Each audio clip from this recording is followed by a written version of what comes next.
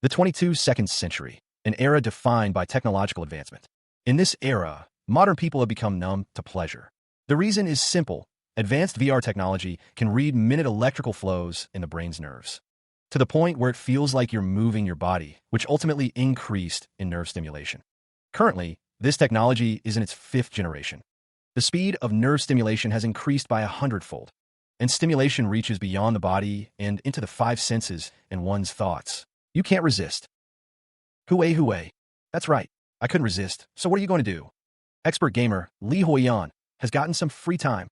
He lay sprawled on the bed, confessing that he had almost given up on gaming altogether. 10 years later, the 4th generation of Labyrinth City had swept the world. The 5th generation of Labyrinth World was released for the game's 10th anniversary. Among the 300 million players, Lee Hoyan knew that Rodrigo El Drago had achieved a rank of 97th. Rodrigo El Drago, also known as Rodrigo El Drago, had achieved a ranking of 97th, though it took hardships and torture to get there. He didn't want to quit because he was bad.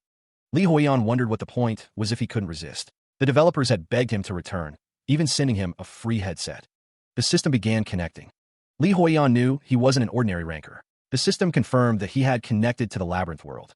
The system confirmed that gamer Lee Hoyan's user code identification was complete. The system announced that the ranking and achievement points of Rodrigo El Drago used in Labyrinth City would be transferred. They said the server was increased 100 times. It looked different from the beginning. The achievement conversion points in Labyrinth City total nearly 2 billion, creating a first character grants an additional 197,500 CP. He is shocked to learn that the game will only give 1 ICP for every 10,000 achievement points. He wonders why they are being so stingy. The protagonist scoffs, realizing this is how they treat rankers.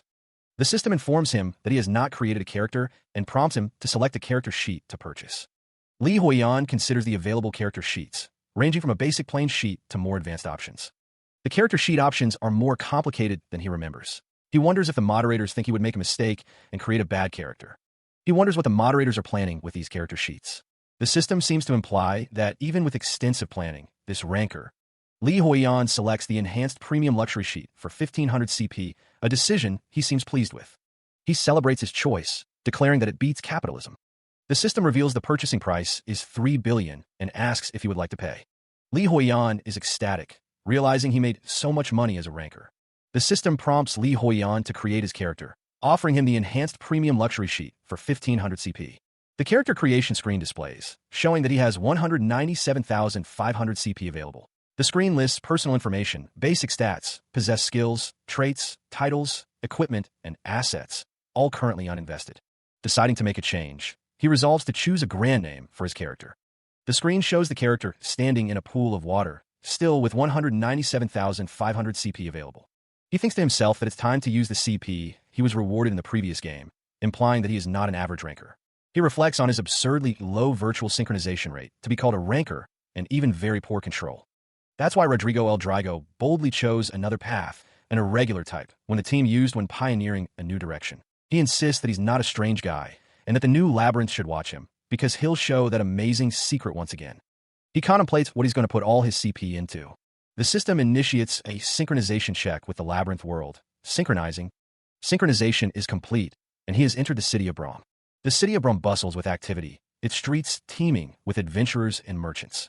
The city's architecture is dominated by a towering clock tower, its spire reaching towards the clear blue sky. The marketplace is a vibrant hub, filled with stalls overflowing with colorful produce and eager customers. Whispers ripple through a crowd, a sense of unease spreading among the onlookers. The source of the disturbance is revealed, a hooded figure with scarred features and glowing red eyes. The hooded figure, revealed to be the villain Rodrigo Clarico, stands tall, his armor gleaming ominously as he surveys the crowd. Rodrigo Clarico grabs a woman, his grip tight as she flinches in fear. The woman pleads for her release, but Rodrigo Clarico ignores her cries. He demands the location of a guild. Terrified, the woman agrees to lead him, hoping to spare herself from further harm. Rodrigo Clarico warns her to remain silent, threatening her life if she makes a sound, while an adventurer overhears the exchange. The crowd observes the scene, noting the unusual behavior of the rookie adventurers and their impressive gear. The adventurer reflects on the power radiating from Rodrigo Clarico, recalling the dungeon boss warning he received upon meeting his gaze. He shudders at the thought of facing him in a back alley. Meanwhile, Rodrigo Clarico smirks, having successfully located the guild's hidden base. The adventurer in green armor is being led through the streets by Rodrigo Clarico. Onlookers wonder why the major antagonist is dragging along such an underling-looking guy. The adventurer thinks to himself that their duo doesn't make any sense. Rodrigo Clarico, the woman, and the adventurer continue their march through the city, drawing stares from the populace. They enter the Bromwell slums, where a voice booms out, demanding to know what they're looking at and threatening death. The adventurer, internally curses, wondering where things went wrong. He reflects that this guy, who looks like the final boss of the demon world, is his slave that he poured all his CP into. The adventurer is amazed by the character creation screen of Caesar, noting his impressive stats and skills. Standing in what appears to be a character creation screen, Li Huiyan reviews the stats and equipment of a character he created. He muses that even though he created this character, he is the real deal. Acquiring rare skills and even rarer traits, he thinks, is the key to success. This is the first time he's gotten the traits of a genius. On top of that, the character has unique equipment and even rare armor. With this, Li Huiyan believes people will think he's a seasoned gamer. He, who couldn't become a third-class gamer, now knows that this is the secret to overcoming everything and becoming a ranker. Creating competent subordinates and enhancing them to be more competent is the key, as he continues creating subordinate characters. Yeah, this is the start of being an irregular, he thinks, as he sees the adventure he is with hurry him up. He wonders if those who have some money would use all their wealth on those minions. So far, there's only been one great man who has succeeded in this thrilling reverse bet, and that person is him, Li Huiyan. The system announces that his sheet production is complete. The creation of subordinate Caesar is complete. Voices echo, marveling at the intelligence radiating from the figure before them, a mere 15-year-old boy with no class. The system announces that all character sheets are complete. Despite his slightly scary appearance, the figure is deemed cool and reliable, a subordinate who will obey his master's every word. The creator reflects on the extensive customization he performed. With the character sheets finalized, the system declares that the game Labyrinth world will commence. A system tip appears, warning that subordinates in the updated Labyrinth world have loyalty levels. If loyalty drops too low, they will refuse orders. Suddenly, the adventurer in green armor is caught off guard by an unseen force. He curses, wondering what is happening. The system warns that in the worst-case scenario, subordinates may abandon their master entirely, a feature absent from the previous game. The adventurer in green armor, now accompanied by Rodrigo Clarico, senses that something is terribly wrong. The adventurer realizes that the worst-case scenario will happen due to the smallest thing. The adventurer in green armor, now on the ground, realizes he is in deep trouble. The adventurer is blindsided by an attack, his expression one of shock. The adventurer is sent flying by an unseen attacker. The adventurer in green armor cries out in disbelief, realizing that an attack of this caliber is beyond his current capabilities. The cloaked figure looms over him, its presence radiating menace. Pinned beneath the attacker, the adventurer curses his predicament. A metallic hand, sharp and menacing, reaches for him. The adventurer realizes that this is the worst-case scenario he could have imagined. The armored figure extends a hand, asking if he is all right. Sweat beads on the adventurer's brow as he stares up, fear etched on his face. The armored figure's expression hardens, a sinister glint in his eyes as he thinks to himself that he is not all right. A system message appears, indicating that player Li Huiyan, as Wilhelm Meyer, is currently using a subordinate. The armored figure stands over the adventurer, a massive sword strapped to his back. Another system message appears, stating that casual relationships are automatically set. The system message continues, explaining that it will adjust relationships for character personalities, and as a result, the relationship of Wilhelm Meyer and Caesar, as the subordinate, is established. The hooded figure, Rodrigo Clarico, is being praised by a system message for his charisma as a boss to Caesar. He smirks, thinking that the adventurer in green armor has something incredible. Caesar, now under Rodrigo Clarico's control, stands before the adventurer in green armor. A system message indicates that Caesar senses a big shot aura from him. A system message warns that if the adventurer in green armor cannot become a big shot, the worst-case scenario will be triggered. The adventurer in green armor, facing Caesar, seems to understand the situation. The adventurer in green armor realizes he might be in even more trouble than he initially thought. A system message announces a subjugation event, as Rodrigo Clarico looks on with a sinister smile. A new system message appears, instructing someone to catch the pickpocket in the alley. The system warns that if the pickpocket isn't caught within 10 minutes, the initial funds will disappear forever. The adventurer in green armor is surprised to see someone running away from him. The adventurer in green armor is suddenly surrounded and attacked by multiple figures. Li Huiyan's rationality is tested as he faces the sudden turn of events. Rodrigo Clarico orders his subordinates to capture Li Huiyan. Li Huiyan's face contorts in anger, his frustration reaching a boiling point as he feels he's about to lose it. The mention of Caesar ignites a fire within him, and he is ordered to go after him. Lord Bramberg, with a sinister grin, agrees to the order. A system message alerts Li Huiyan that Caesar has detected a surge of energy emanating from within him. The expert gamer curses under his breath, sensing the impending danger. Caesar, clad in dark armor, strides forward, his presence radiating an intimidating aura that even Lord Bramberg finds unsettling. Meanwhile, the knight female silver armor and Li Huiyan are together, and she seems to be touching him. The knight female silver armor calls out to Li Huiyan, but he doesn't seem to notice. Li Huiyan is confused by the knight female silver armor's gaze, wondering why she's looking at him with such disdain, especially since she didn't treat Caesar that way. His eyes widen as he realizes something, a spark of understanding igniting within him. Li Huiyan realizes that Lord Bramberg believes he is more competent than he appears. A stern warning hangs in the air. If you value your life, behave yourself at all times. The woman, trembling, offers a hasty apology. Elsewhere, a figure declares his loathing for humans who are all talk. She offers a single cooper, a currency unit, in exchange for mercy. The woman sighs, lamenting that it's only enough to buy a half-eaten apple. A notification appears, stating that Caesar has caught the pickpocket. Lord Bramberg muses on how competent his subordinate is, doing a great job with whatever he tells him to do. The woman is shocked to that extent. Li Huiyan is surprised. The pickpocket is dragged along the ground. The pickpocket sniffs. A voice calls out, addressing someone as boss. The armored figure, carrying the bound pickpocket over his shoulder, pauses, a faint sniffing sound emanating from the captive. The scene shifts to a dark void as a voice declares, "I'm back." A blade is held aloft against the bright sky. Back in the city, the armored figure stands over the pickpocket, who is now accompanied by a woman in a long dress. The armored figure declares that the pickpocket is being punished for laying hands on what belongs to the boss and harming his body. The armored figure continues, stating that he has taught the pathetic thief some basic lessons, while a man with dark hair and wide eyes looks up in fear. The woman covers her mouth in shock, questioning why the man is trembling so much. The armored figure asks if there's a problem, while the woman exclaims, "Ah, shit." The man with dark hair thinks that if he shows someone this strong a side of him that's not boss-like, he'll be less loyal. He expresses his displeasure at the situation, deeming it a lousy way of handling things. The armored figure, Wilhelm Meyer, stands amidst a display of power, his intentions unknown but clearly menacing. Wilhelm Meyer assures someone that there are no witnesses, offering to silence the boy if he's a concern. An unknown voice questions the usefulness of a particular action. Li Huiyan observes Wilhelm Meyer and the boy, pondering the situation. Wilhelm Meyer's face is filled with rage. Wilhelm Meyer states that the death of someone like the boy is as expected, revealing his cruel nature. He wants to find out where he stays and then take all that he has. Wilhelm Meyer towers over the terrified boy, his hand glowing with power. An unknown voice suggests that only something extreme could satisfy someone as merciless as Wilhelm Meyer.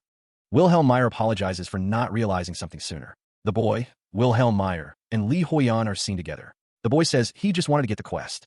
Li Huiyan stands with the boy and Wilhelm Meyer, a notification indicating that Wilhelm Meyer's notoriety has increased by 1. Lord Bramberg has obtained the pickpocket's emergency fund of 200 gold.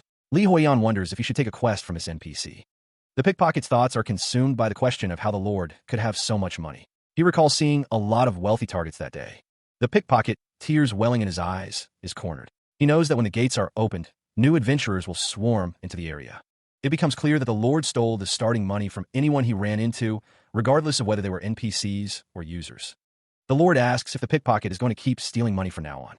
The pickpocket, overwhelmed with fear, insists that he won't do it anymore. The Lord demands to hear about the pickpocket's sob story, whether it involves a sickly old mother or starving younger siblings. He wants to know the common situations and the thugs that are forcing him to do this. The Lord promises that if the pickpocket complies, he'll help him get an honest job and escape this starving shithole. The Lord, radiating menace, asks if the boy still doesn't understand. He reveals that his boss wants the pickpocket to pay him tax. The Lord clarifies that he's asking the pickpocket to give him 90% of the pickpocket profits from now on.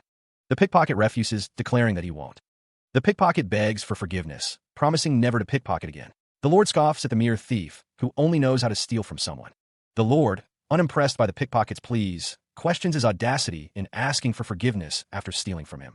The pickpocket's terror reaches a fever pitch, his scream echoing through the streets. Driven by fear, he promises to do anything to avoid punishment, vowing to steal to spare his life. The pickpocket begs for his life, groveling before Lord Bramberg. The Lord is taken aback by the pickpocket's sudden change of heart, questioning what he just heard. A system message appears, stating that the pickpocket has been completely subdued, both physically and mentally, by fear. Another system message confirms that the pickpocket promises to pay taxes. The system announces new available stats, charisma. Lord Bramberg's eyes narrow, a slight twitch betraying his inner thoughts as he thinks to himself that he doesn't need charisma. The Lord stands with his companions, the knight and the woman in the long dress, as the system praises his charisma. One of Lord Bramberg's companions praises him, marveling at his ability to detect the pickpocket's hidden money. Lord Bramberg walks away with his companions, the knight and the woman in the long dress, as they express their gratitude for his ability to find hidden money. The thought of receiving 200 gold as starting money amuses someone, though another wonders what they are talking about. The cloaked figure receives a thank you from the adventurer. The adventurer is surprised that his loyalty didn't increase at all, despite the exchange. The adventurer reflects on what he thought the cloaked figure would say. The woman realizes that they have arrived at the guild building. The building's exterior is visibly worn and damaged. The cloaked figure, the adventurer, and the woman stand before the dilapidated building. The woman questions the state of the building, noting that adventure guilds are usually high-rise buildings in the center of a flourishing city center. The woman thinks that a city like Brum should have some budget to construct buildings, wondering why it is so shabby. A hand is stabbed with a blade. A group of men sit around a table, one brandishing a knife. Various scenes unfold within a tavern, including a card game and a bartender serving drinks. The cloaked figure, surrounded by shadowy silhouettes, emanates an ominous aura. The figure beneath the cloak, revealed to be Lord Bramberg, glares menacingly. He demands to know what they are looking at, questioning if they have a death wish. The adventurer, now face-to-face with Lord Bramberg, expresses his shock. The woman in the long dress questions where they have been brought, while the adventurer realizes this is the place they were looking for. The words, "the criminal guild," hang in the air, revealing the true nature of their destination. The adventurer screams in terror, though he admits he is not surprised. A gruff voice welcomes them to the criminal guild. The bartender, a burly man with an eye patch, asks what they would like to order. The woman with brown hair, visibly shaken, confirms that this is the place he was looking for. The adventurer in green armor is surprised to hear that this is the criminal guild. The adventurer, visibly unnerved, wonders why the hooded figure is saying such scary things. The hooded figure is praised by Caesar, who calls him meticulous. The hooded figure explains that now that he has gotten what he wants, he is getting rid of the woman that he has no use for anymore. The adventurer and the woman are shocked by the hooded figure's words, both wondering why. The adventurer is even more scared by what the hooded figure is saying. Caesar's face is shown, and it is revealed that the pickpocket from earlier had already acted on lead crimes. He explains that even if they got rid of him, the authorities would have probably still left him alone. The hooded figure explains that is not the case with the woman. He continues, saying that if they mess with civilians, then the authorities will pursue them, and he does not wish to be involved in such troublesome matters. The hooded figure asks if he must explain all these details for the adventurer to understand. A close-up of the hooded figure's face is shown. The hooded figure unleashes a burst of energy, the force of which sends the woman flying backward. The hooded figure warns her to never appear before them again, his voice echoing with menacing power as the woman cries out in fear, agreeing with him. The woman, now free from the hooded figure's grasp, flees down a set of stone steps, desperate to escape. From behind a set of saloon doors, the adventurer with brown hair watches the scene unfold, a look of pity washing over his face. The hooded figure reflects on the woman's misfortune, considering her the second most pitiful person he's ever met. The hooded figure recalls the most pitiful person he's ever met, the dark gamer, Li Huiyan. He doubts they'll ever meet again, given the vastness of this world. Elsewhere, a muscular man with an eye patch stands in what appears to be a guild hall, inquiring if someone is there to join. The adventurer with green armor agrees with the eye patch man, as the hooded figure walks behind him. Inside a dimly lit establishment, a man with a shaved head assesses the appearance of some newcomers, predicting bloodshed. The man with the shaved head suggests they stick to the back alleys for a while. Back at the guild hall, the eye patch man informs the adventurer with green armor and the hooded figure that joining the guild costs 5 gold.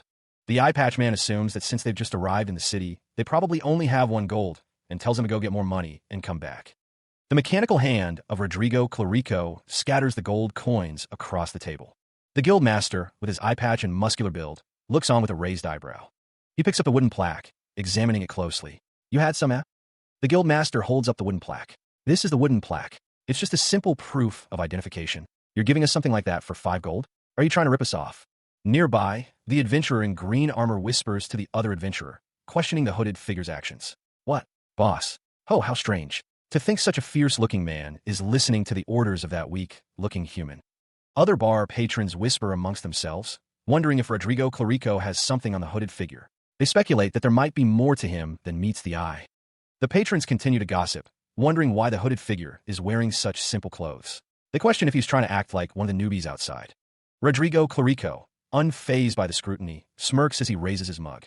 The hooded figure, standing behind Rodrigo Clarico, remains silent, his expression hidden by the shadows of his hood. Suddenly, Rodrigo Clarico unleashes a devastating blow, striking the guild master with immense force. The force of the impact sends the guild master flying backwards. The guild master crashes into a wall, blood splattering as he cries out in pain and shock. The guild master's attacker, Rodrigo Clarico, is furious. He declares that the establishment is trash and expresses his anger at those who speak ill of his boss behind his back. The hooded villain, Rodrigo Clarico, threatens to kill everyone present. Rodrigo Clarico stands tall, his sword drawn and ready to strike. Rodrigo Clarico shouts his alias, Caesar, as he prepares to attack. Elsewhere, an adventurer remarks that the slums have their own rules. The adventurer from the previous panel looks concerned. Back at the guild, Rodrigo Clarico raises his sword, ready to strike down the adventurer who spoke out. The adventurer, however, seems unfazed. The adventurer calmly states that he understands. Rodrigo Clarico pauses, asking if the adventurer has any other business there. The adventurer responds that since he is there, he would like to work and get rewards. The adventurer's request triggers a system notification. The restriction on the criminal guild's commission list has been lifted. The adventurer in green armor and the mysterious hooded figure stand before the commission board, the details of the quest displayed in bright blue light. The adventurer scoffs at the available quests. The rewards, in his opinion, are far too stingy. Scanning the board, he finds only one quest that seems remotely worthwhile. Routine money collection from a junk shop owner named Bill. The adventurer asks about the location of Junk Shop Bill. The guild master, Hans, offers to provide a guide. The guild master approaches the adventurer, the sound of his footsteps echoing in the guild hall. The hooded figure remains silent, observing. The adventurer grumbles, reminding everyone that nothing in the guild comes for free. The target, Hans, is shown to be very behind on his debt payments to the guild. The adventurer sighs, wondering if this is some kind of guild that specializes in leeching off others. The buildings of the city loom overhead, hinting at the urban sprawl where this debt collection will take place. The adventurer, followed by the mysterious figure, is told to keep up. They continue down Slum Market Alley, the hooded figure humming to himself.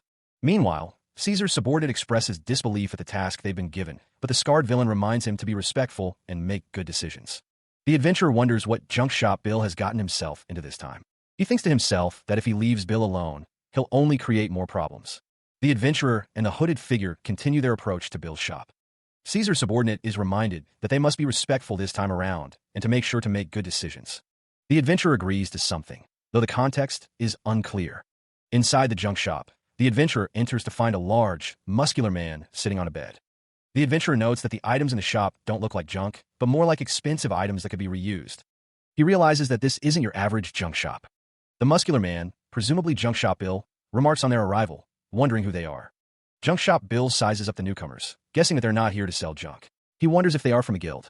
A system message identifies Bill as a suspicious junk shop owner who is very behind on his tax payments. His dirty hands reach out. The adventurer recoils from Bill's touch, disgusted by his filthy hands. He complains that Bill intentionally doesn't wash his hands every time they come here. The mysterious figure places a hand on the adventurer's shoulder, stopping him. The scarred villain states that he will respect Bill's wishes in this place. He adds that he will respect the rules of this place. The adventurer and the scarred villain stand side by side as they look at Junk Shop Bill. Bill asks how the adventurer and the scarred villain are related. The scarred villain extends his hand, stating that it is nice to meet Bill. The two shake hands, the sound of their grip echoing. The scarred villain smiles, a question mark appearing above Bill's head. Bill's face contorts in pain as he coughs up blood, asking if the scarred villain is happy to meet him. The force of the handshake courses through Junk Shop Bill, his eyes wide with shock as the energy surges through him. The shop owner's knees buckle, the ground cracking beneath his weight as he struggles to stay upright. He collapses, defeated, onto the ground. A system message appears, identifying the suspicious junk shop owner who's very behind on his tax payments as Bill. The adventurer and mysterious figure look down at the fallen shop owner. A stark message flashes, dead. The adventurer's face contorts in disbelief. He realizes that the scarred villain just killed an NPC with a handshake. The suspicious junk shop owner, Bill, who is very behind on his tax payments, has been eliminated. The protagonist's reaction to the death is one of shock and frustration. A system message confirms that he just killed an NPC with a handshake. The subordinate of Caesar and the adventurer are surprised by the sudden death of Bill. A system message appears, indicating that 350 gold has been obtained in interest. The subordinate of Caesar drops the gold coins onto the ground. The guild master, with his eye patch, watches as the subordinate of Caesar drops the gold coins on the table. The guild master looks on with a stern expression. The adventurer in green armor reports that they didn't touch the junk shop or the items inside, and the subordinate of Caesar tells him to take care of the rest on his own. The adventurer acknowledges that there's nothing else to say, as a system message confirms that the Criminal Guild Commission routine money collection is complete. A system message indicates that an excess of 2 silver has been acquired for a total of 350 gold and 12 silver in interest, as well as 10 guild contribution. The guild master, his expression unreadable, stands amidst the aftermath of their recent collection.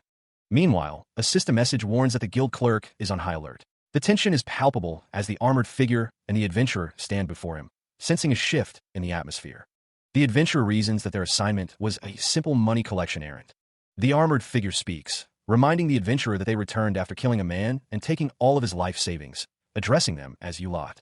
The guild master stands at the counter, listening as the adventurer expresses his belief that they won't have any problems even if they were to enter the labyrinth. The armored figure states that the boss wants it this way, and when asked for another reason, he simply replies that no other reason is needed. The adventurer questions why the guild master had to take away the commission, lamenting that it was intended for them small fries to make a living. The guild master groans, stating that there weren't too many commissions he liked in particular. The guild master gives up, stating that they're overflowing with money anyway, so he will just promote them. A system message appears, stating that the fee for promotion is 10 gold for 2 levels. The armored figure stands beside the adventurer as the guild master counts out the gold for their promotion. The guild master's hand scoops up the gold coins, the sound of them clinking together filling the air. The guild master explains that the badges are provided to official guild members and crafted with magic. The badges are meant to identify each member. The guild master reminds the adventurer that acquiring skills through the criminal guild requires guild contribution. He also warns him to hide the badges well, since some vigilantes will recognize them. The adventurer acknowledges the information. The guild master clarifies that he is merely letting him see the badges for now. The adventurer looks at the badges, a question forming in his mind. The adventurer is angered by the guild master's joke. The adventurer confronts the guild master, his anger palpable.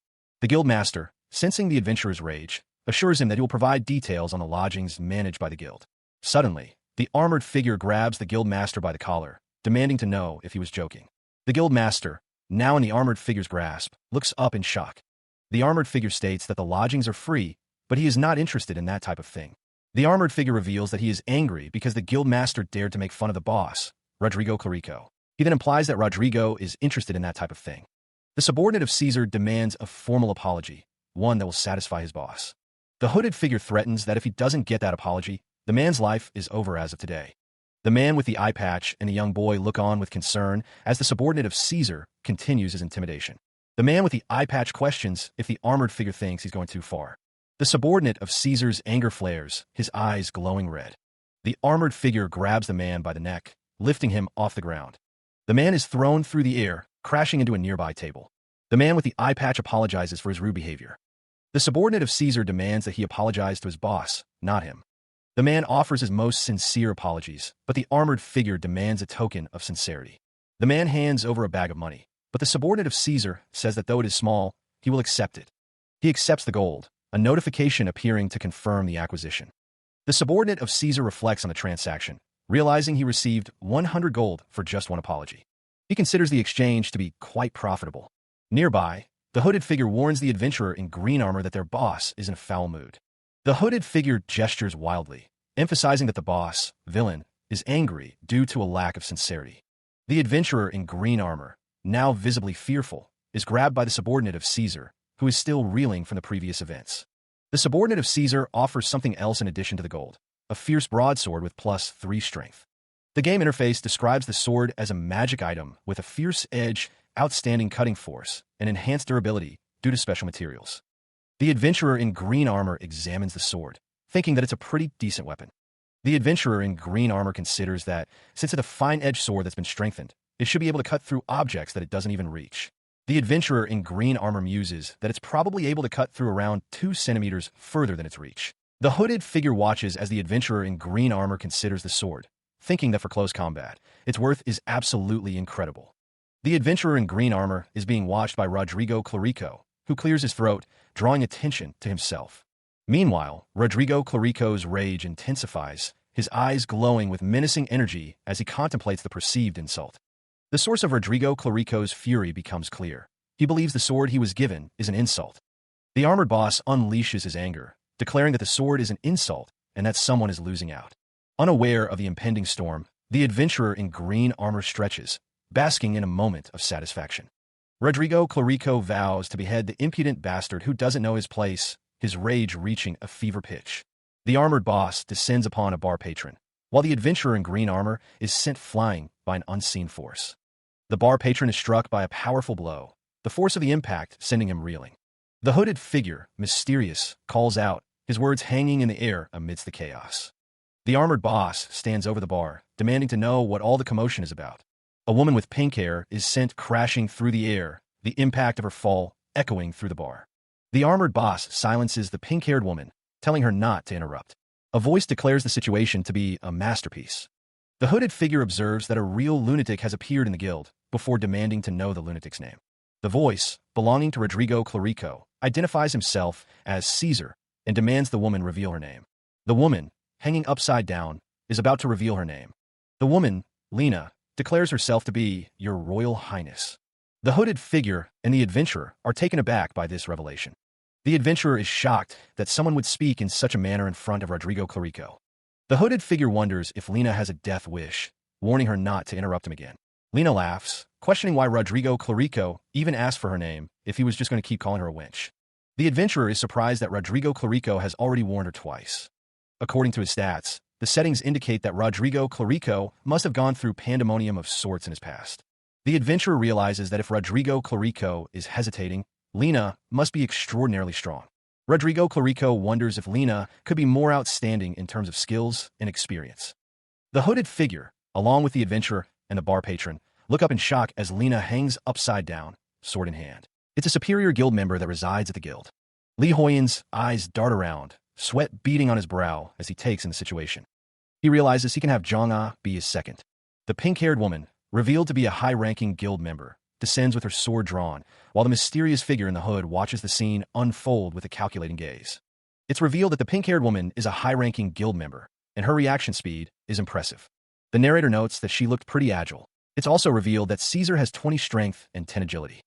The narrator explains that she's actually pretty fast considering her strength for someone to say that, while he's really strong, he's slow. But agility is more than just being fast. It's about things like dynamic visual acuity and reflexes.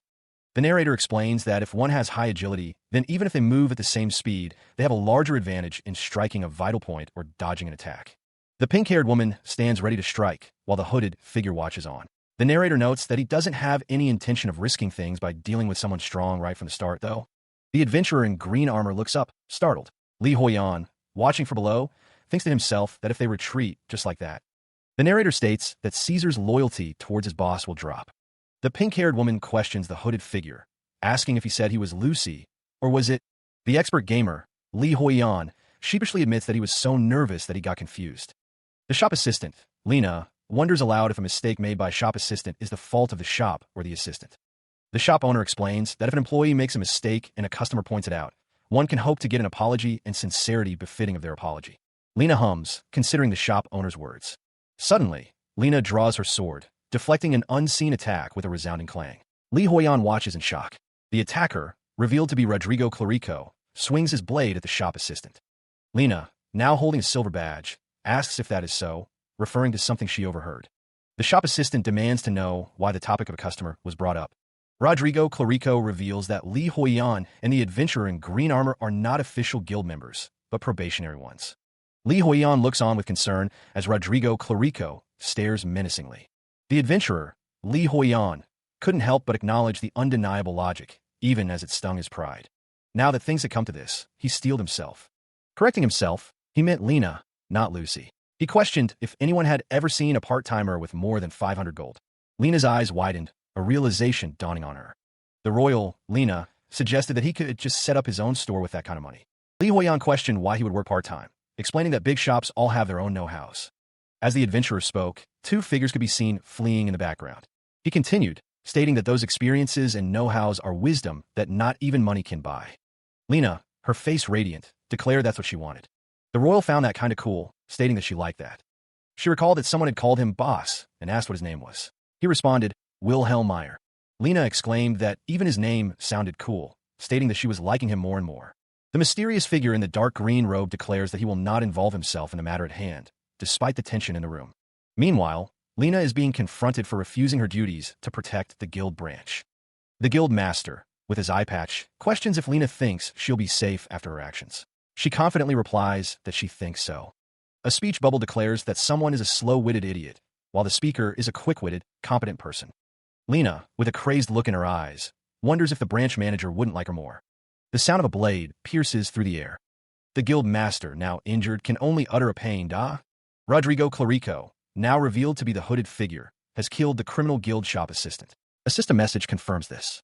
As a result of his actions, Caesar's notoriety has increased by 10. Wilhelm Meyer's notoriety has increased by 20, a system message declares. The shop assistant, now dead, begs for his anger to be appeased. A voice cries out, questioning why he suddenly killed him. A little while ago, Lena was having a boring afternoon. Meanwhile, the criminal guild's lackeys were being unproductive, drinking, gambling, and sharing dirty jokes. It seems some idiot had tried to pick a fight with the criminal guild.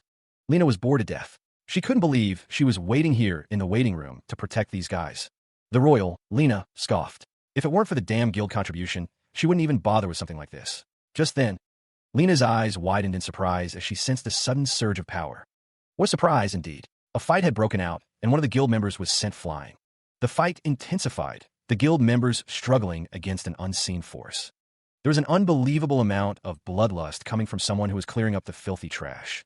The hooded figure, Rodrigo Clarico, sneered, telling the downed guild member that he should be apologizing not to him, but to the boss. Lena's eyes widened as she overheard the exchange. Someone like him has a boss? The downed guild member apologized, clearly terrified. She couldn't believe it. Someone with that much bloodlust had a boss. The royal thought it strange that the boss looked like a normal man with tired eyes, even dressed in shabby clothes. A subordinate offered the man in green a gift, though it wasn't much. Rodrigo Clarico gave the shop assistant 100 gold as an apology, much to Lena's surprise. However, the reaction of the boss surpassed her imagination. The shop assistant could see how displeased the boss was and wondered if he was unsatisfied with the apology. Even though the shop assistant immediately took out a good sword, the reaction of the boss surpassed her imagination again. A cruel expression crossed the man's face, as if to say, I can't believe you dare to show me a lousy sword like this. I won't forgive you.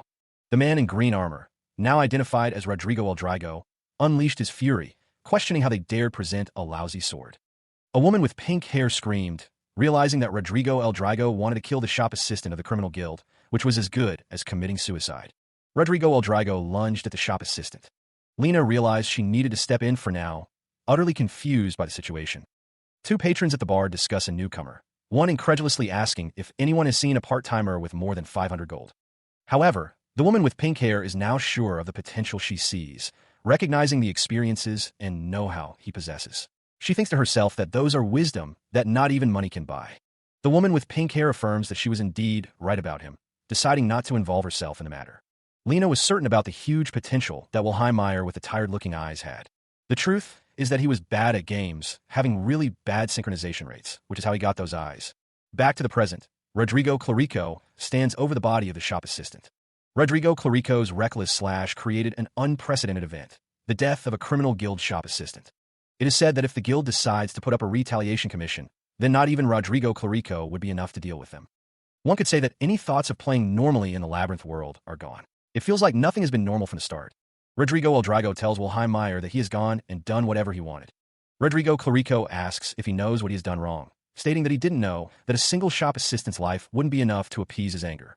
He seethed, regretting his restraint. He should have tortured the man for information, tracked down his family, and eliminated them all. Rodrigo Clarico's face contorted in rage as he demanded forgiveness for what he deemed a disloyal act. The act of sparing Wilhelm Meyer was, in Rodrigo Clarico's eyes, a disloyal act. Elsewhere, someone remarked on the merciless nature of Rodrigo Clarico, unaware that they had misinterpreted his intentions. The speaker continued, expressing shock at the cold-blooded nature of the man who had just spared Lena. Another man questioned if Lena was attempting to report back to the guild headquarters. Rodrigo Clarico, his face stained with blood, stated the obvious, adding that his boss was a big shot who would eventually create a dark organization that would destroy the world. An unseen figure, frustrated by the obviousness of the statement, demanded that the speaker stop. Li Huiyan, agitated, worried that he would be treated like an idiot at this rate. Lena's expression hardened, a silent resolve forming on her face. Her boots clicked against the floor as she walked forward, her purpose clear. Lena, at the promising age of 16, considered her forte, VIP protection and assassination. She continues, revealing that she also has connections within the criminal guild. Lena, the assassin, is expected to be a super cute beauty in the future. The red-haired woman smiles, asking if she strikes them as the kind of talent that their current boss needs. The assassin, Lena, is currently 16 years old, specializing in guarding and assassinating key figures. Even with personal connections to criminals, Lena remains dedicated to her role. Lena declares herself the cutest and most beautiful assassin with a promising future. The man in green armor questions if he is someone that Rodrigo Clarico really needs right now. Rodrigo Clarico, visibly annoyed, sarcastically agrees that the man in green armor is the best. Lena asks Rodrigo Clarico if he knows what he just said, to which he replies, of course. Rodrigo Clarico thinks he knows why the silent homicidal maniac follows a boss like him.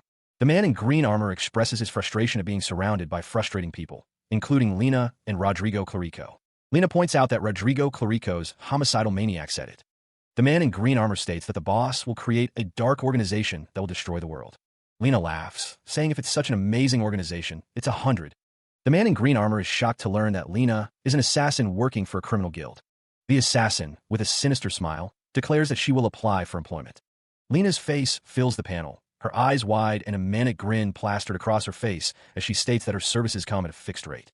Rodrigo Clarico, visibly strained, tells her that he can't give her anything, as he is already tough enough as it is, but tells her to win what she desires for herself.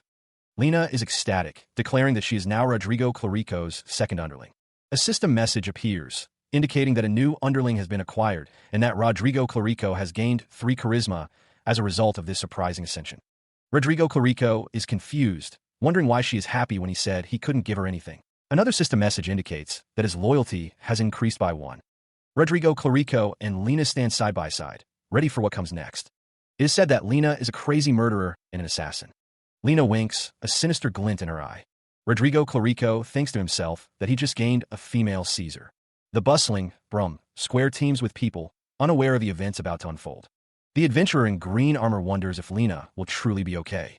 The adventurer in green armor is told to leave the rest to her, as she has already memorized Rodrigo Clarico's face and assures him not to worry about her joining. Rodrigo Clarico dismisses the concerns, stating he doesn't want to waste time on such things. The adventurer in green armor apologizes, admitting he hasn't really done anything special up until now. The adventurer in green armor thinks to himself that he is already exhausted. The narration reflects on the adventurer in green armor's behavior in the criminal guild. The narration reveals that Rodrigo Clarico will also swing his sword at the adventurer's guild, declaring that the boss wants her blood. The adventurer in green armor realizes that the conclusion to all of this is a dead ending. After seeing this, the adventurer in green armor knows that his character will disappear and his relationship with Rodrigo Clarico will end, all for being a $300 million underling. The adventurer in green armor can't stand by and watch his underling, that he spent 10 years worth of money for being a ranker, turn into an NPC that he's never seen before. He is asked if he has something he would like to ask and why he is looking at him like that. The adventurer in green armor looks on, questioning what he is seeing. A young girl cries out for her mother, unaware that Rodrigo Clarico and the adventurer are watching her. Rodrigo Clarico asks, his gaze fixed on the crying child, what he thinks of her. The pair stand in the town square, the villain asking what the adventurer wants to do with the child. Rodrigo Clarico's face is grim, his intentions becoming clearer. The little girl continues to sob, calling for her mother as she wipes away tears. Rodrigo Clarico presses the adventurer, demanding to know what he wants to do with the child. Rodrigo Clarico's inner thoughts reveal his cruel plan, to force the child into begging. The adventurer realizes the true extent of Rodrigo Clarico's evil. Rodrigo Clarico cuts him off, stating that he isn't asking about his intentions. The villain clarifies that he is asking what the adventurer wants to do, not what he intends. The little girl continues to cry, unaware of the dark fate Rodrigo Clarico has planned for her. Tears well in the eyes of a woman with auburn hair as she bites her lip, overwhelmed by the situation. Meanwhile, Rodrigo Clarico's face is a mask of cruel anticipation, his gaze intense and predatory. Elsewhere, the hooded figure walks through a bustling town square, dismissing the events unfolding as insignificant. The hooded figure seems content with his decision to remain uninvolved. Inside the Adventurers Guild, the atmosphere is bustling with activity. A voice echoes through the guild, teasing someone about missing out on a deal. The hooded figure is confronted by another adventurer, who complains about him sleeping on the job, noting how competitive things have become. The hooded figure silences the complainer, ordering him to shut up and get in line. The adventurer in green armor, standing beside Rodrigo Clarico, glances at him with a mixture of concern and suspicion. Back at the Adventurers Guild, the hooded figure stands in line, prompting another adventurer to think about how to handle him. Other adventurers whisper about the hooded figure, noting that he was ordered around by someone in rookie clothing, speculating that he might be a skilled person pretending to be a newbie. The hooded figure, now revealed to be Rodrigo El Drago, smiles menacingly, his eyes glowing with malevolent intent. He stands before the registration desk, the guild employee informing the party that registration costs 1 gold piece. The guild employee explains that the adventurer's identification can be used within the Labyrinth city of Braun. The adventurer in green armor hands over the gold, asking how to use the identification. The guild employee instructs him to return the pocket watch after placing a single drop of blood on it. She explains that information from the status window will then appear. The guild employee continues, stating that next is class acquisition, suggesting the optical class based on calculated capabilities. The adventurer in green armor looks on with a concerned expression as Rodrigo El Drago holds the pocket watch. Suddenly, a subordinate of Rodrigo Clarico appears, declaring that the measly people will see his boss's unforgettable capabilities. Rodrigo Clarico is shown holding a never-before-seen red pocket watch. Rodrigo Clarico, in a fit of rage, demands that someone, presumably a subordinate, shut up.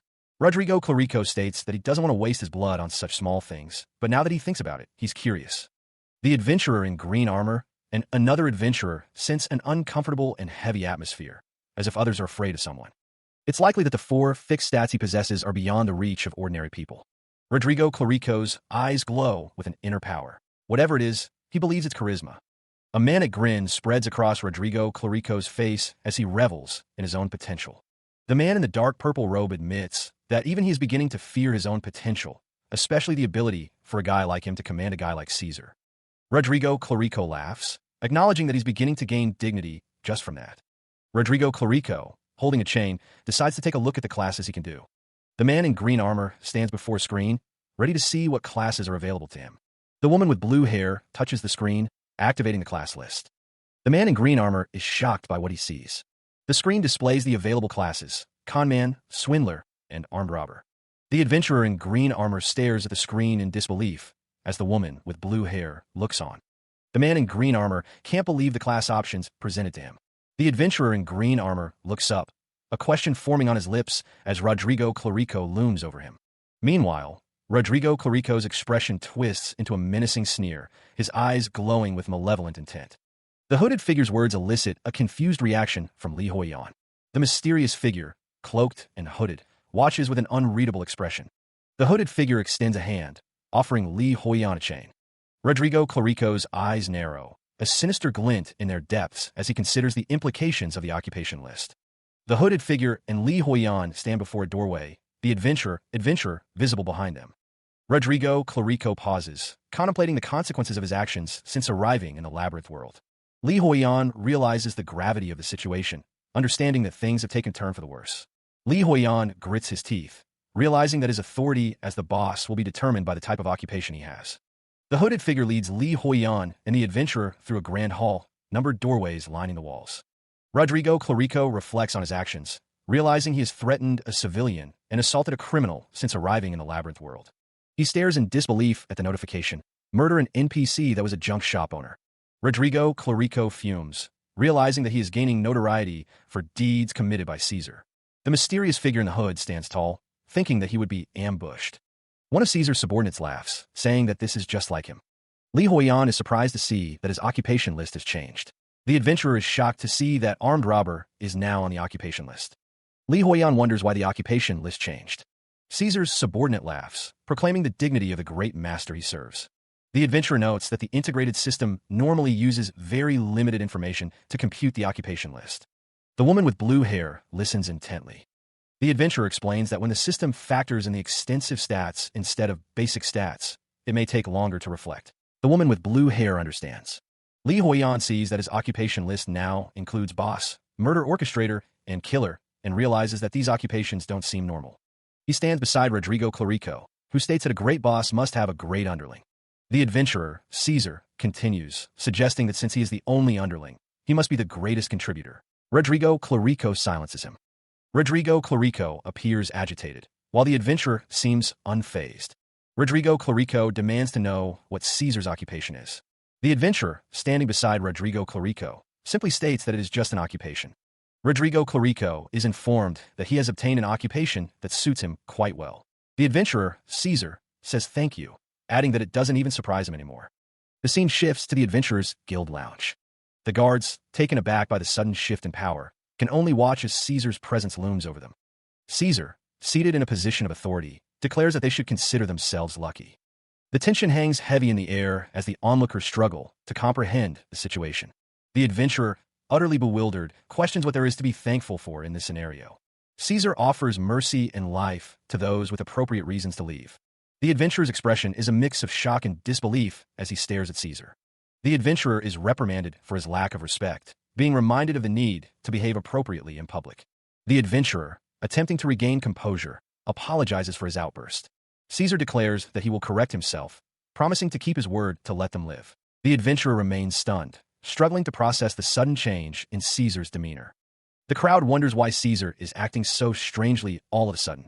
The adventurer realizes that causing trouble here would bring the wrath of the Adventurers Guild's most elite members down upon them.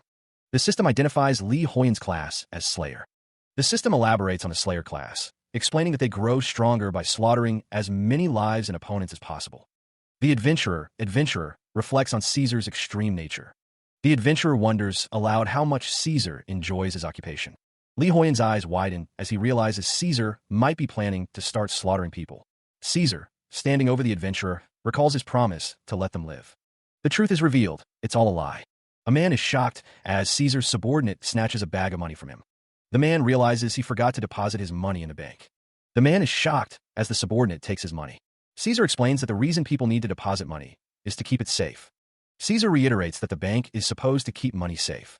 He clutches the stolen money, promising to keep it safe. Meanwhile, Li Huiyan is shocked by Caesar's betrayal, realizing he's been stealing.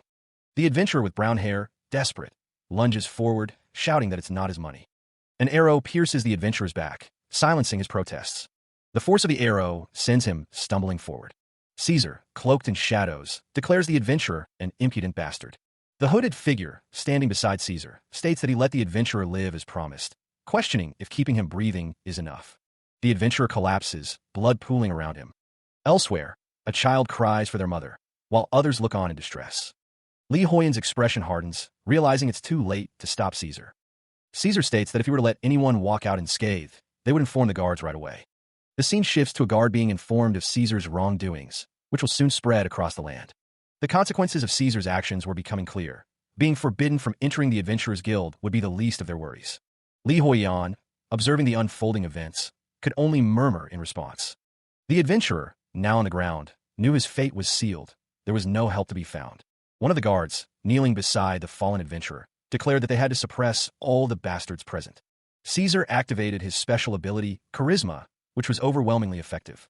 Caesar, towering over the adventurer, glanced down at him with a look of disdain. The adventurer, in his final moments, cursed Caesar and his men. One of Caesar's subordinates pointed out that the boss was getting bored. Caesar, his eyes glowing with malevolent intent, declared that he would give them one opportunity to relieve his boredom. Caesar warned his subordinates that if they did not carry out his orders immediately, there would be consequences.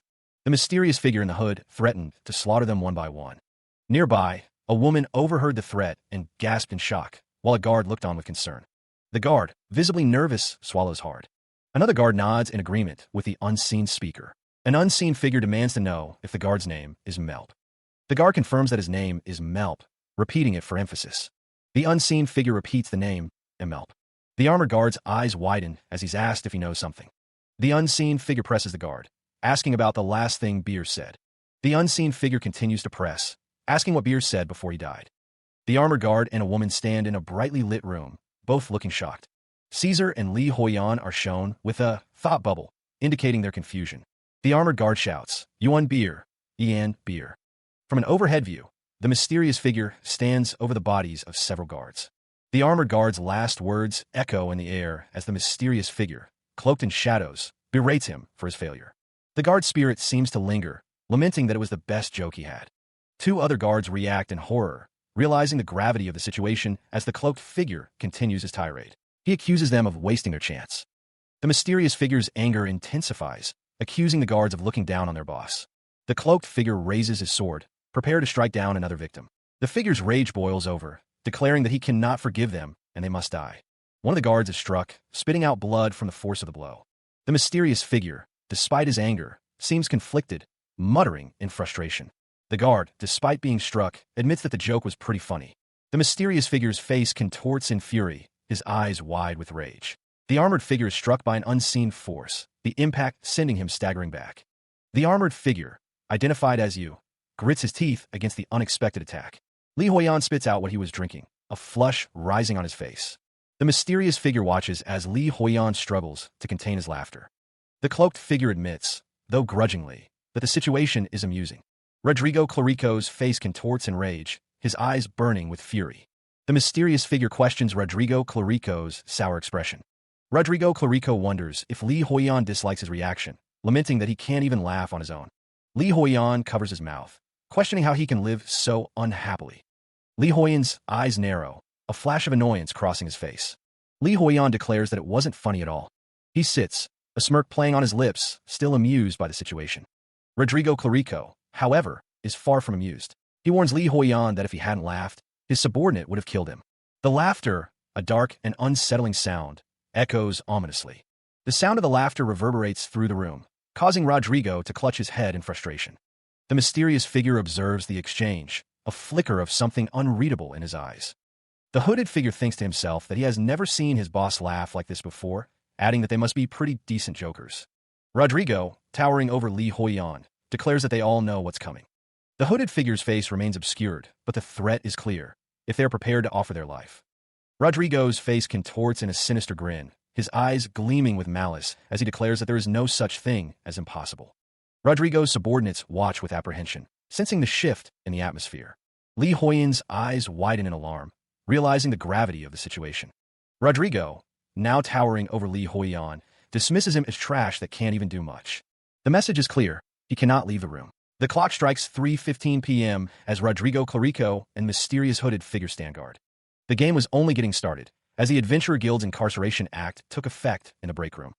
Rodrigo Clarico stands tall, his hand resting on the hilt of his sword, as he watches over the other adventurers. Li Huiyan, despite his earlier bravado, can't help but feel bad for the adventurers trapped with him. The scene shifts to the Brahm suburb path. A lone figure walks through the forest, the wind whistling through the trees. The figure shivers, remarking that it's too cold. The camera pans up to reveal the figure to be Lena, her expression determined.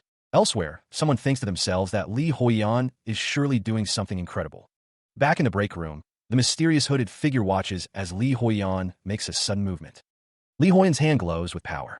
He is suddenly impaled by multiple swords. The swordsman responsible for the attack recoils in pain, as do his nearby comrades.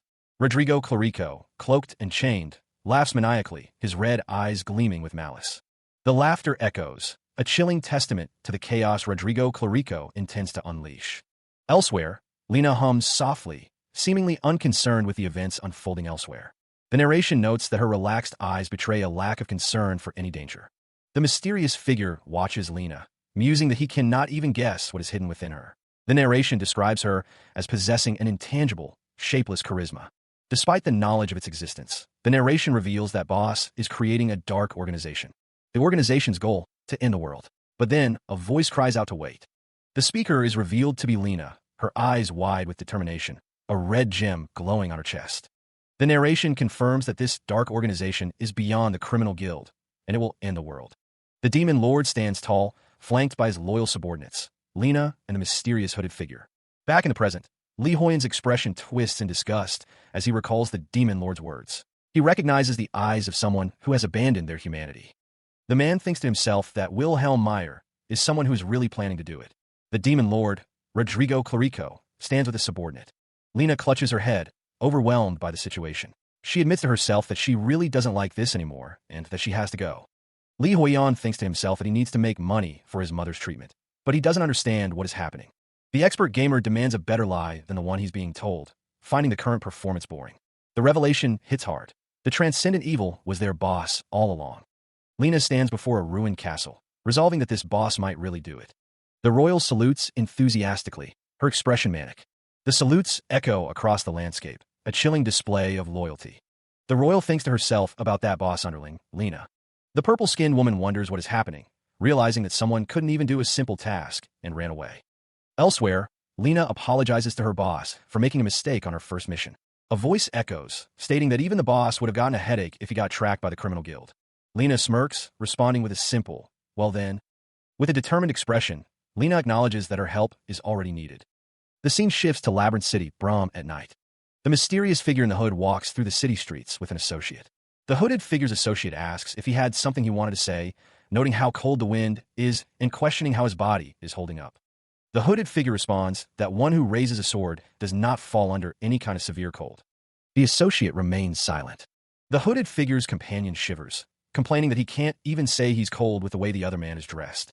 The hooded figure and his companion continue their journey when the companion notices something. Even with the shabby clothes, the hooded figure seems unaffected by the cold. The companion notes that he is fine in the severe cold somehow, as expected of his boss, but he obviously looks cold in his newbie outfit. The companion thinks that if he looks this freezing, the hooded figure could at least give him a cloak. The companion sighs, deciding he doesn't even have the energy to match the conversation. The companion thinks that all the expensive gear the hooded figure has is from his CP, and he should at least give him the black cloak he's got on. The companion is annoyed.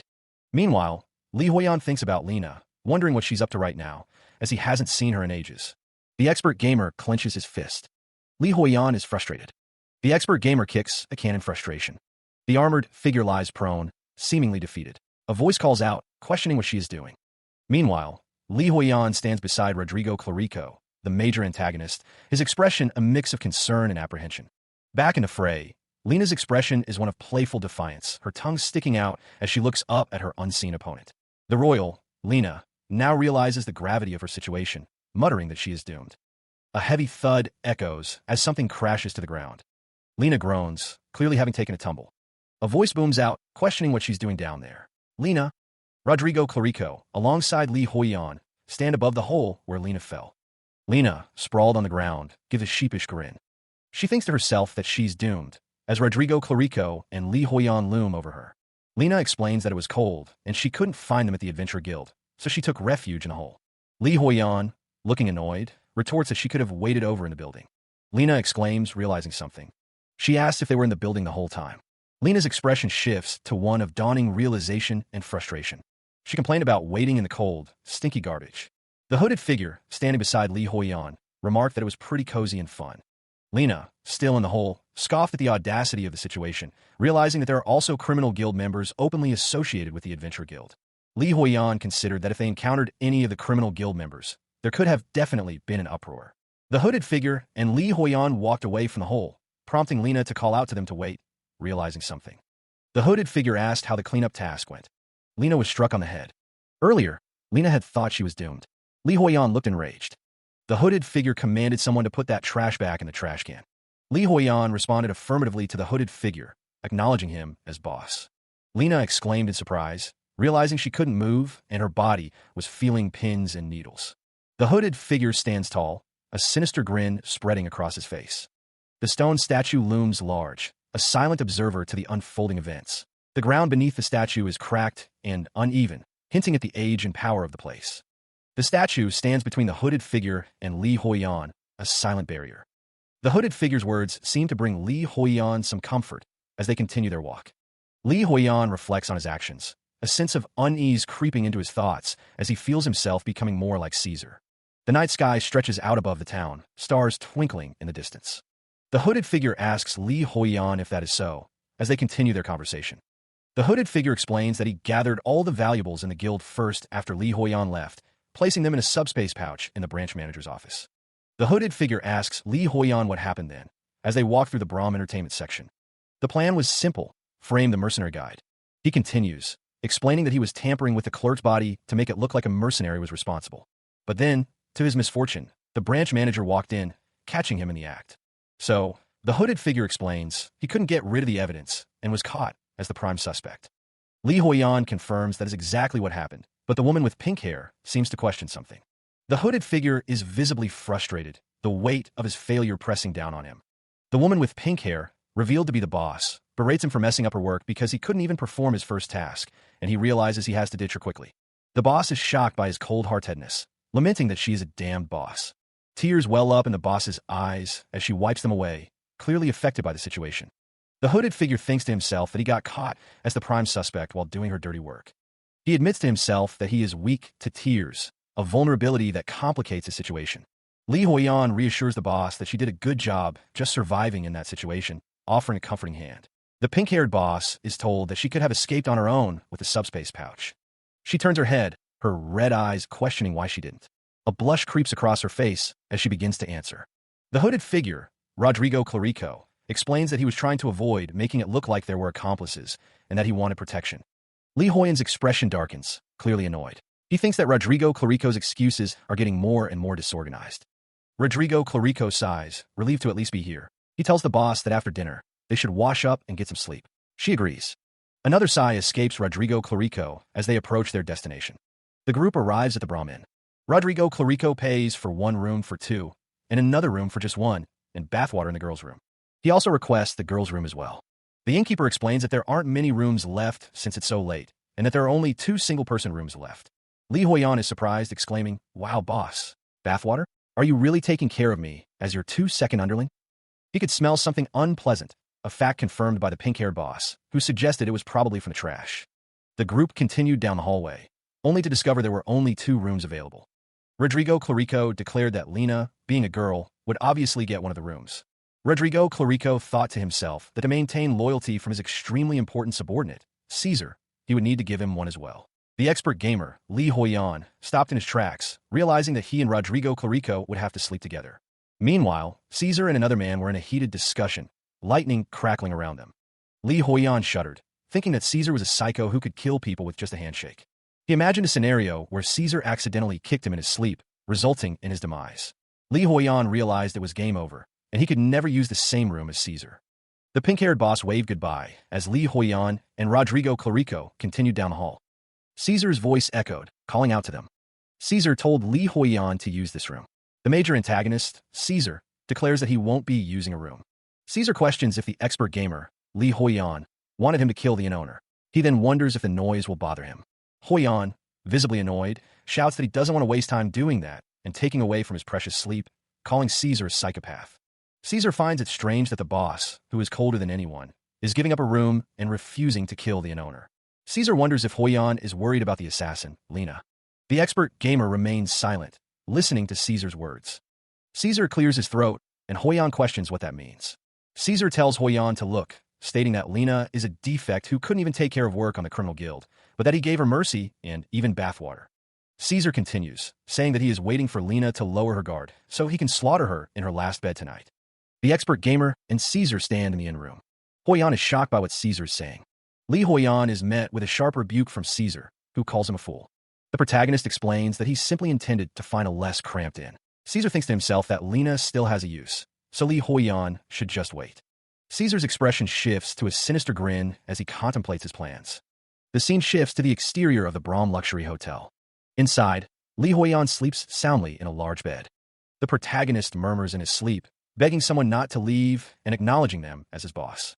Suddenly, Lee Hoyan is jolted awake, startled by an unknown presence. Caesar's voice echoes in the room, telling the sleeping gamer to wake up. He groggily wonders why anyone would be here, noticing the sun is just beginning to rise. The exhaustion is palpable. He hasn't even slept for 3 hours. The sudden appearance of Rodrigo Clarico, also known as Caesar, startles Lee Hoyan awake. Caesar stands menacingly over the expert gamer, his swords dripping with blood, leaving Lee Hoyan in utter disbelief. The figure looms over the sleeping form, his voice a low growl. He commands, "Wake up, boss." Lee Hoyan's eyes snap open, confusion clouding his features. The one who calls himself Caesar stands over a pile of bodies, his blade dripping with blood. Caesar's words echo in the air, a promise of violence. The scene shifts to the foot of Lee Hoyan's bed, where Caesar stands, his presence a looming threat. Lee Hoyan sits up in bed, a dazed expression on his face as he tries to process what's happening. His eyes widen in horror as the realization dawns on him. What is it? Did you kill someone? Caesar stands amidst the carnage, declaring that there were 7 victims in total, and now, no witnesses remain. Lee Hoyan struggles to comprehend the situation, the weight of Caesar's actions pressing down on him. He wonders if Caesar really did it, realizing that Caesar was waiting for Lena to lower her guard. Caesar's face looms close, a sinister grin spreading across his features as he confirms that he intends to slaughter her in her last bed tonight. Lee Hoyan recoils in disbelief, the horrifying truth sinking in. He wonders if that psychopath really killed Lena. He stirs in his sleep, unaware that Caesar stands over him, having just emerged from a hidden trapdoor in the ceiling. The trapdoor bursts open, revealing Lena held upside down by Caesar, who is poised to strike. Caesar greets the still-sleeping Li Huiyan, his tone dripping with false concern. The words hang in the air as Caesar explains that he was watching over him, fearing an assassination attempt. He believes the boss will be important in the future. Li Huiyan finally stirs, his eyes widening as he takes in the scene above him. He finds the sight of Caesar holding Lena captive to be pretty nice, actually. Realization dawns on Li Huiyan's face, and he shouts for Caesar to wait. But it's too late. Caesar has already struck, the scene shifting to a view of Lena's lifeless body falling to the floor. Lena's body lies limp, blood pooling around her, as Caesar looks on with a sinister grin. The camera focuses on Caesar's feet standing over Lena's corpse, the word boss floating in the air. Back in the room, Li Huiyan sits up in bed, his expression hardening. Close up on Li Huiyan's face, his eyes narrowed with a burning rage. A voice declares it's time to leave. The group is at the Brahm Adventure Guild. The adventurers are getting dizzy from the dungeon's difficulty. One of the adventurers notes that it's 3 times more difficult than the Labyrinth City, and that unorthodox monster actions negate any increase in reaction speed. The adventurer, clearly struggling, is surrounded by ghostly figures. Another adventurer exclaims that even the beginner-only, lowest difficulty dungeon is too harsh. The adventurer grits his teeth, determined to push forward. A figure in a dark cloak stands with a sword. The cloaked figure questions if the adventurers are beginners. The cloaked figure's eyes glow red as they wonder what is happening. Someone asks if another adventurer just glared at the boss. A pink-haired woman, presumably the boss, is enraged, demanding that the killer guy cut down the adventurer who stared at her. The pink-haired boss is flanked by her subordinates as they walk through a grand hall. Suddenly, the adventurer is sent flying backwards by an unseen force. The screen displays a notification. Caesar's evil reputation has increased by 1 point. The pink-haired boss states that they shouldn't waste time on this important day. The adventurer agrees with the boss, while the other subordinate wonders if they are finally going to do something. The adventurer announces that they will go to the Labyrinth for now. Caesar clarifies that they're starting with beginner quests. The pink-haired subordinate is surprised by this decision. The subordinate thinks of the adventurer as a beta male. The adventurer explains that they need records of finishing quests so that they don't have to kill someone to show their power, and to spread the word that they die if they mess with them. Caesar explains that it's like a type of proof or medal, wondering if it's for them. Caesar thinks to himself that the pink-haired subordinate is stupid, and that beginner quests mean they're breaking the spirit of the ones who think even those are too much. He watches his underlings, a sinister smile spreading across his face as he notes how well they are getting along. The hooded figure, the one with 20 power alone, stands ready. The other, the adventurer, possesses an almost infinite item inventory, thanks to his subspace pouch. With their combined abilities, even taking down triple-digit beginner-level monsters should prove easy. And they can also gain a ton of extra experience points from picking up the drops. The adventurer reads the quest details, Goblin Subjugation, a repeating quest of intro difficulty. The summary states that goblins near the Labyrinth's introduction area pose a threat to new adventurers, hence the quest creation. The clear condition is to cut a goblin's nose and bring it back, with a reward of extra experience for each nose.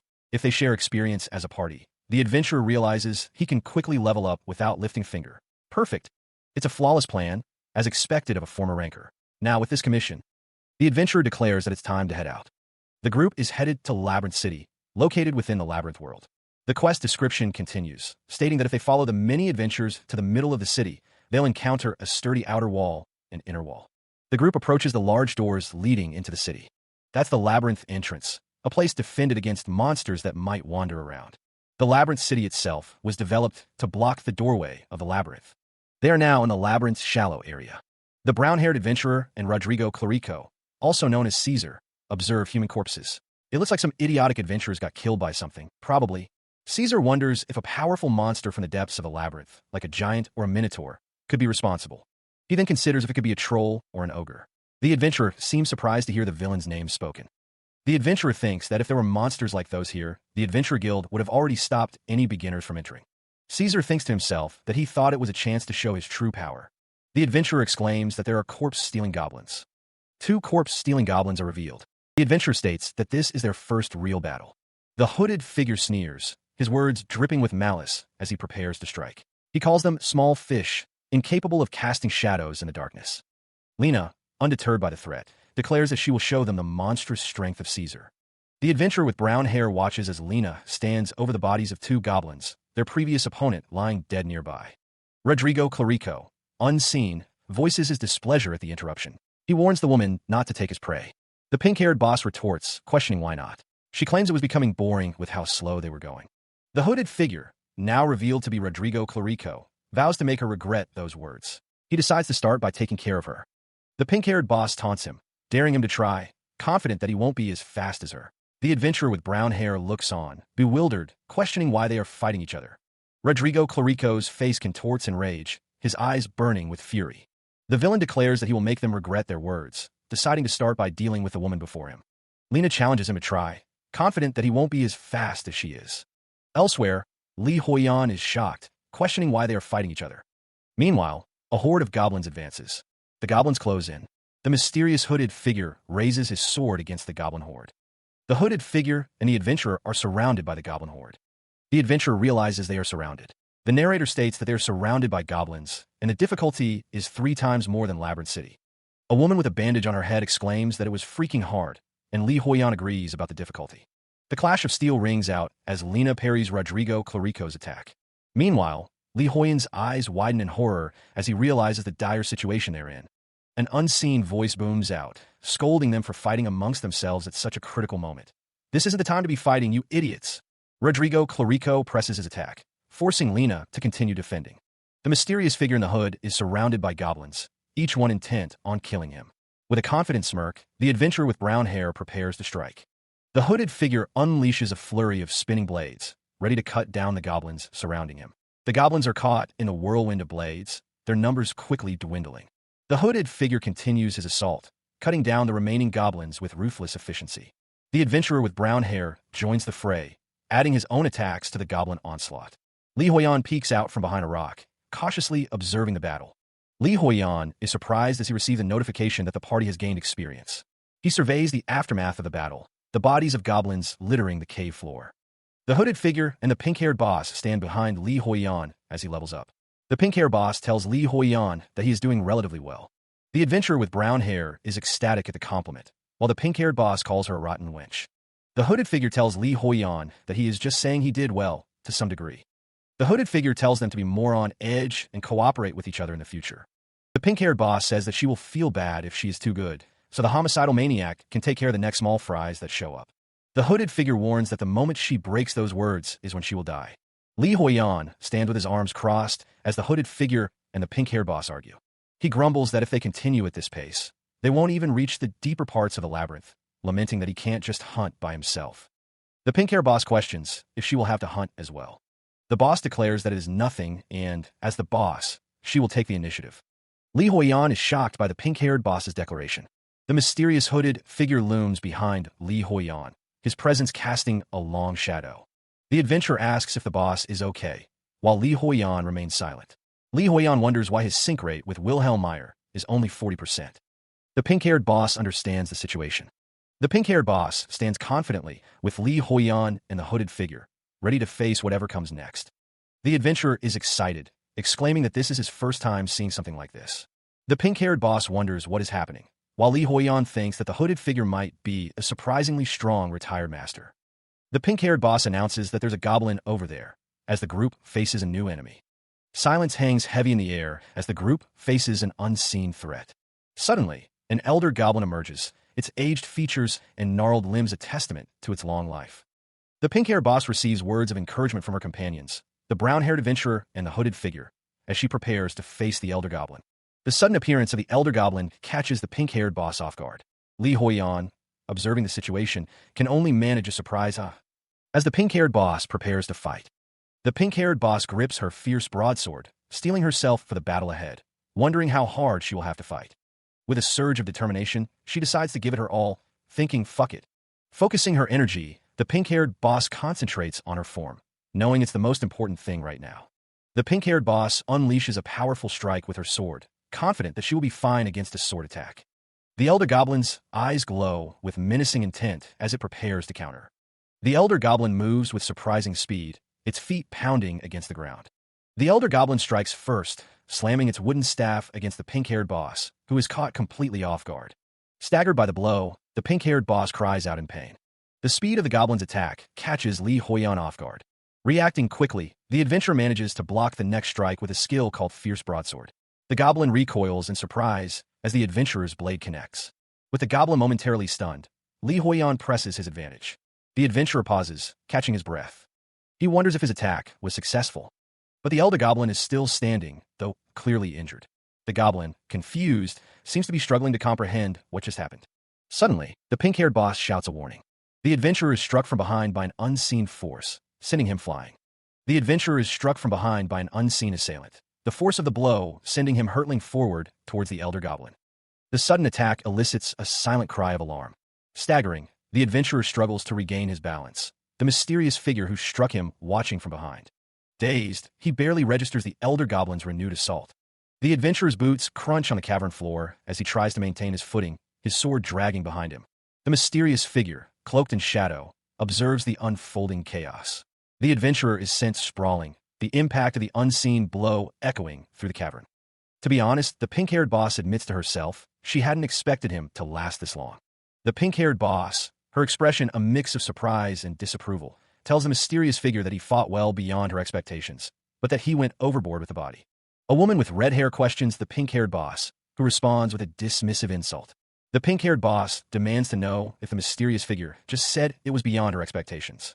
Li Huiyan, still in the real world, wonders how bad the boss was before. The pink-haired boss instructs the others to ignore something. The adventurer and the red-haired woman stand beside the boss, following her instructions. Suddenly, the red-haired woman pauses, a look of shock spreading across her face. The adventurer is struck by a sudden force, his head snapping to the side as the mysterious figure's sword comes into view. The force of the blow sends the adventurer staggering. The red-haired woman exclaims in disbelief at what she's witnessing. A crackling fire provides the only light in the labyrinth's shallow area. The fire illuminates the faces of the three figures gathered around it in the labyrinth's shallow area: the hooded figure, adventurer, and Lena. The hooded figure remains silent. Lena's eyes widen, a flash of annoyance crossing her face. The royal bristles at being called a wench, reminding the others that she is 16 and still growing. Lena throws her hands up in exasperation, demanding to know if she can just go to sleep and not keep watch. The hooded figure, revealed to be Rodrigo Clarico, tells her to stop talking nonsense. The adventurer questions if Rodrigo is telling her she's sick. Lena continues to argue, annoyed that she is constantly being called a wench and demanding to know how old Rodrigo is. Rodrigo dismisses her concerns, insisting that he is not sick. The adventurer reveals that Caesar, Rodrigo Clarico, is 15 years old, much to Lena's shock. Lena is taken aback by Rodrigo's revelation. The royal expresses her disbelief at the news. Rodrigo scoffs at the idea that his age matters, declaring he doesn't care about the age of those weaker than him. He questions what Lena even means, suggesting she only has brute strength. The adventurer with brown hair mutters that no one is listening to him. The adventurer continues to complain, saying they shouldn't waste energy in a situation where they have to camp, and that it's Lena's fault they have to sleep out in the open. Lena retorts that she never complains, thinking to herself that she thought an assassin wouldn't know her way back. The royal is surprised by her own thought, realizing that assassins are at the top of the bandit class, so they would learn bandit skills first. She questions why. Then, the adventurer with brown hair hasn't mastered navigation skills. The royal's face lights up as she exclaims that she is correct. Lena continues, stating that she doesn't know the skills. The adventurer with brown hair asks if she's saying that she didn't learn them. The adventurer wonders what skills Lena has acquired, then, realizing she only knows hiding.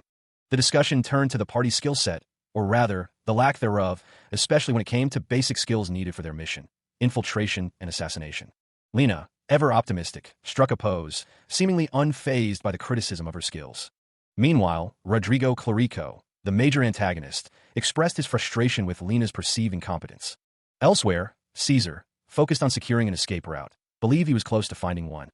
The adventurer, exasperated, told Caesar to stop, explaining that his destructive actions were blocking paths, and almost got them reported. The pink-haired boss mocked the adventurer's failure to find the exit, demanding that he call her Nuna, a term of endearment for older females. The adventurer, ignoring the pink-haired boss's taunts, continued to plead for them to stop. The adventurer reassured the group that he had packed enough food for 2 days, anticipating such a situation. The pink-haired boss stood near the fire, observing the adventurer. Lena, with stars in her eyes, exclaimed that the pink-haired boss was amazing. A voice questioned why they hadn't packed a map. The group, gathered around a small fire in the depths of the cave, seemed lost and unprepared. The pink-haired boss is clearly frustrated. He declares that he has nothing to say. The adventurer, Li Huiyan, stands in the mouth of the cave. Someone is watching Li Huiyan. The pink-haired boss finds it pathetic that he is being made to stand watch. He reminds himself that he is still the boss. Li Huiyan reflects on his sleepless night, blaming his impudent underlings. He realizes that they need to escape the labyrinth, as losing skill levels would be a problem. Li Huiyan finds Lena's sword on the ground. He wonders where Lena went. A disembodied voice expresses a desire to rest instead of keeping watch. Meanwhile, Rodrigo Clarico, his face contorted in anger, wonders if Lena is truly hiding as it's time to change shifts. The pink-haired boss startles, exclaiming that he must be sleepy. The pink-haired boss gushes over the fact that he is willing to stay up to let his underlings sleep, even though he's sick, calling him sweet. The pink-haired boss's face is flushed with affection. Li Huiyan feels as though he made her tear up earlier after the hunt, and she confirms that it's for real. It seems something has been bothering Li Huiyan for a while now. The pink-haired boss reassures him, telling him not to worry about it. The pink-haired boss feels bad, so she offers to teach Li Huiyan a skill. Li Huiyan is surprised by the sudden skill transfer event, where Lena wants to transfer a skill. The system explains that if he accepts the skill transfer, he will acquire one of Lena's skills at level 0, and the skill will be available for use when the skill level reaches 1. The system warns that if he doesn't learn it on his own, the skill limit cannot be surpassed, and Li Huiyan is excited about the skill transfer. He and Lena stand in a cave, the air thick with anticipation. It's an event that doesn't happen easily unless you have high likability or loyalty. Since NPCs wouldn't normally give this skill, even if you brought them a whole bag of gold, Li Huiyan considers the implications of this offer. The skill transfer makes the game fun if your luck is this good. The expert gamer asks what skill Lena is going to teach him. Meanwhile, the pink-haired boss wonders what the trick to assassination is. She believes the most important skill is for an assassin. Back in the cave, Li Huiyan questions if the skill is assassination. Lena confirms that he will learn her special assassination skill. A notification appears, indicating that he has begun learning it. The pink-haired boss reveals that the trick to assassination is to quickly catch the target and become familiar with their vital points so that they quickly die when you stab them there. Lena explains that it's important for him to be fast and accurate to the point where the target doesn't even realize it's happening. Li Huiyan, in a bad mood, replies that is so. The pink-haired boss confidently declares that she will now teach the basics. Lena tells Li Huiyan to watch closely as she prepares to demonstrate the technique. With blinding speed, Lena unleashes a strike against the wall. The pink-haired boss stands beside Li Huiyan, the afterimage of her strike still lingering in the air. The pink-haired boss instructs him to do as she did, emphasizing the importance of the technique. She tells him to repeat the technique 1,000 times. Li Huiyan, now facing the wall, looks nervous as he prepares to attempt the strike. Li Huiyan is shocked by his own speed, realizing he couldn't even see his own strike. Lena cautions the protagonist, telling him that he's not supposed to hit the wall as hard as he can. Li Huiyan looks surprised by her comment. The pink-haired boss instructs him to keep practicing. The tip of the sword pierces the air, just shy of the wall, as Lena's earlier advice echoes in Huiyan's mind. Maintain the right distance to preserve the sword's durability. The key, as Lena explained, is to make the stabbing motion while barely touching the wall. Lena watches closely as Li Huiyan practices the assassination technique, her expression unreadable. Li Huiyan's brow furrows in concentration as he focuses on the task at hand. He wonders what would happen if he accidentally stabbed the wall, a thought that immediately triggers a warning message. The system warns that stabbing the target's vital point too hard will cause blood to burst like a fountain, identifying the weapon. The system continues its dire warning. If he doesn't hide, he'll be caught and killed. Li Huiyan's face contorts in frustration, wondering if Lena is making fun of him. He steals his resolve, reminding himself that it's not the wall he needs to stab. The focus shifts to his feet as he moves, the system prompting him to remember that it's the air he needs to target. With renewed focus, Li Huiyan unleashes the assassination skill, a surge of power coursing through him. He unleashes the assassination skill, but it appears to do nothing. The air hangs heavy with anticipation, but the skill's effect remains unseen. A system notification appears, bluntly stating that the skill transfer has ended. A sigh escapes him as the reality of his failure sinks in. Li Huiyan's face contorts in frustration, his breath coming in ragged gasps. Lena, who has been observing, raises an eyebrow, a hint of amusement in her expression. The pink-haired boss bursts into laughter, mocking Li Huiyan's pathetic attempt to acquire the skill. The adventurer clutches his head, overwhelmed by the labyrinth and his own perceived weakness. The hooded figure watches from the shadows, his intentions still unclear. Li Huiyan is startled by the sudden appearance of Rodrigo Clarico, the major antagonist, behind him. The adventurer questions Rodrigo Clarico's presence, his expression a mix of confusion and apprehension. Rodrigo Clarico dismisses the adventurer's concerns, telling him to go back to sleep if he finds the situation unseemly. He lurks in the shadows with his companions, overhearing that there are adventurers nearby. The adventurers, unaware of the danger, continue deeper into the labyrinth. The adventurer with a large pack continues forward, oblivious to the impending ambush. Li Huiyan, flanked by the pink-haired boss and a mysterious figure, stares intently at the adventurers, his red eyes glowing with anticipation. The adventurer in the lead stops, a sense of unease washing over him. He shouts for the others to wait. The adventurer with the large pack is suddenly seized with panic as he realizes they're being targeted. Li Huiyan's face contorts in rage as he demands the adventurers reveal their path. An unexpected event is triggered. The system announces a new objective: catch the Labyrinth adventurers. The adventurers halt, startled by a sudden noise. The hooded figure, ever vigilant, pauses, his hand instinctively moving towards the hilt of his sword. A pair of pursuers, desperate and disheveled, sprint towards the group. Their faces are contorted with fear and urgency. One of the men cries out, begging the adventurers to reveal the path forward. The other man shouts a warning, recognizing the adventurers as the ones who disrupted their earlier efforts. He urges his companion to flee. An unexpected event is about to unfold.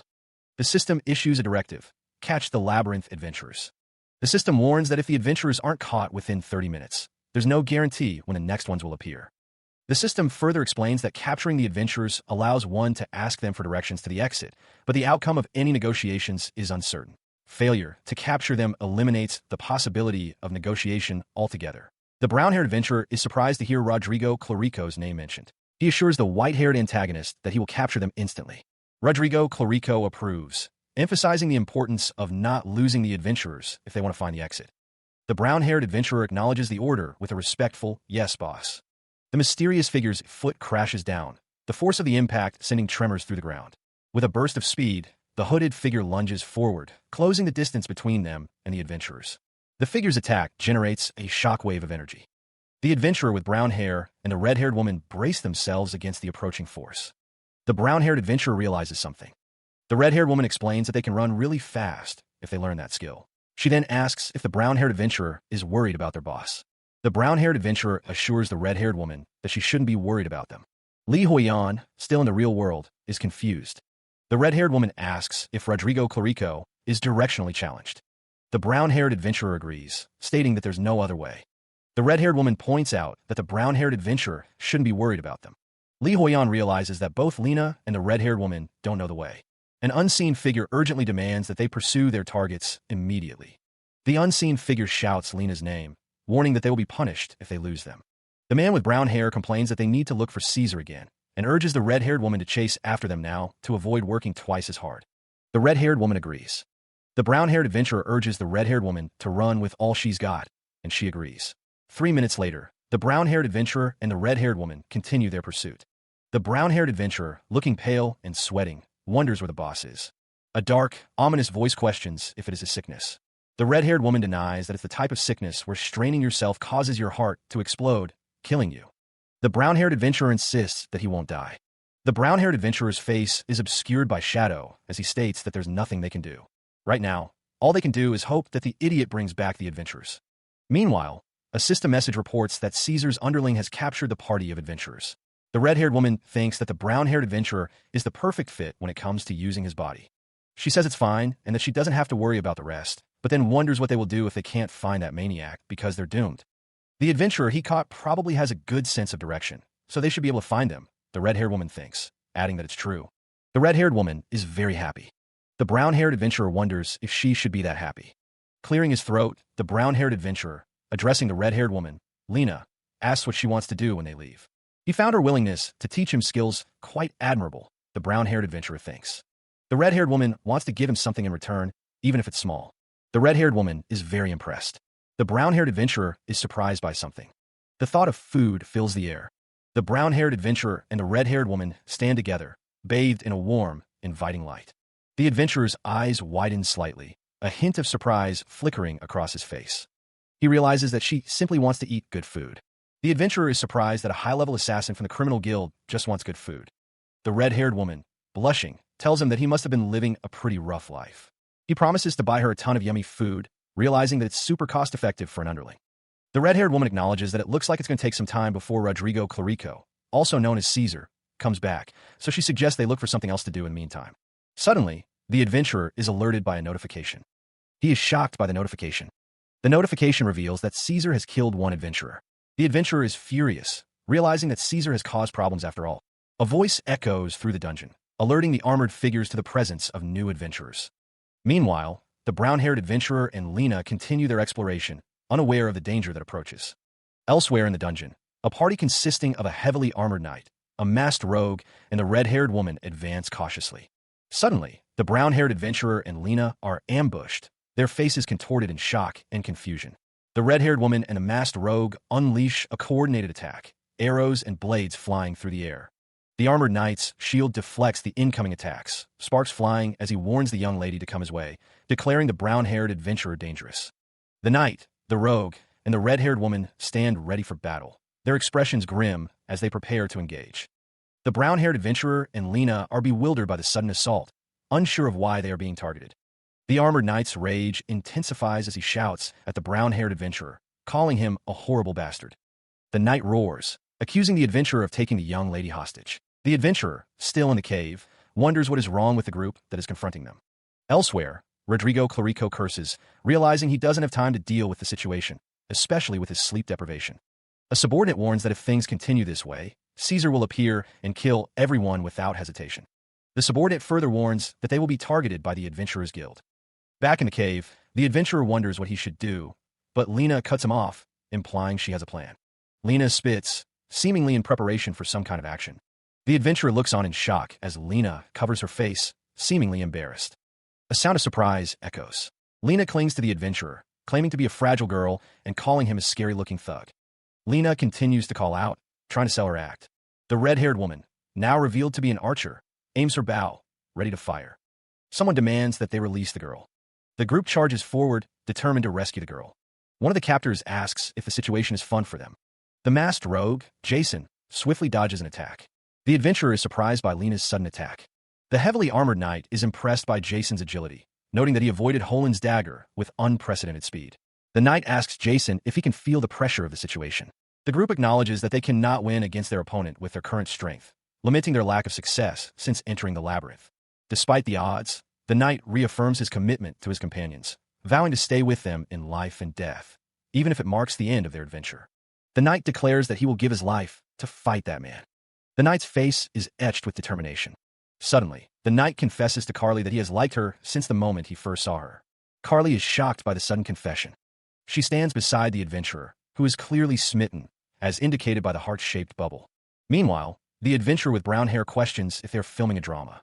The adventurer, Li Huiyan, declares that he has seen everything he needed to and wonders if he should kill them, but a voice shouts that he can't. Li Huiyan's expression shifts to one of concern. He wonders what he should do. His eyes widen in shock as he notices something. A system message appears, revealing that Caesar killed another adventurer. Li Huiyan gains a small amount of experience from party experience. He levels up. Li Huiyan is surrounded by a surge of power. The system informs him that he can now use the class skill Boss Spirit. Li Huiyan's eyes glow red with newfound power, a sinister grin spreading across his face. The corners of Caesar's mouth stretch into a wide, unsettling grin. He believes he has finally achieved his goal. A surge of power courses through Li Huiyan, the energy manifesting as a visible aura around him. The system announces that he can now use the class skill Boss Spirit. Li Huiyan's face contorts into a wide, unsettling grin. He seems to relish this newfound power. The Boss Spirit skill is classified as normal grade, a class skill at basic level 1 with a 0.02% proficiency. The system defines a boss as one with great dignity, eliciting respect from their underlings and fear from their enemies. The red-eyed Li Huiyan stands with another adventurer, who is impressed by his transformation. The adventurer comments that the boss's face looks like someone who kills 50 people every day. Li Huiyan wonders what his face looks like now. He is surrounded by other adventurers, who seem intimidated by his new aura. Li Huiyan decides he should look in the mirror later, likely curious about the change in his appearance. He activates his charisma with Boss Spirit, a malevolent grin spreading across his face as his eyes glow with an ominous light. The effect of the Boss Spirit is immediate. The knight and archer, previously advancing, are now frozen in place, fear gripping their hearts. The knight and archer are paralyzed by the freeze with fear effect. The transformation continues, the glow intensifying around Li Huiyan's eyes. The adventurer, witnessing this display of power, can only express his shock. The knight and archer remain frozen, unable to react as Li Huiyan approaches, his intent clear. The knight, despite his fear, questions why his comrades aren't moving. The red-haired woman demands to know why the knight is just standing there, unaware of the power holding him in place. Li Huiyan unleashes his rage, declaring his intent to kill the atrocious-looking bastard. The adventurer, realizing the gravity of the situation, can only utter a desperate no. The knight's face contorts in a mix of terror and fury as he realizes he's about to be attacked. Li Huiyan strikes with blinding speed, the sound of the impact echoing through the air. The knight reels backward, his eyes wide with terror as he faces an unseen force. The knight's fear intensifies as he stares directly at Li Huiyan, the source of his paralysis. Li Huiyan's eyes widen in disbelief, questioning the effectiveness of his attack. The heavily armored knight and his companions stand frozen, trapped within the effects of the boss spirit skill. The knight wonders if the boss spirit skill worked, as he remains paralyzed. The boss spirit skill manifests as a wave of fear, washing over the knight and his party. Rodrigo Clarico, surrounded by his subordinates, watches the scene unfold with a sinister amusement.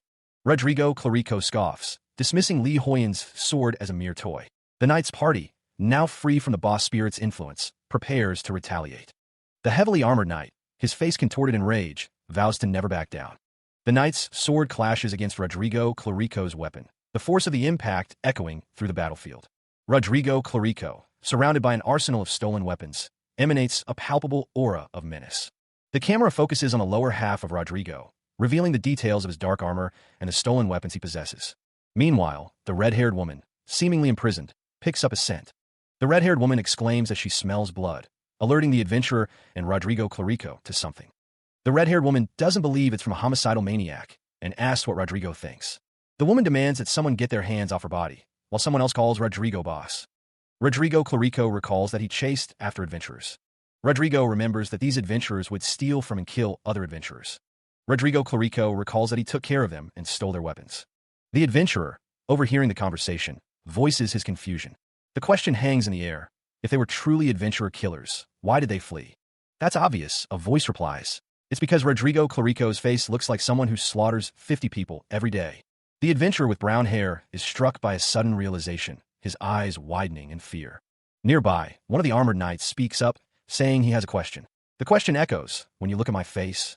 Rodrigo Clarico's face contorts in a menacing sneer, his eyes gleaming with malice. What comes to mind?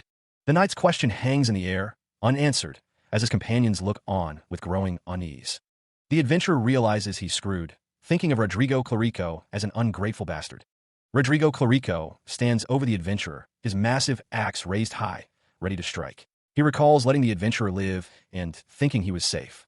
He thinks he's safe, but Rodrigo Clarico knows that when you look at his face, all that comes to mind is death, as Rodrigo Clarico's face is illuminated with a murderous rage. The sentiment echoes, dripping with venom. He believes the adventurer lacks even a shred of sincerity. Rodrigo Clarico, towering over his captive, declares there's no reason to let him live. They will all die together. The axe, stained with the blood of countless victims, is raised, ready to strike. With a furious roar, Rodrigo Clarico announces that this is the adventurer's punishment for his insincerity. Elsewhere, one of Rodrigo Clarico's subordinates is ordered to wash the blood from the weapons. The adventurer's past words come back to haunt him, a reminder of his perceived ugliness. The adventurer is about to receive a harsh reality check. Someone hums, seemingly unconcerned with the impending doom. The humming continues, accompanied by a sinister chuckle. The scene shifts to the labyrinth's shallow area near the gate. One of the subordinates declares that their boss is so smart. The red-haired woman is praised for thinking about cleaning the weapons, a task that will surely be needed after Rodrigo Clarico's actions. A voice muses about finally being able to fill up a subspace pocket. Rodrigo Clarico reminds his underlings to clean the stolen goods. The group needs to increase their value to get a good price, someone states. One of the subordinates is addressed as Holin and asked if that was the name he gave. Someone thanks the group for getting out of the labyrinth, praising their good work. But Holin is informed that the guards are at the gate. Holin is shocked, realizing this didn't happen in Labyrinth City. Rodrigo Clarico asks what they have to do if they don't want it to be taken. Rodrigo Clarico demands que Holin is ordered to take the lead, with the threat that he will die if he fails. Holin agrees. The party's footsteps echo through the labyrinthine corridors. A heavily armored knight questions them as they approach, inquiring if they are returning from exploring the labyrinth. One of the adventurers asks if they can skip the inspection. The party claims they ran into an adventurer killer and need to quickly report to the guild. The armored knights seem to consider their request. One of the knights agrees, instructing them to report to the guard afterward. The adventure party moves past the guards. The group continues through the labyrinth, the mysterious figure in the dark cloak leading the way. A screen displays a message, now leaving the labyrinth. One of the adventurers questions the ease with which they passed, wondering if it was a bandit. Another adventurer asks if someone said something about 10%. Rodrigo Clarico, the major antagonist, reveals his true intentions, accusing the party of lying about the adventurer killer and planning to steal their experience. He assures them that everything is fine. The adventure party, however, is clearly terrified by Rodrigo Clarico's display of power.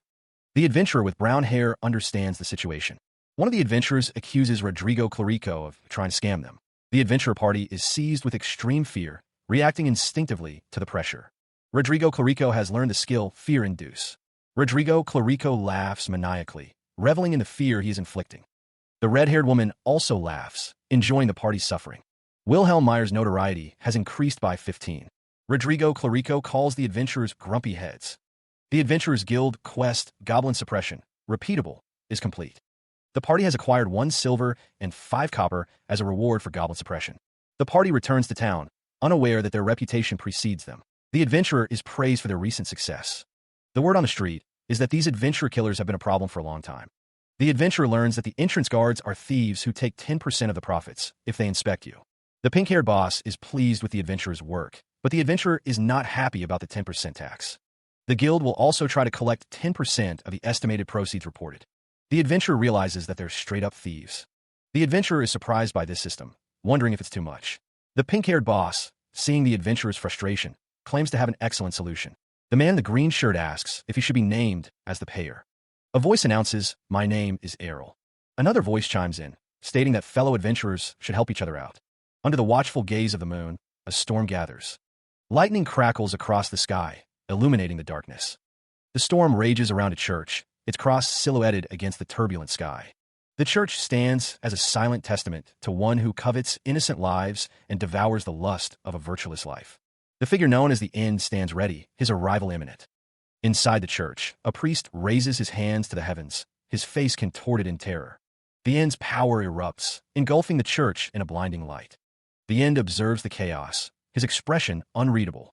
The End, cloaked in shadow, stands before the church, his red eyes gleaming with malevolence. The priest confronts the End, the tension palpable in the air.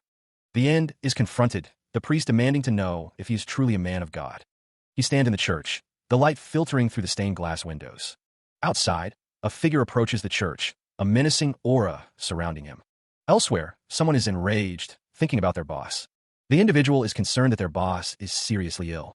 A few hours earlier, the group arrived at the Brom Luxury Hotel. The man in green smiles, seemingly pleased with himself. He announces that they will be staying at a luxury hotel. The pink-haired boss and her subordinates celebrate the news, thanking him. He responds to their gratitude with a simple, "You." The subordinate with red hair reminds him that last time, he left them behind and came here by himself. He simply replies with MHM. The pink-haired boss questions what happened to the stingy boss, asking if he got money from somewhere. He thinks to himself that he plans on continuing to. The pink-haired boss thanks someone for nominating her, since they used her for the first time, and mentions reporting a smaller amount. Meanwhile, the boss wonders how she got so lucky with the nomination system, relieved that the guild won't collect any money. She continues to muse over whether her good fortune is due to the skill she learned in the Labyrinth, boss spirit, or simply her charisma, though she finds the thought ugly.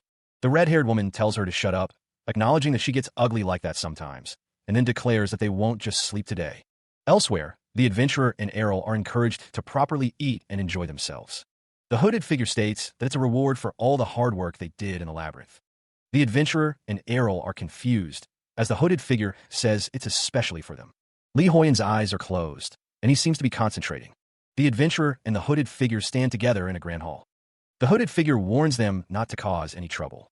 The pink-haired boss yells at the red-haired woman, calling her a homicidal maniac and telling her that he's talking to her. A voice booms out, declaring that the guests cannot do this here. The adventurer, Errol, and a cloaked figure stand in the background, seemingly the cause of the disturbance. The voice singles out the adventurer and Errol, accusing them of being troublemakers. The scene shifts to the interior of the Brom Luxury Hotel's restaurant, where the commotion is taking place. Two mugs are slammed together with a loud clang. The red-haired woman exclaims that the taste is delicious as she raises her mug with the pink-haired boss and the adventurer. A thought bubble references Rudolph, the red-nosed reindeer. Someone asks if it's the first time. Li Huiyan takes a swig from his mug, stating that it's been a while since he's done this in-game, and proposes a toast. The pink-haired boss looks on as Li Huiyan drinks, wondering how much the two can drink. The red-haired woman reminds the boss that they are both underage, so drinking is a problem, and Li Huiyan agrees that they'll be in trouble. The pink-haired boss realizes that she forgot that their ages are totally different from how they look, as the adventurer drinks ice water.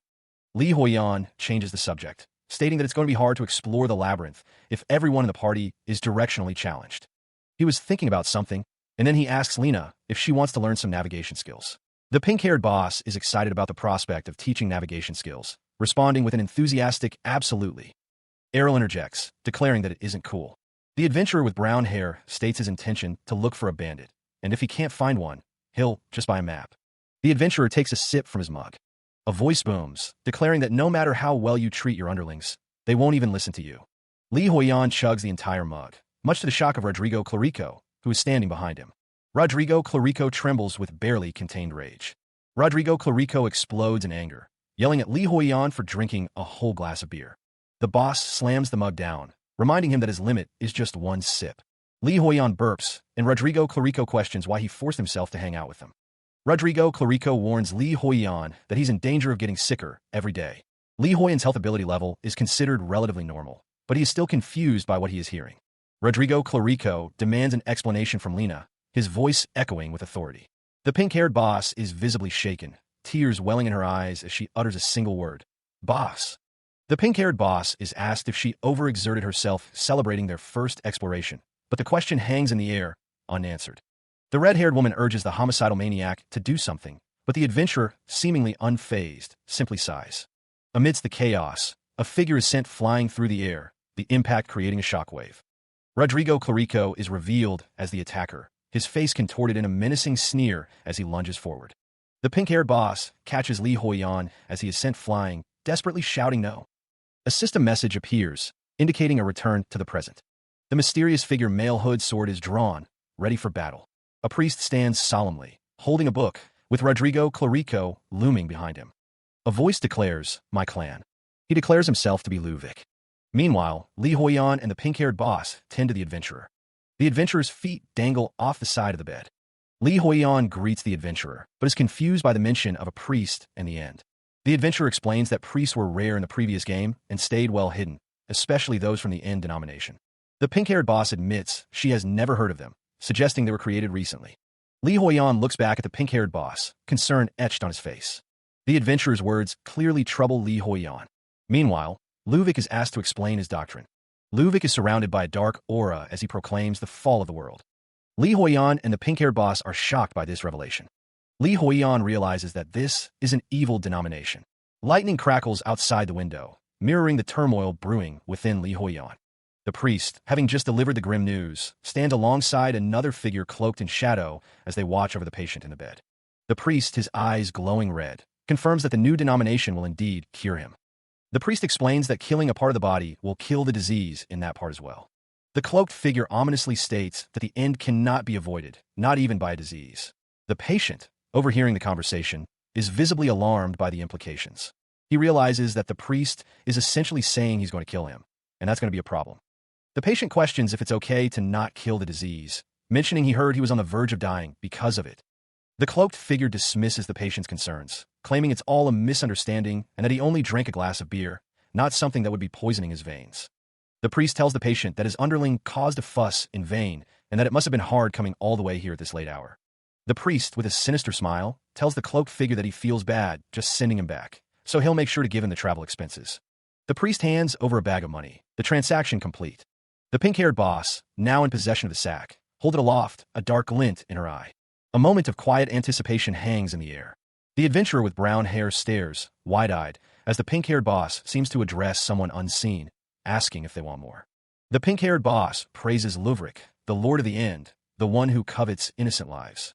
The pink-haired boss exclaims that this is the first time she's been rewarded for raising the notoriety of the church. The adventurer with brown hair says he can't thank her enough.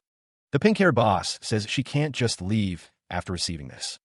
The pink-haired boss continues to praise Luvrik, the one who devours the lust of a virtuous life. Li Huiyan, unseen until now, watches the scene unfold, utterly confused by what he is witnessing. The adventurer with brown hair is shocked, calling the pink-haired boss a crazy bastard and questioning what she is. The pink-haired boss, her face contorted in a manic grin, demands that the ritual be performed right here, right now. The pink-haired boss declares that she will carry out the end-of-life ritual. The priest, eyes glowing with unnatural light, declares his purpose, to covet innocent lives and devour the lust of a virtuous life. Meanwhile, Li Huiyan is caught completely off guard by the priest's declaration. The adventurer's shock is palpable as he witnesses the unfolding ritual. The priest's face contorts in a manic grin, his eyes wide with fervor as he demands the ritual begin. The priest vows to carry out the end-of-life ritual. The priest opens a dark tome, declaring that he commands the entity within as a servant of the end. Raising his hand, Rodrigo Clarico proclaims that the entity shall reign over his sickness. The ritual complete, the priest stands before Li Huiyan, the air crackling with ominous energy. The adventurer watches in horror as the ritual's effects begin to manifest. Rodrigo Clarico's ritual continues to unfold, and the adventurer realizes the gravity of the situation. The priest, bathed in crimson light, declares the end. Electrical energy crackles intensely. The surge of power overwhelms someone who desperately thinks that they can't die like this. Li Huiyan grits his teeth, struggling against the overwhelming force. His eyes widen in terror as he feels the effects of the ritual. Meanwhile, in what appears to be a hospital room, a man in black stands over Li Huiyan's sleeping body, while a woman with pink hair watches. The sleeping Li Huiyan suddenly wakes up, startled and confused. Back in the game world, Rodrigo Clarico, his face marred with blood, declares that he has just cast the spell. The priest urges someone to look outside the window. Li Huiyan, the woman with pink hair, and the man in black are seen through the window. Back in the game, the adventurer is struck by a powerful force, creating a massive crater around him as several figures look on. Confusion reigns as the figures surrounding the adventurer look on in disbelief. Meanwhile, the priest is the one responsible for the adventurer's demise. Back in the real world, Li Huiyan's eyes widen as he feels the effects of the ritual. The priest's dark magic surges around him, manifesting as shadowy tendrils. The priest commands the adventurer to step aside, his power growing. The adventurer cries out as the priest's power slams into him. The force of the blow shatters the ground beneath the adventurer. The priest descends, a book clutched in his hand, ready to deliver the final blow. The priest's dark magic spreads across the battlefield, affecting the other figures present. The adventurer is sent crashing to the ground, defeated. The priest, his eyes gleaming with malice, declares the adventurer dead. Back in the real world, the figures around Li Huiyan react in shock as the ritual takes its toll. He stares in disbelief, witnessing the events unfolding before him. The priest's target is labeled a crazy bastard. Li Huiyan's eyes widen as he continues to watch the scene play out. The priest's loud declaration is met with confusion. Rodrigo Clarico, the priest, appears before Li Huiyan, his eyes glowing with power. The priest takes a step forward, his intentions unknown. Rodrigo Clarico asks them to step aside for a moment. The adventurer is caught off guard by the priest's sudden attack. Rodrigo Clarico sends the adventurer flying with a powerful blow. The priest stands over the adventurer, ready to deliver another strike. The force of the impact sends shockwaves through the area. Rodrigo Clarico is praised for his skill and volume. The priest's words cut deep, revealing that the adventurer's efforts to heal have been futile. The scene shifts to a flashback where the priest, Rodrigo Clarico, questions the very nature of the ritual being performed. Back in the present, Rodrigo Clarico explains that the ritual decreases a person's vitality until the disease dies. The priest continues, stating that the adventurer's methods have attracted unwanted attention. The adventurer, his face etched with concern, realizes that his actions have put the pink-haired boss in a difficult position. The priest elaborates, stating that even if the ritual had been directed at the pink-haired boss, the powerful disease would not have died out. Li Huiyan, watching the scene unfold through the game, exclaims in frustration, determined to be the one to end the disease. Rodrigo Clarico calmly points out that the adventurer is aiming his sword at him. The adventurer, holding a book, is asked if he is threatening the clan. Rodrigo Clarico, with a sinister grin, holds his massive sword, the threat hanging heavy in the air. The question hangs in the air, is he threatening them? Rodrigo Clarico's face contorts into a maniacal grin, his eyes glowing with malevolent intent. Rodrigo Clarico, consumed by rage, threatens to cut down his incompetent subordinate. Meanwhile, the adventurer watches the unfolding conflict, utterly bewildered by the sudden turn of events. The pink-haired boss, Caesar's target, stands defiant, declaring that he is merely trying to suppress a priest who came for a sacred mission. The pink-haired boss unleashes a burst of holy power. The holy power surges around the pink-haired boss as Rodrigo Clarico prepares to strike. Rodrigo Clarico swings his sword, aiming to cleave through the holy energy. The pink-haired boss counters with his own surge of power, meeting the blade head-on. The clash of powers creates a blinding display of holy energy. The pink-haired boss explains that his ability to absorb damage is proportional to the divine power granted by God. The adventurer, witnessing the clash, is astonished that the pink-haired boss managed to block Caesar's sword. Rodrigo Clarico's expression twists in fury as his attack is thwarted. It is revealed that Caesar is engaged in a match with the priest of the end, Luvic. The pink-haired boss, Luvic, is met with a swift, powerful sword strike. The holy power Luvic wields flares to life, attempting to block the incoming blade. Rodrigo Clarico presses his attack, the force behind his swing immense. Luvic grits her teeth, bracing for the impact. A surge of dark energy erupts from Rodrigo Clarico as he continues his assault. The clash of blade and holy power sends sparks flying. The force of the impact is deafening. The hooded figure watches the battle unfold, a strange aura emanating from him.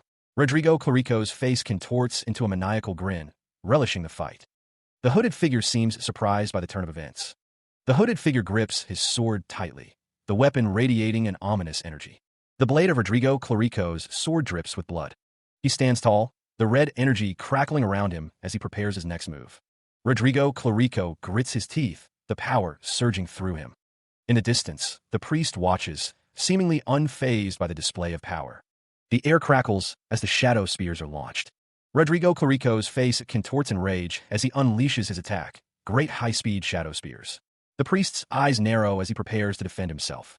With a swift motion, the priest uses his cape to create a powerful gust of wind, deflecting the shadow spears. The adventurer, watching from afar, is astonished that the priest blocked the attack. The adventurer explains to the pink-haired boss that the priest blocked the attack by creating a strong wind with his cape. Rodrigo Clarico prepares to strike again, his sword gleaming in the light. The priest remains calm, bracing himself for the next attack as Rodrigo Clarico advances. He moves with unnatural speed, a blur of dark robes against the stark white background. The force of Rodrigo Clarico's attack sends ripples through the air, his eyes burning with malevolent intent. The blade descends, a dark shadow cutting through the light. The priest is engulfed in a blinding flash of purple energy as Rodrigo's attack connects. Rodrigo's face contorts in a savage grin, confident in his victory. The priest, however, remains standing, though the impact clearly weakens his defenses. Li Huiyan, watching from afar, notices the priest's holy power waning.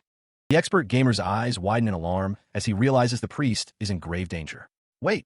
Rodrigo Clarico prepares to deliver the final blow, his blade poised to strike. Unseen by Rodrigo, the priest has concealed a shadow spear behind his back, a desperate gambit. Seeing an opportunity, the priest intends to take down Rodrigo with him, aiming for a vital spot. But in actuality, the priest can skillfully avoid his own vital spot, turning this into a deadly game of risk. The ritual begins, promising to restore the priest's strength. Meanwhile, elsewhere, the adventurer with brown hair watches with growing concern. If Rodrigo Clarico falls, he realizes his own game is over too. Back in the arena, the priest smiles, a sinister glint in his eyes. Li Huiyan curses, realizing he has to intervene. His eyes widen, a surge of adrenaline coursing through him. The air crackles with anticipation. A dark energy erupts, a sign of the priest's attack. A surge of purple energy erupts around the mysterious figure, enveloping him in a protective aura. Rodrigo Clarico, the priest, grins menacingly, his teeth bared in anticipation of the coming battle. The mysterious figure's eyes widen, a flicker of surprise crossing his face as he realizes the priest's power. The hooded figure realizes he didn't account for Caesar's spell resistance. Rodrigo Clarico's eyes glow with malevolent intent, the red light reflecting his sinister nature. The priest holds open a book filled with arcane symbols, explaining that few opponents use spells until the later stages of the game. The priest's face contorts in rage, finding it strange that he is even fighting an evil priest. The mysterious figure and Rodrigo Clarico clash, their powers colliding in a burst of purple energy. Realizing the gravity of the situation, the mysterious figure curses, wondering what to do. The pink-haired boss laughs, musing that even if she were to make Lena join in on this situation, it would not change the outcome. Rodrigo Clarico prepares a holy power move, which he states will block all physical attacks. Time was running out, and on top of that, the shadow spears were aimed at vital points. Is there nothing he can do? Rodrigo Clarico, eyes glowing with malevolent intent, thinks to himself that he needs something that would stop even a guy like the mysterious figure from using his spells. Damn it, he thinks. To think this is the only method he can think of. Suddenly, a guard shouts that the guards are here. Another guard turns his head, hearing the commotion. The sound of blades clashing fills the air. The battle intensifies. The mysterious figure leaps into the air, his sword aimed at the priest. The priest's eyes widen as he realizes the danger he's in. Rodrigo Clarico's face contorts into a sinister grin as he prepares to strike. Rodrigo Clarico unleashes a blast of energy. The priest is struck by the blast, the force of the impact sending him reeling. The energy surges around the priest, threatening to overwhelm him. The mysterious figure, revealed to be Rodrigo Clarico, continues his assault, his blade poised to strike. The priest is sent flying through the air.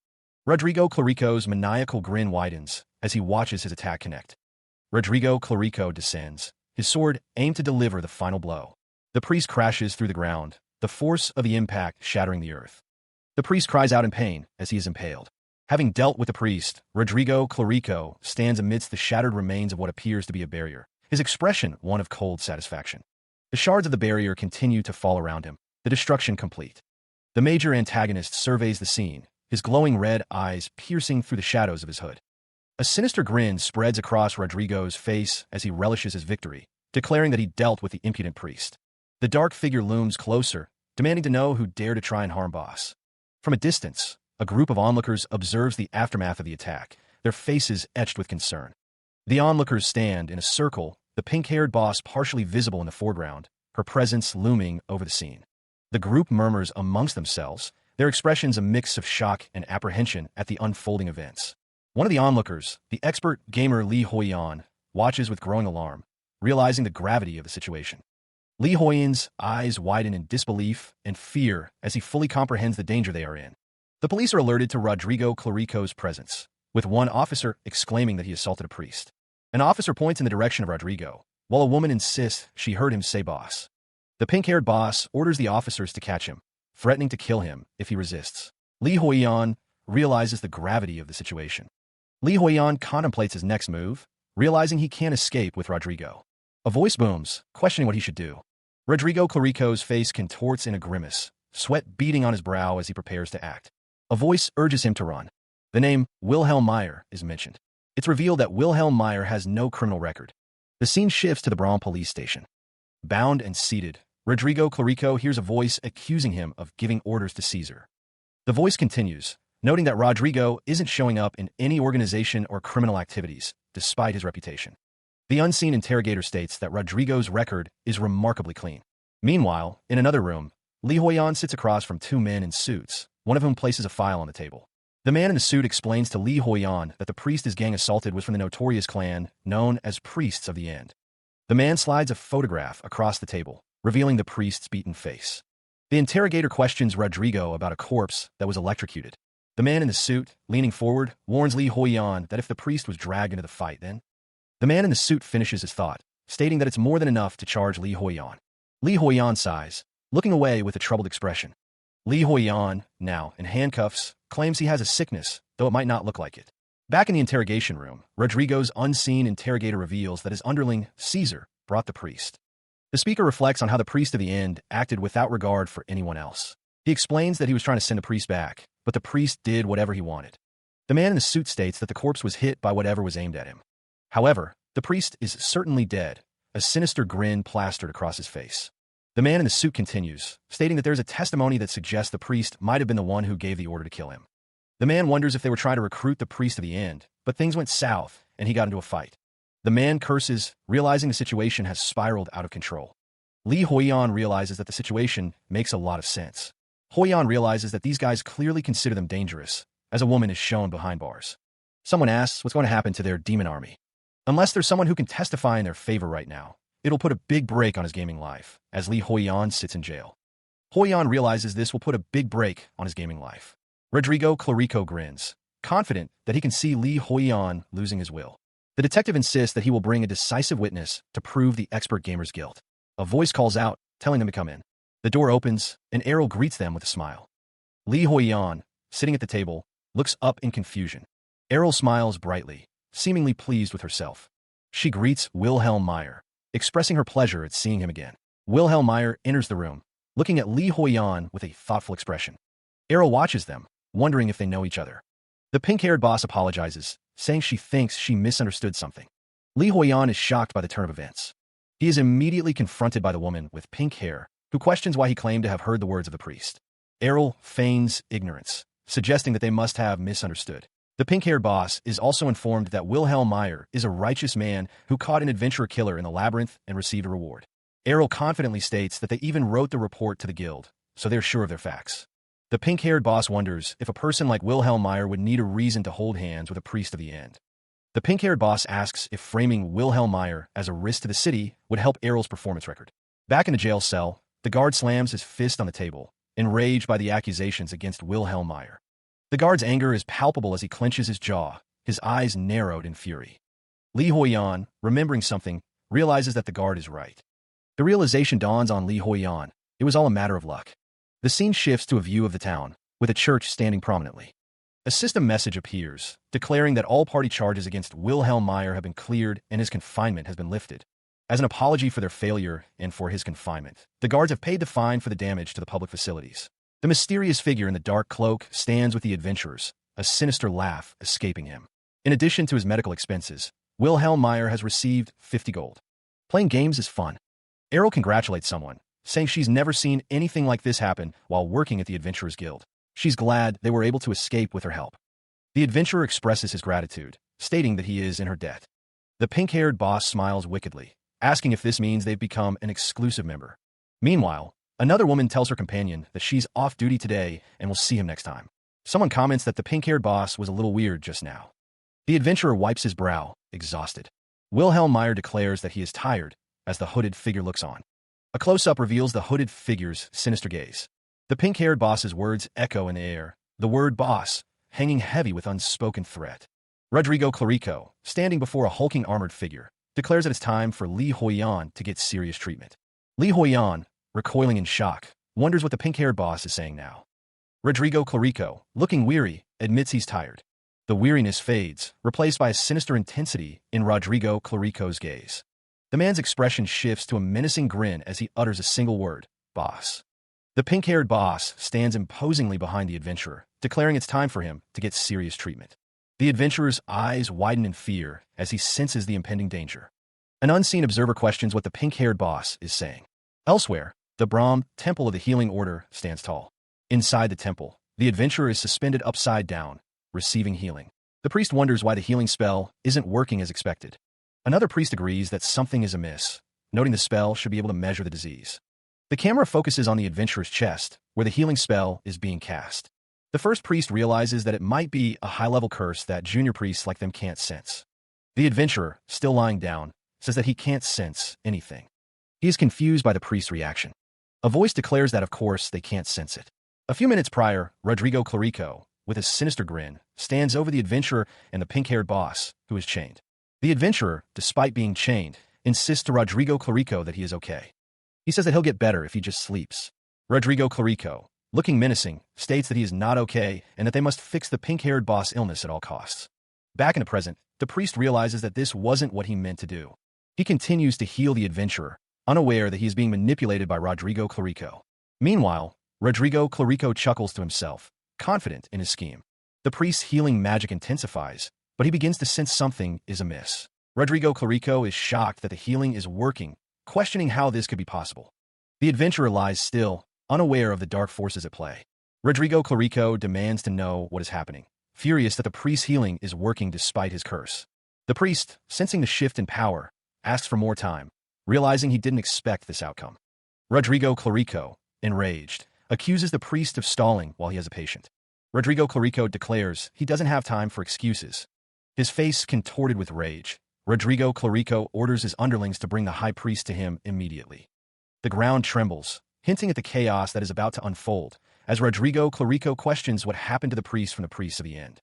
The adventurer, still lying on the bed, hears Rodrigo Clarico's threats and begs him to stop making things worse. A dark aura emanates from an unseen source. Meanwhile, a cloaked figure questions if the adventurer is the one they seek. The priest confirms that the adventurer is afflicted with an unidentifiable and powerful curse. The pink-haired boss demands to know who the cloaked figure is and orders them to move aside. The adventurer, still recovering, wonders what is happening. The adventurer's face is not looking good, and he wonders if it is because of the curse. He also wonders if someone is picking a fight. The adventurer's eyes widen in alarm as he sees something approaching. The priest, bathed in golden light, prepares to act. The adventurer wonders what is happening as golden light envelopes him. The priest's face is contorted in shock and horror. The adventurer wonders how this could be as the priest's hand hovers over him. He stares intently, his expression unreadable as he examines the adventurer. Suddenly, a voice breaks the silence. It's Elaine, an intermediate-level priest of the Healing Order, introducing herself. Elaine stands tall, her gaze unwavering as she continues her examination. The priestess speaks of a curse, one afflicting Rodrigo Clarico. The adventurer, lying prone on the table, wonders if he truly possesses something even he can't sense. Elaine's eyes widen in horror as she realizes the truth. It's the curse of all curses, the highest level curse imaginable. The priestess is stunned by the revelation. The pink-haired boss, observing from afar, is questioned by her subordinate, who asks if Rodrigo Clarico is going to die. The adventurer, still on the table, grits his teeth, finally realizing the gravity of his situation. Two researchers discuss the curse, marveling that Rodrigo Clarico only got away with his face looking like that, considering the curse's power. They call it research. The adventurer, upside down, curses the idiocy of the situation, realizing this case is going to upend the order. The pink-haired boss's subordinate, in a panic, urges her to do something, while Elaine and Rodrigo Clarico look on. The other priests insist they must call the Grandmaster at once, but someone thinks this is going to become a mess. The adventurer with the brown hair sweats nervously, the weight of the curse heavy on his mind. Meanwhile, a priest approaches Elaine, asking if he can speak with her for a moment. The priest wants to speak with her alone about his illness. Elaine considers the request. The Temple of the Healing Order stands tall against the sunset. Inside Elaine's personal library, the adventurer with the brown hair sits patiently, waiting for her to arrive. Elaine wonders if the information she needs is here at her library. The adventurer asks her to tell him what she knows. He begins regarding his curse. The adventurer doesn't want the Grandmaster to get involved. Elaine thinks that just the experience of healing a rare case like this is a huge help to their order, and no matter how expensive the costs are, they can cover them. She presses the adventurer, her expression hardening as she asks what will happen if she fails to heal him. The adventurer scoffs, confident in the notoriety of his underlings, implying that even the Brahm guards are no match for them. The adventurer continues, stating that he is the only one who can control his underlings. Elaine's face contorts in anger, her eyes wide as she declares that if she fails, she will die.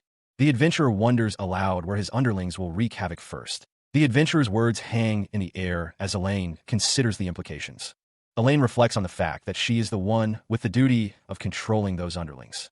Distress is etched on Elaine's face as she contemplates the situation.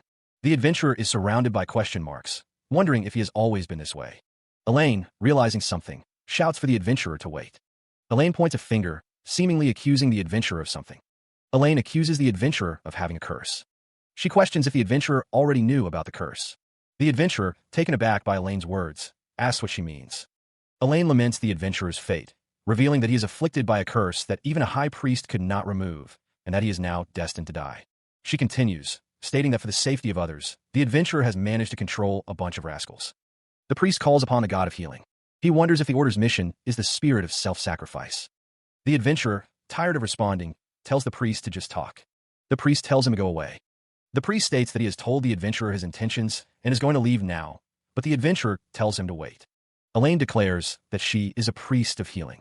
She says that even if it is a powerful curse, she can give a small boost to slow down the progress.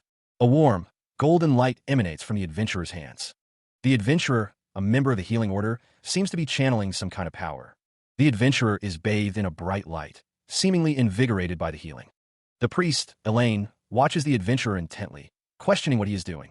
Elaine, a priest with a mission of healing, looks determined. Elaine asks if she can join the adventurer's party. The adventurer looks back at Elaine, surprised by her offer. The adventurer is shocked by the priest's request. The priest's offer comes with conditions, or perhaps a price. Elaine holds a golden cross, her expression suggesting she has ulterior motives. A voice declares that they don't need anyone. The declaration is met with surprise. Elaine smiles, insisting that she be allowed to accompany them. The blonde-haired woman declares that she needs neither money nor conditions. In the background, a priest and another man stand by. The blonde-haired woman, Elaine, smiles confidently, holding a golden cross necklace. The adventurer, Li Huiyan, is shocked by the situation, exclaiming that it's crazy. He realizes that this is possible, but it's starting to feel a little unnatural. Huiyan is starting to think that this continuous good luck he's been having is a bit much. It was already fortunate to acquire an intern priest, one who was only doing it for the experience. But to get 1-2 levels above the norm? Elaine beams, seemingly pleased with herself. The priest, however, seems to be questioning his own worth. He wonders if she isn't satisfied with him, despite his own greatness. He realizes that it's not just 1 or 2 suspicious things in the system. Li Huiyan's eyes widen as he recognizes the name Rodrigo El Drigo and the rank 97. Could it be treatment for being a former ranker? The question hangs in the air. Treatment for being a former ranker? Elaine, taken aback, asks if he is doubting the abilities of the order. She would like to accept right away, but Li Huiyan thinks about those manipulative management teams. The priest realizes that if he becomes a ranker like this, they'll try to take all the credit. Elaine calls out to the priest. A dark figure declares that in their party, Your life is the collateral. Li Huiyan, with a look of determination, thinks that you can only... The system message declares that surviving with that level of determination is impossible. Inside the church, the doors creak open. Silence hangs heavy in the air. The priest speaks, his words echoing in the hallowed halls. Elaine's expression is unreadable. Elsewhere, the pink-haired boss is told that her face looks better. The woman from before finds the situation pitiful. Back in the church, the priest asks that they pray for that man. A distant view of the city shows birds flying around the church. 1 hour later, the sign outside reads, Brahm Back Alley Restaurant. He is visibly upset. Inside the restaurant, Li Huiyan sits with the pink-haired boss, while a mysterious figure watches from a bar. The pink-haired boss teases, asking why his face is glossy, but his expression is so ugly. The cloaked figure at the bar thinks to himself that the wench is... The pink-haired boss asks if something is making Li Huiyan angry. To be honest, he is. He doesn't want to blame anyone at this point. But the mysterious figure states that their party messes up even the simplest things. The pink-haired boss is surprised by the hooded figure's statement. The mysterious figure is asked what they're talking about.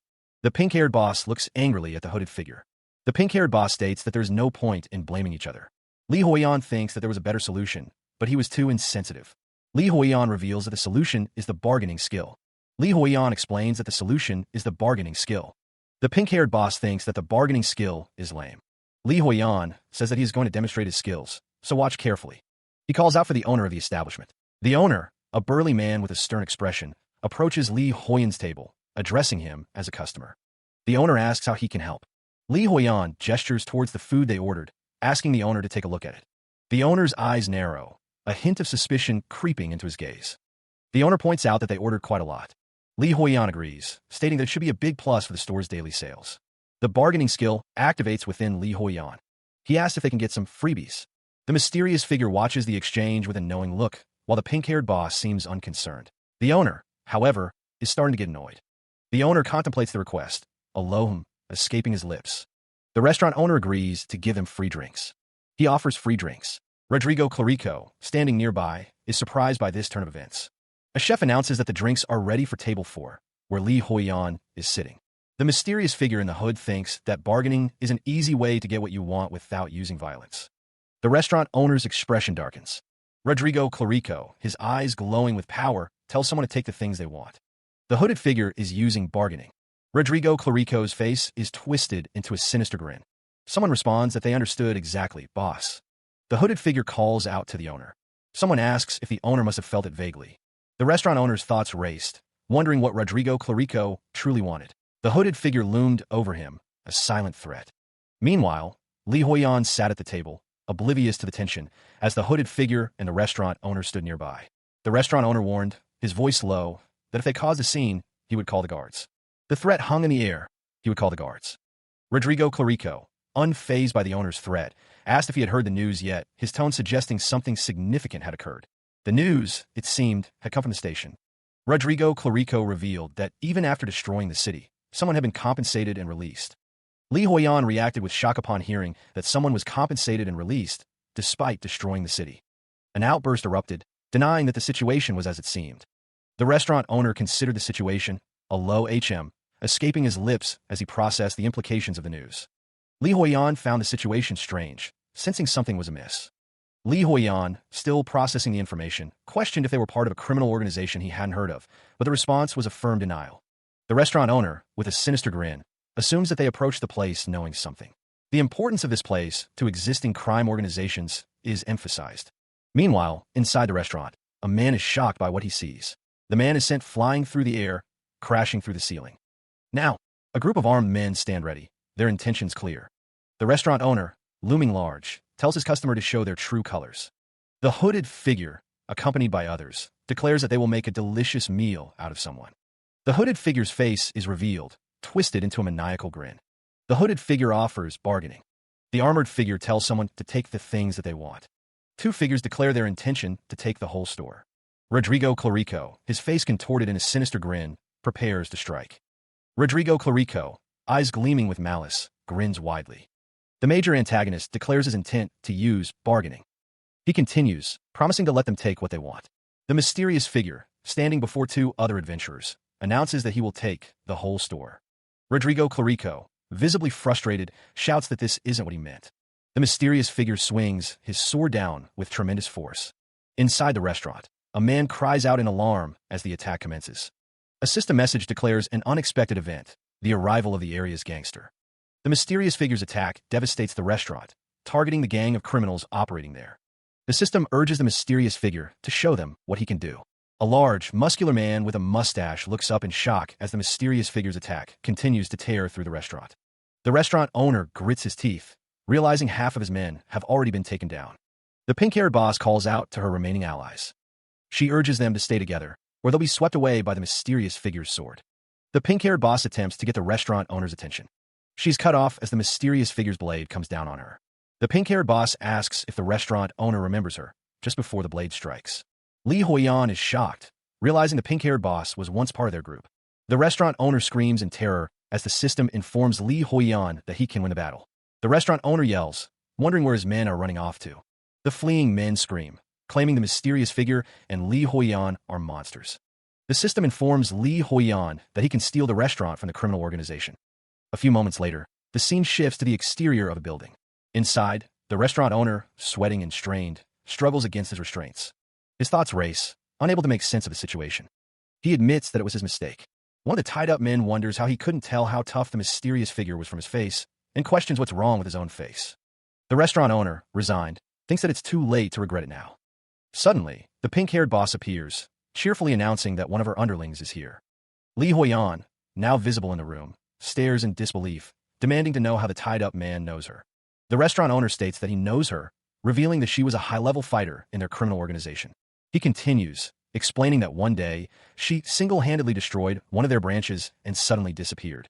The restaurant owner concludes that she's currently one of the most wanted people in the organization, causing Li Huiyan to exclaim in shock.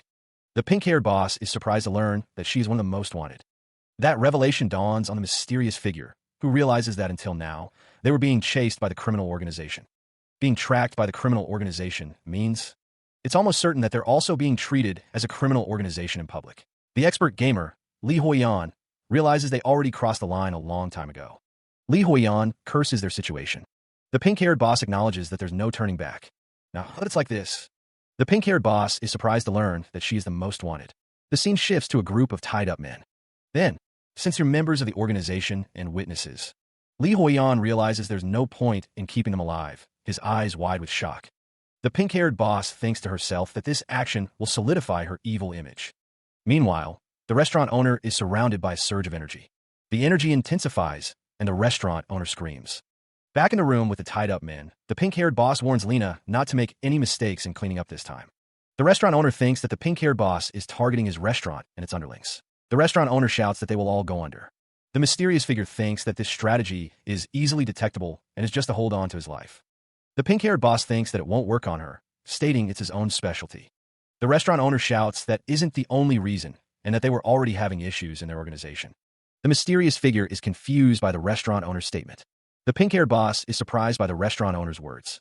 The mysterious figure realizes that the restaurant owner knows the identity of their criminal organization.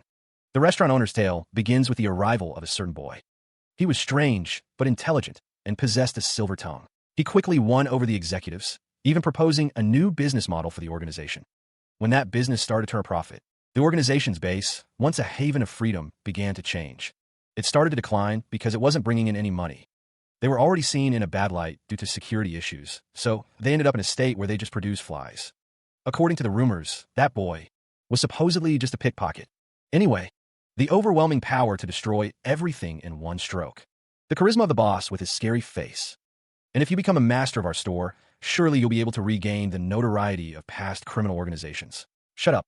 The pink-haired boss declares her disdain for those who are all talk and no action. The restaurant owner, unseen, orders Lena to stop. Lena states that she has heard the owner's reasoning. Meanwhile, Li Huiyan is presented with the offer for the store. Li Huiyan, glowing with power, declares that he will take the offer. Lena questions the sudden change in attitude, arguing that they are a criminal organization and will betray them. The restaurant owner insists that won't happen. The mysterious figure in the hood states that they are dead anyway, as Li Huiyan stands among them. A voice declares that he had no choice from the very beginning. The voice continues, saying that if he wants to prolong his life, the voice commands him to give his loyalty to Wilhelm Meyer, with the resolve to be born again. As Li Huiyan prepares to give his loyalty, the boss spirit skill activates. The activation of the skill reveals the tied-up rulers of the back alley restaurant, the criminal organization's base. An unexpected event is completed. The system declares that the rulers of the back alley restaurant swear loyalty to him. The back alley restaurant is now Li Huiyan's territory. A boot presses down on the face of one of the restaurant's former rulers. The system informs him that he can now collect protection fees and taxes from the restaurant. Li Huiyan now has pawns, underlings, and territory. The pink-haired boss and others stand before the restaurant owner, now under Li Huiyan's control. The system announces that all conditions have been met to form an organization. The system prompts Li Huiyan to create a name for the organization. He declared that from now on, his family would be known as the Wilhelm Meyer family. The organization would be called the Black Mountain Association. One of the underlings questioned the name, calling it lame. Li Huiyan clenched his fist, ready to lead. The pink-haired boss declared that the motto would be loyalty or death. One of the underlings asked the boss what their plans for the future were. The pink-haired boss stated that the main course of action for the Black Mountain Association was to beat the Labyrinth. One of the underlings questioned if they were going to beat the Labyrinth. Another underling remarked on how normal that sounded for a criminal organization. A voice declares that power and wealth are, of course, important. The speaker continues, gesturing to the crowd before him, but it's only a small part of what. The voice warns that there are powerful monsters in the Labyrinth. A glimpse into the Labyrinth reveals the truth of that statement, showcasing the terrifying creatures that dwell within. The voice explains that these monsters possess true strength, placing them in a different class from the people gathered here. The speaker emphasizes the importance of focusing on the Labyrinth's challenges rather than dominating insignificant things. The pink-haired boss, standing among her comrades, exclaims with excitement, while the mysterious figure in the hood seems to be thinking. The pink-haired boss shouts for the group to move out, and they charge forward, ready to face the Labyrinth's challenges. Meanwhile, a group of onlookers watches the team depart, their expressions a mix of curiosity and concern. Meanwhile, in the Brahm Eastern District, the stage is set for the next act. Under the silvery glow of the moon, the village nestled in the valley seemed peaceful, unaware of the events about to unfold. The sign read, Slum Village, a stark reminder of the harsh realities hidden beneath the tranquil facade. Inside one of the buildings, Li Huiyan, the expert gamer, stared in disbelief. He couldn't believe what he was seeing. The reason for his shock was the revelation that a significant organization was emerging. Elsewhere, a subordinate stood beside a hulking figure, reporting on the situation. The situation had escalated to the point where intervention was necessary. The hulking figure, Mr. Tama, was the one they needed to call upon. The narration speaks of the ruler of Labyrinth City. The narration continues, referring to the king of the nation, as a sprawling city comes into view. The king of the nation, Wilhelm Meyer, stares intently, his expression unreadable. Wilhelm declares that he doesn't need any of that. A voice declares the need to become the best. Wilhelm Meyer is seen with a sinister grin alongside the pink-haired boss, their intentions unclear. Wilhelm vows to overcome the labyrinth itself with his own hands. A system message appears, stating that Wilhelm Meyer has set a goal for the Black Mountain Association. The pink-haired boss taunts him, calling him ugly. The system displays information about the back alley restaurant and its employees that Wilhelm Meyer stole, as the employees are seen relaxing inside. The system states that their notoriety value is added to Wilhelm's existing notoriety. Wilhelm Meyer sees a notification that his notoriety has increased significantly. The restaurant owner reports to Wilhelm that they survived the crisis, but at a cost. Wilhelm simply replies, yeah. Meanwhile, elsewhere, someone remarks that news of Wilhelm's actions should have reached that child's ears by now. The speaker adds that they heard that Bastard has been active recently. The child being discussed, a young boy, stands with a towering, muscular figure. The speaker notes that the boy has a monster as a bodyguard. Elsewhere, a police officer thinks to himself that the boy should be around here. Nearby, a person asks if others have heard the news. The police officer approaches the boy and his bodyguard. The officer informs them that it's now illegal to carry large weapons in the square. The boy responds with a voice booms, stating that the rule exists because there's been a recent surge in powerful individuals, the police officer thinks, his expression troubled. The officer's thoughts turn to one user whose notoriety has risen tremendously. Supposedly, one of the descriptions they use to describe him is a big sword.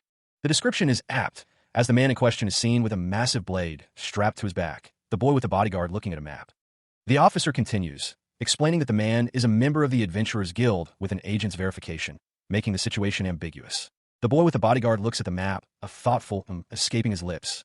The officer states that because of this ambiguous situation, all they can do is take precautions. The bodyguard apologizes to the boy, but an unseen figure tells the boy that he should leave his Hyung's weapon with them for now, catching the boy off guard. The boy with the bodyguard looks up, a wide smile spreading across his face. The boy with the bodyguard cries out as Mr. Tama's hand reaches for him. The force of the attack sends shockwaves through the air. The boy's eyes widen as Mr. Tama looms over him, cape billowing. Terror grips the boy as he stares up at the imposing figure. A voice booms out, declaring that the attack cannot happen here. Meanwhile, Wilhelm Meyer stands with his subordinates, the formation of the Black Mountain Association having exceeded the set value. The members of the Black Mountain Association bought some time, but the reputation of the organization exceeding a certain level means their position in the underworld rises, but they can be attacked by other groups of authority. One of Wilhelm Meyer's subordinates asks what he is looking at, as the risks of being on the radar of other groups of authority becomes apparent. Wilhelm Meyer observes the crowd, noting that being a boss player of notoriety is definitely different. He realizes that they're already being watched closely by suspicious eyes. The king thinks to himself that he would never get this much attention outside of the game. As his companion wonders why they're being watched, he realizes that if he is the center of attention like this from the start, then he can quickly grow his organization and soon be able to lie on top of his riches. Wilhelm also notices that some underling bastards are enjoying themselves, as the hooded figure and the pink-haired boss discuss whether they want to die. The king believes that at this rate, he should be able to easily control those idiots. He thinks that he could, if he wanted to. Wilhelm suddenly thinks to himself that he shouldn't repeat the previous Rodriguez El Drago's fall. He decides to put the Labyrinth conquest behind him and stay outside. Wilhelm Meyer stands before a large building with his companions. The king says no. He wonders what he was just thinking. A golden beam erupts, signaling a renewed attempt. The pink-haired boss stands alongside her allies, ready to face whatever challenge lies ahead, a stark contrast to what Rodrigo Clarico couldn't accomplish. As Rodrigo's name is invoked, a figure plummets through the air, seemingly defeated. The mysterious figure, clad in dark armor, grits his teeth, enduring the unseen force. The pink-haired boss reacts with surprise, her expression a mix of shock and disbelief. The hooded figure declares that this is a one-way ticket to hell, plunging into the depths of fear. Meanwhile, the pink-haired boss and the hooded figure stand before a crowd, observing the scene. The hooded figure acknowledges the dire situation, accepting that they will definitely die unless a miracle occurs. The pink-haired boss responds to the hooded figure's grim assessment with a simple, "So." The hooded figure reveals that Wilhelm Meyer is with them, suggesting a deeper alliance or shared fate. Li Huiyan's eyes widen, a surge of determination flooding his face as he prepares for what's to come. A booming voice echoes, challenging. Are you ready to make a miracle happen? The pink-haired boss, Wilhelm Meyer, and the mysterious figure stand ready, facing an unseen threat in the distance. Wilhelm Meyer flatly refuses, his expression unwavering as he states, "No, no." The pink-haired boss seems taken aback by Wilhelm's response, tilting her head in confusion. A soft chuckle escapes the pink-haired boss, hinting at a hidden amusement. The pink-haired boss, her eyes gleaming with excitement, declares that it's too much, but she needs to overdo it. Wilhelm Meyer is told he's getting a little carried away, but that he seems more like a boss now. The mysterious figure attempts to reason with the pink-haired boss, stating that he understands how she feels. Wilhelm Meyer insists that it's only the beginning of the game, and there's no.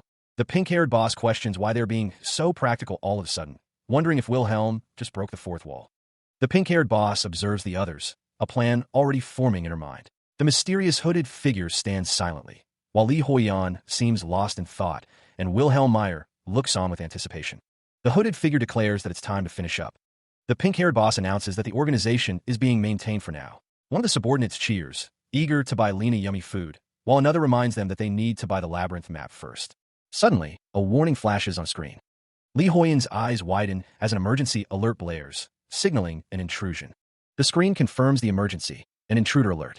The expert gamer, Li Huiyan, looks around, confused by the sudden alarm. The sign outside reveals the location under attack, the Black Mountain Association's restaurant. Li Huiyan's face contorts in a scream as he realizes the restaurant is under attack. The sign confirms that the Black Mountain Association base is located at the back alley restaurant. The aftermath of the attack is visible, with bodies strewn across the restaurant floor. Someone thinks to themselves that it wasn't easy coming all the way here. A voice admits that there were some minor complications along the way. He seems surprised by the state of the restaurant. The pink-haired boss states that otherwise, they would have arrived sooner. The group stands inside the ruined restaurant, surveying the damage. The aftermath of the battle is clear, with several bodies strewn across the floor. Wilhelm Meyer expresses his confusion, questioning why they would have arrived earlier. The pink-haired boss observes that Wilhelm already seems to be in a hurry. The mysterious figure seems shocked, thinking to himself about the situation. The mysterious figure is asked if he is acting on his own without the organization's instructions. Wilhelm Meyer seems to be thinking about something. The pink-haired boss is speaking to the mysterious figure. The pink-haired boss states that the mysterious figure is a child, as expected. Even if they are currently stolen, This place was clearly the property of the organization. The conversation continues, the topic being the mysterious organization. One of the figures suggests that if they had simply lured the robbers and dealt with them, things would have ended easily. The hooded figure, however, is criticized for wanting to destroy everything. The mysterious figure chuckles, realizing something. Li Huiyan is standing before Wilhelm Meyer, the king, looking up at him with a frustrated expression. Wilhelm states that Li Huiyan is similar to how they are both dragging around a big-ass monster.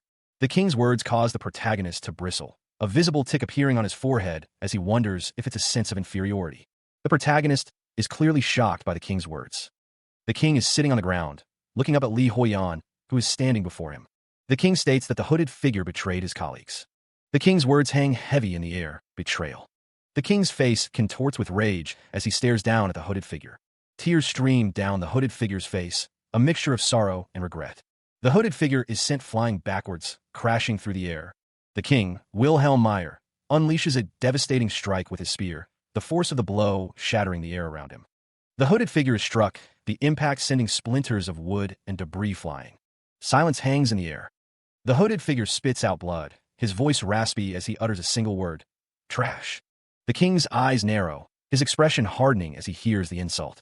The hooded figure retaliates, unleashing a burst of energy. The energy blast collides with the king's spear, the force of the impact sending shockwaves through the room. The hooded figure, revealed to be Rodrigo Clarico, stands defiant, his eyes glowing with power as he prepares for another attack. Rodrigo Clarico's energy blade clashes against the king's spear, the battle intensifying. The remnants of the energy blast dissipate, leaving scorched earth in their wake. The air crackles with residual power. Wilhelm Meyer, the king, braces himself against the shockwave, his expression a mix of pain and disbelief.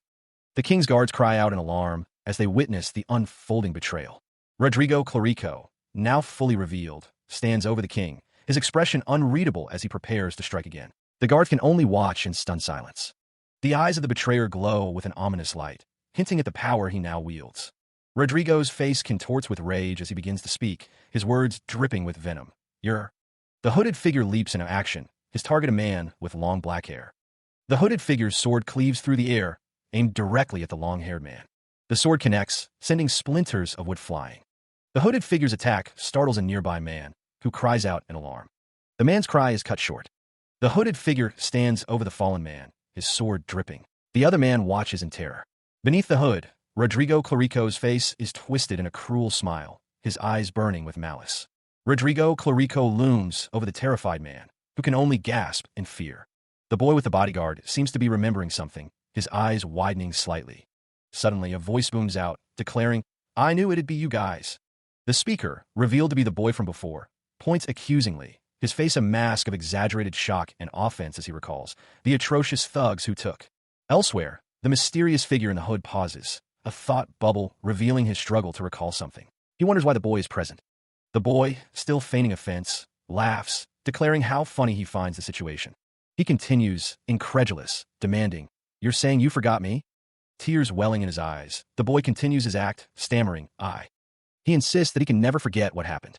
The boy recalls that day, his memory showing him hanging upside down, tears streaming down his face. He remembers being dragged across the street while hanging upside down. The boy with the bodyguard stands in the middle of the town, the bodyguard's presence imposing. The boy remembers the humiliation he suffered. He can never forget that day. The bodyguard stands behind the boy, listening intently. The bodyguard, recognizing the man in front of them, drops a few coins to the ground, preparing for a fight. The man in front of them is terrified, realizing who he is facing. The bodyguard accuses the man of stealing the boss's money and humiliating him. The bodyguard identifies the man as a pickpocket. The pickpocket confirms that the boy finally remembers him, calling him a bastard who is only strong. He then calls out to Caesar. A woman celebrates the mule-like boss being away. The pickpocket is surprised as Caesar attacks. Someone is amazed by the attack. A woman yells for Caesar to stop. He lunges forward, his eyes gleaming with malicious intent as he prepares to strike the bodyguard. The bodyguard is caught off guard by the sudden attack, a look of surprise flashing across his face. The force of the blow shatters the ground around them, sending debris flying in all directions. The bodyguard is sent hurtling backward, crashing through a nearby wall with a resounding impact. The scene shifts to a different location, a desolate landscape littered with rocks and sparse vegetation. Rodrigo Clarico, also known as Caesar, stands amidst the destruction, his expression grim as he surveys the aftermath of his attack.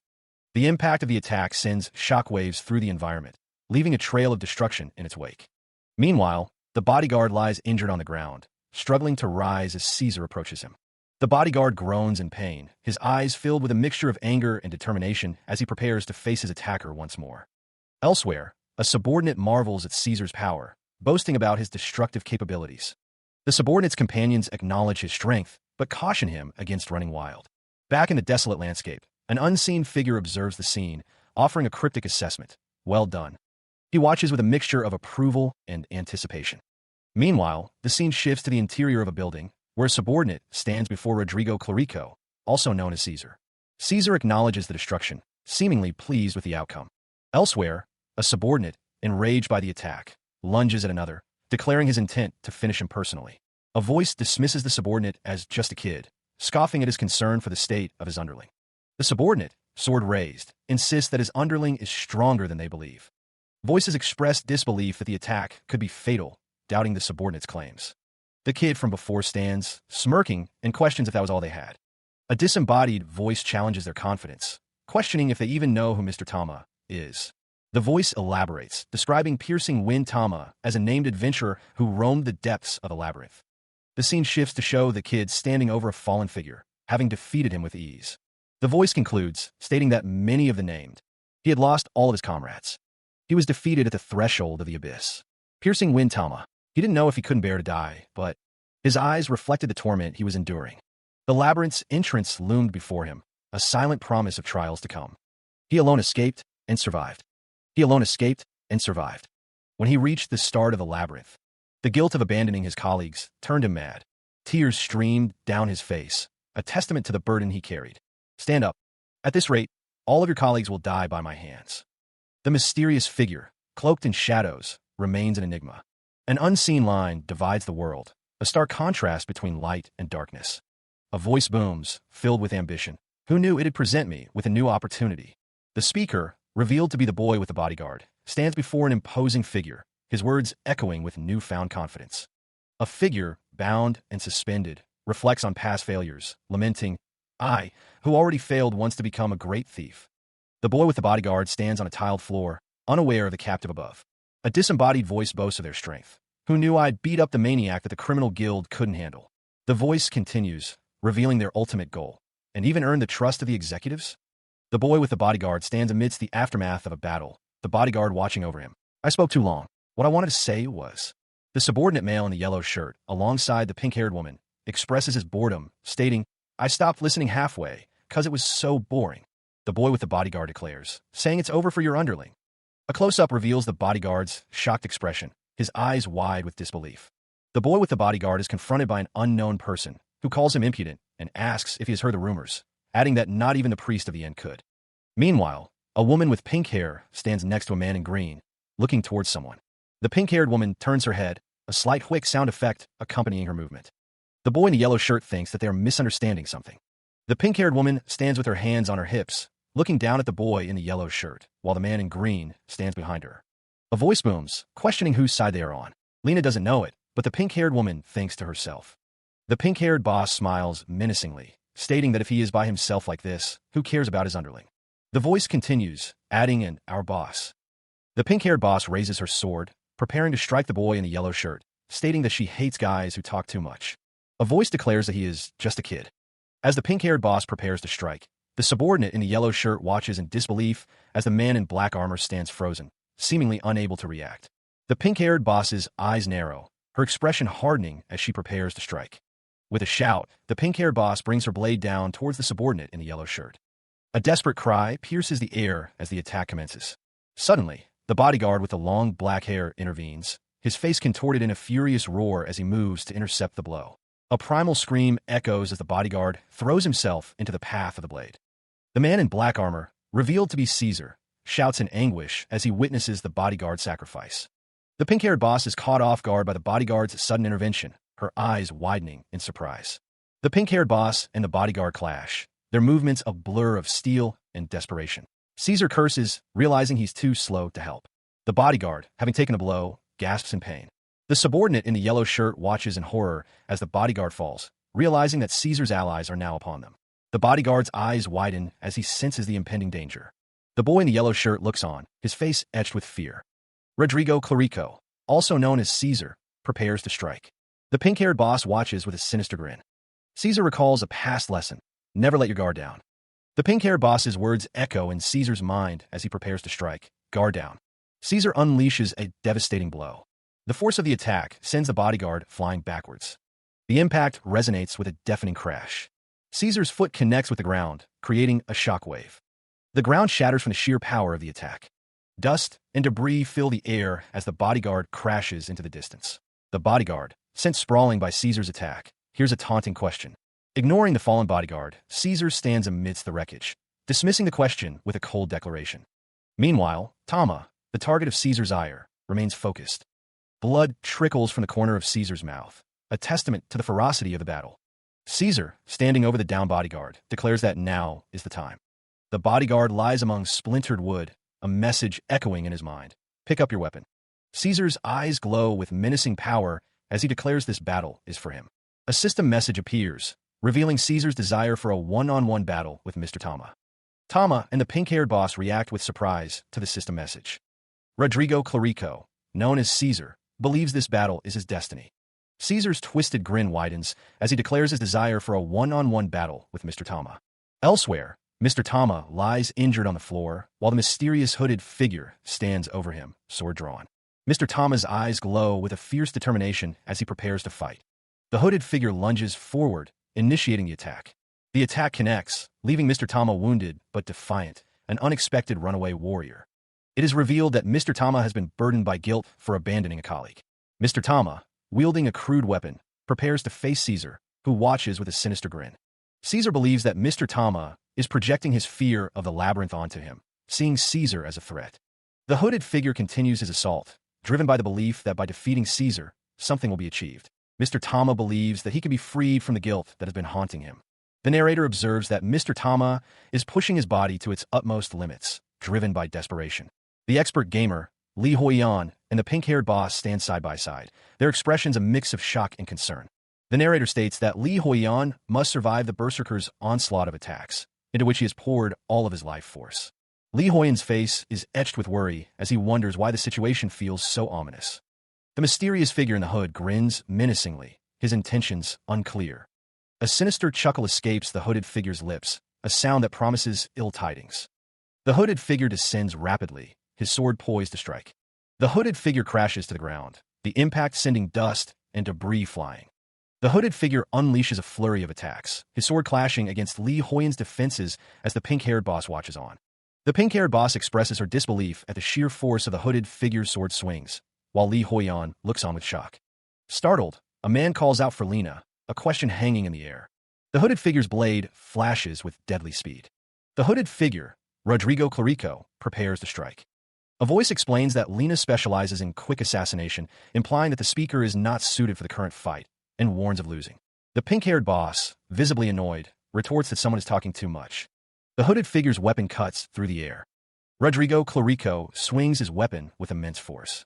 The pink-haired boss barely manages to block the incoming attack. Sparks fly as the weapons collide. Rodrigo Clarico glares intensely, his grip tightening on his weapon. His eyes widen with a fierce determination. Rodrigo Clarico continues his relentless assault. The pink-haired boss barely manages to parry the incoming strike, the force of Rodrigo Clarico's blow evident in the strain on her face. Suddenly, the restaurant owner bursts into the room, grabbing a nearby woman and pulling her to safety. The restaurant owner's eyes widen in disbelief at the sight before him. Rodrigo Clarico is shocked by the sudden updraft, unable to believe the power of his opponent.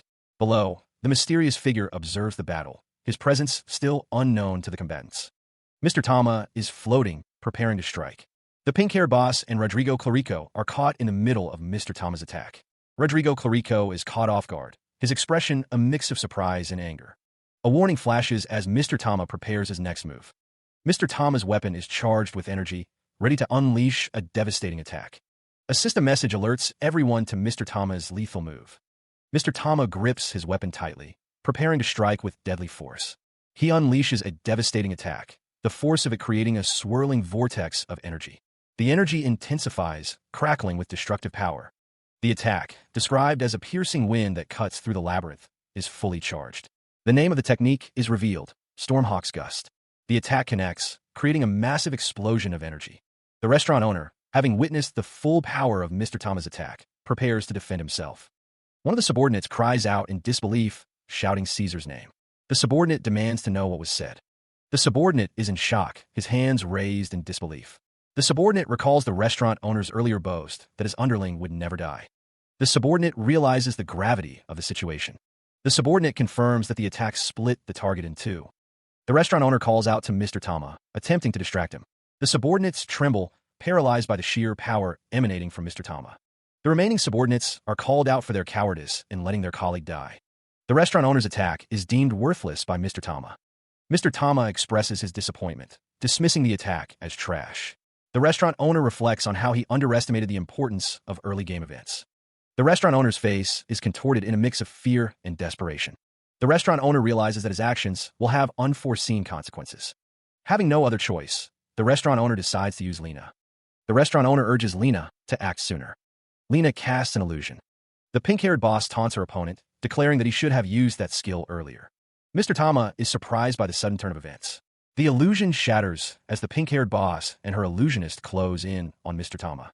The pink-haired boss, duplicated by Lena's illusion, asks what he thinks of the situation. The pink-haired boss mocks Mr. Tama's reaction speed. The pink-haired boss declares that Mr. Tama doesn't stand a chance, signaling that it's time to attack. A sinister grin spreads across the pink-haired boss's face as she prepares to strike. Mr. Tama realizes that the pink-haired boss is aiming for his vital points. The pink-haired boss's sword swings down with incredible speed. Mr. Tama is shocked as the blade approaches. Mr. Tama cries out as the pink-haired boss's sword cuts into his chest. The pink-haired boss's blade continues its deadly descent. The force of the pink-haired boss's attack sends debris flying. A subordinate cries out in alarm, questioning the sudden turn of events. The hooded figure's foot slams into the ground as he intervenes. The mysterious figure speaks, questioning who allowed the intrusion. The pink-haired boss, shrouded in shadow, questions the newcomer's presence. The hooded figure's face is revealed, a sinister smile spreading across his face as he declares this is his fight. The hooded figure's blade clashes against an unseen opponent. The force of the impact sends shockwaves through the air. The hooded figure is sent flying backward from the force of the blow. The pink-haired boss's sword is raised, ready for another strike. The pink-haired boss's gauntlet clashes against the hooded figures. The pink-haired boss and the hooded figure lock eyes, their battle intensifying. The hooded figure's hand clashes against Mr. Tama's, the force of the impact creating visible shockwaves. The two glare intensely at each other, their faces contorted with rage. Their hands remain locked in a stalemate, neither willing to give ground. Rodrigo Clarico, his face twisted into a sinister smile, questions why the pink-haired boss is so obsessed with her colleagues. The pink-haired boss wonders if it was at the most crucial time that she was betrayed. Rodrigo Clarico's grin widens as he suggests she was betrayed by her most trusted colleague. Mr. Tama's expression hardens, his eyes narrowed with suspicion. Rodrigo Clarico continues to taunt her, asking what's the reason she's hanging on to such an insignificant concept like colleagues, stating that colleagues are just a necessity. The pink-haired boss is told that she was just so weak that she wasn't even a necessity. Rodrigo Clarico, now bathed in a sinister red glow, declares that she didn't realize it even after going through the labyrinth. The pink-haired boss is told that it's how the world works, there's no use for the weak. The subordinate seems to be in shock after hearing Rodrigo Clarico's words. Another subordinate questions if Rodrigo Clarico is talking about the pink-haired boss, while Rodrigo Clarico curses her under his breath. The pink-haired boss's legs tremble as she wonders how Rodrigo Clarico could say such a thing. The pink-haired boss is called a weak one. Meanwhile, the mysterious hooded figure declares that Mr. Tama will never surpass him. Mr. Tama grits his teeth, tears welling in his eyes, as he thinks of the reason why he must fight. A voice echoes, stating that he failed in the first place. Mr. Tama's eyes widen with despair. Blood trickles from Mr. Tama's eye, a sign of his weakening resolve. The scene shifts to a flashback, showing Mr. Tama kneeling before a group of demonic figures.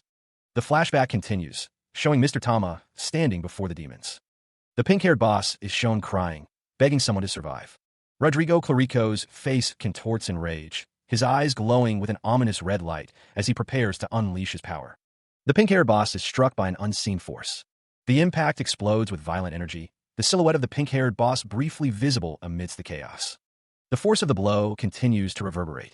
Rodrigo Clarico stands triumphant, his power overwhelming the pink-haired boss. The sound of the attack echoes through the area. Meanwhile, a group of adventurers watches in stunned silence, the shock evident on their faces. Below, a figure lies prone, obscured from view. One of the adventurers, a young man, cries out in anguish, tears streaming down his face as he witnesses the scene. His desperate cry pierces the air. "Mr. Tama!" The sign for Braum Back Alley Restaurant stands before a dilapidated building. Below, a subordinate's face contorts in fear as he witnesses the unfolding events. His terror is palpable, sweat beading on his brow as he watches the carnage. A desperate cry rings out, "Mr. Tama!" The source of the panic becomes clear as Mr. Tama's rage explodes outward. The hooded figure, the mysterious subordinate of Rodrigo Clarico, is caught in the blast of Mr. Tama's power. Mr. Tama's eyes glow with a menacing red light as he unleashes his berserk state. A system message warns that Tama's rampage state exceeds the limit of what can be handled. Blood splatters across the room as Mr. Tama's rampage continues, the hooded figure and the subordinate in a yellow shirt caught in the crossfire. The subordinate in a yellow shirt reflects on his situation, realizing he poured all his CP into Mr. Tama, but can't believe what is happening. The subordinate thinks that having an event with a rampaging berserker is basically the last boss of the beginning, and he thought it'd be over after a moderate confrontation. Mr. Tama's sinister grin stretches across his face, his eyes glowing with malevolent intent. The thought bubble emphasizes the shock of those who underestimated him, to think he'd go beyond that. The voice echoes, laced with disdain, questioning if they're already weak. The subordinate, covered in blood, is told that he is not just useless, but insignificant too. The voice continues, stating that he sees they understand now how they've been wrong this whole time. Elsewhere, the adventurer and his companions look on with shock and concern. The reason for their defeat in their foolish past, Mr. Tama explains, is because, he continues, revealing the core of his philosophy. They didn't have a boss in their party. The adventurer, Li Huiyan, is visibly confused by this revelation, a question mark hanging over his head. The subordinate is reminded that colleagues are just equals, and such a tenuous relationship will only loosen in a moment of crisis. Mr. Tama emphasizes that if they really want to overcome the crisis, a strong superior like a boss must press it down. The villain's face contorts in a manic grin as he demands if they understood. He continues his lecture, stating that only by forcing oneself can one truly give their whole life. The philosophy continues. One can abandon a colleague, but never a boss. The intensity of the situation is palpable as Rodrigo Clarico's eyes narrow, his expression hardening. The power emanating from Rodrigo is immense, causing his subordinate, the subordinate in a yellow shirt, to exclaim in shock. Li Huiyan recoils, questioning the logic of such a statement. A surge of power erupts from Rodrigo, the force of it shaking the very foundations around him. Rodrigo Clarico, now engulfed in a crimson aura, unleashes a primal scream as his strength reaches its peak. The force of the attack sends Mr. Tama crashing through the ground. The impact leaves Mr. Tama bloodied and defeated. A system message confirms that Rodrigo has won the one-on-one duel against Mr. Tama. The system announces that Rodrigo's strength has drastically increased. Rodrigo Clarico grins, reveling in his newfound power. Rodrigo Clarico's victory is announced, revealing that he has acquired the fixed stat, tenacity. Elsewhere, two subordinates celebrate their narrow victory, unaware of the larger game at play. One of the subordinates, however, is confused by the situation. Li Huiyan observes the unfolding events, a thoughtful expression on his face. Regardless of the process, the reward is too cheap, even though they cleared an event this big. The subordinate wonders what the management team is up to. Suddenly, the subordinate is struck by an unseen force, sending him reeling. Fear grips the subordinate as he realizes he's been attacked. The attacker dismisses the event. Rodrigo Clarico's face is shown, revealing that he was the one who attacked the subordinate. Li Huiyan watches with a knowing smirk as the subordinate is attacked. It's because his underling is insanely competent. The subordinate, pointing towards an unseen threat, calls out that someone is a killer. The two subordinates react in shock to the unseen arrival. The cloaked figure of Rodrigo Clarico descends, the impact of his arrival shaking the area. Rodrigo's armored feet land heavily, the force of his descent creating a shockwave. The game system announces that a special event scene will be played. The game system identifies the event as Underling Caesar's nightmare. Rodrigo, his face twisted in a cruel sneer, declares his intent to cut them up. The subordinate, standing in a cavernous space, braces himself as Rodrigo approaches, his massive sword glinting in the dim light. Li Huiyan pauses, a thoughtful expression on his face.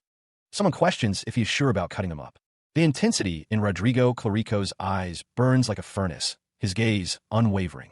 Rodrigo stands tall, a palpable aura of menace radiating from him. The subordinate, observing the scene, admits he can't even tell who was truly cut down in the previous exchange.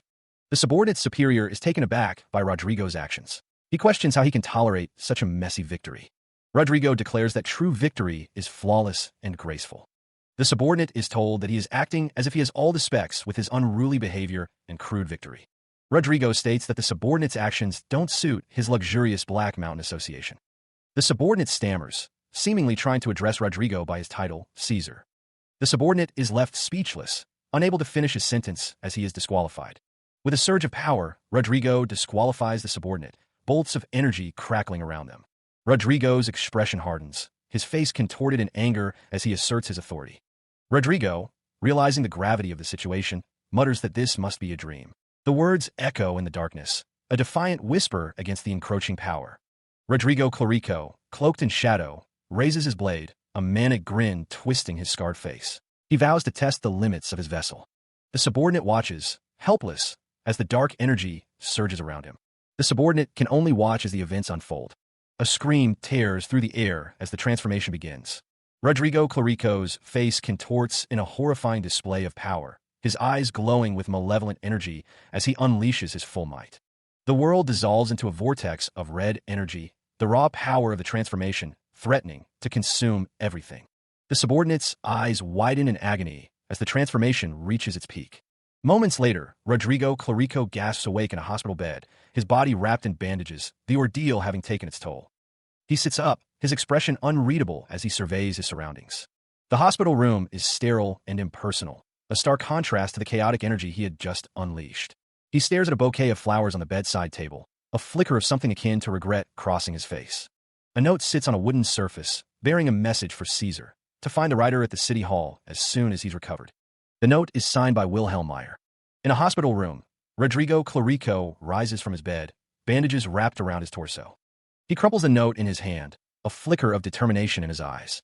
The city of Brahm sprawls beneath a clear sky, its buildings nestled within protective walls. The East District City Hall stands tall, a symbol of authority in Brahm. An exclamation of disbelief hangs in the air. A man gasps, realizing that the madman Tama, who they thought they had taken care of, is still alive. Tama hangs in chains, his body scarred and marked. He is identified as a large landowner in the East District. The City Hall Real Estate Division staff member confirms that the traces found are remnants of a named individual's past. The staff member, CLED, offers a curt, "Good for you." According to the Labyrinth world system, the Black Mountain Association has become a partial owner. It's revealed that the madman, Tama, was a real pain in the ass. The City Hall Real Estate Division staff member stands behind the counter as a group of adventurers approaches. Recently, rumors of collusion with a crime syndicate has been circulating, and the problem has been getting worse. An underling is berated for going on and on about colleagues. He's called trash. The subordinate is reminded that he was just aiming for Tama's wealth. The subordinate looks off to the side, listening intently. Why is it only partial? CLED is seen writing with a quill. A hand slides a document across a desk. The City Hall real estate staff member, Cled, smiles with a hint of malice. Elsewhere, the subordinate in the yellow shirt realizes that they've already acquired half of Tama's fortune. The pink-haired boss decides that things are working out, resolving to take care of the boy and steal whatever he has. The subordinate in the green shirt restrains the boy, while the pink-haired boss raises her sword, telling him to hold it in, insisting he's just a kid. The boy begs for mercy. Desperate, the boy offers to become their slave if they let him live. The subordinate in the yellow shirt is shocked by the offer of servitude. The sound of something heavy echoes through the manor of Tama, the piercing wind, located in the East District. Before the group stands a manor's owner, Mr. Tama, though the room is empty and dilapidated. Mr. Tama questions if this is all there is, noting the lack of property and wealth he was promised. He then calls the subordinate Lave. The subordinate, confused, looks back at Mr. Tama. The subordinate begins to speak, acknowledging his status. His eyes widen as he's being called by that name. He questions why he's being called Lave when it's not even his real name. Mr. Thomas shouts at him to shut up, explaining that he's calling him Lave because it's shorter than slave, and calls him a boomer. The subordinate trembles and quivers, accepting that his name is now Lave. Mr. Tama continues to rage and yell, questioning why the place is so poorly maintained and if they're trying to shift the responsibility onto him. The subordinate begs him to spare him this once. The sound of the manor collapsing echoes ominously. The pink-haired boss surveys the dilapidated state of the manor, a teddy bear impaled on a spike amidst the rubble. A closer look reveals the teddy bear pierced by a sharp metal rod. The pink-haired boss wonders if there are more traps like that in the manor. The subordinate, Lave, trembles as he realizes the manor is filled with manifestations of Mr. Tama's regrets and fears about the labyrinth. The pink-haired boss laughs, declaring that no one could possibly live here and that acquiring this place was all for nothing. She warns that some parts of the manor could be quite dangerous, potentially even poisoned. Lave shivers, thinking that the manor isn't going to be worth very much at all. The pink-haired boss expresses her disappointment, acknowledging that while it's great to have a vast territory, she won't be able to make use of the most important thing, the manor. The pink-haired boss and Lave stand amidst the ruins, the extent of the damage now fully apparent. She considers their options, the pink-haired boss wondering what to do next. The boss raises a hand to her glasses, agreeing that they might as well demolish the entire building. The boss's words echo in the empty building as the group stands in silence. The subordinate in the green shirt realizes that the boss is right. The subordinate in the yellow shirt chimes in, stating that demolishing the building will solve the problem. The subordinate recalls the early part of the labyrinth, hinting at the dangers within. Despite being in the beginner's zone, the subordinate finds it unlikely that there aren't any traps, as a large figure looms in the distance. The subordinate in the green shirt thinks to himself that it's getting in the way, wondering if Kaiser simply bulldozed his way through, destroying any traps along the way. The group stands in the dilapidated manor, the boss and her subordinates contemplating their next move. The subordinate thinks that it's going to be impossible to manage this place anyway, deciding that after tearing down the entire manor, he'll enlist the help of an architect who specializes in hideout buffs. The subordinate in the green shirt smirks, thinking to himself that he'll build a new base for the Great Black Umbrella Gang. The subordinate in the green shirt is confident, knowing that he already has enough money. The subordinate, along with the pink-haired boss and Mr. Tama, listened as another subordinate snickered, explaining that if they wanted to build a fancy base with applied buffs, it was best to save up every penny. The pink-haired boss's subordinate whispered to her, wondering if he normally got that hideous at random points. She confirmed with a hum. The subordinate clenched his fist, urging Kaiser to hurry up and come back. He couldn't wait to put Kaiser's competence to use. The pink-haired boss and Mr. Tama walked away, the boss acknowledging something. The subordinate laughed maniacally, looking at the manor they were planning to demolish. His laughter echoed with a sinister glee. The city of Labyrinth sprawled beneath a clear sky, its buildings a mix of old and new. Downtown square buzzed with activity, a central hub of clamor and chatter. The air sliced with a whyish as a figure moved with unnatural speed. Rodrigo Clarico, cloaked and armored, strode through the square, his presence commanding attention. Each step the major antagonist took echoed with purpose, his destination unknown to the bustling crowd. Nearby, a subordinate clenched his fist, muttering about true victory as he glanced at Rodrigo Clarico. The major antagonist's thoughts were focused on the elegance of his next move. A man in a white GI called out to the cloaked figure, singling out the one carrying a great sword on his back. The man's voice boomed, making it clear he was addressing Rodrigo Clarico directly. Rodrigo Clarico stopped, turning to face the man in the GI, demanding to know what he wanted. The man in the GI retorted, telling him to watch his language and suggesting he keep walking to avoid an early demise. With a menacing grin, the man in the GI prepared to attack, the sound of his movement echoing ominously. The man in the GI is clearly taken aback. Rodrigo Clarico, his face twisted in anger, demands, "You trying to F***CK with me?" Word of the recent events has already begun to spread. Rodrigo Clarico continues, relaying what he's heard. There was an epic one-on-one fight between two warriors. The man in the GI continues the story, adding, wielding great swords in the East District slums. The subordinate in yellow relays the rumors. The news has already spread like wildfire in my industry. There were barely any witnesses, though. The man in the GI considers this information, a thoughtful expression on his face. Rodrigo Clarico, however, is not impressed. But I do not agree with them. Rodrigo Clarico shouts, his frustration evident. The subordinate in yellow relays the common opinion. People are saying that the visible traces, it was just a messy brawl, that's all. Rodrigo Clarico's anger reaches a boiling point, his face contorted in rage. The man in the GI is shocked by Rodrigo Clarico's outburst. The subordinate in the GI asks Rodrigo Clarico why he thinks that way. Rodrigo Clarico dismisses the idea of martial arts. He claims that no martial arts were involved in the fight. The man in the GI explains that being in the right place at the right time, with flawlessly efficient strikes, truly leads the fight. He continues, stating that a flexible posture naturally directs the momentum of the fight. The man in the GI believes that the duel was missing the elegance and grace of Baekbokwan. He emphasizes that Baekbokwan is a martial art. He reiterates that it truly leads the fight. Rodrigo Clarico is asked if he, too, is a fighter who wields a great sword. The man in the GI asks Rodrigo Clarico to consider taking this chance to learn Baekbokwan. He suggests that learning Baekbokwan would leave behind a legacy of epic combat in history. The subordinate in the yellow shirt tells Rodrigo Clarico not to let this golden opportunity slip away, adding that by signing up at his gym now, he'll even get various free gifts, but Rodrigo Clarico tells him to shut up. The subordinate in the green jacket gulps, his expression betraying his anxiety. Meanwhile, Rodrigo Clarico snickers, pleased with what he is about to witness. The man in the GI chuckles, eager to demonstrate the assassination skill. The scene shifts back to the game world. The location is identified as the East District of Labyrinth City. The scene focuses on the manor of Tama, the piercing wind. A thwack echoes as Lave, the slave, executes the basic assassination skill. Rodrigo Clarico praises the display, impressed by the talent shown.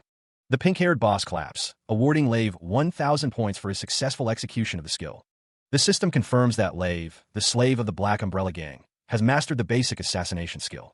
The pink-haired boss taunts the man in the green jacket, pointing out that the slave's performance was superior. The woman with purple hair asks when a competent subordinate will arrive. Meanwhile, Kaiser fumes, realizing it's far past his shift. Rage consumes him, but he forces himself to apologize. Kled smirks, stating that she has a question. She tells him to shoot away. The narration describes the state of disrepair in East District. The narration continues, mentioning a crazy, well-known adventurer who, enticed by a small-time thief, has been creating havoc in the area. Kled notes that the city hall basically gave up dealing with the issue. Fortunately, a previously unknown criminal gang emerged and dealt with those troublemakers, but the situation hasn't really gotten much better. Kaiser looks on, listening intently. The narration states that she has never seen a government official escort anyone with such dedication, to the point of staying late after work. Rodrigo Clarico wonders if City Hall has recognized Kaiser's competence. The City Hall real estate staff, Kled, is covertly attempting to address the situation by keeping them confined there for the long term. Kled laughs, telling Rodrigo Clarico that he is pretty sharp. The staff member continues, stating that as the boss of the notorious new criminal gang, one wouldn't expect anything less from him. She adds that the reason she voluntarily stayed past her shift is somewhat tied to her personal feelings. Kled beams, her expression unreadable behind her glasses. Elsewhere, a knight and two subordinates gape in shock at something before them. One of the subordinates is confused, wondering what she is talking about all of a sudden. The man in the GI aims for the perfect strike, confident in his technique. His movements are flawlessly efficient, his posture naturally directing the momentum of the fight. He recalls that the previous duel lacked the elegance and grace of Baekbokwan. Baekbokwan, a martial art that truly leads the fight. The man in the GI faces Mr. Tama, who wonders what he is thinking. Mr. Tama questions if he is a fighter who wields a great sword. The man in the GI sees this as a chance to learn Baekbokwan. He wonders if he will leave behind a legacy of epic combat in history. Rodrigo Clarico, observing the scene, finds it all very well. Rodrigo Clarico chuckles, eager to see how it's done. The world was in a great era of gears, and the 5th-generation VR game, Labyrinth World, was known for its difficulty. The difficulty increased substantially from the beginning of the dungeon. A ding signaled the acquisition of a treasure chest, making acquiring top-notch items extremely important. These items enhanced the stats of each character. However, this also led to disparity among players, as the quality of one's game experience depended heavily on their possessions.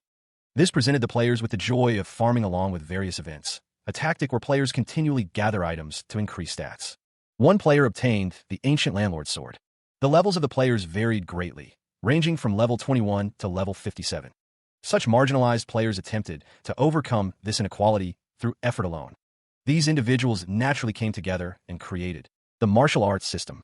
The fact that they attempted to improve their gamers' control through martial arts training was commendable in and of itself, but the sign above the door reads Bekbo Gym, the letters Day and Dun emblazoned above and below. Inside the gym, two men in white GIs observe the training. One of the men, wearing a green headband, looks on with a mixture of shock and concern. The word Dun appears again, this time in a stylized font, suggesting a powerful impact. The man in the GI is sent sprawling across the floor, the force of the blow creating a visible shockwave. A figure cloaked in shadow watches the scene, a palpable aura of menace radiating from him, as the word chills appears. The cloaked figure's armored boots are shown in detail, hinting at his power and the source of the earlier impact. The cloaked figure, revealed to be Rodrigo Clarico, smirks, enjoying the pain he inflicted. A bone cracks. The man in the GI, now on the ground, wonders aloud if this is what martial arts truly is. An unseen observer vehemently disagrees, declaring that the essence of Baekbokwan is not to recklessly strike people. Rodrigo Clarico scoffs at the mention of Baekbokwan, finding the name laughable and suitable only for a bug. The word Dun reappears, now in a purple hue, perhaps indicating the next strike is coming. Rodrigo Clarico is shocked by the resilience of the Baekbokwan practitioners. The major antagonist finds the situation growing tiresome and grabs the fighter in the GI. Rodrigo declares that if they don't comply, the gym will be destroyed today. A subordinate expresses his fear of the situation. The subordinate reflects that Rodrigo was supposed to recruit new members, not cause destruction. Another subordinate realizes they are doomed as Rodrigo prepares to stomp on the fighter. Rodrigo brings his foot down with tremendous force. The man in the GI screams in pain and anger. Rodrigo glances down at the fighter, enraged that he dares to cause such a ruckus in the sacred gym. The sound of the impact echoes as Rodrigo stands over the down fighter. The fighter in the GI is defeated. Rodrigo Clarico shoves the fighter away with brutal force, his masked face twisted in a sneer. He questions if the fighter is who he thinks he is. The fighter is sent flying back, unable to defend himself against the overwhelming power. Struggling to rise, the fighter manages to utter a questioning, "Are you?" Rodrigo's grin widens, his eyes gleaming with malicious intent as he confirms that he is indeed the strongest in the gym. The defeated fighter's perspective shifts, revealing the imposing figure of Rodrigo standing over him, his red eyes burning with intensity. The major antagonist's face is illuminated, showcasing his sinister smile and the scars that mark his face. The sign for Bekbo Gym gleams, a stark contrast to the impending doom about to befall it. A young boy, witnessing the scene, begins to whimper and tremble in fear. The defeated fighter lies prone, his GI torn, his chest heaving with exhaustion and defeat. Rodrigo advances, each stomp of his foot amplifying the boy's terror as he cries out in despair. Other students try to comfort the boy, explaining that he shouldn't have imitated the master's voice and that the master will teach the intruder a lesson. Rodrigo, looming over the fallen fighter, repeats the fighter's earlier question, now laced with mocking contempt, asking if he's kidding him. The defeated fighters watch as Rodrigo Clarico stands triumphant. He reflects on his journey, stating that he came with great expectations. The hooded figure, now revealed to be Rodrigo Clarico, stands tall, his eyes gleaming with a sinister light. He admits that his expectations have not been met. The fighters around him flinch, remembering his claim of achieving immortality through this martial art. The martial art, he thinks, resembles a twitching bug. Rodrigo Clarico demands if they now grasp the gravity of the situation, stating that the only way they can prove their claim is to stay alive no matter what he does. A menacing aura surrounds Rodrigo, the word "Dilem" echoing his intent. The sound of impact reverberates as the fighters brace themselves. One of the fighters trembles, fear gripping him as he realizes the danger. Another fighter grits his teeth, frustrated by the situation. A wooden training tablet is slammed against the floor, a symbol of the gym's shattered pride. The man in the white GI declares that he is quitting, while another man questions his actions. The badge on the GI proves that he is a member of the gym. All this time, he believed that with enough effort, he could overcome any obstacle, but he is now proven wrong. The hooded figure points out the insane beast and directs attention to his status window, revealing his name to be Kaiser, level 15 Slayer. The hooded figure states that Kaiser is only level 15, a newbie level. Despite everything, Kaiser's stats are so high that he can easily overpower mid-level adventurers, and he has an insane item set. He's a Silver Spoon character. Kaiser was created by spending real money worth billions of 1 in CP, approximately several million USD. The man in the white GI can't believe what he is hearing. The hooded figure emphasizes that Kaiser is a henchman. The man in the white GI is shocked. If the henchman is that strong, the man in the white GI wonders just how much more powerful the main character is. A figure in green armor wonders if someone is talking behind his back. The trainees lament their helplessness, foreseeing a grim future where they are ultimately slaughtered.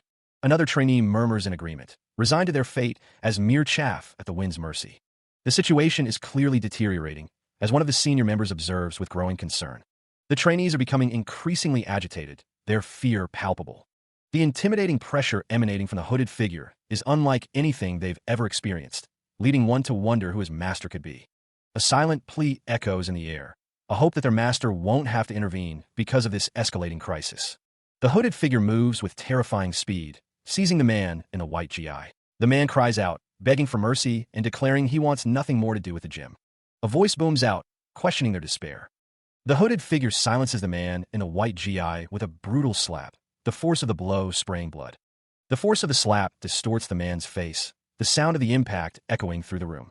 The hooded figure, revealed to be Rodrigo Clarico, stands over the fallen man, coldly stating that effort alone cannot overcome inherent limitations. He continues his lecture, stating that by denying the truth, they waste their time on worthless pursuits. The trainees struggle, trying to escape the harsh reality he presents. Rodrigo Clarico bellows, demanding to know what gives them the right to despair. He questions their right to despair, adding that if he is wrong, the solution is simple. The major antagonist insists that they must prove themselves as flawless immortals. One of the trainees, pushed to his limit, curses. The trainee realizes the gravity of the situation. Rodrigo Clarico has brought a ruthless demon to their gym. In a fit of rage, the trainee slams his training tablet to the ground. The trainee declares that he quits, unwilling to die for the sake of martial arts. He throws his training gear into the air, lamenting that he's been cooped up instead of diligently farming for items. He reflects on wasting his life. The trainee realizes that at this rate, they're going to lose even more trainees. The landowner, Tama, roars, his voice shaking the very foundations of the training grounds. He continues his tirade, demanding that the trainees be spared from further harm. Rodrigo Clarico, unfazed by the outburst, narrows his eyes, his expression a mask of cold indifference. The mysterious figure in the hood continues to observe the scene, the tension in the air thick with anticipation. Meanwhile, a shift in location brings us to Tama's manor in the East District. The City Hall real estate staff, Cled, points accusingly, her face contorted with rage. She shouts, demanding that someone step away from that woman. The subordinate male is visibly flustered, his face flushed with embarrassment. The subordinate male, standing beside the City Hall real estate staff, Cled, looks on in confusion.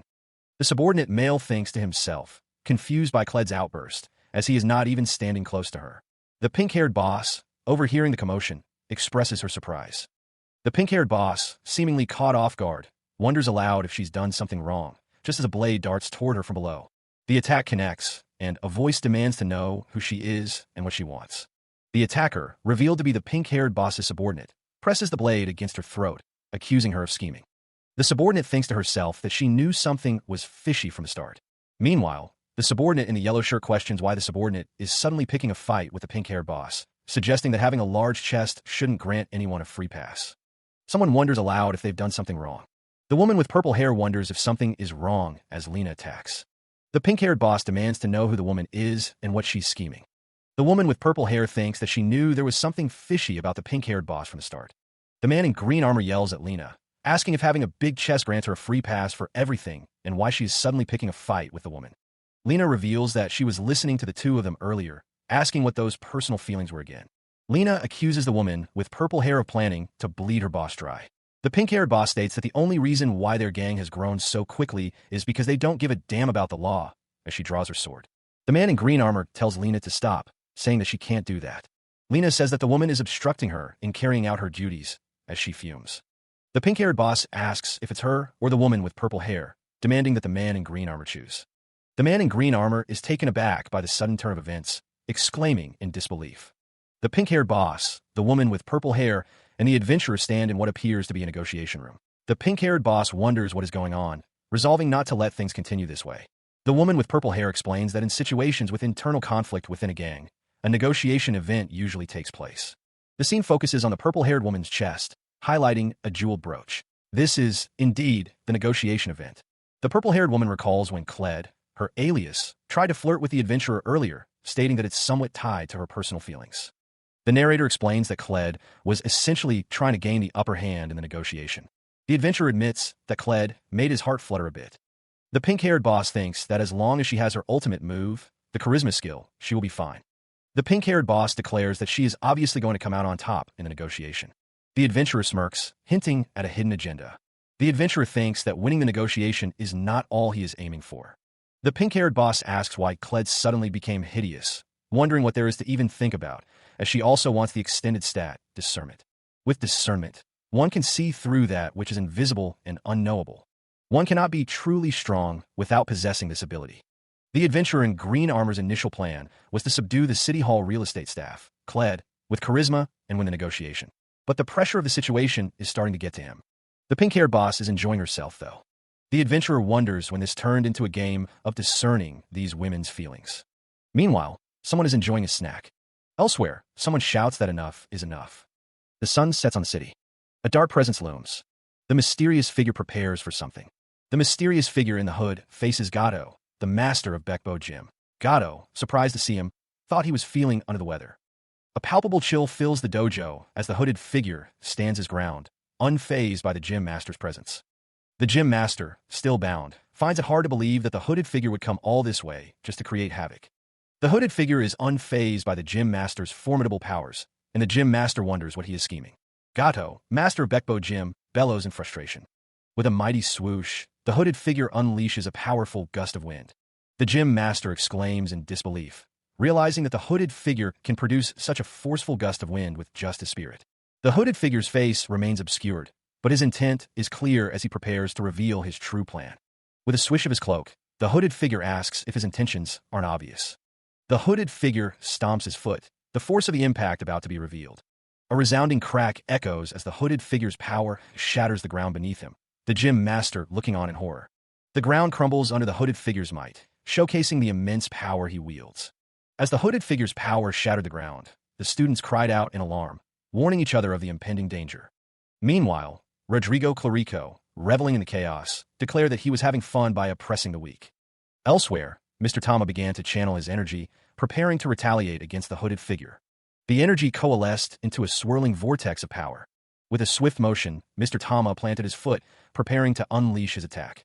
The energy around him intensified, crackling with anticipation. Mr. Tama unleashed his power, the force of it tearing through the shattered floor. Rodrigo Clarico, witnessing the attack, cursed the man. Mr. Tama's eyes glowed with determination as he declared he could no longer condone the actions of his enemy. He unleashed the Bekbo Wind, a devastating technique. The hooded figure was caught off guard by the sudden assault, questioning what was happening. Rodrigo Clarico, observing the fight, believed that a messy victory is unacceptable.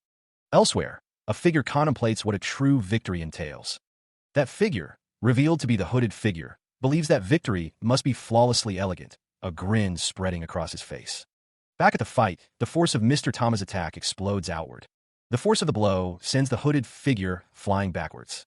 Mr. Tama, grunting with effort, feels the impact of the exchange. The landowner stands his ground, bracing himself. He prepares for the next attack. The hooded figure, now revealed to be standing, is surrounded by a cloud of dust. Mr. Tama's eyes widen in disbelief as he sees the hooded figure unharmed. The hooded figure stands tall, unaffected by the attack. The hooded figure stands behind Mr. Tama, who is now heavily injured, as the sound of defeat echoes. The hooded figure stands over his defeated opponent, a sinister grin spreading across his face as the groans of the injured man echo around him. He muses on the battle, wondering if it could truly be called a flawless victory. Suddenly, a voice commands him to stop. Mr. Tama, despite his injuries, rises to his feet, furious. He demands to know how the hooded figure could dare hurt one of his own, realizing he must avoid getting hit. Someone cries out, desperately trying to wake up Kong Beksu. Mr. Tama coughs, clutching his chest as he struggles to breathe. A voice assures him not to worry, claiming that he was told Mr. Tama won't die. Mr. Tama, enraged, demands to know who the hooded figure is, calling him a ruthless bastard. He continues to demand the hooded figure's name and affiliation. The hooded figure, unfazed by the outburst, reveals himself to be Kaiser. Mr. Tama seems confused, stating that he has never heard of the Black Umbrella Gang. Mr. Tama coughs again, his face contorted in anger. He accuses Kaiser of belonging to the Dark Heretics, a demonic sect that harbors a warrior as sinister as him. Kaiser coldly tells the sick old man to shut his trap, claiming he has no affiliation. A voice declares that there is further business to be done. The hooded figure, Kaiser, stands over a defeated opponent, his intentions still shrouded in mystery. Kaiser scoffs at his opponent, calling him a loser. He laments coming to learn the art of a flawless fight, only to be disappointed. The hooded figure states he has lost interest and warns not to waste any more of his time. The master of the Bekbo Gym is jolted by the display of power. The master of the Bekbo Gym grunts in pain, surrounded by his students. The master's hand trembles, a sign of the immense pressure he is under. The camera pans out to show the Bekbo Gym, a place now threatened by Kaiser's presence. A voice wonders what this display of power means for the future of the gym. The master of the Bekbo Gym vows that Kaiser will leave in peace, without causing further damage to his gym. Kaiser grins menacingly, his true intentions still unknown as he holds a chain with what appears to be coins attached. The hooded figure's voice echoes from the shadows, questioning a previous statement. Meanwhile, the master of Bekbo Gym rallies his students, preparing them for a coming battle. Kaiser revels in the sunlight, declaring that from this point forward, he will conquer this place. Kaiser's declaration is met with defiance. The master of Bekbo Gym, enraged, vows to stop Kaiser, even if it costs him his life. The master's command sends all the trainees of Bekbo Gym rushing forward. From the shadows, a figure orders others to do everything they can to stop Kaiser. The camera pans up to reveal Tama's Manor in the East District. At Tama's Manor, the City Hall real estate staff, Cled, responds to the order with a curt agreement, seemingly unconcerned.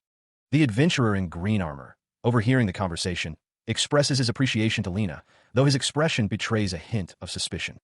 The pink-haired boss states that she is truly blessed to have a considerate subordinate like him. The system displays two messages, one threatening death if he truly does as he wishes, and another stating that if he has fun with her, they are finished. The adventurer, Wilhelm, is berated by the pink-haired boss, who is frustrated that he doesn't understand her. She questions if he's been single since birth and demands that he just tell her what he wants.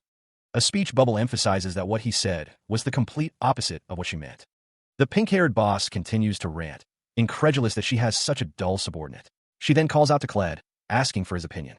Wilhelm stands silently as the pink-haired boss continues to express her frustration. Kled, with a sly smile, tells Wilhelm that she'd say he's a pretty decent man. A system notification appears, stating, "You're a pretty decent man." Wilhelm, enraged, thinks to himself that he doesn't give a crap about what she thinks.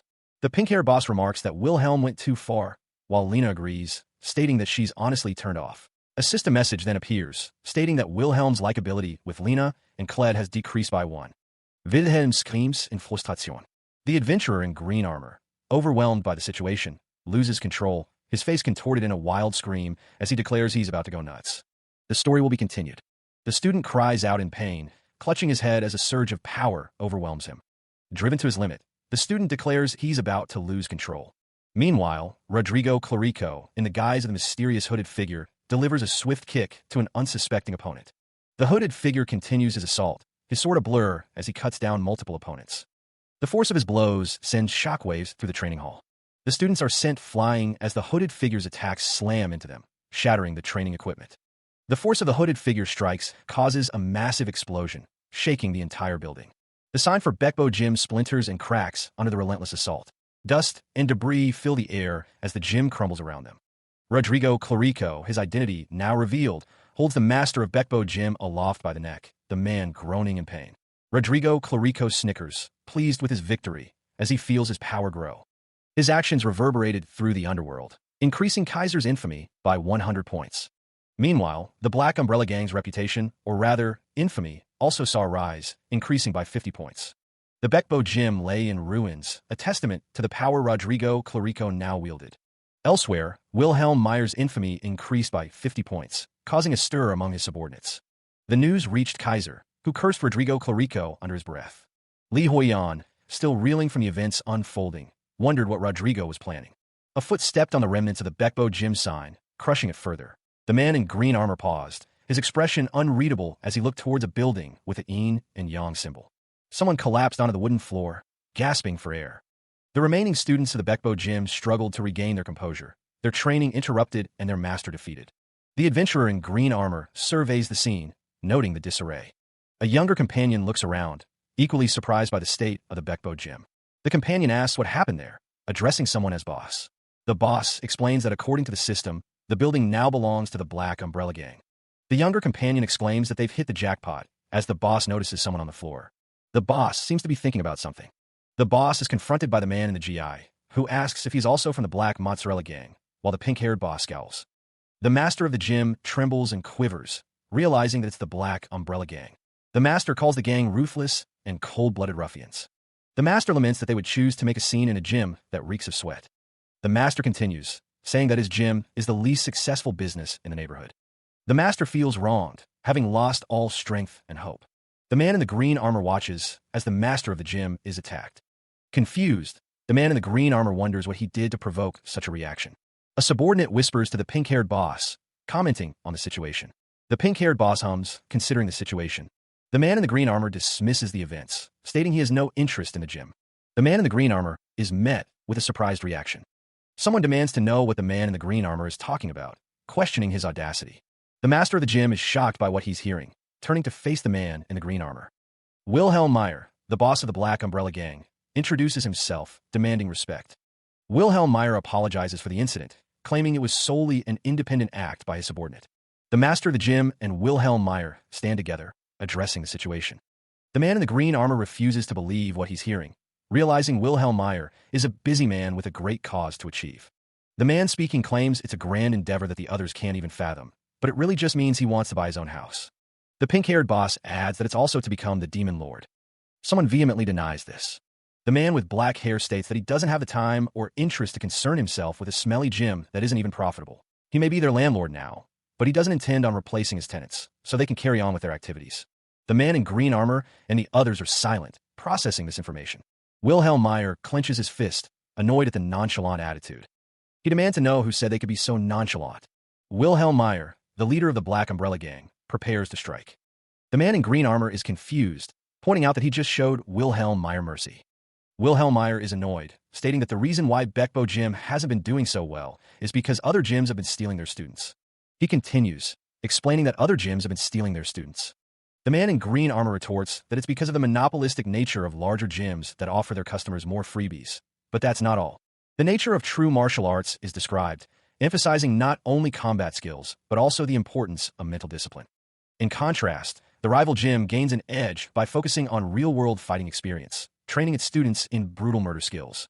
The man in green armor continues, unsure if the rival gym's appeal stems from its perverse marketing strategies. He explains that trainees who couldn't handle Bekbo Gym's traditional approach left to join that gym, leaving them in their current state. Wilhelm Meyer coughs, admitting that his gym is pretty much done for. One of the students expresses shock at the idea of a bully, but another agrees with the sentiment. Rodrigo Clarico, listening in, complains of a migraine. The villain wonders what has gotten into Kaiser, who is wreaking havoc everywhere. Wilhelm Meyer implores the man in green armor to consider taking Bekbo Gym under his wing. Someone shouts in surprise as they are struck. The pink-haired boss giggles, remarking that the man in green armor may be naive when it comes to understanding women, but he attracts sweaty guys like a magnet. The man in green armor vehemently denies this. The man in green armor, desperate, begs while crawling between the legs of a large man. The man recoils in disgust, trying to get away. Meanwhile, one of the students worries that if word gets out that the gym is a subsidiary of the Black Umbrella Gang, they'll be labeled as losers. The man in green armor grits his teeth, clearly annoyed by the situation. With a burst of speed, the armored man continues to crawl forward. The man in green armor continues to crawl between the legs of the students, who are grateful for his sacrifice. One of the students is brought to tears by the humiliation their master is enduring.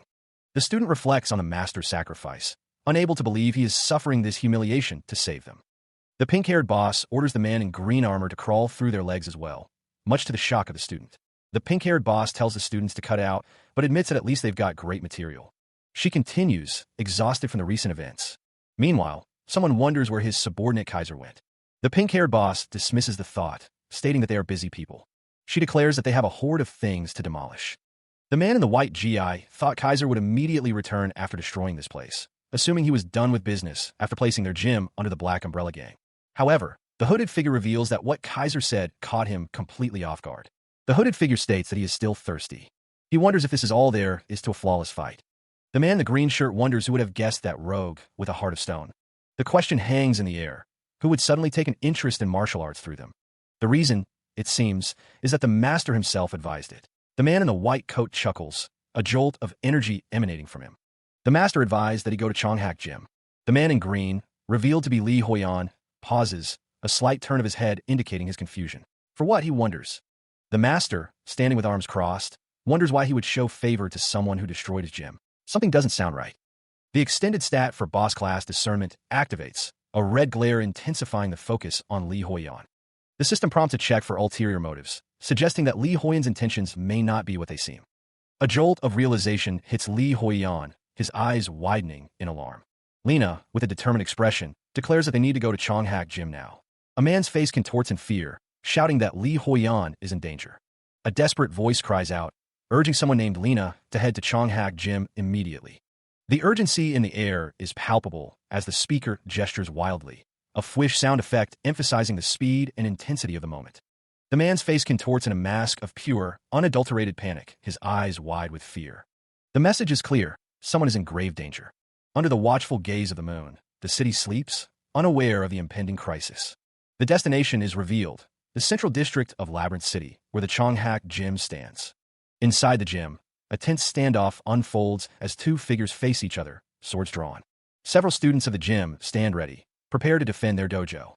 The main building of Chonghak Gym looms large, a symbol of tradition and strength. 3 katanas rest on a rack, waiting to be wielded in the coming conflict. The master of Chonghak Gym stands with arms crossed, a figure of quiet authority amidst the brewing storm. Chonghak, the piercing blade, is more than just a gym, it's a legacy. He is greeted with a bow from another figure, a sign of respect within Chonghak. Bardon, the drill instructor of Chonghak Gym, humbly greets the master. The master reveals that he has already been informed of what happened, expressing disbelief that there was a ruckus during his brief absence and accepting Bardon's apologies. Bardon explains that they never anticipated that there was still such an expert remaining, showing his vigilance. The master glances over, considering the idea of an expert. He finds the situation strange. The master glares because from what he was told, this so-called expert is just a thug. Bardon stammers, suggesting there must have been a mistaken report. The master strikes Bardon across the face, the sound echoing through Chonghak. The master finds Bardon pathetic, questioning if he can get any more pathetic. The master asks if Bardon has any idea of the humiliation he suffered during the guild meeting, adding that he can no longer rely on him for basic responsibilities. The master asks to be allowed to go over the extent of the damages once again. An unidentified ruffian launched a direct attack on the gym, harming several trainees and one drill instructor. Nevertheless, the assailant was apprehended. What stood out was the style of fighting used by the attacker. The master listens intently, already suspecting who was behind the attack. The ruffian employed a series of moves that closely resembled Master Gado's Baekbakwon. Master Chonghak scoffs, recognizing the name of the fighting style. Baekbakwon, you say? The master's subordinates are astonished that the infiltrator is still alive. The master's piercing gaze falls upon Bardon, his disappointment palpable. He gives Bardon one last chance to redeem himself. Master Chonghak descends the steps, issuing a final order. Make sure the infiltrator is kept under strict custody until I come back. The master continues, his voice laced with disdain. People of low birth like you don't even deserve a single chance. I'll let it go this time, but don't disappoint. Bardon, humbled by the master's words, responds with a simple, yes, master. The sound of defeat echoes as the hooded figure remains bound. A man watches the scene unfold, muttering in disbelief at what he's witnessing. The rumors of the hooded figure's capture spread among the martial arts students. The hooded figure, revealed to be Rodrigo Clarico, smirks, his expression one of amusement. One of the students expresses his disbelief that Rodrigo Clarico is the one who defeated Tama in East District. Another student wonders why someone as powerful as Rodrigo Clarico would be captured so easily, realizing that the only one who could face Tama in their gym is their master. Rodrigo Clarico scoffs, finding their gym's weakness utterly disappointing. One of the students, enraged, tells Rodrigo Clarico to shut his trap, declaring that he is nothing but a prisoner. Rodrigo Clarico, unfazed, clenches his fist, his red eyes gleaming with malice as he listens to their taunts. The question hangs in the air. What became of the boy who once dragged Mr. Tama around? The hooded figure, standing guard over Rodrigo Clarico, responds with a dismissive tone, implying the answer is self-evident. Elsewhere, the affected student, sweating profusely, desperately asks for permission to use the restroom.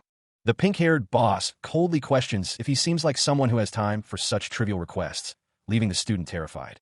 Rodrigo Clarico, still imprisoned, snickers, seemingly amused by the situation.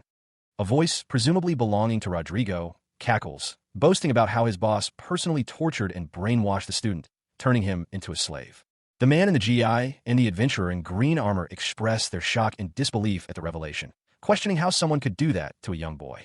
The man in the GI, no longer seeing Rodrigo Clarico as a prisoner, draws his sword, ready to strike. He declares his intent to end Rodrigo's life. The man in the GI lunges forward, sword raised, but Rodrigo Clarico simply laughs, unfazed by the attack. Rodrigo Clarico dismisses the attack as too hasty. The clash of metal echoes as a sword is parried, the wielder questioning the sudden attack. The pink-haired boss, flanked by two figures, seems to be enjoying the fight. The man in the GI kicks out, sending one of his opponents reeling. A sinister laugh echoes through the halls. Rodrigo Clarico, accompanied by the pink-haired boss, declares the mission accomplished, his laughter booming. The pink-haired boss tells someone to shut up, remarking that it has been a while. Rodrigo Clarico expresses his gratitude for someone taking care of things. He muses about meddlesome flies. The pink-haired boss asks if someone has finally decided to submit to her. She continues, wondering what happened to the person and calling them a waste. The pink-haired boss, with a manic grin, says that someone cares too much about saving face. She questions what exactly pushed someone to come here, even with a knife to their throat. The pink-haired boss, standing over the bound Rodrigo Clarico, declares it was a flawless fight. Rodrigo Clarico, struggling against his bonds, questions what she means by flawless. The pink-haired boss clarifies, asking if he means taking no damage. Rodrigo Clarico retorts, stating that he managed to arrive here unscathed. The pink-haired boss scoffs, questioning why he's suddenly behaving like an ascetic monk over receiving damage. She tells Rodrigo Clarico to stop going around stinky gyms and shoveling sand against the tide, advising him to learn from her experiences. Rodrigo Clarico, straining against his bonds, is infuriated by her words, especially the implication that she is older than him. His rage intensifies, calling her an insolent, when he clenches his teeth. The pink-haired boss notes that Rodrigo Clarico is getting livid again. Rodrigo Clarico bellows in fury, his face contorted in rage. The pink-haired boss mocks his outburst, reiterating that it was a flawless fight. The pink-haired boss seals the deal with a hooded figure, their swords nearly touching. The pink-haired boss's expression hardens, her teeth clenched in anticipation of the upcoming fight. She taunts her opponent, declaring that whoever gets injured first will become the other's pet. Rodrigo Clarico shouts for her to wait. Rodrigo Clarico declares that this fight is his laughter echoing through the training hall. The hooded figure, Yulmu, the swift blade, vows to no longer let anyone sully the sacred gem, his sword emitting a sharp shing. Yulmu, the swordsmanship instructor of Chonghak Gym, announces himself with a flourish of his blade. Yulmu, the swift blade, is surrounded by a blue aura as he prepares to fight. Yulmu declares that he will hack the infiltrators to pieces, even if it means laying down his life. The pink-haired boss and Rodrigo Clarico face off against Yulmu in the training hall. The pink-haired boss thinks that this is perfect. The pink-haired boss and Rodrigo Clarico have acquired a new volunteer, their sinister intentions clear. Meanwhile, Yulmu's swift blade is caught off guard, sweat beading on his brow as he faces an unseen threat. The attack comes swiftly, a dart of energy aimed directly at the swordsmanship instructor. The pink-haired boss and Rodrigo Clarico press their advantage, their coordinated assault overwhelming Yulmu. A cry of pain echoes through the Bekbo Gym as the attack lands. A few moments later, the scene shifts to a view of Bekbo Gym, nestled beside the Labyrinth City Square. Inside the gym, the pink-haired boss, Rodrigo Clarico, and their forces confront the remaining members. One of them questions the situation with disbelief. A figure, cloaked and masked, feels the weight of the situation sinking in. The masked figure realizes the gravity of the situation. This is bad. The truth is revealed. Chonghak Gym is an organization under the control of the greatest criminal guild. The pink-haired boss is surprised she forgot about the Chonghak Gym's connection to the criminal guild. Rodrigo Clarico, unfazed, prepares to act. The pink-haired boss calls out to Rodrigo, addressing him as Kaiser. Nearby, the man in green armor and a young boy observe the unfolding events. The pink-haired boss giggles, remarking that they seem to have poked a hornet's nest. The young boy looks up, confused by the situation. The man in green armor seems equally perplexed by the turn of events. The pink-haired boss acknowledges Rodrigo, confirming his alias. The pink-haired boss prepares to explain what happened. Rodrigo, now referred to as Kaiser, is described as a buff guy, but only for today. Rodrigo Clarico laughs maniacally, his face contorted in a sinister grin as the pink-haired boss looks on, seemingly amused. The pink-haired boss celebrates her victory, having apparently won a bet against Rodrigo. A figure crumbles in the background, seemingly defeated. The pink-haired boss coaxes someone forward, while Rodrigo Clarico trembles with anticipation. Someone is shocked by what they are seeing. The mysterious figure in the green robe watches as one man groans, while another states the obvious: things can get any worse. The story is to be continued. A screen displays a message indicating a scene from special event is now playing. The camera pans to a sign outside a building, revealing the kanji for black. Inside the newly constructed black umbrella bar, the owner wipes sweat from his brow, a mix of exhaustion and pride evident on his face. The screen displays another message. The Black Umbrella Gang's base, the Black Umbrella Bar, is complete. The owner, visibly relieved, sighs, acknowledging that the bar is finally finished. An underling approaches, calling out to the owner. The owner coughs, overwhelmed with emotion. He reflects on the accomplishment, realizing they achieved this with their own hands. The owner's joy explodes as he praises his crew, pulling them into a celebratory embrace. Tears stream down the owner's face as he expresses his long-held dream of running his own establishment, a dream finally realized. Dreams of a better life, free from the criminal guild, were about to come true. The Black Umbrella Gang owner wipes away tears, admitting it's surprising that the gang who destroyed their bar turned out to be pretty decent folks. He continues to wipe his eyes, overwhelmed by the moment. The owner reflects that if they were still under the criminal guild, something like this would have been beyond their wildest dreams, especially with a remarkably reduced tax rate. They were also granted autonomy in running this tavern. The owner thinks that though their faces may have been utterly diabolic, they turned out to be angels. He admits that's a bit of stretch. The owner thinks that this is why they say life is like a box of chocolates. You never know what you're going to get. He thinks about how he could have imagined that his dream would be realized like this. The owner reflects on how he used to be a mere lackey who always cleaned up after the criminal guild, but now he can truly dedicate himself to the tastes and aesthetics in his business. The owner twirls in excitement. Today marks the grand opening of the Black Umbrella Tavern. The Black Umbrella Gang owner gestures proudly towards a banner, declaring that it upholds the spirit of the mighty Black Umbrella Gang.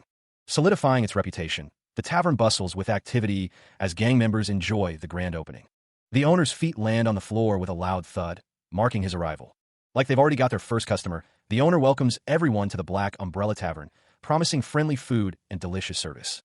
Meanwhile, Wilhelm Meyer, the boss of the Black Umbrella Gang, laughs ominously. A gang member, unseen until now, questions what Wilhelm is talking about. The owner of the tavern looks up, a flicker of recognition in his eyes. He realizes he knows the boss, Wilhelm. Wilhelm Meyer, the boss of the Black Umbrella Gang, has ordered all the members to assemble. The gang member questions why Wilhelm is being so dramatic if it's not an emergency. The owner responds, hinting at a deeper connection. The Black Umbrella Gang owner is told that he'll know when he arrives at his destination. The destination is revealed to be the Manor of Tama, also known as the Piercing Wind. The owner of the Black Umbrella Gang glances at a note posted on the wall. A dull thud echoes through the manor. The note is addressed to the owner of the restaurant, instructing him to ensure the place is immaculately demolished before Wilhelm Meyer returns. The owner of the Black Umbrella Gang reads the note aloud to his subordinates. Suddenly, a trap is sprung, sending debris flying as the gang members cry out in alarm. Voices call out, wondering what's happening and promising to save someone. From afar, someone questions why they're being treated like manual laborers. A voice commands someone to come there, referring to them as boy. A pink-haired woman praises a hooded figure, calling him a good boy, as he trembles. The hooded figure's unease is palpable as he hears the pink-haired boss declare that the events unfolding are just for today. Meanwhile, elsewhere in the city, a man expresses his dismay at the chaos around him, calling it a complete mess.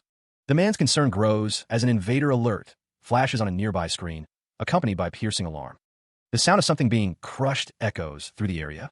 Figure stands silhouetted against a backdrop of intense purple light, the source of which remains unseen. The purple light illuminates a man with a bandaged torso speaking to Wilhelm Meyer, his expression unreadable. The ground trembles with a resounding dyon as the purple light intensifies. Emerging from the light, a figure in a dark kimono stands with glowing red eyes, radiating power. Dust and debris fill the air, a testament to the force unleashed. Wilhelm Meyer's face is etched with a mixture of anger and determination as he prepares for a confrontation. The figure in the kimono stands before Wilhelm Meyer, identified as my former senior disciple. The figure in the kimono, addressing Wilhelm Meyer as Gato, declares that he knows why he has come. He reflects on his solitude, a hint of regret in his voice as Gato acknowledges he came all the way there alone. Wilhelm Meyer's expression hardens, a jolt of anger flashing across his face. He declares that no excuse will suffice. Wilhelm finds the situation interesting, a subtle challenge laced within his words. The mysterious figure in the hood approaches Bekbo Jim, his steps echoing with purpose. He criticizes the gym's failure to uphold the integrity of martial arts. The hooded figure continues his approach, the shadows deepening around him as he moves further into the building. Wilhelm Meyer scoffs at Gato, suggesting he has become a mere pawn for pathetic street thugs. Gato is enraged by Wilhelm's words, questioning what he just said with explosive fury. The Black Umbrella Gang members are told to calm down, as they are labeled as pathetic street thugs. Wilhelm Meyer, seemingly weakened, coughs as he reveals he doesn't have much time left. He then questions if Gato's predicament isn't more miserable than his. Gato is accused of stealing the Grandmaster's secret skill and modifying it without permission. The accusation hangs heavy as Gato's expression darkens, the weight of his actions becoming apparent. It is revealed that the gym is known as a breeding ground for agents of the criminal guild. He silences Wilhelm Meyer with a sharp command. The accusation stings, but Gato deflects, explaining that after Wilhelm Meyer ran away, the Grandmaster was disheartened and chose not to impart the skill to anyone else. He claims he only ended the life of someone who had no desire to live. Wilhelm Meyer scoffs, finding the excuse laughable. Gato retorts, telling the elder to speak for himself, accusing him of leaving the gym because of his own woman problems. Enraged by the accusation, Wilhelm Meyer declares he won't hold back anymore. The elder challenges Gato to a spar right then and there, and the disciple accepts. The scene shifts to an outdoor arena at night, where the two prepare to fight. Wilhelm Meyer unleashes a surge of power, ready to strike. He declared the start of their spar. The air crackled as Wilhelm Meyer unleashed a powerful strike. The force of the blow was such that it could be felt even by those watching from afar at Bekbo Gym. The energy gathered around Wilhelm's hand, ready to be unleashed. He channeled his energy, preparing to strike. The attack moved with blinding speed, closing in on Gato. The Bekbo reflective strike connected, creating a massive explosion of energy. The force of the impact sent Gato flying backwards. The disciple of the Brotherhood stood his ground, his expression unreadable. Gato clenched his fist, questioning if this was truly the full extent of his martial arts ability after forsaking his loyalty to their Brotherhood. Gato, reeling from the blow, hears Wilhelm Meyer taunt him, calling out to Chonghak. The force of Wilhelm's attack sends a shockwave rippling outwards. Wilhelm focuses his energy, preparing another strike. Meanwhile, a group watches the fight unfold, munching on popcorn. The woman seems concerned about the intensity of the battle. Li Huiyan, watching the fight, is surprised by the turn of events. The woman beside him seems to be enjoying the spectacle. The woman watching the fight complains as the popcorn bucket is crushed, seemingly by the intensity of the battle. Suddenly, police officers arrive on the scene, blowing whistles and ordering Wilhelm and Gato to stop fighting, reminding them that they are in Brum City. A speech bubble declares that player-versus-player combat is prohibited on the streets without official permission. The police officers advance, batons raised, declaring that they will arrest the fighters as criminals. The sound of something rushing through the air fills the scene. Rodrigo Clarico, observing the scene, feels a chill run down his spine. Rodrigo realizes that one of the fighters is the guy from Chonghak Gym, and a smirk spreads across his face. Rodrigo Clarico recognizes Wilhelm Meyer, the fierce-looking man at the back, as someone he knows. The police officers are aware that the fighters are the head of the largest affiliate group of the criminal guild. The officers know that the fight is happening at the venue. The police are in a dangerous situation, but they will wait and keep an eye on them for now. The crowd is excited about the fight, treating it like a show. A vendor is selling snacks and refreshments to the crowd, and someone orders 2 boxes of popcorn. Wilhelm Meyer is enjoying the fight, but the police know that this isn't some casual entertainment. The police officers realize the situation is getting out of hand. The police try to ensure the safety of the citizens who have come to watch the spectacle. The situation is becoming intense. The person observing the fight thinks the situation is getting out of hand. Seeing how the crowds have gathered, Wilhelm Meyer prepares to unleash his power. The owner of the Black Umbrella Guild declares that the reputation of his organization hinges on the outcome of the fight. Gato coughs, clearly not in the best condition. It's noted that he's also weaker in terms of martial arts. An onlooker observes that no matter how they look at it, they're the ones at risk. Someone shouts to the assembled crowd, calling them thick-headed fools. Wilhelm Meyer bellows, his red eyes gleaming with manic glee. Wilhelm asks if they witnessed this flawless, legendary fight that will forever be etched in history. His speech skill, eloquence, activated. The scene shifts to an outdoor arena at night, where Gato and Wilhelm face each other, surrounded by spectators. The man in green armor wonders why Wilhelm is suddenly blurting out such nonsense. To be continued.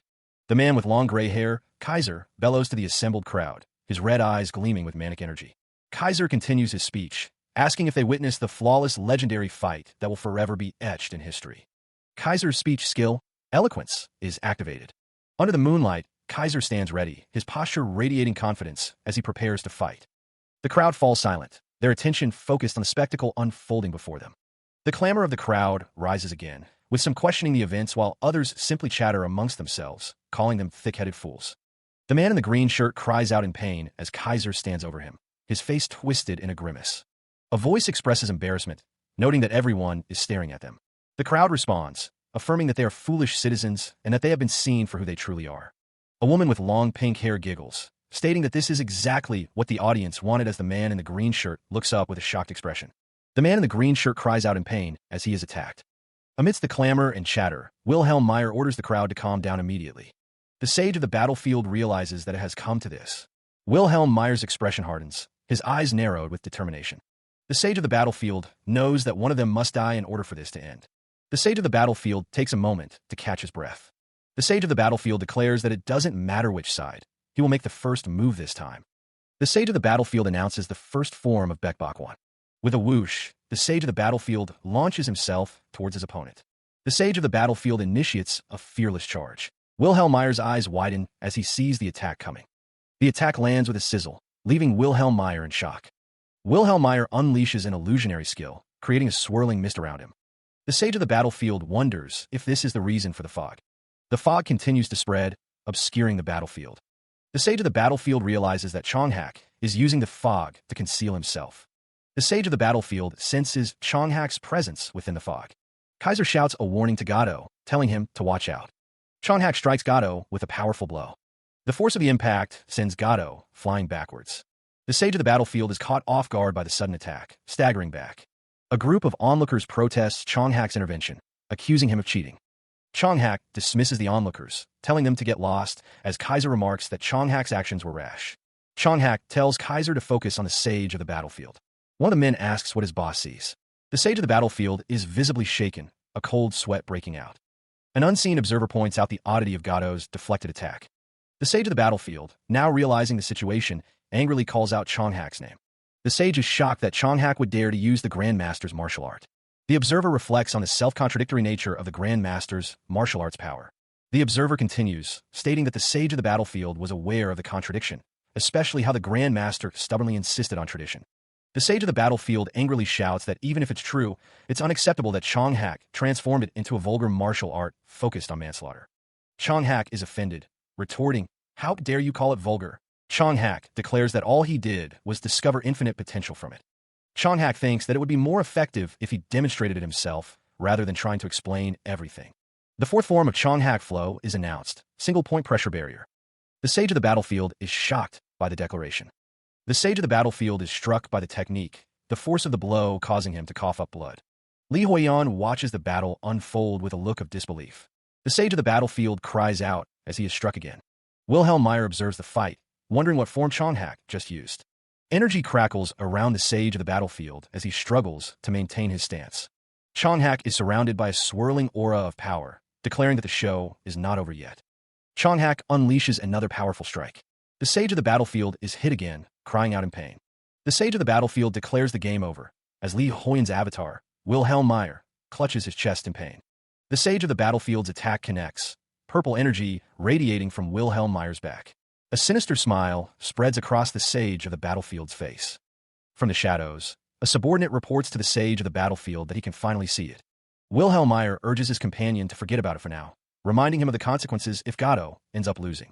The subordinate observes that Gato clearly tried to evade the attack. The woman with red hair agrees, stating that he definitely dodged it. The subordinate exclaims that the timing was perfect, while Li Huiyan admits he noticed it with his discernment skill. Someone questions how he was dealt damage, while another replies that they don't know. The sage of the battlefield thinks to himself, "Indeed."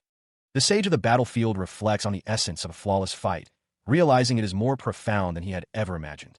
Li Huiyan decides he should continue to observe it in closer detail, as Wilhelm Meyer grunts in pain. An unseen voice demands action. The sage of the battlefield staggers, his bare feet struggling for purchase on the cracked stone.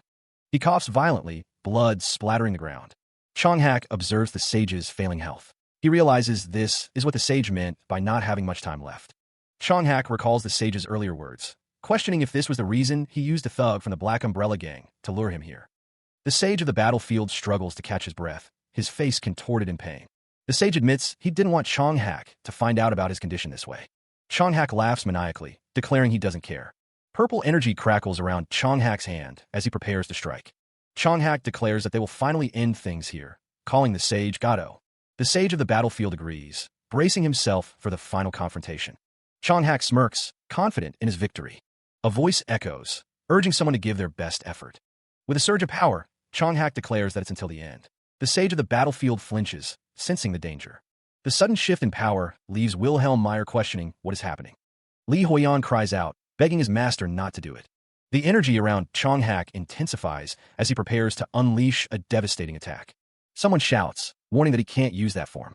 The energy swirls around Chonghak's hand, crackling with immense power. The sage of the battlefield is shocked by the display of power. Wilhelm Meyer wonders what this new power is. An observer notes that they have never seen this fluid energy control before. The energy explodes outward, a display of raw, untamed power. Is it a wave skill that channels energy to achieve maximum focus? If it is, Wilhelm Meyer prepares to counter the incoming attack. A flash of light erupts as the attack is unleashed. Wilhelm Meyer thinks he will thwart the strike by moving a second before him. Prost, the sage of the battlefield, thanks Chonghak for his assistance. Wilhelm Meyer is surprised that Chonghak came to him himself and curses. Wilhelm Meyer wonders if Chonghak is planning to take them down together. Baekbokwan's lethal move is about to be unleashed. The attack is launched. The attack is called Baekbo Ultimatum. Master Gato is hit by the attack. The attack shines as Master Gato screams. The combined attack of Chonghak and Prost sends Master Gato hurtling through the air, the force of the blow accompanied by maniacal laughter. The sheer power of the Baekbo Ultimatum leaves onlookers stunned, struggling to comprehend what they've just witnessed. The impact of the attack sends Master Gato crashing through the city, leaving a trail of destruction in his wake. Li Huiyan's eyes widen in disbelief as he witnesses the devastating power unleashed by Chonghak and Prost. The expert gamer is left speechless, struggling to process the magnitude of the event that just unfolded before him. A surge of power erupts from the ground, the force of it shaking the very foundations of the area. Rodrigo Clarico watches with a sinister smirk as the energy intensifies, his robes billowing around him. The energy explodes outward in a blinding flash. The source of the power is revealed to be expert gamer Li Huiyan, now glowing with an intense light. The sound of maniacal laughter echoes through the air. The pink-haired boss, along with another figure, watches in shock as Li Huiyan unleashes his power, their expressions a mix of awe and terror. A voice wonders aloud what just happened, stunned by the sudden surge of energy. The energy dissipates, leaving a visible distortion in the air above the town. Li Huiyan is jolted by the sudden release of power, his eyes wide with surprise. The surge of power emanating from the pink-haired boss sends ripples through the air. The pink-haired boss, observing the effects of her power, finds it pathetic. The pink-haired boss stands tall, her eyes gleaming with a sinister intent as she prepares for her next move. She scoffs, dismissing her opponent's previous efforts as futile. With a cruel smile, the pink-haired boss wonders who will be next to face her wrath. The pink-haired boss's question hangs in the air, a challenge to anyone daring enough to step forward. Meanwhile, in another part of the city, Gato and the green-armored adventurer pause, sensing a shift in the balance of power. The adventurer wonders who is responsible for the surge. Elsewhere, the green-armored adventurer watches in disbelief as Kong Baek-soo, Gato's disciple, recovers from a devastating blow. Kong Baek-soo, unfazed, swats away the attack from Rodrigo Clarico, dismissing him as a mere fledgling. The green-armored adventurer, nudging Kong Baek-soo, demands to know how he withstood such an attack.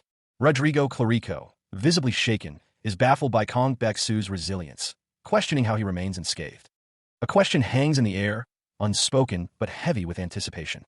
Rodrigo Clarico, his gaze intense, narrows his eyes, sizing up his opponent. He muses that Kong Baek-soo must be the one. Elsewhere, Lena, the pink-haired boss, dismisses the group approaching her as nothing more than mercenary hooligans. She scoffs, remembering that they were sent by Baekbo Jim earlier. Lena, the pink-haired boss, is being tickled by a hooded figure. She asks how he escaped. The hooded figure responds to Lena, stating that he was disappointed by her performance. Lena's expression hardens as she retorts that she didn't imagine the criminal guild she once belonged to would turn out to be so weak. The hooded figure admits that he actually thought they had something going for them, given their fierce determination. Kong Baek-soo stands bound, a sword resting nearby, awaiting his fate. Lena continues to taunt the hooded figure, saying that his men couldn't even lay a finger on her, and that there's basically not much difference between them and the band of rogues she was with before. The hooded figure clenches his fist, enraged by Lena's insolence. Rodrigo Clarico, his face contorted in fury, demands if the green-armored adventurer realizes the implications of what he just uttered. An enraged voice booms out, demanding that someone stop making things worse. Elsewhere, the hooded figure pauses, a question hanging in the air as he observes the green-armored adventurer. Time is running out, and the situation is becoming dire. The adventurer realizes that a certain event might be triggered. The green-armored adventurer, standing before Rodrigo Clarico, is addressed as Chonghak of the Chonghak Gym. Rodrigo Clarico dismisses the adventurer as insignificant. The villainous Rodrigo Clarico refuses to listen to those he deems weak. The adventurer's face contorts in rage, his eyes wide with fury. Rodrigo Clarico is shocked and enraged by the adventurer's words, calling him a bastard. Elsewhere, the pink-haired boss confronts the hooded figure, demanding to know how he could say something so harsh. The hooded figure's words are deemed harsh, especially to someone already suffering. Rodrigo Clarico's eyes narrow, a sinister plan forming in his mind. He muses that the man he faces is an absolute expert who has come down with the energy surge syndrome. Meanwhile, the adventurer in green armor wonders how he ended up in this situation, questioning if the pink-haired boss just called him a moron. The man with blue hair considers the situation, realizing that it explains why Gato is the way he is. He reflects on how Gato fought until death for his new master, who is frail from sickness. The adventurer in green armor is struck by a sudden blow, sending him flying backward as he cries out, calling his attackers fools. The blue-haired man observes the scene, noting that it looks like a voice booms, identifying himself as Chonghak the Piercing Blade, master of the Chonghak Gym. Chonghak, now glowing with power, challenges his opponents to a battle, wagering his entire gym on the line. A voice responds, accepting the challenge and agreeing to play fair by betting their gym as well. The scene shifts to the Baekbo Gym, where a hooded figure stands triumphantly before the entrance, declaring that it's time for a brawl. Inside the Baekbo Gym, the crowd erupts in cheers, anticipating the upcoming fight. An official shouts for calm as the crowd becomes unruly, while a guard nervously gulps. A figure lies injured and bandaged, questioning the rights of those who attacked him. The scene shifts to a view of buildings, perhaps the location where the group event is taking place. Meanwhile, the mysterious hooded figure, Rodrigo Clarico, sits at the head of a long table, surrounded by others. One of the men addresses Rodrigo Clarico as Kaiser, questioning what prompted him to escalate the incident further as the major antagonist smirks. The fight was far from flawless, as the injury sustained by Chonghak, the piercing blade, would soon prove. Elsewhere, someone calls another an idiot. The man finds the situation utterly unbelievable. According to Lena, what he wants to achieve is merely a zero-damage win. The hooded figure is told that what he believes is not true. The hooded figure believes that an attack launched with respect cannot be considered zero damage. The hooded figure was able to certify everything in the fight against Chonghak, the piercing blade. Even in the face of Gado's relentless attacks, Chonghak, the piercing blade, exuded an unwavering composure. The hooded figure believes that if one cowardly evades an attack, it shows composure. Rodrigo Clarico believes all he needs to do is take over the gym of Chonghak, the piercing blade, and he'll be able to wrestle his secret from him. Rodrigo Clarico laugis maniacali. The hooded figure laughs maniacally, while someone else exclaims, "Oh my God!" His obsession with strength bordered on madness, a trait that made Rodrigo Clarico laugh maniacally, even though he was just a henchman. Up until now, things had worked out well for the expert gamer. But honestly, Li Huiyan attributed it mainly to sheer luck. In fact, come to think of it, this frigging hooligan. The face of Rodrigo Clarico looms large in Li Huiyan's mind as he recalls the fight. The expert gamer realizes that Rodrigo Clarico has constantly prevented him from playing the game on his own terms. No, this won't do, Li Huiyan thinks, his eyes wide with concern. At this rate, all his past achievements will be for nothing. Meanwhile, back in the real world, Li Huiyan sits at a table with others. A pink-haired woman stands behind Li Huiyan, telling him to wait there and stay out of trouble. Disconnecting from Labyrinth world. Successfully logged out.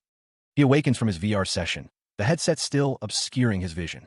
Moments later, Li Huiyan lies sprawled on his bed, seemingly exhausted. Time passes, and the protagonist sits at his desk, lost in thought.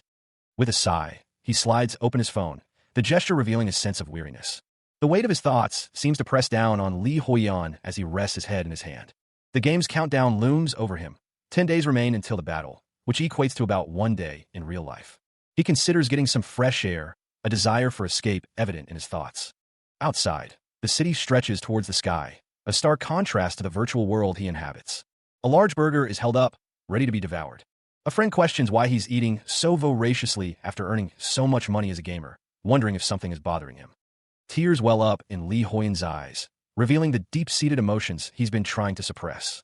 He sits across from a companion, who questions why Li Huiyan seems so down, asking if he messed up his gaming life. The manager, wearing a pink floral shirt, sighs, admitting he understands his sentiment. He mentions the latest version of the Labyrinth series. The manager continues, explaining that the game has been causing quite a stir within their company these days. They claim to have made major upgrades not only to the Labyrinth dungeon, but also to the everyday life areas. It turns out that some menacing gangsters are wreaking havoc right from the early stages of the game. The manager explains that even the managers have to handle it. He continues, saying that they've given up and are just going to wait and see what happens. The companion, who is revealed to be the black-haired player, recalls that he turned down the offer to continue as a named ranker. The player is asked why he chose to start the game from scratch instead of building upon his previous achievements. The manager asks if he is that into gaming. The manager looks surprised. The player's companion says that he amazes him. He takes a sip of his drink, pondering the implications of what he's just heard. Even the managers are giving up, he realizes. The manager, seated across from Li Huiyan, watches him expectantly. The manager calls out Li Huiyan's name, his expression hardening. The manager continues, explaining that as someone who loves the Labyrinth, he believes Li Huiyan's actions are crucial for the game to proceed peacefully. The narration speaks of a drastic turn toward the ominous within the Labyrinth world. The narration continues, referencing Li Huiyan's past as Rodelius Eldrigo, a player who attained esteemed ranker status through selfless gameplay, emphasizing his positive influence. Li Huiyan's expression hardens, the situation becoming crucial. He sets down his drink, his resolve firming. A close-up reveals the intensity in Li Huiyan's eyes. The narration emphasizes the importance of his positive influence. The screen displays Rodelius Eldrigo, ranked 97th in Labyrinth City. The screen displays the word class. The title Orphanage Director appears, hinting at a new role or responsibility for Li Huiyan. Rodrigo Clarico scoffs, dismissing the importance of martial arts and secret skills. His disdain is palpable as he addresses the others as a pathetic lot. The master believes that swinging a sword 10,000 times before battle is enough. His eyes narrow, a visible sign of his grit and determination. The master, Chonghak the piercing blade, concedes that it can't be helped then. Chonghak the piercing blade declares that he will reveal the absolute secret skill of the Chonghak flow. Meanwhile, the scene shifts to the Black Umbrella Gang's base, the Bekbo Gym. Back inside, Chonghak the Piercing Blade stands before his disciples, ready to impart his knowledge. A close-up reveals the intensity in Chonghak's eyes as he prepares to demonstrate the technique. The master explains that the martial art of the demonic blade revolves around concentrating immense energy at the tip of each limb. He explains that the Chonghak flow involves wielding energy like a blade. The energy crackles as Chonghak, the piercing blade, demonstrates the technique, sending shards of debris flying. For this very reason, traditional martial art knowledge falls short in predicting its attack range. However, having to maintain constant focus on energy control hampers prolonged usage, as the hooded figure observes, leading to great disadvantages in terms of mobility. That said, Chonghak is the only one exempt from this limitation. He is able to overcome it with his expertise in sharp reflexes and evasion skills, as well as fluid energy control, which he was naturally born with. The man in the white GI shouts that he cannot bear to listen to this any longer. The man in the white GI confronts Chonghak, asking if he isn't being a little too much. A voice from off-panel retorts, asking if he owns the gym and telling him not to get in the way. He strikes Chonghak with a palm strike, the force of the blow sending the master reeling back. Rodrigo Clarico observes the fight, noting that Chonghak has no weakness. Another man questions Rodrigo's assessment, suggesting that Chonghak's lack of weakness only appears to be the case. The narration explains that Chonghak's concise and sharp attacks are what one initially notices, and every single one of his opponents has fallen victim to this. The narration continues, stating that Chonghak's opponents tried defeating him using destructive powers that surpass his own, but that's where they were all mistaken. Chonghak moves with blinding speed. They were deceived by Chonghak's swiftness, which almost resembles an illusionary skill. Ultimately, none have been able to land a single hit. Chonghak states that the solution is pretty simple. Rodrigo Clarico smirks, knowing that the solution is him. Rodrigo stands with two other figures, a woman with pink hair and a man with green hair. The pink-haired woman smirks. The pink-haired woman thinks to herself that she is the solution. The master, Chonghak, strokes his chin, considering the implications of the pink-haired woman's words. He muses that it makes sense that his best disciple was restrained by her. An arrogant voice echoes, dismissing talk of flawless fights. The speaker demands to be addressed as Your Highness from now on. Rodrigo Clarico silences the pink-haired boss with a sharp rebuke. The man in the white GI and the pink-haired woman stand ready. Bardon corrects himself, realizing he almost called Yulden by the wrong name. He questions if they're suggesting that Lena should be the one to fight Chonghak. The pink-haired boss calls out, drawing the attention of the others. She seems confident in her plan. The man in the white GI is surprised by the pink-haired woman's sudden declaration. It is revealed that Lena is currently being pursued by the criminal guild. Rodrigo Clarico clenches his fist, explaining that he might have considered it if this was a secret mission, but a spar with Chonghak will draw too much public attention. Rodrigo Clarico is furious, grinding his teeth in anger. The man in the white GI curses under his breath, realizing the implications of the situation. The pink-haired boss wonders what to do next, now that Rodrigo Clarico has rejected her plan. The pink-haired boss, Lena, suddenly has an idea, a wicked grin spreading across her face. The man in the green shirt is visibly jolted by something unseen. Following the unseen event, a voice remarks with amusement. With a flourish, the pink-haired boss, Lena, practices a new skill, the Chonghak flow, surrounded by a swirling purple aura. Chonghak the piercing blade watches Lena's display, wondering aloud why she seems so excited. Lena, having completed the move, asks how it was, receiving praise for being a quick learner. Rodrigo Clarico stands beside the man in the green shirt, observing the exchange between Lena and Chonghak. Lena acknowledges the compliment, but the man in the green shirt questions why they don't just let Kaiser handle the task. She retorts, reminding him that he saw her skill with his own eyes. Lena thinks to herself that the brawny brawler isn't the only one who's talented. The group stands together, the pink-haired boss between Chonghak and the man in the green shirt, with Rodrigo Clarico observing from the side. Rodrigo Clarico looks down at the man in the green shirt, seemingly about to speak. The man in the green shirt appears shocked or angry, his mouth agape. A voice declares that Chonghak is a formidable fighter who aims to reach the top ranks. The man in the GI is warned that he may be putting his life at risk, but the warning seems to fall on deaf ears. Lena dismisses the danger, stating that risking her life is no big deal, as she stands with Rodrigo Clarico and the man in the green shirt. The man in the green shirt takes a step forward, his expression unreadable. Rodrigo Clarico believes that through this spar, he could become something more. The pink-haired boss and Rodrigo Clarico stand behind the man in the green shirt, their presence looming over him. Lena asks if the man in the green shirt is her number one henchman. The man in the green shirt, seemingly annoyed, calls Lena a little rascal. The pink-haired boss believes Lena must be bothered by her lack of substantial contributions to the gang so far, making her feelings understandable. It said that Kaiser is close to being a perfect henchman, basically on par with top rankers. The man in the green shirt recalls that in the previous version, his expertise was as Rodelius Eldrigo. The man in the green shirt thinks about how his expertise centered around training characters and molding them into strong fighters. An older man accuses the man in the green shirt of forsaking the integrity he once had as a former gamer and now freeloading on his henchmen, only to engage in criminal activities. The man in the green GI considers his options, a grim determination settling over his features. He decides to take the chance, whatever it may be. Meanwhile, pink-haired boss smirks, suggesting that deploying Lena comes with considerable risk, but Rodrigo Clarico seems unconcerned. Suddenly, the man in the green GI is struck from behind, blood splattering as he cries out in pain and surprise. The force of the blow is visualized with a crimson slash across the panel. The hooded figure stands over the fallen man in the green GI, pink-haired boss at his side. A system message appears, confirming Bardon's death. The man in the green GI screams in agony as the hooded figure looms over him, ready to strike again. Rodrigo Clarico watches the scene unfold, a sinister smile spreading across his face as he observes the hooded figure and pink-haired boss. The sound of an explosion echoes. Yolden! The hooded figure kicks the man in the green GI away, sending him crashing into a wall with a resounding Diwen and Q. The man in the green GI lies defeated, weakly calling out for Master Gato. The sounds of construction, thwack, clang, and clink, fill the air as the Black Umbrella's second base, formerly the Manor of Tama, undergoes renovation. The sounds of clanking metal and grunts fill the air as workers toil away, seemingly unaware of the larger schemes at play. Elsewhere, the pink-haired boss observes the scene, her expression unreadable as she takes in the progress of the work. The pink-haired boss, identified as Kled, reveals that she has obtained the latest information regarding the emerging entity known as the Black Umbrella Gang. Rodrigo Clarico learns that the Black Umbrella Gang's base is in its final stages of reconstruction, a fact that merits his attention. Rodrigo Clarico contemplates the Black Umbrella Gang's plan to assimilate the existing criminal guild by vanquishing them. Kled announces a short break to her workers, instructing them to keep her posted as she clicks off. Rodrigo Clarico is incredulous that they're attempting to assimilate the criminal guild. Rodrigo Clarico grits his teeth, declaring that there's no way he would do that. The main building of Chonghak Gym stands tall, a silent sentinel against the coming storm.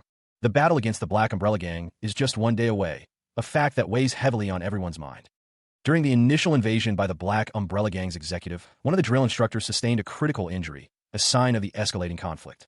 In the subsequent invasion, the majority of the students under Yelmu's command were defeated, and currently, drill instructor Bardon is nowhere to be found. They've already sustained significant damages on their end, a grim assessment of the situation. Master Chonghak is assured that they have complete faith in their victory with him leading them, though doubts linger. But in the event drill instructor Bardon betrayed them, things may play out differently, a contingency that weighs heavily on Chonghak's mind. Chonghak, the piercing blade, stands on the balcony with a mysterious figure cloaked in shadow. The master senses that the hooded figure also has doubts about his decision, a concern that he cannot ignore. The hooded figure assures Chonghak that it will not impact the outcome of this war, a promise that hangs heavy in the air. The Black Umbrella Gang owner reveals that he appointed someone as an executive solely for political reasons. His martial arts abilities were never a factor. The Black Umbrella Gang owner reflects on the past, emphasizing that some individuals are more important than others. He considers the mysterious figure, someone who witnessed his disgraceful past and earthly indulgences. Having the hooded figure by his side has always served as a constant reminder of his shameful past, pushing him to get back on track. Thanks to that, the owner of the Black Umbrella Gang believes he has now eradicated the majority of his past mistakes. He thinks of the majority of his past mistakes. The owner of the Black Umbrella Gang recalls that he even personally destroyed Brother Gato, who was like family to him. The hooded figure stands before the Black Umbrella Gang owner, who clenches his fist, a sign of building anger. The owner of the Black Umbrella Gang recalls being told that the man named Kaiser subdued Tama, the piercing wind. The hooded figure, now revealed to be Chonghak, the piercing blade, contemplates the situation. The Black Umbrella Gang owner remains unaware of Chonghak's true identity. It appears to Chonghak that this is not something to be taken lightly, as he reaches for a sword. Since things have come to this, the Black Umbrella Gang owner addresses his subordinates, including Chonghak, who stands silently among them. The owner's words hang heavy in the air as Chonghak, disguised, listens intently. The other members of the Black Umbrella Gang remain silent, awaiting their leader's command. An argument erupts among the gang members. One of them questions the owner's decision, reminding him of the promised battle with Chonghak scheduled for the next day. Another member chimes in, accusing the owner of straying from a warrior's code, but the owner dismisses the concern. The owner smirks, revealing his true intentions. He believes an ambush is a valid strategy. The gang member expresses his disbelief at the owner's disregard for honor, but the owner reiterates that it's not his concern. The green-haired gang member laments that Master Gado's honorable sacrifice would be in vain if they resort to such tactics. Chonghak clears his throat, finally ready to make his presence known. The sound of cracking bone echoes through the room as Chonghak, the piercing blade, prepares to make his move. Kongbeksu is addressed directly, the air thick with tension as the Black Umbrella gang members watch Chonghak. A voice cuts through the anticipation, reminding everyone present of the Black Umbrella gang's true nature. The owner of the Black Umbrella gang looms over one of his subordinates, his eyes glowing with menacing intent as he reminds him that if he is so unhappy, he should have just one. The owner glares, questioning why they should even bother with integrity when they are associated with the criminal guild. The Black Umbrella gang member coughs, the owner's words clearly having an effect as the skill, eloquence, activates. The owner's face contorts in rage as he remembers Gado, who once accepted a group of misfits like the gang members, but died after transferring the gym to Wilhelm Meyer. The owner continues his tirade, making it clear that from now on, everyone owes their obedience and loyalty to the Black Umbrella gang, whether they like it or not. The members of the Black Umbrella gang listen intently, their expressions a mix of fear and resentment. The owner of the Black Umbrella gang watches as one of his subordinates states that he perfectly understands the situation. He gives them a chance to leave, stating it's their first and final opportunity. But he warns them of the consequences if they choose to stay and fail. He warns that their forces will be outnumbered by Chonghak. The owner continues, stating that they won't contribute much anyway, and all he needs is one excessively competent subordinate. He emphasizes that their presence won't make much of a difference. One of the gang members trembles, shaking with fear at the owner's words. The owner clarifies his point. In other words, the Black Umbrella gang has no need for mediocre talents. He accuses them of wasting time at the gym and not accomplishing much. He concludes that those who lack the motivation to achieve something on their own will only impede their progress, so they should stop being a nuisance and leave at once. The gang members feel a chill as the owner's words sink in. The Black Umbrella gang owner's words drip with sarcasm, though his subordinate seems unfazed by the veiled threat. The pink-haired boss watches with amusement as one of the martial artists makes a move, while the others seem to hesitate, realizing the true meaning of the owner's words. One of the fighters, seemingly misunderstanding the situation, declares his intention to leave, calling himself a hopeless loser. A swift, clawed strike cuts through the air with deadly precision. The attack pierces the fighter's back, the force of the blow evident in the spray of blood. The fighter cries out in pain as the unseen assailant's attack lands.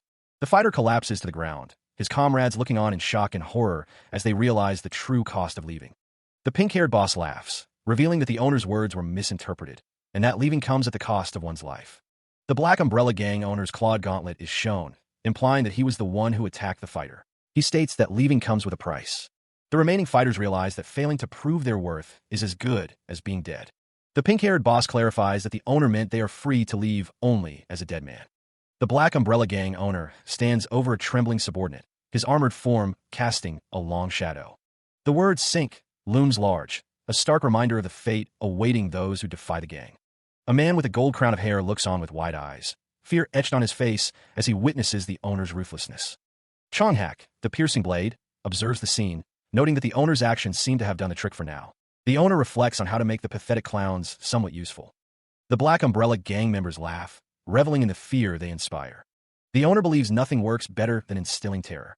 A system message declares that all members of Bekbo Gym have become the gang's henchmen. Another system message confirms that everyone's morale has been successfully boosted in preparation for the war. The pink-haired boss laughs alongside another member, enjoying the fruits of their intimidation. A disembodied voice wonders if they're allowed to do this. The scene shifts to a peaceful town, a stark contrast to the violence and fear within the Black Umbrella gang. The town bustles with activity, unaware of the storm brewing on the horizon. The conflict is set, Black Umbrella gang versus Chonghak Gym, and today is the day of the war. Forces gather, preparing for the inevitable clash. The stage is set in Labyrinth City's Brum Square. With a swift motion, Chonghak the piercing blade and one of his disciples arrive, ready for battle. The disciple notes that the Black Umbrella gang is taking quite long to arrive. Chonghak the piercing blade gazes into the distance, his expression unreadable. The disciple questions Chonghak's decision to involve the gym in this deal, suggesting it was rash. A cloaked figure speaks, clarifying that they are only speaking from the guild's perspective. The cloaked figure admits to finding it hard to understand Chonghak's obsession with Bekbo Gym, especially after he settled everything by killing Gado. Chonghak, the piercing blade, stares intently, his gaze unwavering. The cloaked figure asks if there is anything else that continues to haunt Chonghak. Doom hangs heavy in the air as Chonghak, the piercing blade, prepares for a confrontation.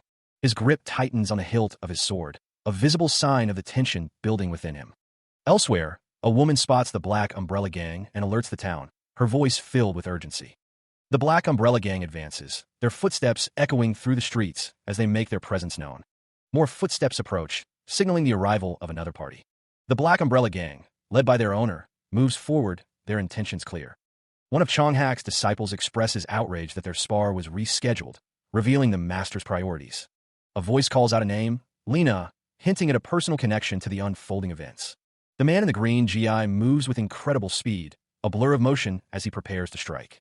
He announces his arrival with a cheerful greeting, a stark contrast to the impending violence. The clash of swords echoes as the battle begins, the air thick with tension. The disciple and the red-haired woman face off, their expressions filled with animosity as they prepare to fight. To be continued. The wind whips around Chonghak the Piercing Blade as he calls out to Lina. The force of the wind intensifies. The red-haired woman approaches Chonghak the Piercing Blade, greeting him with a cheerful, "Hi there." Chonghak the Piercing Blade is surprised by her sudden appearance. The red-haired woman swings her sword at Chonghak the Piercing Blade. The woman's attack is swift and precise. Chonghak the Piercing Blade scoffs at the attack.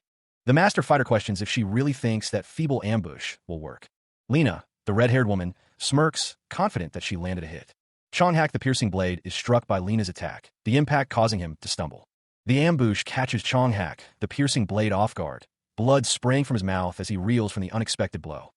The force of the attack sends him staggering back, a guttural sound escaping his lips. A nearby disciple cries out in alarm, witnessing the assault on his master. Another observer gulps nervously, the tension of the unfolding battle palpable even from a distance. The red-haired woman watches with a knowing gaze, commenting on the technique Chonghak the Piercing Blade had employed.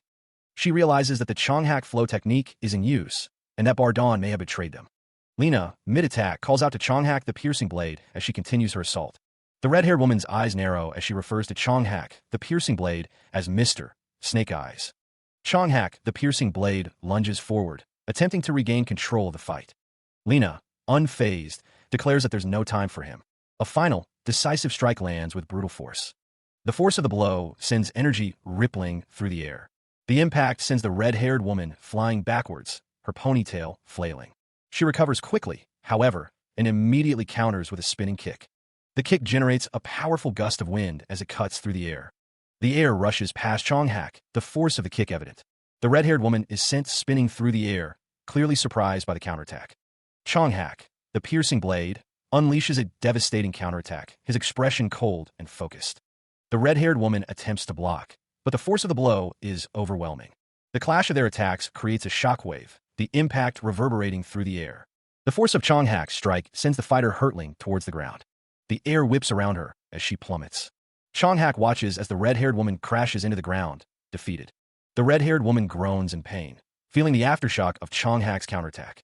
Meanwhile, the man in the green shirt shouts Lina's name, his face contorted with worry. The man in the green shirt raises his hand, calling out for the fight to halt. He realizes that the master is targeting Lina's face. The red-haired woman's face is shown in close-up, her expression unreadable. The man in the green shirt wonders if it's possible that this master is going easy on her. Chonghak prepares another attack, his hands glowing with energy. Someone wonders if he is going easy on her. The man in the green shirt thinks to himself that Lina can't handle this master alone. The man in the green shirt, Kaiser, decides he has no other choice. The red-haired woman's face is shown again, and someone shouts for them to wait. A close-up of the red-haired woman's hair and armor. Chonghak, the Piercing Blade, stands ready, a silent promise hanging in the air.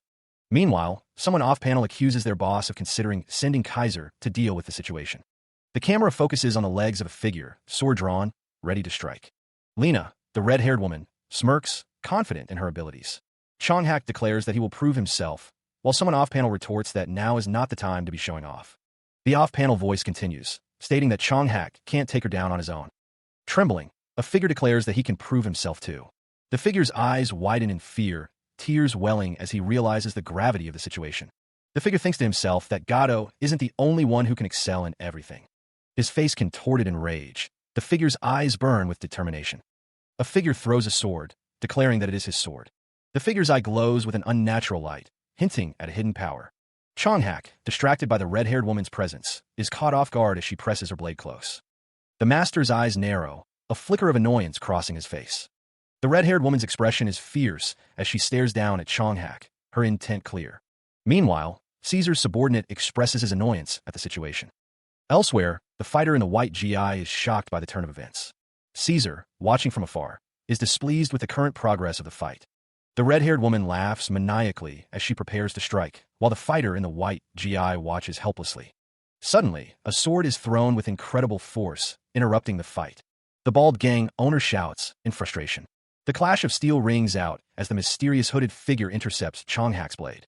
The hooded figure's foot moves with practiced precision.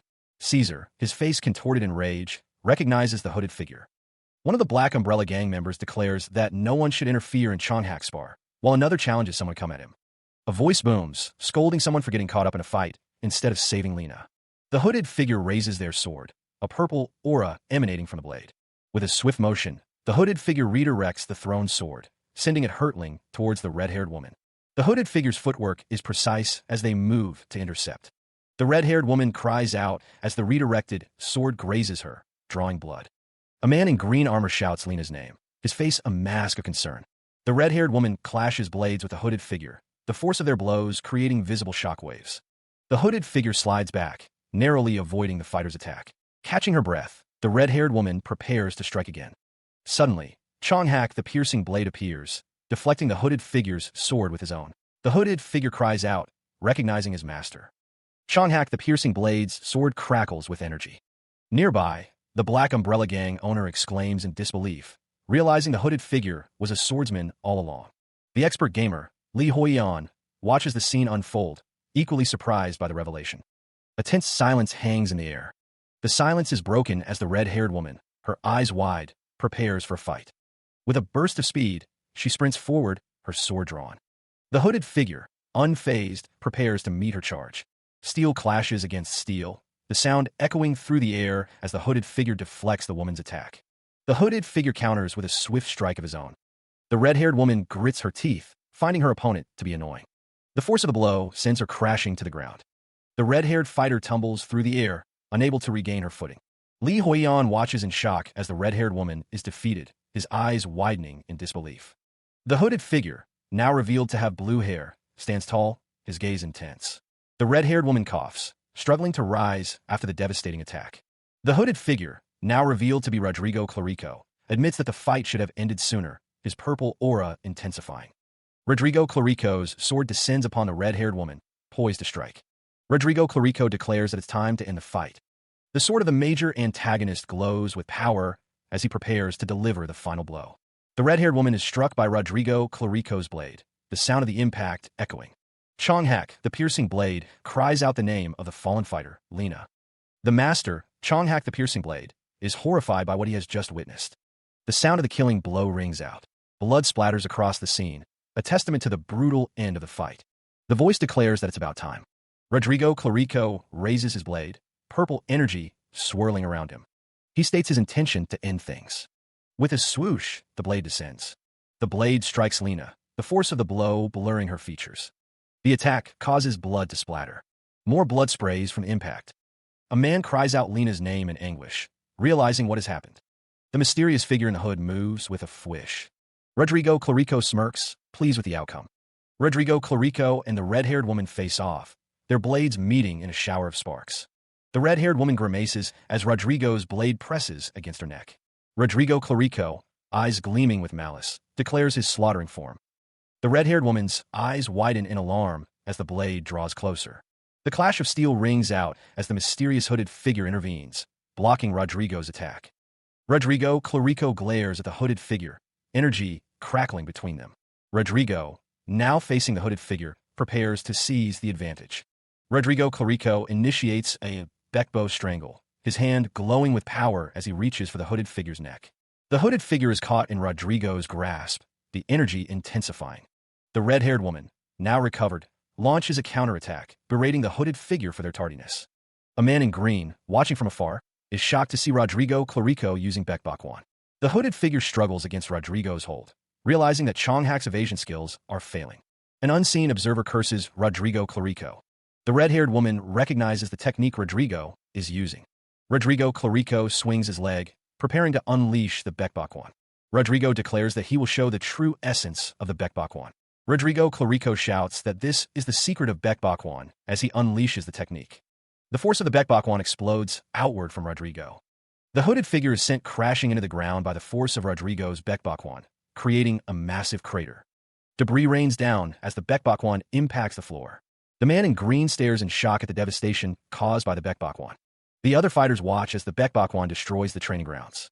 The man in green wonders when Rodrigo learned that move and questions if it's necessary for him to shout so loudly. The red-haired woman watches as the hooded figure crashes into the ground, concern etched on her face. Rodrigo Clarico's hand descends, crackling with energy, ready to strike the hooded figure. The villainous Rodrigo Clarico addresses the assembled fighters, his red eyes gleaming menacingly from beneath his hood. Listen up, all you weak species who have gathered here. Rodrigo Clarico continues his taunt, declaring that he will show them the authentic punch they've been chasing their entire lives. The hooded figure, now face up, is asked if he is interested in learning the technique. Rodrigo Clarico's grip tightens, his expression one of manic glee as he prepares to deliver the final blow. An advertisement appears, promising that all these secret moves can be learned at Baekbo Gym for just 10 silver coins. With a whyish, the red-haired woman carries the hooded figure away from the scene. Bewilderment hangs in the air. The man shouting looks on in shock, alongside the red-haired woman, as they witness the sudden turn of events. The man shouting, coughing, kicks the hooded figure, questioning why he is suddenly promoting their gym. The man shouting wonders what happened to the hooded figure during the brief time they were apart. A handshake seals a deal. The man in the green shirt looks on with his companions, observing the scene with a concerned expression. A few moments prior, the mysterious hooded figure sealed a deal with another man.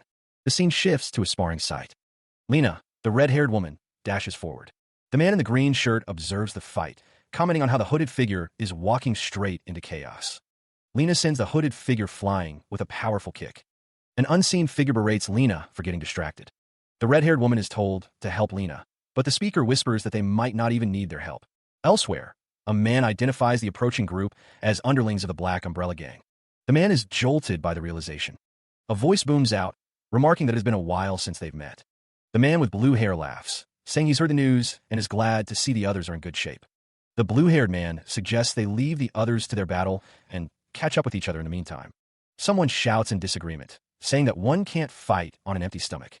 The blue-haired man asks where Kong Baeksu is, then immediately regrets asking. The mood shifts as another man somberly explains that Baeksu left them because the gym went through some drastic changes and because his respected master passed away. The blue-haired man expresses his sympathy and asks how the other man has been holding up. The man takes a large gulp from a cup. A disembodied voice declares that no one cares about the welfare of a lackey. The blue-haired man sighs, remarking that other than the change in uniform color, things are the same as always. He continues, mentioning that the conditions are far better now, and he doesn't know why he cared so much before. The voice reflects on saving face back then. The blue-haired man and another man sit together, the voice adding that they are also a criminal guild now. A voice wonders how they ended up like this. The mysterious figure in the hood swings his blade. The hooded figure's blade clashes against Chonghak, the piercing blade sword, sparks flying from the impact. Chonghak cries out in pain as he is struck. The hooded figure's leg sweeps out. The hooded figure raises his sword over the fallen Chonghak, preparing to strike the final blow. The clash of blades echoes as Chonghak, the piercing blade, struggles against an unseen force. The mysterious figure's sword presses against a pink-haired woman's neck, forcing her to her knees. Meanwhile, a group of men stand around a table, seemingly discussing matters of importance. One of the men explains that they have learned the secret of Baekbakwan. The man with the blue hair adds that they should spar if the need arises. Another man asks the blue-haired man to go easy on him. The two men shake hands, sealing their agreement. The man with the red hair nods in agreement. The man with the red hair remembers that he almost forgot to bring something up. The man with the red hair asks if they are interested in learning the Chonghak flow. Rodrigo Clarico, the major antagonist, reveals that all these secret moves can be learned at Baekbo Gym for just 10 silver coins. The blue-haired man and the red-haired man shake hands, seemingly agreeing to the deal. Two men in martial arts uniforms shake hands, seemingly sealing an agreement. For a moment, the red-haired woman wondered why Chonghak the piercing blade had lost his cool, but then she realized he saw this as a chance to win Chonghak Gym over to their side. But then again, the purpose of this fight isn't annihilation, but a bet to determine who will take over the opponent's territory. Chonghak the piercing blade clenches his fist, wondering why those bastards are holding hands. He thinks to himself that it's fine that both sides are unscathed, but the master's anger rises, a palpable sense of doom emanating from him. This doesn't mean they can cozy up to the enemy. Chonghak, the piercing blade, stands with a menacing aura, his eyes glowing with fury. The men who shook hands flinch, sensing the shift in the master's mood. The red-haired woman notes that Chonghak's face looks just like Kaiser's. He silences her with a glare. The master says that he can understand that they were once close companions. The man in the blue uniform wonders if they think. The man in the blue uniform is accused of still being guilty. The voice continues, remarking that they're just trainees casually honing their martial arts skills, right? From the looks on their faces, Rodrigo Clarico doesn't think he needs to bother hearing their replies. He might as well take this chance to enlighten them all. A voice from off-panel tells him to go ahead, Kaiser. Rodrigo Clarico's face is twisted into a sinister grin, declaring that treason only begets death. One of the fighters curses, realizing the danger. The fighter in the white GI clenches his fist, apologizing to his pal as he unleashes a technique. He wonders if it's what he thinks it is. The skill activates for all members of Bekbo Gym, engulfing them in a blue aura. The technique is identified as Chonghak Flow Enhanced Black Umbrella Strike. Chonghak, the piercing blade, screams in rage. The blue-haired man looks on in confusion, as the red-haired woman beside him seems surprised. Rodrigo Clarico grits his teeth. Rodrigo Clarico declares that he accepts. The world spins for Rodrigo Clarico as he plummets through the air, the ground rushing up to meet him. The impact sends tremors through the very ground, and the major antagonist can only think one thing, his defeat. The story is to be continued. Li Huiyan roars in frustration, his face contorted in anger. Nearby, the red-haired woman and another figure look on with concern as they witness the aftermath of the battle. From the shadows, a cloaked figure declares, I accept. Chonghak, the piercing blade, plummets through the air, acknowledging his defeat. The master martial artist crashes to the ground, a visible wound marring his face. Meanwhile, the blue-haired man watches with a calculating gaze. An advisor questions the blue-haired man's decision to join forces with the criminal guild, but he dismisses their concerns as narrow-minded. The blue-haired leader, Bardon, seems confident in his decision to ally with criminals. Another advisor, Yolmu, expresses outrage at the decision, unable to understand how a martial artist could stoop so low. Bardon silences Yolmu with a swift gesture, calling him a little sh*t. The blue-haired leader demands silence. Bardon orders his subordinates to reach out to the guild at once, trusting they will secure a favorable negotiation. The blue-haired man, Bardon, listens as his advisors voice their concerns. One of them, Yolmu, questions why Bardon allows the alliance with a criminal gang to proceed. He believes it goes too far. Bardon asks Yolmu for his opinion on the secret behind the rapid expansion of his gym. Yolmu explains that it's because Bardon fearlessly enhanced the martial arts that had been confined by tradition, right after he established it upon leaving Grandmaster Chongo. Yolmu continues, stating that Bardon is making martial arts more accessible for everyone to learn and significantly broadening its reach. Bardon asks what else Yolmu has to say. Yolmu suggests that the charm of their instructors, who attract female clients, also contributes to their success. Bardon questions whether Yolmu has seen the lecture reviews posted by their clients. The leader of the group retorts that, in his opinion, Yolmu is no better than that pathetic street thug from earlier, and warns him not to criticize Bardon in his presence ever again. Yolmu asks how that has anything to do with protecting the great cause. Bardon asks what this great cause is for, and what exactly have the martial artists who gave their lives for this so-called great cause accomplished thus far. The scene ends with Yolmu looking shocked and speechless at Bardon's words. Outside the gym, the onslaught of Labyrinth monsters intensifies daily, while within, criminal organizations prey on ordinary players, wreaking havoc. The question hangs in the air, what are they doing amidst all this chaos? Their attention remains fixed on the great cause, never venturing beyond the walls of the gym. The blue-haired leader, whose name is revealed to be Bardon, declares that the great cause is no great cause at all. Chonghak, the piercing blade, created the Chonghak Flow to resist the chaos. Bardon continues, explaining that had they been constrained by such things as the great cause and convention, it would never have had a chance to come into existence. The leader states that if his words don't resonate with them, then it's just a coward's way of escaping reality, and he demands they leave the gym. The gym stands as a beacon of order amidst the chaos. Chonghak, the piercing blade, his face contorted in anger, shouts that regardless of their previous ways, they are free to forsake them all starting today, because martial arts without actual combat are mere performances. Chonghak, the piercing blade, emphasizes that they must train to fight the enemy and win. The training hall of Chonghak stands silent, save for the assembled students awaiting their master's next command. The master's voice booms, declaring that the current display is what the Chonghak Flow is all about. Bardon, the advisor, questions what Chonghak means by this. The blue-haired leader remains silent, observing the exchange. Bardon argues that securing influence within the organization is of utmost importance, questioning why Chonghak refuses to deploy their men. The leader listens intently as Bardon warns that their current path will lead them to be neither a criminal guild nor a martial arts gym. With a whoosh, Chonghak demonstrates his power, a purple energy emanating from his hand. The leader expresses his disappointment that Bardon still hasn't grasped his intentions. Chonghak, still emanating power, tells Bardon that he clearly has a long way to go, seeing how impatient he is to attain even a small fragment of power. Staggering back, Bardon apologizes as Chonghak's power washes over him. The leader warns Bardon that if he loses his cool in front of him again over this issue, there will be consequences. The leader continues, stating that Bardon will lose even what little power he gained by begging him, as Bardon takes his leave. The advisor to the leader, Man, takes a moment to catch his breath. The camera pans up to Chonghak, the piercing blade, who is addressed as Grandmaster. A close-up reveals the Grandmaster's eye, reflecting inner turmoil. He questions if the path he's on is truly the right one. The camera pulls back to show the Grandmaster's estate under the moonlight. Chonghak's name hangs in the air, a silent question. The advisor, concerned, notes that the Grand Master seems greatly distressed. The advisor reminds Chonghak that he has finally achieved the goal he has been pursuing for a long time, but also reminds him that he is to have a one-on-one spar with his former brother. Chonghak wonders if the news has already reached the criminal guild, and asks that his current state be kept secret. The Grand Master stands with a cloaked figure, the words hanging in the air. Confidential from the criminal guild.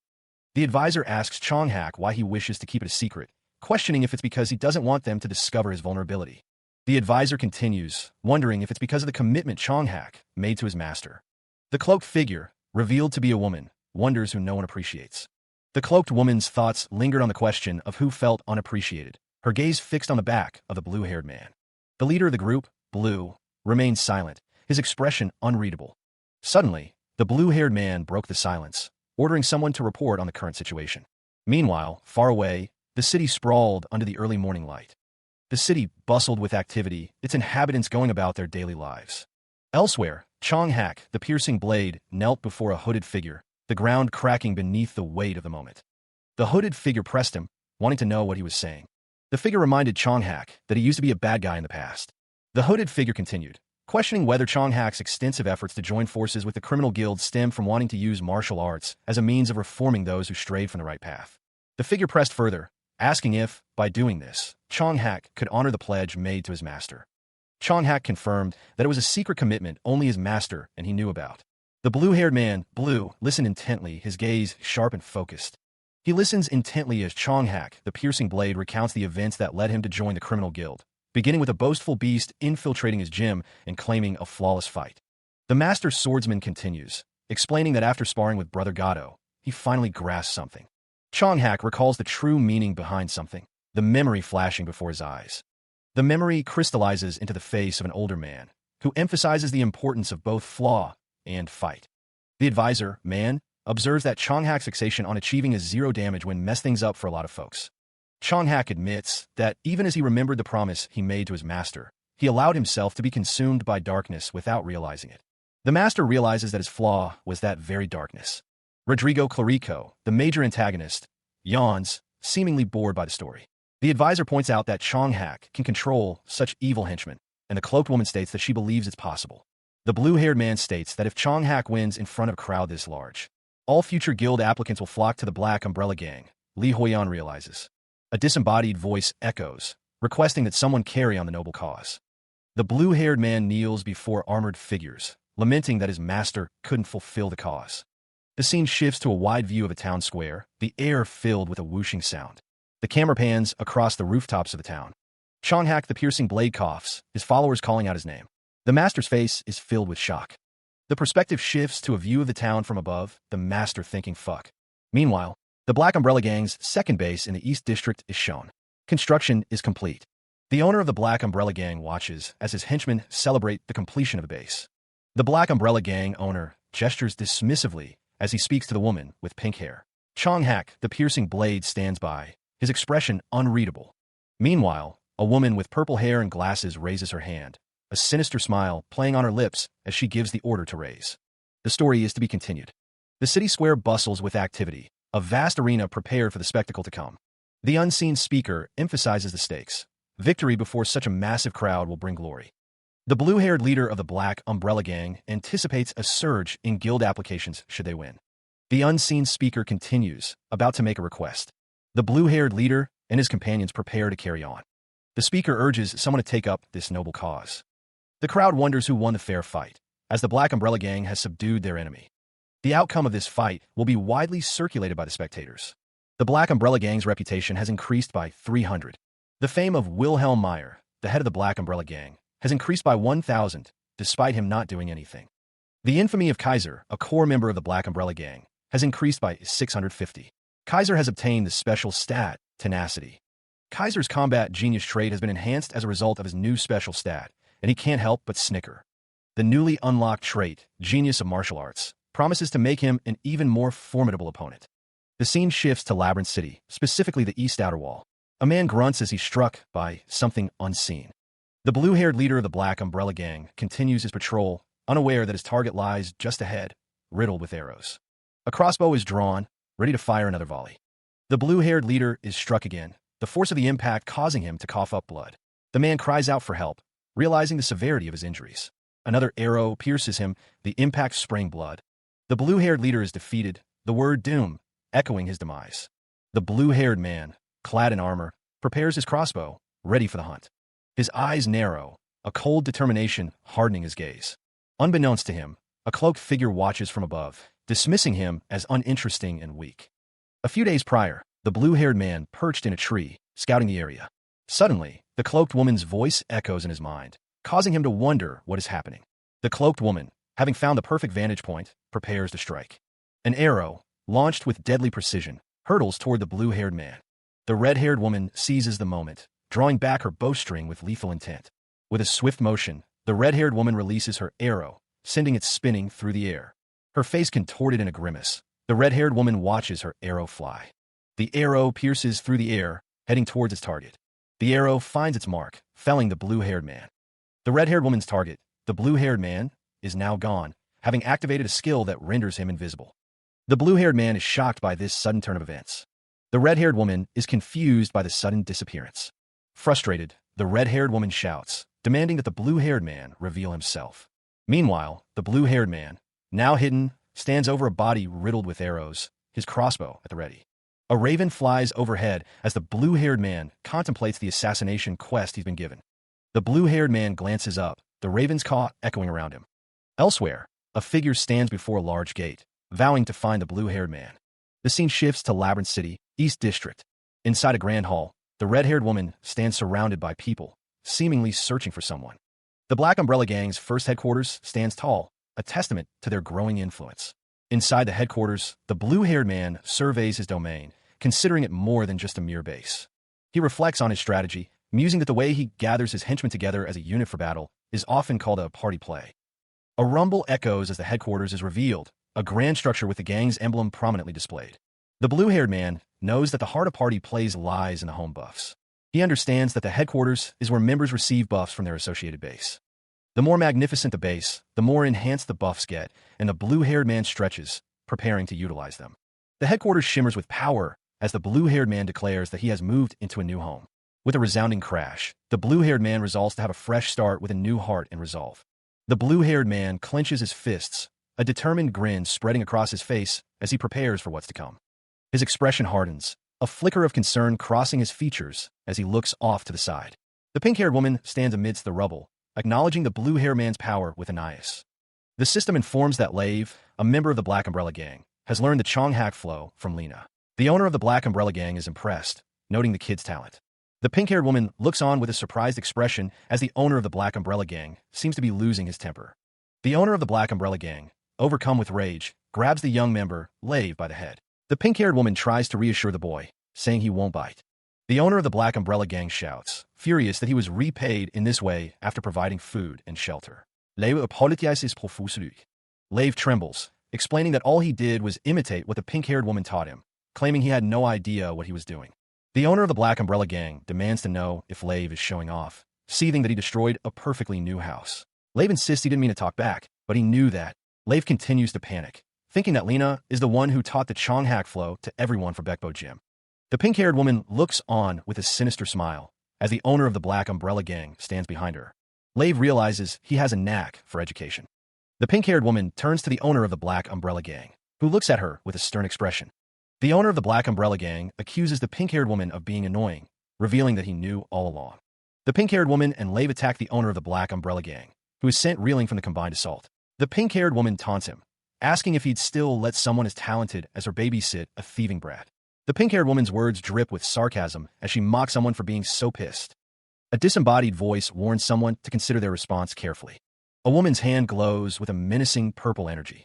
Someone flinches, their eyes wide with alarm. The pink-haired woman continues to taunt, claiming she didn't want to send someone to a place swarming with men. Li Huiyan stands with two women, one of whom gushes over him, calling him totally smoking cute and special. Wilhelm Meyer, observing from afar, wonders what exactly is being schemed. A cloaked figure acknowledges that they know countless players. Kaiser of the Black Umbrella Gang stands triumphantly over fallen opponents, who claim to have joined after being inspired by his strength. A close-up reveals the Black Umbrella Gang owner's face contorted in rage. Someone speculates that most of the gang members will drop out once they experience Wilhelm Meyer's nasty personality. It dawns on someone that the pink-haired woman was aiming for this outcome the whole time, as she dislikes trouble from having too many personnel. The pink-haired woman's words have clearly struck a nerve, as the Black Umbrella Gang owner's face contorts in anger. The owner's mind races, considering if Kaiser is attempting to form a group of elites from those who survived his brutal training. Wilhelm Meyer seems surprised by this revelation. Unseen by the schemer, a figure drops from the ceiling, blade drawn. Kaiser, too, is caught off guard by the sudden attack. A warning cry goes out, "Boss, behind you!" The warning comes too late, as the figure plunges toward Kaiser, who is surrounded by his subordinates. The blade finds its mark with a sickening whish. The attacker's weapon, wreathed in red energy, is poised to strike. The blade continues to pierce through its target. The blade pierces through Kaiser's armor, black blood spraying from the wound. A system warning flashes, status, critical, as Kaiser's face contorts in pain and shock. As Kaiser reels from the unseen attack, a stark warning flashes before his eyes. Sustaining damage beyond the system's threshold could cause physical shock in the real world. Meanwhile, the red-haired woman is struck by an arrow, the projectile piercing her shoulder. Elsewhere, a massive, mountainous figure looms, heralded by the word boss. The sun sets over a sprawling town, the air filled with the cries of crows. The quaint architecture of the town is bathed in the warm light of the setting sun. The camera pans down to the cobblestone streets. The scene shifts to what appears to be a sewer, the word SHW echoing through the tunnels. Within a room, a wanted poster featuring a familiar face is tacked to the wall. Nearby, the Black Umbrella Gang owner is scratching out a message, muttering about Heffel and the money he spent on him. The owner of the Black Umbrella Gang continues to stew, thinking that Heffel better do his job right, as a system message appears, identifying Bardon, player Yulden Park, as being exempt from one death as a perk offered to an employee of the Korean branch. The force of the blow sends the hooded figure reeling. The sword, knocked from his grasp, spins through the air. The hooded figure, revealed to be Kaiser of the Black Umbrella Gang, coughs up blood as the attack pierces his armor. A warning flashes, status critical. Kaiser's eyes widen in shock as blood trickles from his mouth. The system warns that damage exceeding the threshold may cause physical shock in real life. The pink-haired woman, bow drawn, watches Kaiser fall. The impact of Kaiser's body shakes the ground. The scene shifts to a view of the city, then down into the sewers. Two figures stand uneasily in the sewer tunnel. One of the figures, Lave of the Black Umbrella Gang, asks why the other is so anxious. The other figure, Wilhelm Meyer, turns, a look of concern etched on his face. He had already heard the news of the failed assassination attempt. Wilhelm Meyer demanded to know why the assassin hadn't followed his orders. The man in the black cloak reminded the assassin that he was specifically hired to eliminate Kaiser. The owner of the Black Umbrella Gang emphasized that he had even paid a large sum in advance. Wilhelm Meyer questioned why the assassin had struck him instead of Kaiser. The gang owner refused to believe that the assassin had missed his target. The assassin told Wilhelm Meyer to ease his mind, revealing that he had discovered someone else was controlling Kaiser. The gang owner was shocked by this revelation. The assassin stated that was why he took care of Wilhelm Meyer, striking him with a blow. The assassin explained that he had managed to land a hit powerful enough to affect Wilhelm Meyer in real life, incapacitating him for the time being. Wilhelm Meyer stated that either way, the assassin had breached their contract. The assassin retorted that Monster Hunter wasn't a title he earned for dealing with monsters, leaving Wilhelm Meyer confused and enraged. The assassin declared that since the contract had been dishonored, he would not be paid the rest of the money. The gang owner, furious, told the assassin that if he wanted the money, he better eliminate the right target. A palpable tension hangs in the air as the man with the light blue hair glares intensely. The Black Umbrella Gang owner, Wilhelm Meyer, questions the assassin's motives. He asks what's with that look, implying he knows more than he lets on. He reveals that he's already been informed about the assassin's past from the intelligence guilds. Wilhelm Meyer continues, inquiring if the assassin recently encountered Lena, his immediate subordinate and assassin. Wilhelm Meyer reminds the assassin that when Lena was on the criminal guild's wanted list, Wilhelm Meyer accuses the assassin of failing his mission miserably, suggesting he wanted to take revenge. The assassin's eyes narrow, his gaze intense.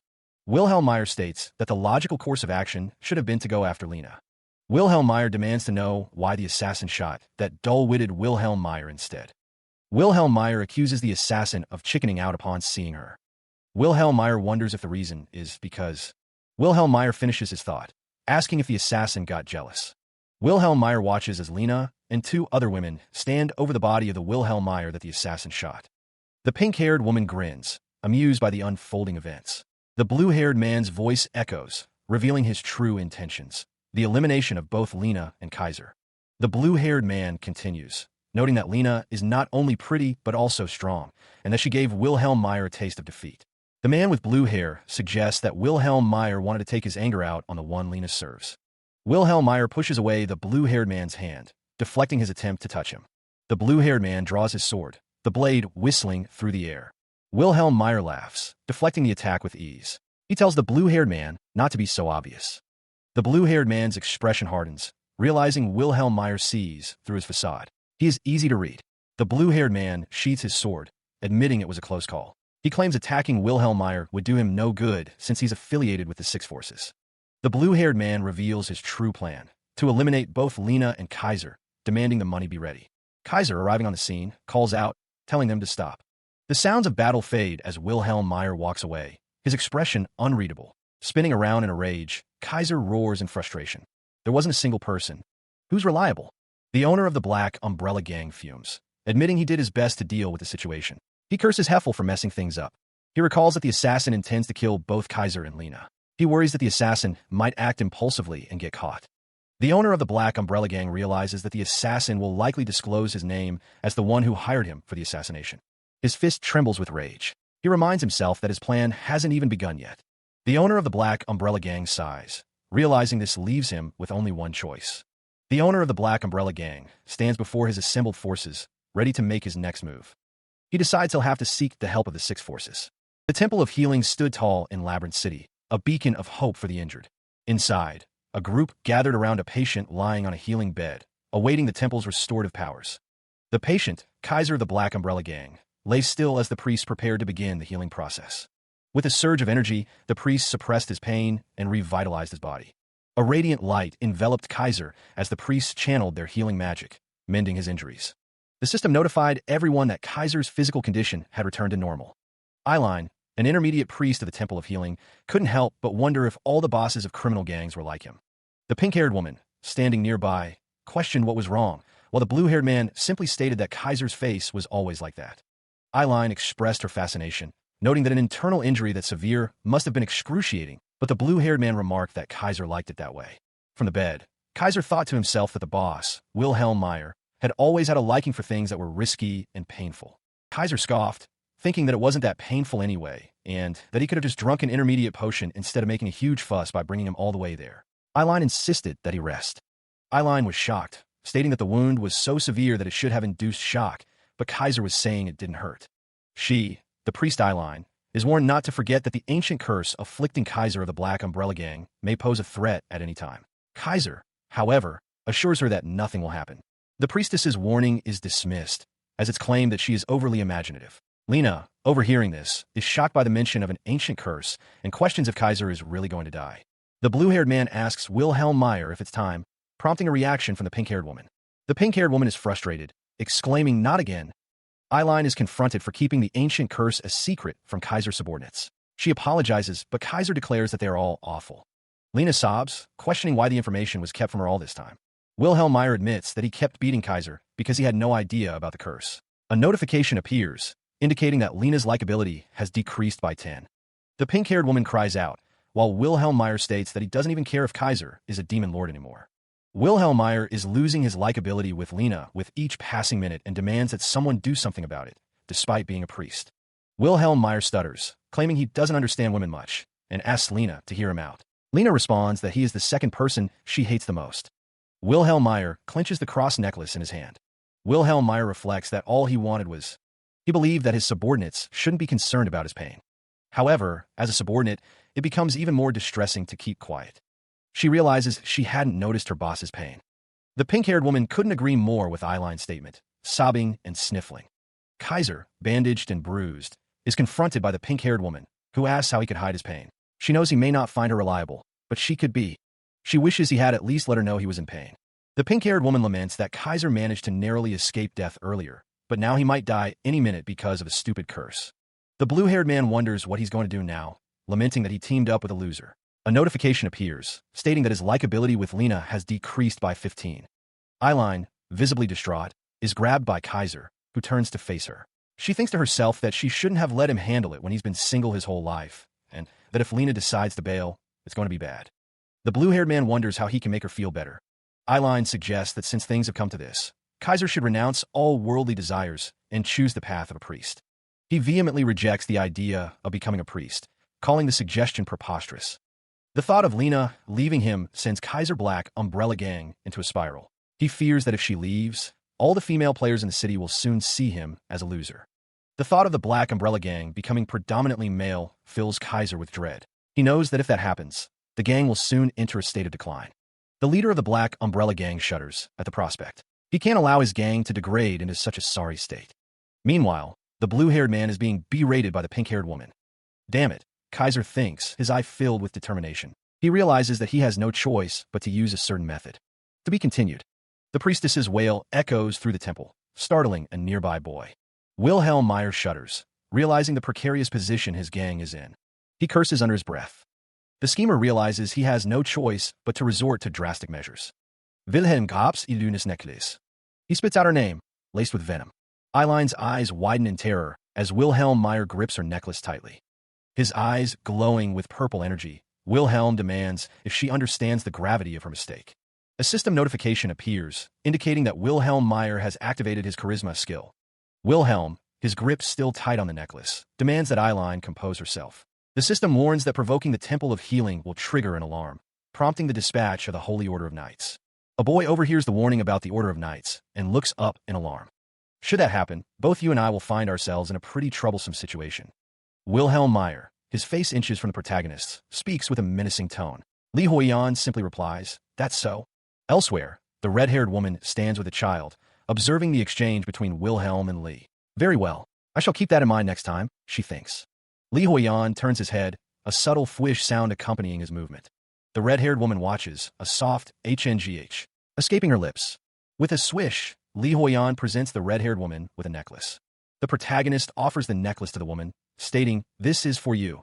The woman's eyes widen as she gazes at the necklace of healing, its blue gems sparkling. Wilhelm Meyer clutches his own necklace, a look of dawning horror spreading across his face. When did, he wonders?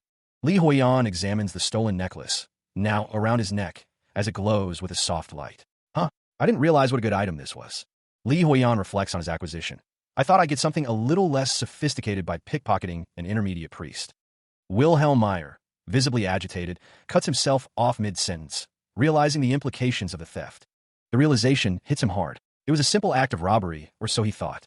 He continues, explaining that if he had handed the necklace over himself to resolve the situation, it would have been different. Wilhelm elaborates that it would have served as evidence that Brahm's Temple of Healing had colluded with a criminal organization, prompting an investigation. He believes that such things matter. Wilhelm Meyer's tone shifts, warning that because Li Huiyan robbed him, it becomes a different story entirely. He explains that it's no longer a minor felony that doesn't require the Order's direct intervention. Li Huiyan's companion, the red-haired woman, is confused by Wilhelm's words. Wilhelm Meyer, clutching his chest, declares his confidence that there is no other boss in this. From afar, the red-haired woman questions why Li Huiyan's likability would increase instead of Wilhelm's. The red-haired woman apologizes for interrupting, but believes they are neglecting to address an important point. The red-haired woman clenches her fist, declaring that she won't accept the necklace. The red-haired woman questions why they would want the necklace, making it clear she doesn't want it. The expert gamer, Li Huiyan, asks why she is waving her hand. Wilhelm Meyer suggests that in such cases, they should beg her to accept it. Li Huiyan questions if he is serious. Someone comments that the celibate priest is smarter than the boss, referring to Li Huiyan. A system message appears, stating that Lena has obtained the necklace of healing. Lena swings the necklace around, giggling as she does so. She declares that she will make a decision. Someone comments on how hard it is to understand what women want. Lave, of the Black Umbrella Gang, asks what they mean by forgetting something. Lave looks at Li Huiyan with a surprised expression. Lave asks who exactly is the guy who tried to assassinate Li Huiyan. Someone realizes they totally forgot about the assassin. The Black Umbrella Gang's base, Baekbo Gym, stood as a silent testament to the chaos brewing within. The Baekbo Gym, a seemingly ordinary building, concealed the brutal reality of the gang's training regime. The sound of bodies hitting the floor echoed through the training hall, a prelude to the terror that was about to unfold. The mysterious figure, cloaked in darkness, surveyed the scene of carnage, his presence casting a long shadow over the fallen. One of the trainees, overwhelmed by the brutal reality of the training, could only think this is living hell. One of the fighters, realizing the gravity of the situation, knew he had to escape at once, but a swift blow stopped him in his tracks. The fighter cried out as he was struck down, another casualty in what was supposed to be a training exercise. The cloaked figure stood amidst a web of thorny vines, a sinister invitation hanging in the air. You're free to walk in. The leader of the Black Umbrella Gang, Kaiser, grinned, knowing that leaving the Baekbo Gym would be far from simple. Another trainee, realizing the true nature of the training, lamented that he hadn't signed up for any of this. The trainees realized they were up against a monster, something far beyond what they had witnessed that day at the square, and certainly not part of any training regime. The armor of Kaiser, the leader of the Black Umbrella Gang, gleamed ominously, a symbol of the power and terror he wielded. As Kaiser of the Black Umbrella Gang stands over his defeated opponents, they lament that this is not martial arts, but simply a pummeling. The white-haired man scoffs at the idea of this being Baekbokwan martial arts, finding it laughable. A disembodied voice declares that without strength as a foundation, nothing can be built.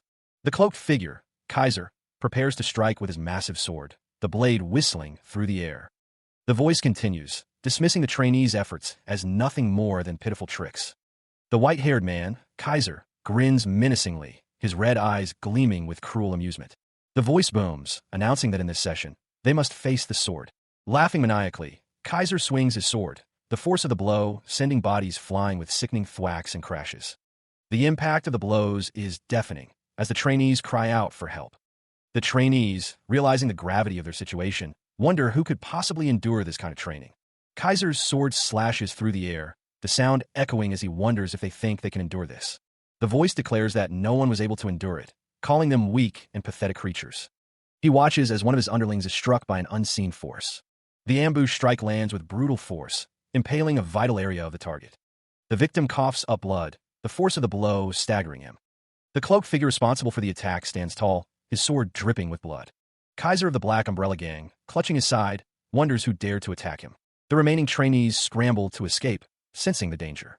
The cloaked figure mocks their poor visual acuity as they flee. The attacker acknowledges the rumors of Kaiser's monstrous prowess. The cloaked figure reveals that he did his research before attacking. The cloaked figure reveals that Kaiser is the one who subdued Tama, the piercing wind. With a metallic clunk, Kaiser Black Umbrella Gang prepares to fire his crossbow, muttering a silent threat. The cloaked figure, however, is already in motion, a gust of wind preceding his advance. Kaiser scoffs, believing he has no chance. The cloaked figure continues his charge, prompting Kaiser to call him an idiot. An unseen observer notes that charging so recklessly will only expose vital points. The cloaked figure closes the distance with unnatural speed. Kaiser realizes the cloaked figure is manipulating wind pressure, attempting to alter the arrow's trajectory. The wind manipulation is successful, preventing Kaiser from aiming with precision. The arrow explodes harmlessly against the cloaked figure's defenses. The cloaked figure's foot connects with Kaiser's chest, the impact radiating with red energy. The force of the blow leaves Kaiser in stunned disbelief. Despite being impaled, Kaiser exhibits monstrous strength, causing his crossbow to crack under the strain. Grasping his sword, Kaiser steels himself for what's to come. Activating his permanent hidden state, Heffel prepares to strike. Meanwhile, Kaiser's narrowed eyes betray his focus as he anticipates the next attack. With a flourish, Heffel lunges forward, aiming for Kaiser's blind spot. The cloaked figure intercepts Heffel's attack with a swift counter. Heffel is shocked. His stealth skill should have rendered him undetectable. Heffel demands to know how he was found. The cloaked figure moves with blinding speed, leaving Heffel unable to react. Kaiser's sinister grin widens as he explains that it's called instincts. The force of the cloaked figure's attack sends Heffel crashing through a nearby building. The cloaked figure steps forward, approaching the Baekbo Gym. Elsewhere, a man wonders if Heffel could handle the situation on his own, realizing he was mistaken. Another man questions if the Black Umbrella Gang is such a big deal that they have to step in, warning to not let their guard down. According to Bardon, the man is powerful. The assessment continues. That man alone is on par with a top-tier high ranker. Someone wonders about a newbie who dares to claim the top-tier ranks. The woman in red finds mutants like him even more mouth-watering. Time to get moving, they decide. The henchmen of the six forces stand ready. With a burst of speed, Kaiser of the Black Umbrella Gang lunges forward, intent on seizing his opponent. The cloaked fighter closes the distance, his movements precise and deadly. The blue-haired man is caught completely off guard. He wonders how his stealth skill failed him. The cloaked figure's face is inches away from the blue-haired man's, a sinister grin spreading across his face as he asks how he was found. With a burst of speed, Kaiser retreats, leaving an explosive surprise behind. The cloaked fighter reveals that his ability to find the blue-haired man is simply called instincts. The building explodes in a massive blast, the force of the attack threatening to obliterate everything around it. The blue-haired man is sent crashing through the floor, the sound of splintering wood echoing around him. Kaiser stands over the downed blue-haired man, his sword raised, ready to deliver the final blow. The cloaked fighter grins, realizing he almost forgot to ask who the blue-haired man is and who sent him. The cloaked fighter demands to know who the blue-haired man is and who sent him, his foot pressing down on his chest. The blue-haired man groans in pain as the cloaked fighter's foot crushes him further into the debris. The cloaked figure watches as the blue-haired man struggles to rise, a trickle of blood escaping his lips. He questions the man, demanding answers. The cloaked figure presses him, demanding he stop the babbling and answer his question. The cloaked figure continues his interrogation, belittling the blue-haired man's efforts. He claims that no matter how much havoc he wreaks, he's just a newbie in the labyrinth. The blue-haired man, still pinned, is told that he doesn't know anything about the existing gang dynamics. The cloaked figure reveals the reason for the blue-haired man's failure, his reckless actions. A group of figures stands behind him, ready to strike. The cloaked figure explains that the crooks who were once at odds have now joined forces, and that the blue-haired man was blinded by his own strength, inviting enemies of greater might. The blue-haired man, despite his predicament, snickers. He warns that even if they kill him, it will only be a matter of time before they meet the same fate as himself. The cloaked figure dismisses the blue-haired man's words, declaring it's too much talk. Suddenly, an explosion erupts behind the cloaked figure, the force of the blast sending debris flying. The explosion seems to have been caused by the red-hatted woman, who stands amidst the chaos with the other members of the Black Umbrella Gang. The red-hatted woman asks the cloaked figure if they arrived on time, as she prepares another attack. The red-hatted woman unleashes a powerful blast of energy. The red-haired woman's explosive attack sends the monstrous figure reeling backward, a pained grunt escaping its jaws. Above, the monster's ally leaps into the fray, while below, Kaiser of the Black Umbrella Gang watches the unfolding chaos. The cloaked figure, moving with unnatural speed, swings his blade at the leaping attacker, the sound of impact echoing through the room. The blade, crackling with dark energy, is revealed to be the source of the cloaked figure's power. With a swift motion, the cloaked figure prepares to unleash the blade's power. Dark energy surges from the blade as the cloaked figure channels its power. The blade hums with anticipation, ready to unleash its destructive force. The cloaked figure mutters to himself, acknowledging the explosive abyss strong blade and its capabilities. The blade unleashes a devastating explosion of dark energy, obliterating everything in its path. The dark energy spreads across the floor, leaving a trail of destruction in its wake. The cloaked figure stands amidst the chaos, the blade radiating with power. Kaiser, unfazed by the display of power, prepares to engage the cloaked figure. The red energy of the blade dissipates, leaving a trail of destruction in its wake. With a swift motion, the cloaked figure swings his sword, the blade whistling through the air. Kaiser raises his massive blade, preparing to meet the incoming attack head-on. The swords collide with a deafening clang, the force of the impact shaking the very foundations of the building. The cloaked figure, propelled by dark energy, darts forward with incredible speed. The distance between Kaiser and the cloaked figure rapidly closes as the attacker lunges. The cloaked figure's blade finds its mark, the word strike, punctuating the brutal impact. The blow lands with a sickening thunk, purple energy erupting from the point of impact as Kaiser is struck. Coughing up blood, Kaiser reels from the force of the blow. The cloaked figure expresses his disappointment in Kaiser's performance. The cloaked figure continues, remarking that the rumors of Kaiser being on par with a top-tier ranker were unfounded. The cloaked figure states that Kaiser should be grateful he isn't there to kill him, though he personally wishes he could. The cloaked figure addresses someone unseen, stating they are fortunate the leaders of the organization. The figure continues, explaining that six forces wish to recruit them, presenting it as a simple decision: die or bend the knee. A snicker escapes the cloaked figure as they question if they are being asked to serve two masters. A clawed hand, belonging to the red-haired woman, appears as she calls the cloaked figure sweetie. The red-haired woman reassures the cloaked figure not to worry about such things, revealing that their former master is already dead and gone, according to the woman. The cloaked figure, revealed to be Wilhelm Meyer, grits his teeth, exclaiming bullshit. Elsewhere, a man with goggles declares that those with weak faith shall see the truth. A flash of light erupts as Kaiser is impaled by a blade. The blue-haired man looks on in shock as the red-haired woman stands behind the cloaked Kaiser. Wilhelm Meyer stands tall, the events unfolding before him. The man with goggles believes that Kaiser must have been killed, leaving only one option. He grits his teeth, a barely contained rage threatening to erupt. The cloaked figure, having agreed to go with them, staggers forward as he is led away. A muffled sound escapes from somewhere unseen. The red-haired woman expresses her surprise at Wilhelm Meyer's easy surrender, suggesting he might not be as ruthless as rumored. The camera focuses on Kaiser's hand, now transformed into a metallic claw. Kaiser, consumed by rage, vows to drag his enemies down to hell with him. Fueled by rage, Kaiser prepares to unleash his power, declaring he will bring them all down to where his boss is. The red-haired woman dismisses Kaiser's threat as foolish. Kaiser screams in fury as his berserker trait activates. The cloaked figure leaps into action, deciding they have no other choice. The cloaked figure declares that they shall meet their doom. Lave, the young tracker, drops to his hands and knees, sniffing the ground, trying to pick up the scent.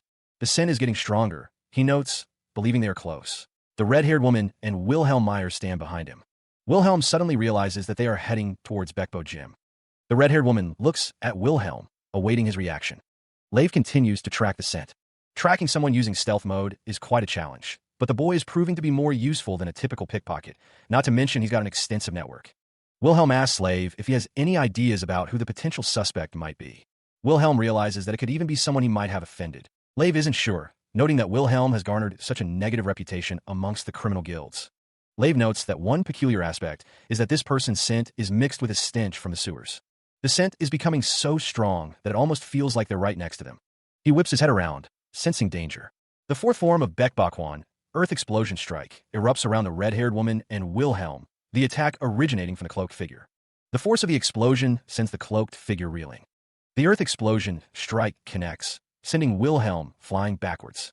The cloaked figure's face contorts in disbelief as his stealth is broken. He thinks to himself that the skill is supposed to render him completely undetectable.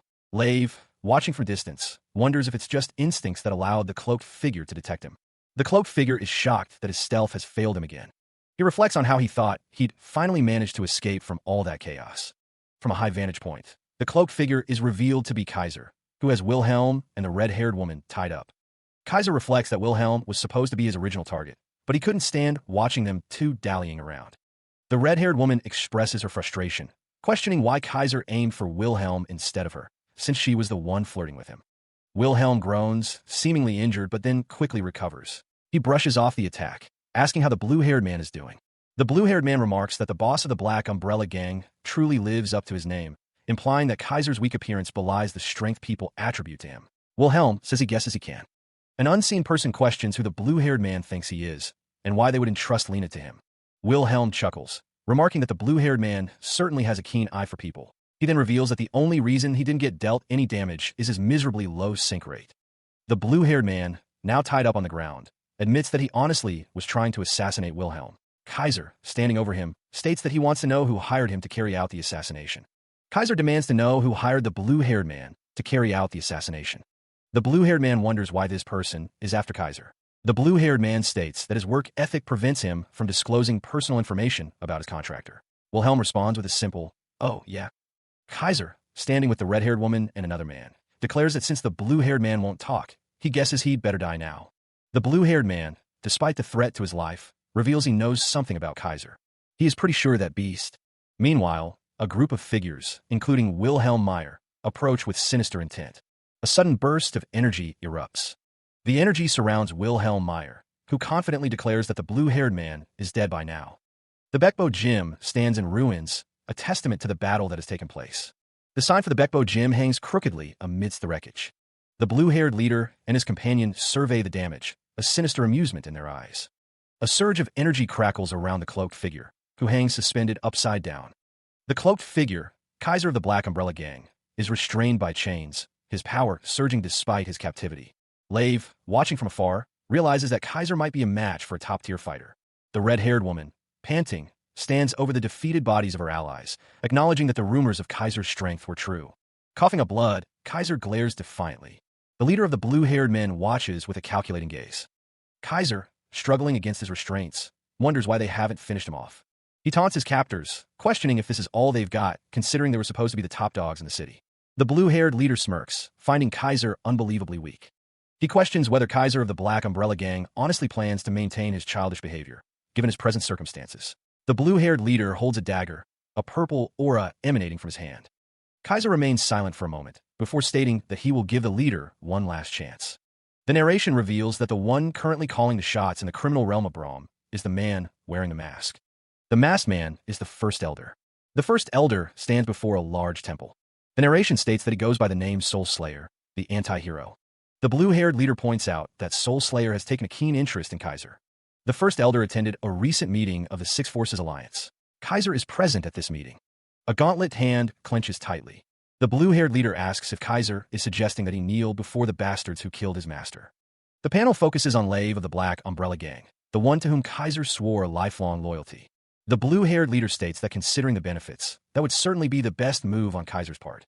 He supposes that the other party wouldn't care about such things. The man with long white hair smirks, confident that he is well known. The figures agree to let him have his way, and with a burst of speed, one of them lunges forward. They declare their intent to destroy him as they attack. Kaiser Black Umbrella Gang prepares to unleash a lethal move, Bekbokwan. With a shout, Kaiser Black Umbrella Gang unleashes the Bekbo ultimatum. The force of the attack sends the figures flying, engulfed in a bright blue light. The attack obliterates the surroundings, leaving behind a scene of utter devastation.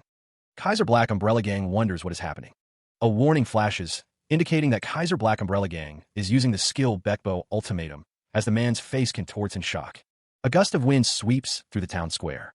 The wind seems to emanate from Kaiser, who stands silently at a crossroads, flanked by the red-haired woman and Lave. The blue-haired man demands to know why Kaiser is just standing there. The red-haired woman readies her sword, a bead of sweat trickling down her face as she glances nervously at Kaiser. The blue-haired man notices Kaiser trembling and demands to know why he's shaking. The red-haired woman and Lave dash forward, sensing the impending danger. Kaiser, his face contorted in anguish, begs God not to make him do this, realizing he can't let it happen. His eyes wide with terror, Kaiser grits his teeth, knowing what he must do. Kaiser reflects on how he poured his entire gaming life into creating the character he is now. A blinding light erupts around Kaiser as he prepares to unleash his power. The blue-haired man screams in horror, realizing what Kaiser is about to do, as the red-haired woman looks on in disgust. It becomes clear that Kaiser is trying to take down the enemy with him. The building is engulfed in a blinding, blue light, the air crackling with energy. Realizing what's happening, the blue-haired man shouts for everyone to focus on defense, as Kaiser Black Umbrella Gang prepares to self-destruct. The blue-haired man reflects on the situation, admitting he's never encountered a henchman like Kaiser before. He wonders who would sacrifice their own life to follow their master to the end. Elsewhere, someone wonders who Wilhelm Meyer is. The blue-haired man urges his allies to escape, fearing they'll be killed at this rate. A figure known as Little Franken states that his rack factored in this possibility, which is why he was sent. Little Franken reveals that he was told to self-destruct when the opponent does too. Kaiser Black Umbrella Gang says his farewell. He wishes the rest of them the best of luck. The energy continues to build as Kaiser prepares to end it all. Little Franken clenches his jaw, bracing for the inevitable. The force of the explosion rips through the room, sending debris flying. The dust settles, revealing the aftermath of the blast. The red-haired woman, the blue-haired man, and Lave stand amidst the destruction. Amidst the chaos, the Black Umbrella Gang owner, Kaiser, emerges from the smoke, seemingly unharmed but clearly enraged. Elsewhere, a figure with bandaged feet remarks on the commotion, wondering who is causing such a ruckus. The red-haired woman observes that if they had arrived any later, the entire place would have been reduced to rubble. Kaiser reflects on his desire for stability after years of wandering, a desire now shattered. He laments being forced back into his old life, just as a new figure arrives, announcing himself as Saito. Saito declares that they can rest their worries now that he has arrived. A system message appears, indicating that Kaiser's Bekbokwan skill has been cancelled due to Sato's intervention. Kaiser's eyes glow with intense rage, his face contorted in fury. He reveals that he forgot to warn them in advance. Kaiser commands them to stay out of his fights from now on, as the 4 instructors of Bekbo Gym, handpicked by him, join the fray. A voice agrees to something, though the context remains unseen. Lave of the Black Umbrella Gang grins, declaring that Kaiser is leaving the fight to them, drawing his sword in anticipation. The hooded figure remains silent, his expression unreadable. The hooded figure observes the approaching Bekbo Gym instructors, noting that the numbers finally seem fair. The hooded figure's thoughts turn to the new arrivals, wondering who they are and recognizing one as a former famous fighter from the Labyrinth. The narrator reflects on Kaiser's ability to recruit such powerful players. The hooded figure and Lave stand with the Bekbo gym instructors, who are now aware that they have provoked a bee's nest. The hooded figure considers that even though they've lost their leader, Kaiser, they still pose a threat. The narrator explains that when the head of a gang is gone, it usually leads to disorder and dissolution. The hooded figure clenches his fist, resolving to break through the situation. Lave calls out to the hooded figure, drawing his attention.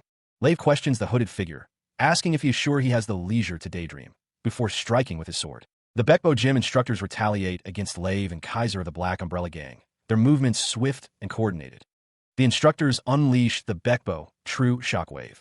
The force of the attack explodes outward, threatening to overwhelm the Black Umbrella fighters. The cloaked figure, Kaiser of the Black Umbrella Gang, expresses disbelief at how quickly their advantage has been lost. Kaiser grits his teeth, acknowledging the instructors as monstrous. The instructors' combined power is almost 4 times that of Kaiser alone.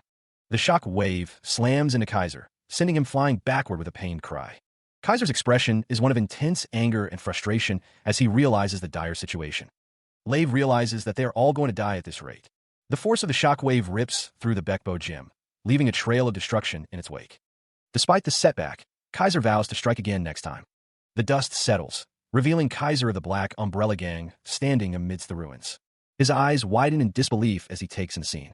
The destruction leaves him utterly bewildered.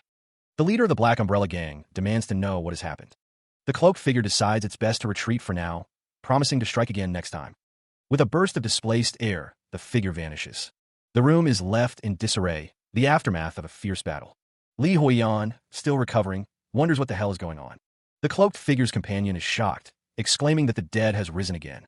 They recall being certain that Li Huiyan had died. Li Huiyan, fueled by adrenaline, clenches his fist, ready to fight.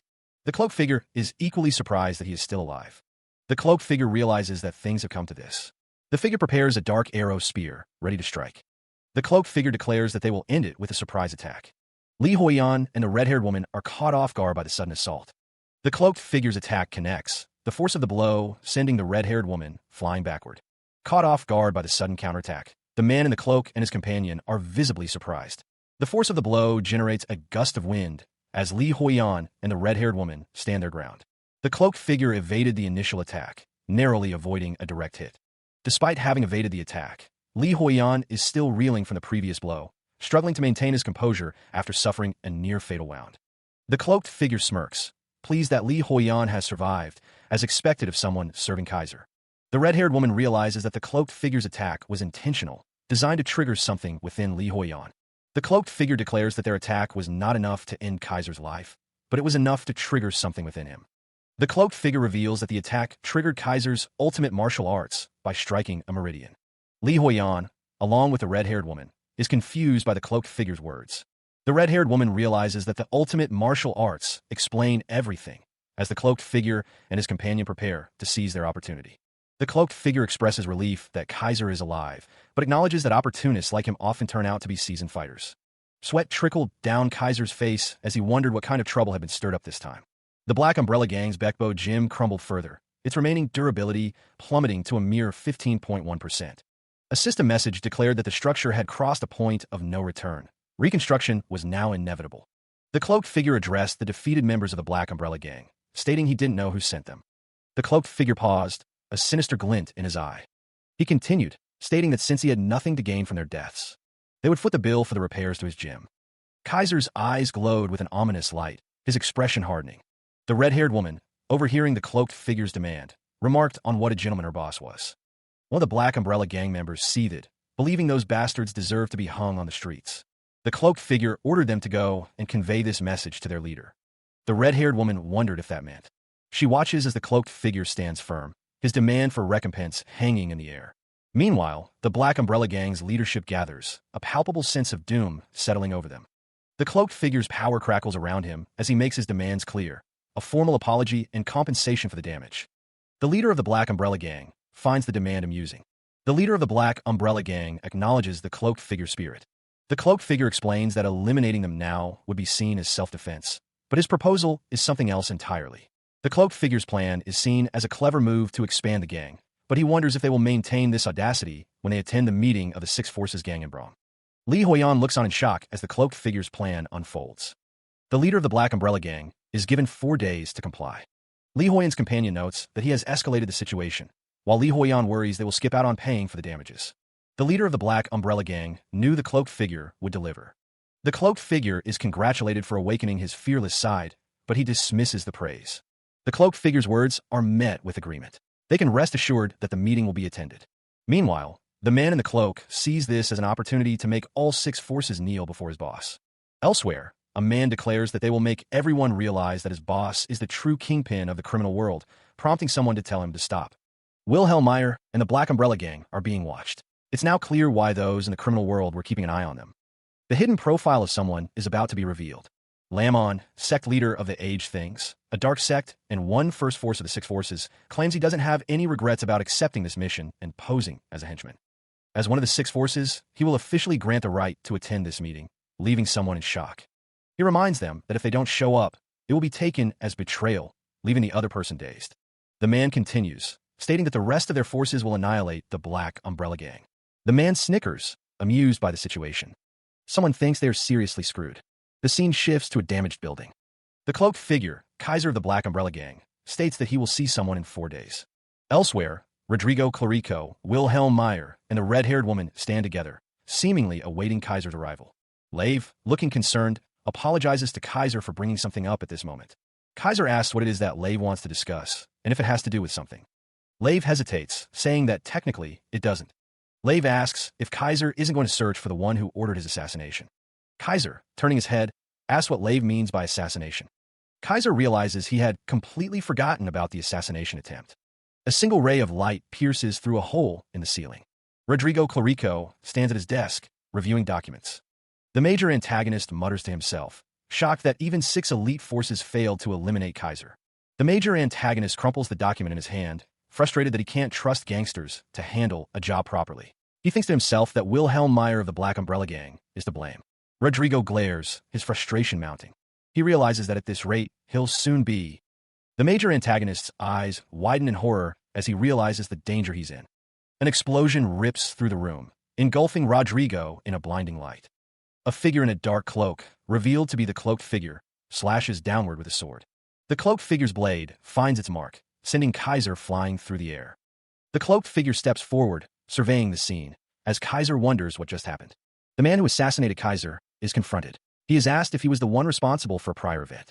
The assassin, revealed to be Bardon, is told that he was seen being killed by Kaiser. Bardon asks if it was the manager buff that allowed him to survive. Bardon is confronted by Wilhelm Meyer, who is surrounded by a purple aura. Wilhelm asks how he was found. Wilhelm explains that one of his henchmen picked up Bardon's scent, which was mixed in with the assassin's. It is revealed that Lave of the Black Umbrella Gang unlocked the scent tracking skill.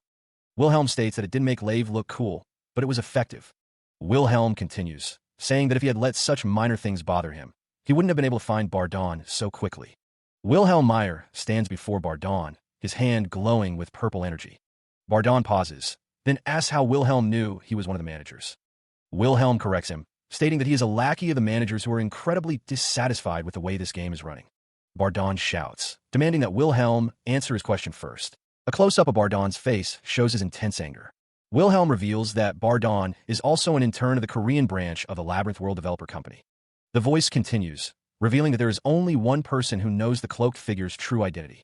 The man, a former top-tier ranker, gulps nervously as purple energy emanates from his hands. A figure appears, greeting someone named Yulden. He identifies himself as Rodelius Eldrigo, also known as Li Huiyan. The cloaked figure, upon hearing this revelation, curses the person. The realization hits Li Huiyan hard, the sound echoing in his ears. He demands to know what scheme is being plotted. The story is to be continued.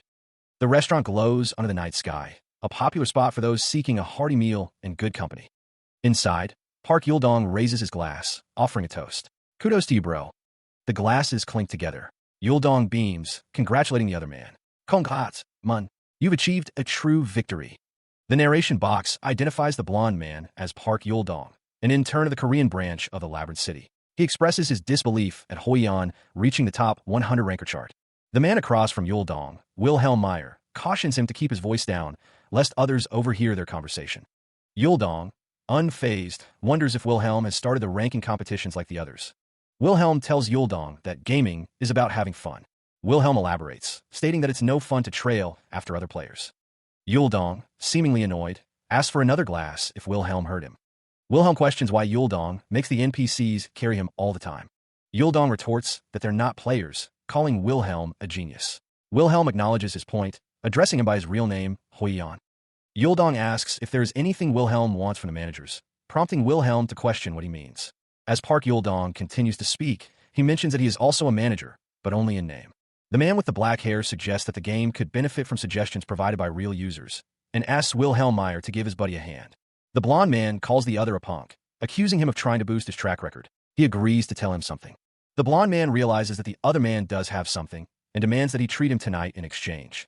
Looking back, the man with the black hair reflects that if he hadn't helped the blonde man, he would have had to figure things out on his own. The scene shifts to a kneeling figure, Wilhelm Meyer, who is told that if his accomplishments hadn't been influenced by Rodelius' advice, he would have remained in a miserable state. The unseen speaker continues to taunt Wilhelm Meyer, questioning whether he would have escaped his miserable state without their help. A foot steps forward, and the speaker orders Wilhelm Meyer to get up. The perspective shifts to Wilhelm Meyer, bound and captive, as he begins to tell the truth. The cloaked figure declares himself a direct subordinate of one of the six forces as Wilhelm Meyer remains tied up. The man acting as Wilhelm Meyer turns away from the cloaked figure, his expression unreadable. The man, still in disguise, states that he understands, then questions why the cloaked figure doesn't believe him.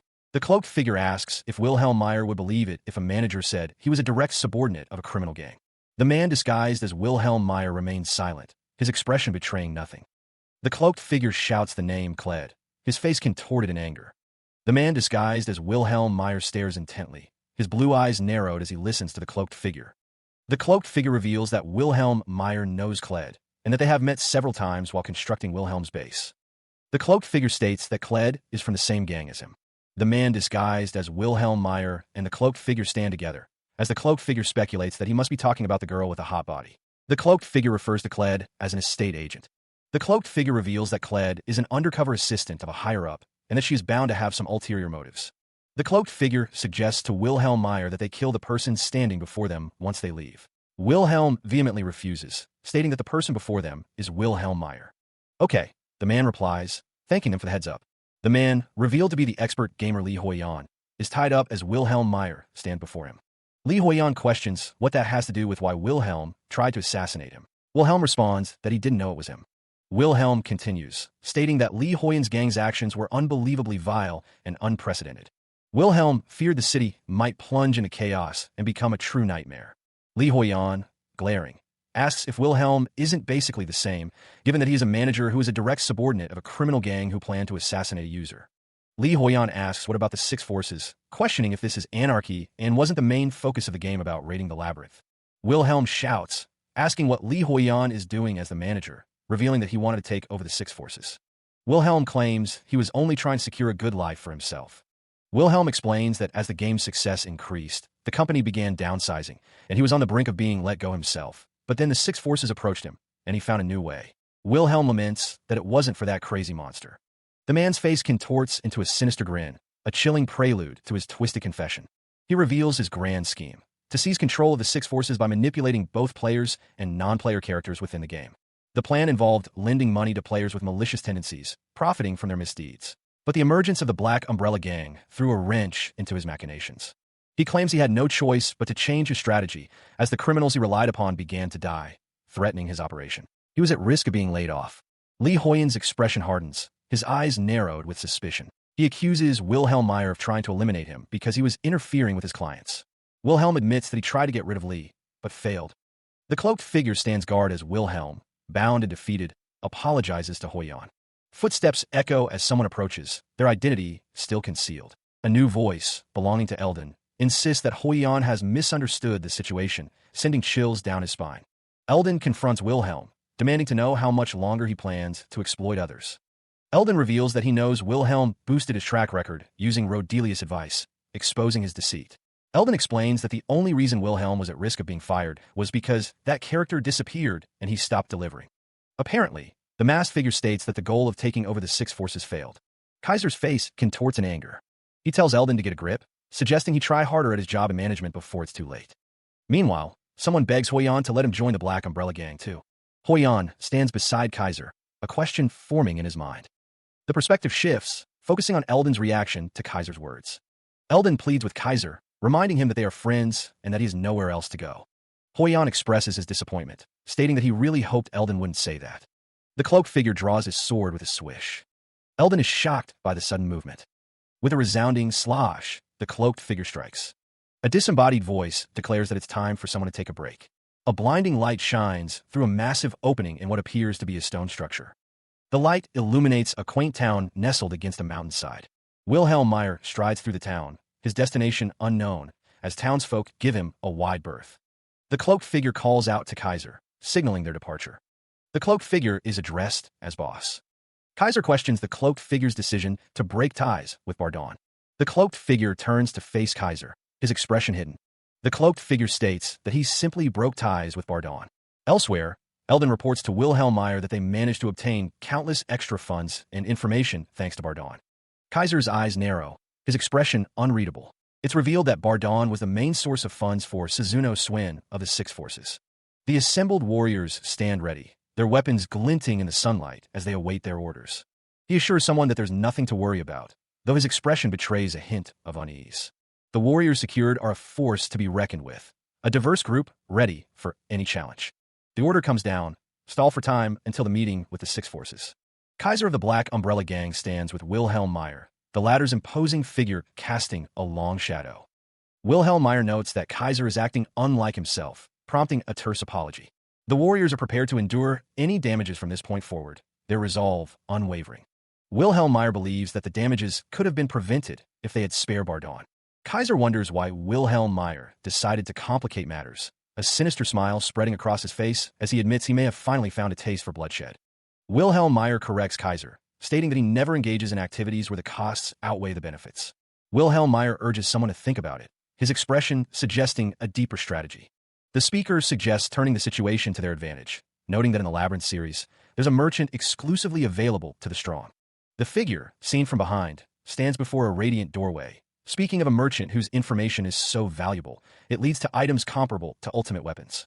Meanwhile, Kaiser plots to expand his gang and meet this very merchant.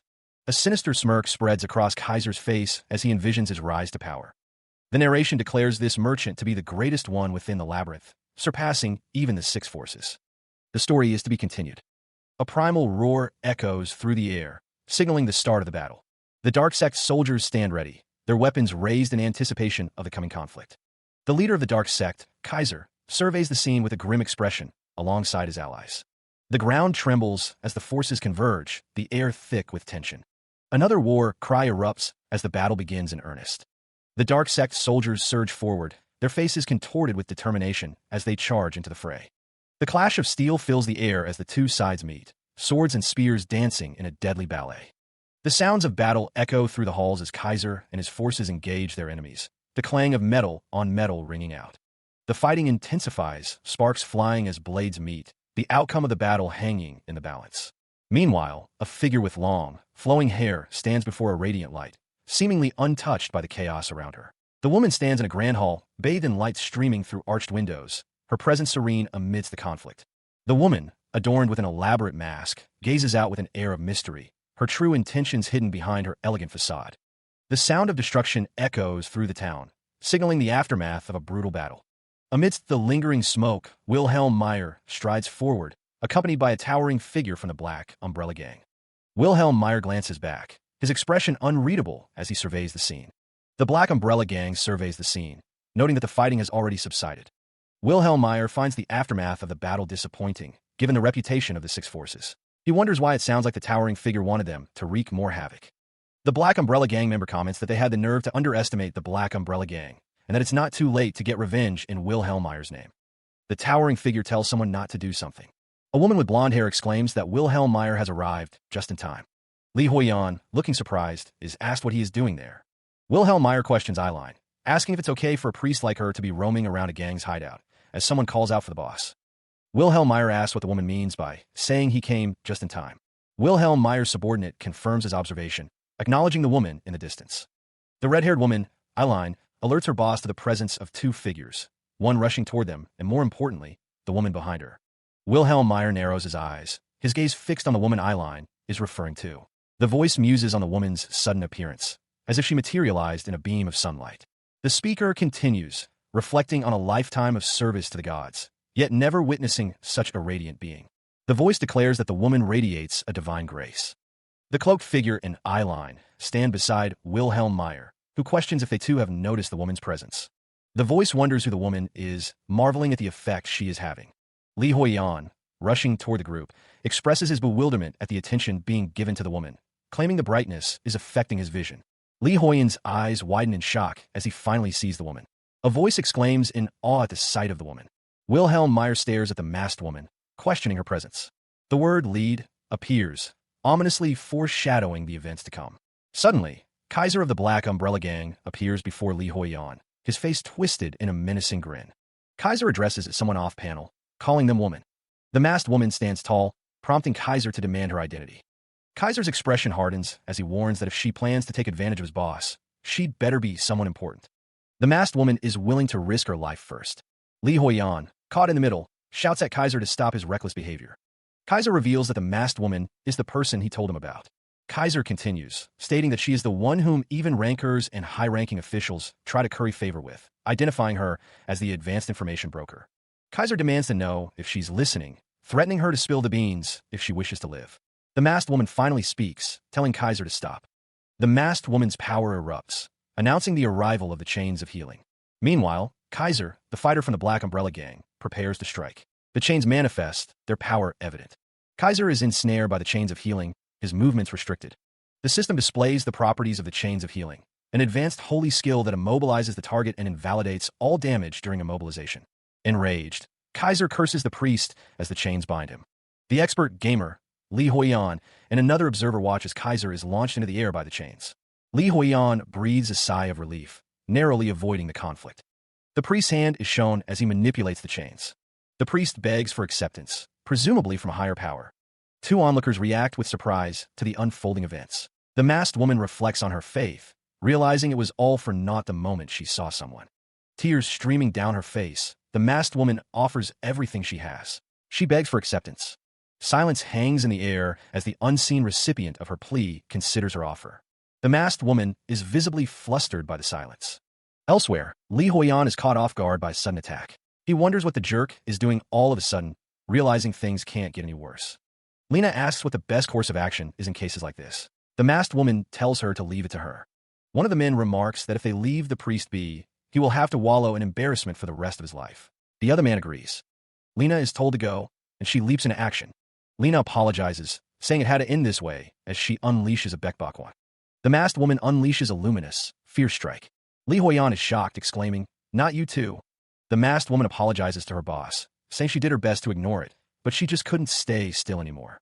A voice echoes, asking, "How have you been?" The question hangs in the air, unanswered. A child calls out, "Mother," as he looks upon a tall, regal woman standing over another figure kneeling on the ground. The disembodied voice continues, stating that it was about moral responsibility. The woman, an information broker, sits regally, explaining that she has constantly held crucial roles in various situations. The unseen speaker declares that their duty was to guide countless parties. However, the speaker admits that they are moving toward the most optimal decision. The voice clarifies that this wasn't the case during war times. Figures cloaked in dark robes stand silently amidst ruins. The speaker concludes that each choice they've made was rooted in a sense of duty, as a group of robed figures stand before a crowd. The speaker reflects on the unavoidable cost of war, the countless lives lost, and the children left orphaned in its wake. That's when he resolved to take action, his face obscured by a mask. He would follow in the footsteps of a legendary user from a previous era, surrounded by children and a caretaker. He would protect the children, and even more. He provided expensive CP to the children he took in, a past version of himself looking on, realizing the truth. He was guilty. The speaker also founded an orphanage, a grand building where he stands with a woman in a white dress. He thought it was the least he could do, the morally right thing. It was for the children who suffered due to his choices. However, it wasn't enough for the man. The orphanage was meant to heal the wounds inflicted by the war, but it could have been the result of the harsh outside world or the impact of past trauma. But when his children grew up, some chose a life on the road, a life of past trauma. What's more, he was told that the man who ran the orphanage. The woman's actions eventually led to the exploitation of children, forcing them to raid the Labyrinth, a venture that ultimately resulted in their deaths. The masked woman believed it was right for her to reconsider her actions. The young man confronts the masked woman, questioning if her abandonment was the reason for his current state. He accuses her of using them as pawns to relieve her guilt. The masked woman responds, a chill in her voice, stating that even if what he says is true, she never told him to become a criminal. The young man grits his teeth, his face contorted with a mix of anger and frustration. The masked woman's companion observes that the young man's competence makes sense now. He then asks if she traveled all this way just to find her son. Wilhelm Meyer sighs, seemingly troubled by the revelation. The masked woman remains composed, her expression unreadable behind the mask. She states that she is not one to act rashly over minor issues. Wilhelm Meyer responds, less than before adding that advanced information brokers are impossible to track down, even if she wanted to. The young man wonders why someone like her would come to the Black Umbrella Gang, unless it was for personal reasons. The young man in the hoodie presses the masked woman, questioning if her motives extend beyond a personal agenda, especially considering the impending war against the Six Forces. The masked woman remains silent, her back turned, the intricate design of her dress visible. Meanwhile, Wilhelm Meyer of the Black Umbrella Gang is mentioned, though his location is not immediately clear. The masked woman finally speaks, stating that her reasons are complicated, but primarily, a surge of power emanates from the masked woman, the word doom appearing ominously above her. The masked woman declares that she is there to deliver punishment, her hands glowing with power. The Black Umbrella Gang is led by Wilhelm Meyer. Wilhelm Meyer explains that he was ordered to come here by his superiors. The reason for his arrival is a little complicated to explain, but primarily, the masked woman declares that she is here to deal out punishment. The masked woman's power intensifies. The masked woman floats a cake towards Wilhelm Meyer. Wilhelm Meyer realizes that she wasn't here for some ordinary reason. He never expected that she was here to punish him. The masked woman's attack hits Wilhelm Meyer, and he wonders who exactly ordered this and why. A magic circle activates beneath Wilhelm Meyer and the masked woman. Wilhelm Meyer sees a hand reaching out from the circle. A shadowy figure emerges from the magic circle. The masked woman's command hangs in the air as Wilhelm Meyer stares in disbelief. Meanwhile, the shadowy figure she summoned materializes, its blocky form emitting an eerie glow as it laughs. The shadowy figure turns, its movements unnatural, as Wilhelm's henchman wonders what he is seeing. The shadowy figure speaks, its voice echoing through the room, as Wilhelm Meyer and the masked woman look on. Elsewhere, a group of armed figures stands on a rooftop, equally confused by the unfolding events. Back in the room, the shadowy figure takes a step forward, its presence unsettling. The shadowy figure's footfalls boom as it moves with surprising speed. Suddenly, the red-haired woman bursts into the room, ready for a fight, as Wilhelm Meyer looks on in shock. The shadowy figure turns its attention to the red-haired woman, its movements swift and unsettling. Wilhelm Meyer, witnessing the arrival of the red-haired woman, is caught off guard and questions who she is. The shadowy figure's glowing eyes intensify, its gaze fixed on its target. Wilhelm Meyer, enraged by the turn of events, curses under his breath. He clashes blades with the cloaked figure, the sound of steel ringing through the air. The red-haired woman watches as the shadowy figure is pushed back by the force of the blow, stammering in fear. The cloaked figure grits his teeth, struggling against the red-haired woman's assault. With a sharp cry, the red-haired woman continues her relentless assault. The shadowy figure is sent flying backwards, energy crackling around him. The force of the red-haired woman's attack sends the shadowy figure crashing into the ground. The red-haired woman stands over the downed figure, her expression grim. The shadowy figure cries out as he is engulfed in a burst of energy. Wilhelm Meyer watches the scene unfold, annoyed by the interruption. He finds it amusing that the shadowy figure can properly express his anger. Wilhelm Meyer questions if this is the punishment the information broker was talking about. The masked woman states that she only delivers information. Suddenly, a voice cries out, warning Wilhelm Meyer to look out. The red-haired woman charges forward, her expression a mask of fury as she closes the distance. Wilhelm Meyer's eyes widen in disbelief as he witnesses the unfolding attack. The cloaked figure retaliates, unleashing a swift, arcing blade of energy. The energy blade slams into Wilhelm Meyer, sending him crashing backward. The force of the blow explodes outward, the impact resonating with a deafening thwack. The cloaked figure, revealed to be Kaiser of the Black Umbrella Gang, shouts a command to someone unseen, his face contorted in rage. In the distance, a figure with glowing eyes stands before a bookshelf, accusing someone of being responsible for their current state. Wilhelm Meyer coughs up blood, struggling to comprehend the situation as he clutches his chest. The figure with glowing eyes acknowledges the attack, finding it not bad.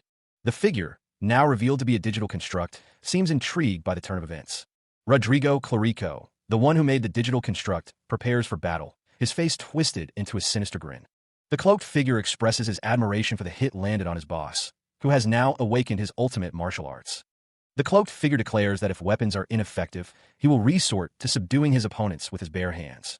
The cloaked figure's eyes glow with a menacing red light as he prepares to strike. The cloaked figure's hand clenches tightly, ready to unleash his power. The cloaked figure presses forward, his intent clear. Elsewhere, a man in a green jacket is caught off guard, wondering what just happened. The man in the green jacket stares a notification indicating he's been robbed of 10 gold, realizing he's just been pickpocketed. The man in the green jacket is shocked by the realization of what happened.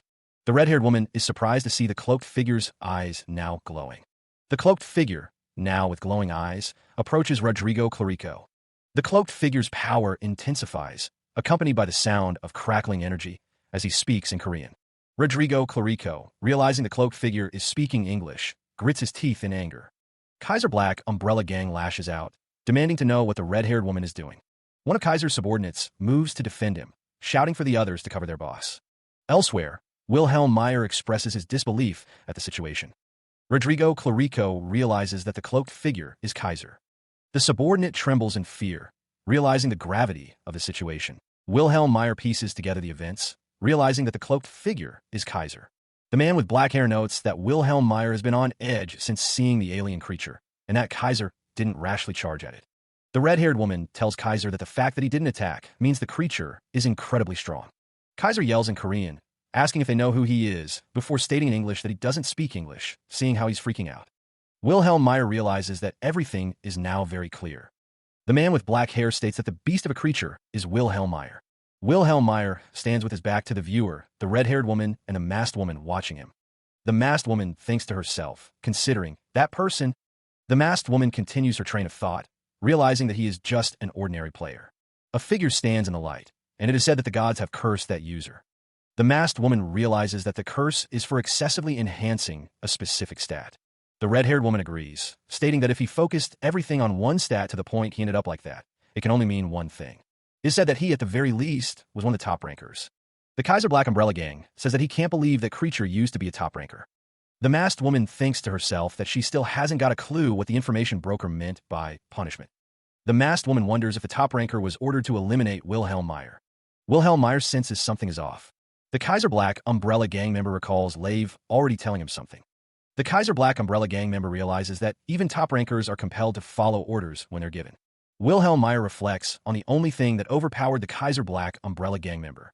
The cloaked figure asks Wilhelm Meyer what he's looking at, accusing him of pickpocketing. Wilhelm Meyer realizes that the cloaked figure's actions can only mean one thing.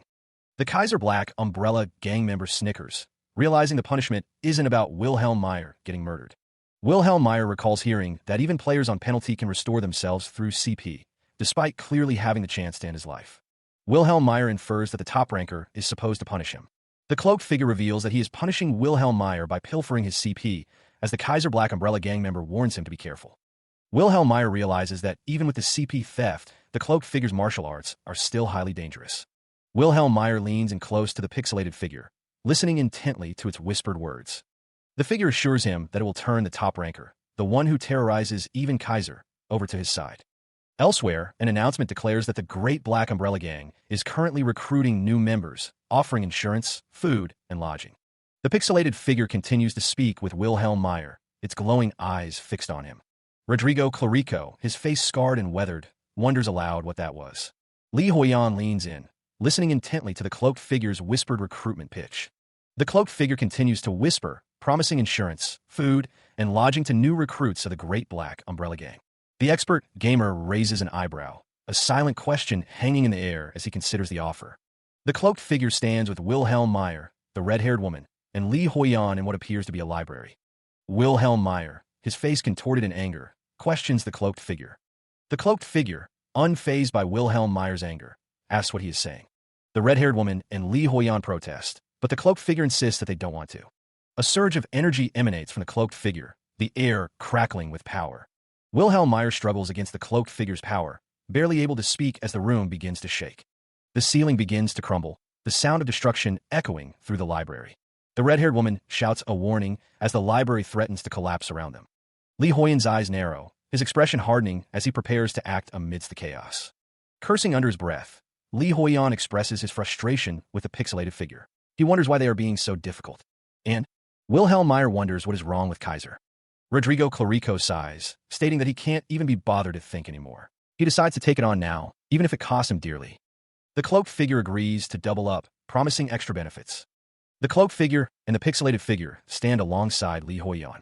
A young man with spiky blonde hair stares at Li Huiyan and the figures with him, wondering if what he's seeing is real. The young man, now with a shocked expression, asks his mother if all top rankers are like that. The masked woman tells him it's best to let them be.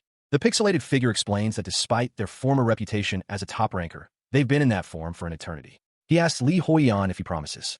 The young man turns his head, his eyes wide with surprise. Wilhelm Meyer thinks that something is odd and wonders why Kaiser is petrified by that person. The masked woman states that she cannot disclose information at the moment, but the current situation seems to be a natural outcome. The man who is speaking with the masked woman is shocked by her words, questioning if this is a natural outcome. Kaiser, observing the status of the Black Umbrella Gang's headquarters, which has been reduced to 89% durability, curses the information broker. Wilhelm Meyer questions if this destruction is what the masked woman meant by punishment. Wilhelm is shocked by the headquarters collapsing. The masked woman finds Wilhelm Meyer's handling of the situation amusing, noting that most people would have been wiped out. Wilhelm Meyer is instantly filled with rage, realizing how close he came to death. Wilhelm reflects on how his gaming life would have ended, expressing relief at his survival. Wilhelm Meyer is confronted by the masked woman, who points a finger at him, stating that he managed to survive. Wilhelm Meyer raises a green orb in his hand. The masked woman tells Wilhelm Meyer that he hasn't quite grasped the situation yet. The pixelated creature, a being of digital origin, greets someone off-panel with a boisterous shout. With a swish of movement, the pixelated creature follows the protagonist, Li Huiyan, through a grand doorway. Li Huiyan, visibly annoyed, points off-panel and orders someone to fetch something. The pixelated creature stutters, questioning what Li Huiyan wants it to do. Li Huiyan's eyes narrow, his expression hardening. Under the intensity of Li Huiyan's glare, the pixelated creature reluctantly agrees. The pixelated creature stands before a group of figures, declaring that this task is easy. The pixelated creature darts forward. A notification appears, indicating that the information broker's punishment event is complete. With a soft FSHH sound, the pixelated creature reappears in the room with Li Huiyan. Li Huiyan questions if the masked woman is entrusting him with a pet, incredulous that the six forces are involved. The masked woman states that a meeting is soon, and that Li Huiyan has successfully won that player over to their side, confident that the curse will be lifted. He observes the symbol, a grim assessment forming in his mind. The expert gamer believes the Black Umbrella Gang is doomed. An unknown voice responds, seemingly amused by the assessment. Is that so? The masked woman stands tall, offering a solution to the unseen individual. She states that information can always be bought from her to delay the inevitable fate. The unseen individual cries out in pain, suggesting they have been struck. A hand glows with power, the source of the unseen individual's pain. The unseen individual curses, realizing the immense cost of the crucial information. The masked woman reiterates that despite her advanced title, she is simply doing business. She complains that she is always burdened with troublesome matters and expects payment for her help. The masked woman is an advanced broker who influences the financial dynamics at a city level. Coins rain down, the sound of wealth echoing as the expert gamer realizes the cost must be beyond imagination. A screen displays Wilhelm Meyer's current funds, 234 gold, 8 silver, and 12 bronze. The expert gamer sighs, realizing his budget has taken a hit because of the base's construction and all kinds of crap. He thinks this won't even cut it. The expert gamer decides to start with that damn slave, as a subordinate approaches, asking what he is thinking right now.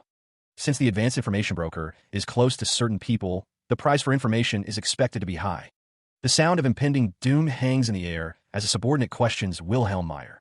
The subordinate calls out to Wilhelm, but the schemer is lost in thought, momentarily forgetting himself. He reminds himself that the subordinate is just a kid, trying to shake off the violent thoughts he's been having lately. It's a shame, but the protagonist will have to pass on the information broker. Besides the high price, Wilhelm Meyer admits to the masked woman that he lacks the funds to pay for the information anyway. The masked woman asks if that means he will abandon the fight against the six forces up to the endless. The masked woman presses Wilhelm Meyer, asking if he is sure about his decision.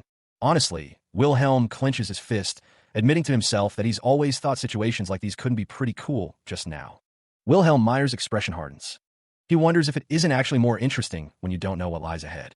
Wilhelm Meyer stands tall, a glint in his eye as he tells the masked woman that he sounded. The masked woman acknowledges that they let their customers. The masked woman casually mentions allowing customers to buy on credit. Wilhelm Meyer turns, a flicker of surprise crossing his face as he hears this. The concept of buy on credit triggers a moment of stunned realization for the player.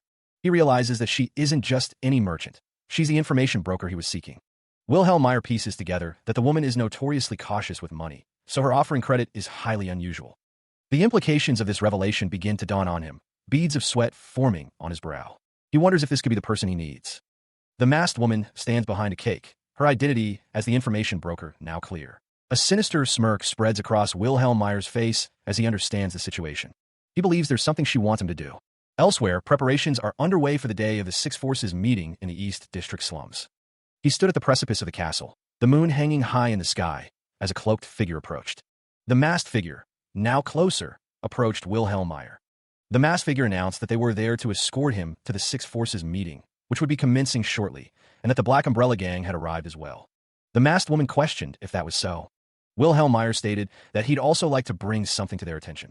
He continued, noting the fact that the Black Umbrella Gang's finances had been growing exponentially lately. Elsewhere, a man with wild eyes warned that at this rate, there's a chance that the Black Umbrella Gang's risk factor, which Bardon, one of Swin's men, warned about, could reach them sooner than anticipated. Turning to the masked woman, Wilhelm Meyer asked Lamon what her take was on the situation. Lamon questioned if he thought that the current Black Umbrella Gang had reached a level where they could join the round table of the Six Forces. The masked woman's presence looms large as Wilhelm Meyer voices his conviction. The sinister smile of Rodrigo Clarico, also known as Caesar, spreads across his face as he declares that the Black Umbrella Gang is nowhere near qualified to be soul slayers. Caesar stands alongside a cloaked figure wearing a menacing mask, the pair a stark contrast against the backdrop of the imposing structure. The masked woman, Kaiser of the Black Umbrella Gang, and the red-haired woman walk together, the Kaiser's thoughts revealing the stakes. If the Black Umbrella Gang fails to prove themselves as equals to the Six Forces, there will be consequences. A sudden flash illuminates Caesar's face, his expression unreadable but undoubtedly intense. The young man in the green jacket, standing alongside the red-eyed woman and the Kaiser, hears a chilling decree. They shall be eliminated on the spot if they fail. Under the watchful gaze of the crescent moon, the city lay still, unaware of the events about to unfold. The cloaked figure, accompanied by Li Huiyan and the red-haired woman, continued their march through the city streets. Li Huiyan, clearly disoriented, questioned their location, a sentiment echoed by the red-haired woman. The red-haired woman's frustration was evident as she pointed out their repeated navigational failures. The red-haired woman unleashed a torrent of insults, berating the cloaked figure for their incompetence. Wilhelm Meyer, observing from afar, wondered why they weren't more concerned, given the circumstances. Li Huiyan paused, a flicker of realization crossing his face as he looked back at the cloaked figure. Wilhelm Meyer, despite having secured information from the broker, still felt uneasy. Wilhelm Meyer's primary concern remained the First Elder, the Soul Slayer, even with the information he had gathered. The information broker had been unable to uncover the Soul Slayer's true identity, a fact that troubled Wilhelm Meyer. Wilhelm Meyer pondered what could be on the Soul Slayer's mind, given the havoc he had wreaked. The Soul Slayer, his masked face a picture of cold determination, issued a chilling warning to anyone who dared to stand in his way.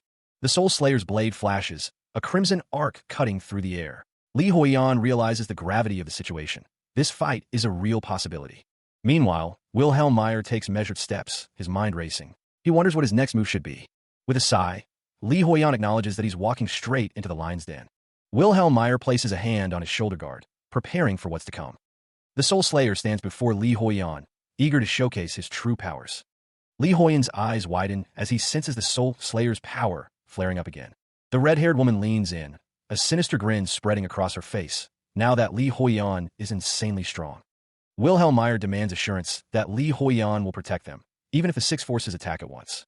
The red-haired woman and Wilhelm Meyer stand behind the Soul Slayer, ready for battle. Li Huiyan, overwhelmed, wonders if he can just go home. Wilhelm Meyer raises his hand, reassuring the others that the situation they're dreading won't happen. Li Huiyan reflects on the Black Umbrella Gang's plan to leverage this meeting to take over the Six Forces. The cloaked figure flinches, recoiling from an unseen force. The Soul Slayer's grin widens, a sinister expression that promises pain. He wonders if the red-haired woman understands what's coming. Li Huiyan, his gaze intense, confirms something with a simple, resolute yes. Wilhelm Meyer, seated at a table with shadowy figures, declares that the moment they step inside, things will change. A blade gleams, reflecting a sinister light, poised to strike. The cloaked figure, now fully visible, prepares to strike, vowing to slice his target's throat first. Blood splatters as the blade finds its mark. The red-haired woman and Wilhelm Meyer stand together, observing the unfolding events. The The Soul Slayer, masked and menacing, stands silhouetted against the stone archway. A masked woman with white hair urges someone to discern the underlying meaning to shift the game in their favor. 2 days earlier, the scene shifts to the exterior of a grand building. The location is revealed to be the Black Umbrella Gang's headquarters, specifically the boss's private chamber. Inside, Wilhelm Meyer stands with another figure, the activation of an advanced information delivery skill imminent. The skill activates, the pages of a book flipping open to reveal information of the highest quality. The information, sealed and classified, pertains to Sean and has been partially unlocked with the Advanced Information Broker's authority. The information is something that can be seamlessly integrated with the player, causing a surge of energy around him. The integrated information takes the form of a special event scene. The player's eyes glow with intense light as the information floods his senses. The player is shocked by the information he has received. The information reveals that the president died, betrayed by a close aide, a fact that stuns those who hear it. The death was expected, as he was starting to show signs of quitting that business, just for the sake of his little girl. The scene concludes with a close-up of a young girl's face, as someone questions what should be done with his daughter now. The men watch, a sense of unease hanging in the air as they discuss the young girl's fate. They decide to use her as a puppet for the time being, her small figure standing between them. 9 years later, the consequences of that decision begin to unfold. The young girl, now older, sits at a table filled with beakers and flasks, her expression thoughtful. Wilhelm Meyer stands behind her, explaining that her father wanted her to continue his work, selling fatigue-inhibiting drugs. The girl remembers being embraced, but the drugs came with tremendous side effects. Wilhelm Meyer asks if she means the corrupted East District. She confirms, recalling how her father used to take her there so often that she grew sick of it. The girl assumes that the East District was the embodiment of her father's regrets. Wilhelm Meyer reflects on the irony that, despite his efforts to leave this business, his own daughter is now working as a figurehead, a puppet, a sad turn of events for him. The young woman declares that she's not inclined to stay passive like this, though. Wilhelm Meyer asks if she has a plan. The young woman states that even in her dire state, she is determined to avenge her father's death. Wilhelm reaches out to her, stating that in order to do that, he needs her on his side. The figurehead agrees, and Wilhelm Meyer says, of course. The young woman tells him to go and tell everyone that she is dead.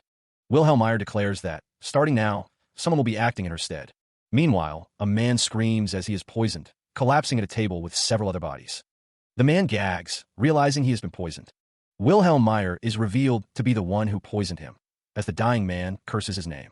The dying man realizes that this isn't a drug that he is capable of creating.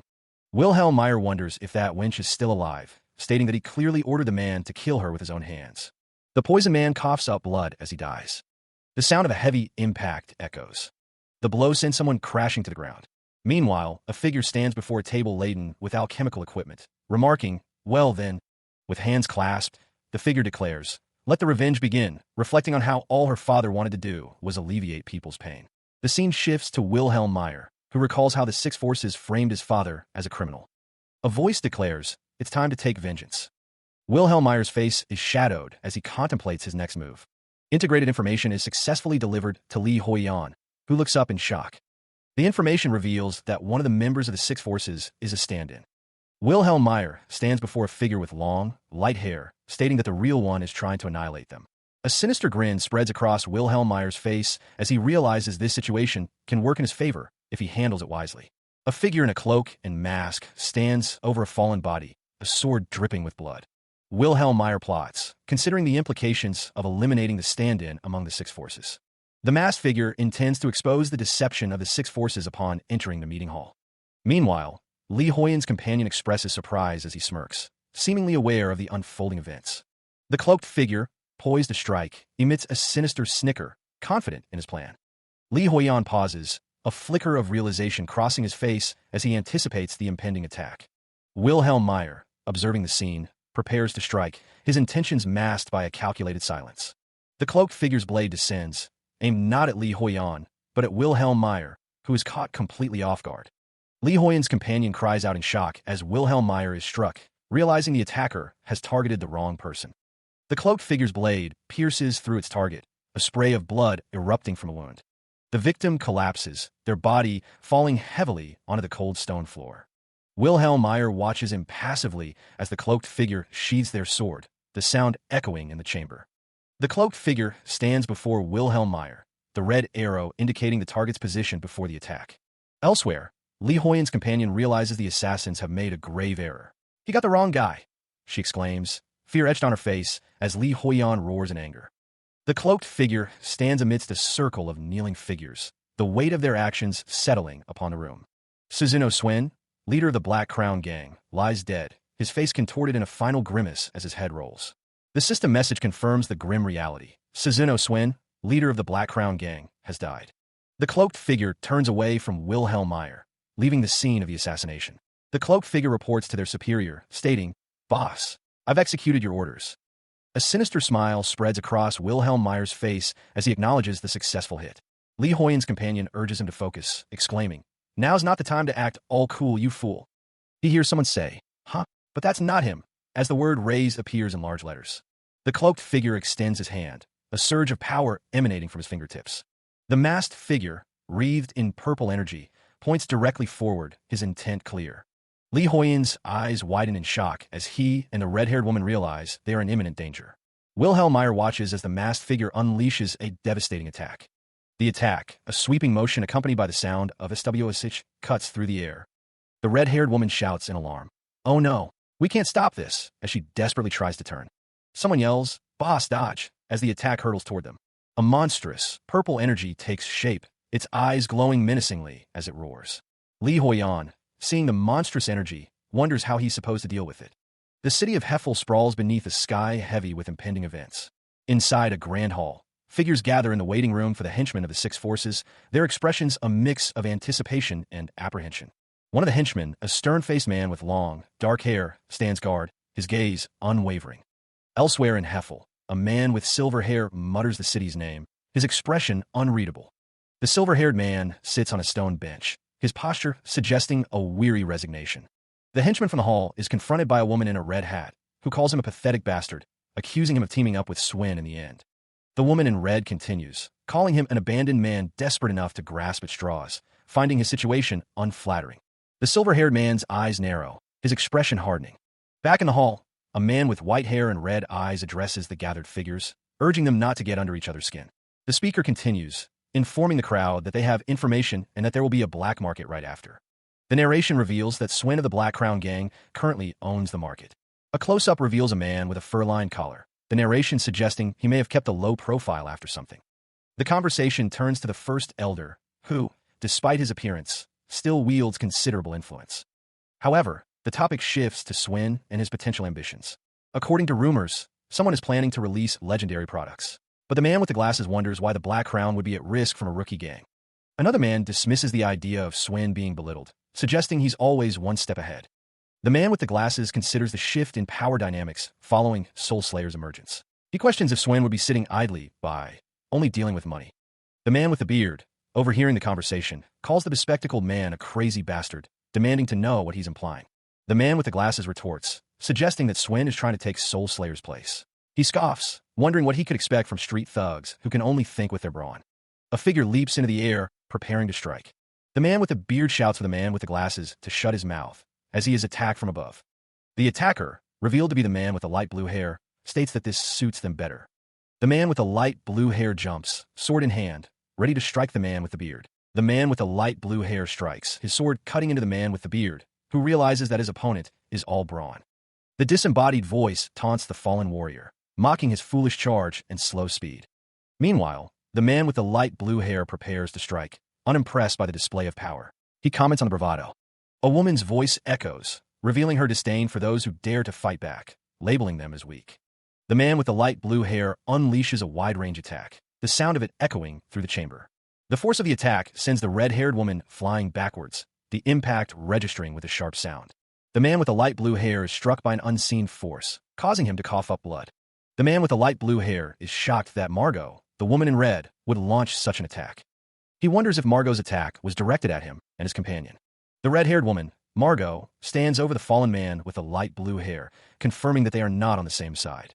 Wilhelm Meyer, witnessing the scene, questions Margot's sanity. Margot, the red-haired woman, declares that she was given permission to kill all men except for her beloved, Lord Choir. It's revealed that Margot is a henchman of Choir, one of the six forces. The red-haired woman's eyes narrowed, sensing the shift in power dynamics. Lord Choir, it seemed, had plans to disrupt the meeting. Meanwhile, another man felt the impending doom. He gripped his swords, contemplating using the item Swin had entrusted to him as a last resort. Elsewhere, a sinister grin spread across Wilhelm Meyer's face, his red eyes gleaming with anticipation. A cloaked figure, a member of the Kaiser Black Umbrella Gang, slashed through an unseen target, blood spraying across the ground. A system notification chimed, announcing the death of Suzuno Swin in a surprise attack by Kaiser of the Black Umbrella Gang. The news of Swin's death reached one of the attendees, shock and horror contorting his features as he realized the gravity of the situation. The room fell silent as the implications of Swin's demise rippled through the assembled group. Another victim fell, struck down by a swift, unseen attack. Blood splattered against the walls. Wilhelm Meyer watched the carnage unfold with detached amusement. He knew Margot, henchman of Choir the Debauchee, was responsible for the chaos, and he knew they needed to talk. The attacker, unseen, reveled in the carnage, a chilling laugh escaping their lips as they continued their assault. The system announced another death. Rasputin, henchman of Lucas the Destroyer, had fallen. Margot, standing before Wilhelm Meyer, reacted with shock and anger to the news, questioning the turn of events. She watches as the transformed figure, a hulking brute, carries a smaller man, muttering menacingly. The smaller man's terror is palpable as the transformed figure's monstrous face looms closer, jaws agape, ready to strike. The attack lands with a sickening chomp as Wilhelm Meyer observes the scene with a mixture of curiosity and disdain, noting what a beast he has become. A system message announces the death of Joe, the henchman of Pan Nand, the drug alchemist. This news enrages Heffel, who curses Wilhelm Meyer for using the forbidden drug. The transformed figure, now fully revealed as Heffel, is reminded that he may never be able to return to his original form. Heffel's monstrous form lets out a guttural growl, his rage barely contained. Wilhelm Meyer, unfazed by Heffel's transformation, warns him not to tell him he used this strength. Heffel is questioned if he has lost his mind, as the forbidden drug is identified as Berserker Leakin's essence. Heffel, consumed by rage, slashes out with his monstrous claws, the attack accompanied by a fierce KGH. Another system message appears, announcing the death of Nosferatu, the henchman of Izrak, the high-rank vampire. Wilhelm Meyer clenches his fist, reveling in the power he now possesses, feeling as though he could be one of them. Wilhelm Meyer now understands why he was told the drug would put him on par with others. The transformed Heffel's face contorts into a grotesque grin, his eyes burning with a sinister red glow as he prepares to unleash his newfound power. Elsewhere, a fallen figure lies in a pool of blood. A voice muses that they weren't sure what Izrak's plan was, but they owe him one and thank him for making things easier by dying. In any case, someone approaches, their footsteps echoing through the halls. The newcomer unleashes a devastating attack, the force of which is felt even by the transformed Heffel. The transformed Heffel declares his intention to take over the position of the most powerful member. Wilhelm Meyer and Margot stand together, the air around them crackling with energy. Meanwhile, at the conference hall of the Six Forces, a masked figure extends a hand, seemingly initiating an attack. The masked figure scoffs at the insolence of their opponents as they unleash a wave of energy. The red-haired woman and the cloaked figure stand ready to defend against the masked figure's assault. The red-haired woman exclaims that they can't stop this. Margot's eyes widen in alarm, a bead of sweat trickling down her face as she notices something amiss. Wilhelm Meyer's expression shifts to one of shock and confusion as Margot questions his strange look. The question hangs in the air. Does he have a plan to counter the incoming attack? Wilhelm Meyer wonders why the attack is happening. The red-haired woman observes the unfolding events, questioning if Wilhelm Meyer is dodging the attack. With a whoosh, the attack intensifies, the purple energy surging forward.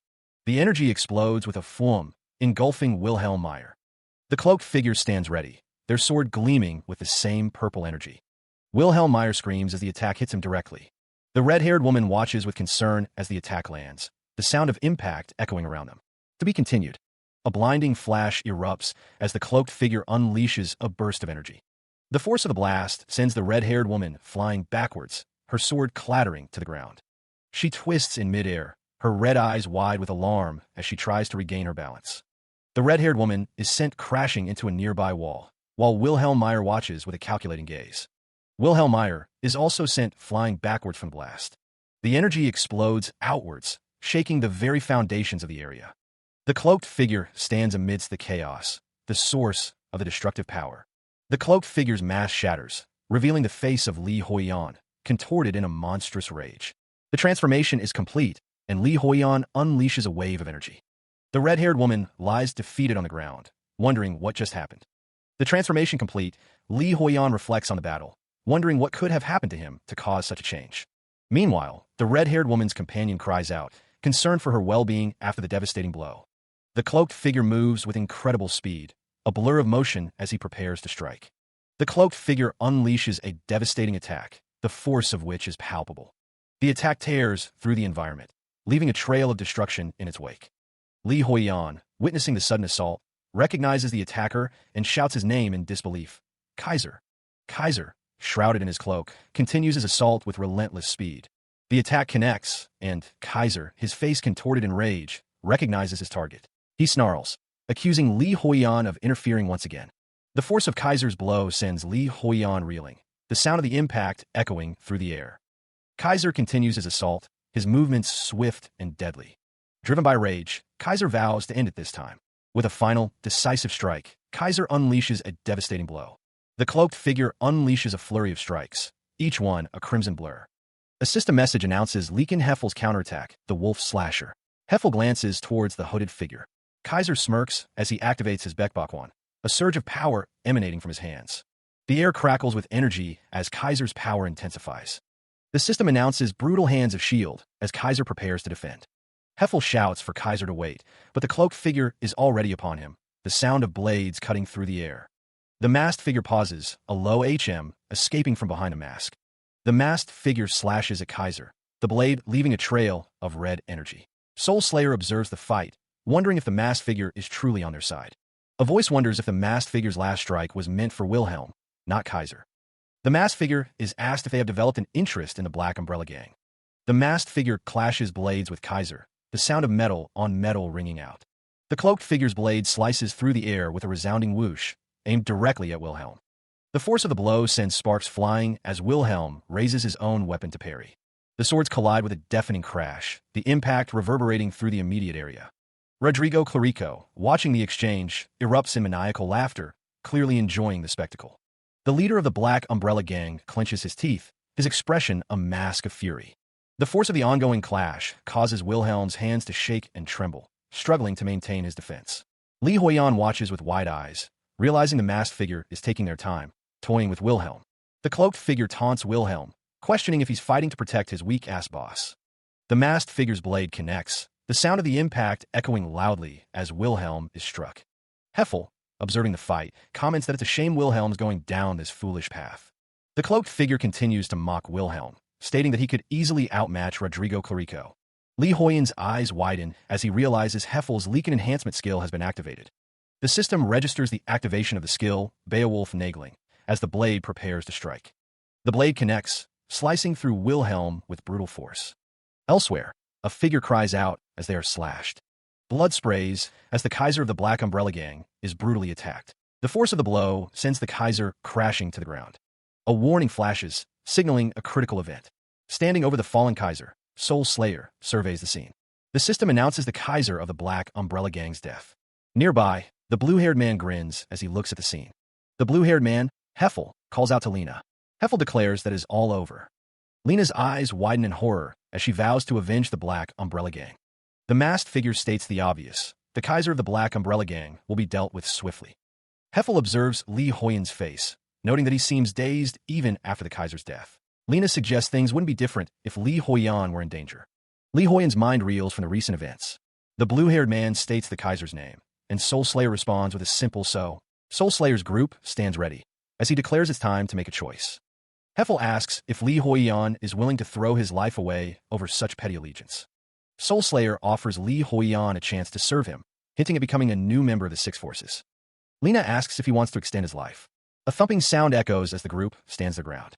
Lena stands beside Li Huiyan, who is turning his head. A swishing sound indicates a swift movement. A tapping sound is heard as Heffel places his hand on Lena's shoulder.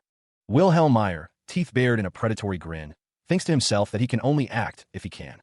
The schemer's words are cut short as Li Huiyan urges Lena to get out of there alive.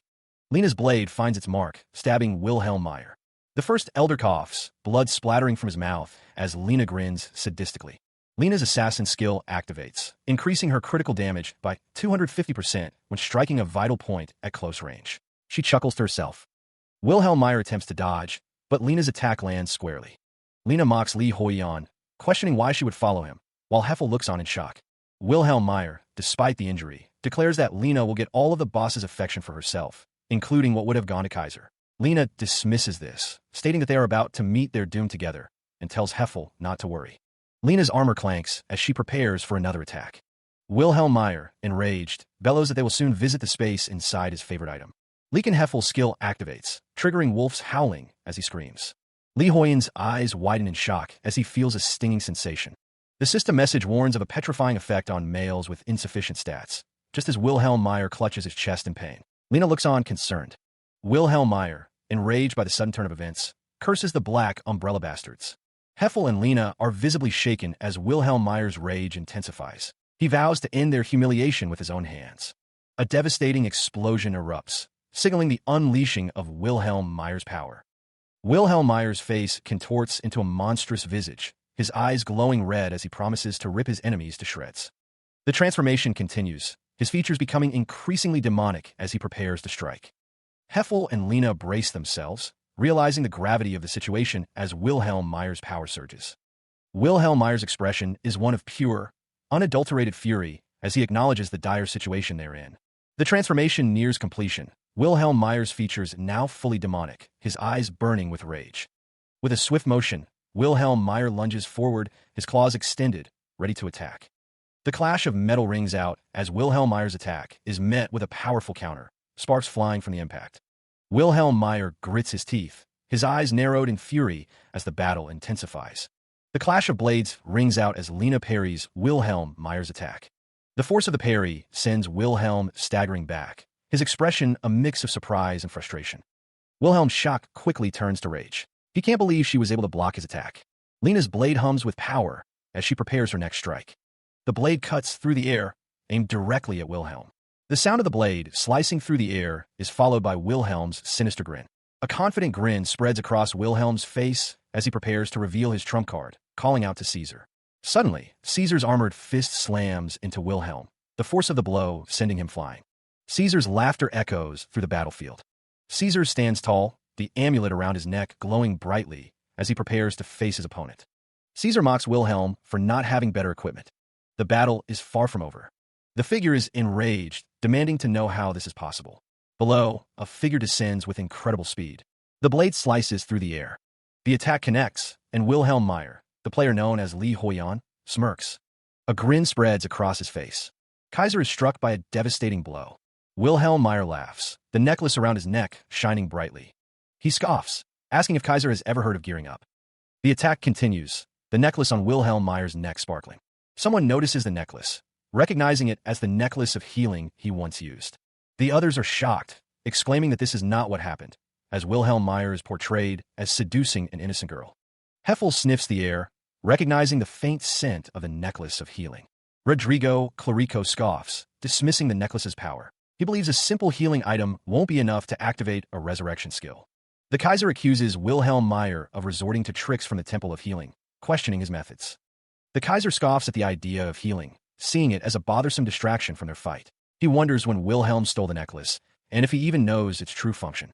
Heffel realizes this is his chance. Resurrection skills, he knows, usually come with a strong buff once activated. Considering the Kaiser hasn't noticed the necklace yet, Heffel believes there's still time before it's triggered. Heffel's passive skill, Wolf's Rage, activates as he deals critical damage, the sound of bones crunching and armor cracking echoing through the chamber. Heffel decides to finish the Kaiser off before he notices anything, lunging forward with a ferocious roar. Heffel grapples with the Kaiser, preparing to strike. Heffel leaps into the air, sword raised high, ready to strike the final blow. Heffel prepares to strike, thinking to himself that it's time. Heffel's attack connects with tremendous force. The blow is meant to kill Kaiser once and for all. The skill, Vokalak Storm, activates with a surge of power. The ultimate skill is unleashed. Lena cries out, feeling the immense force of the attack. Kaiser coughs, realizing he's about to die again. The attack causes Kaiser to flinch. Wilhelm Meyer is shocked by what he sees.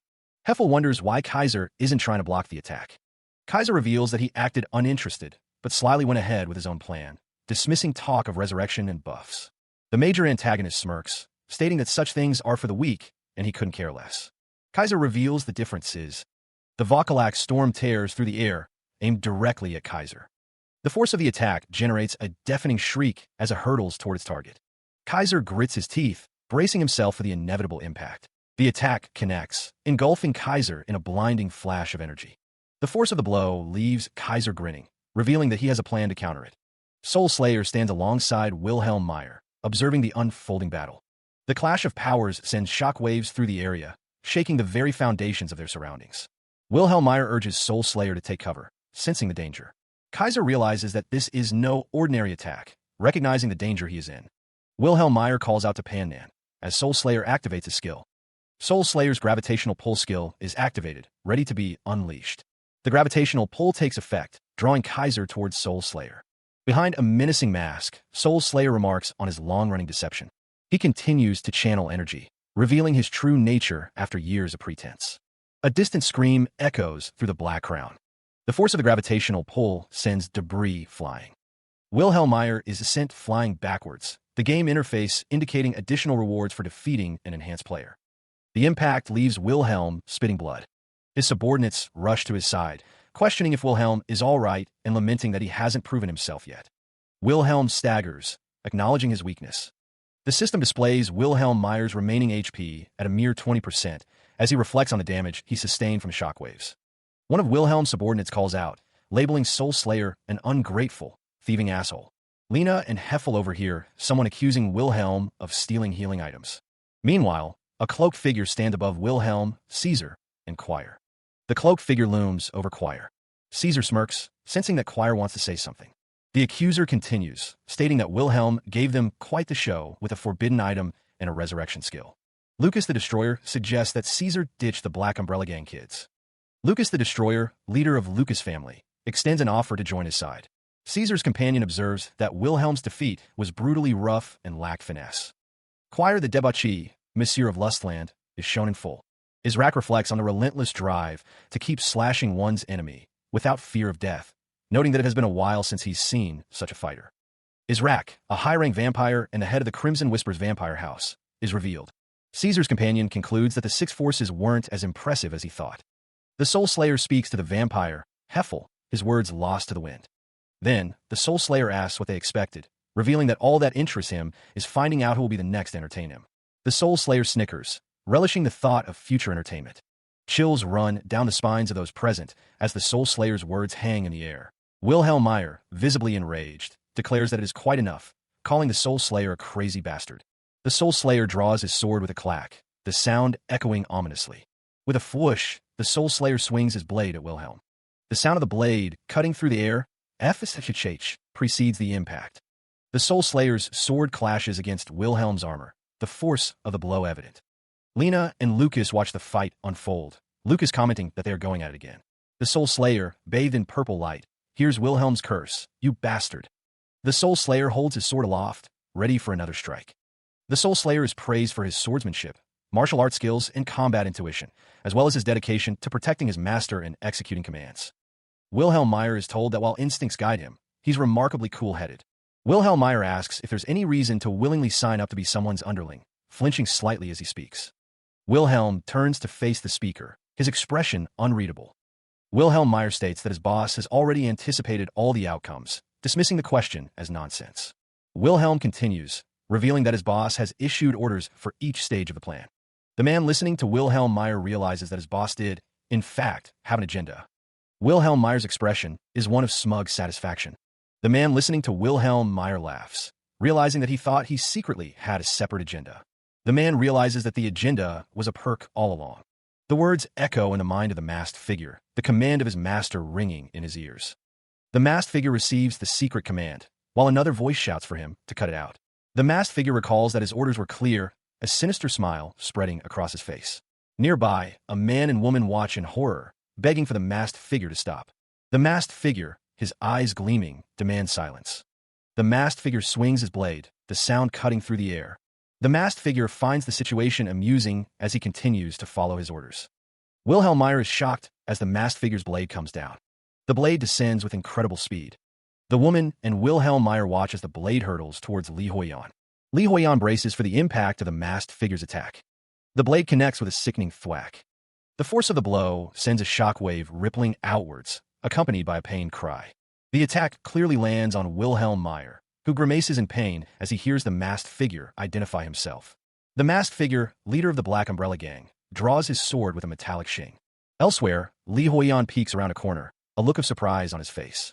The masked figure delivers a heavy blow, solidifying his position as the newest member of the Six Forces. Wilhelm Meyer, masked and cloaked, stands ready, his sword singing as it leaves its sheath. The leader of the Black Umbrella Gang remains hidden in shadow, his features obscured. Elsewhere, someone peeks around a corner, their expression a mix of shock and curiosity. A figure, bathed in dramatic lighting, declares an appointment, the gravity of the moment hanging heavy in the air. The woman with the pink hair is announced as the newest member of the Six Forces, her arrival marked by a resounding done. The Black Umbrella Gang's Bekbo Gym, having sustained damage, receives orders for repairs, the sound of destruction still echoing.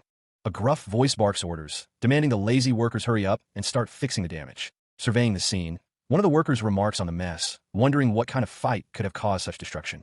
The leader of the Black Umbrella Gang thanks his workers for their hard work, a sinister smile playing on his lips. The leader of the Black Umbrella Gang is pleased to make someone's acquaintance, extending a hand in greeting.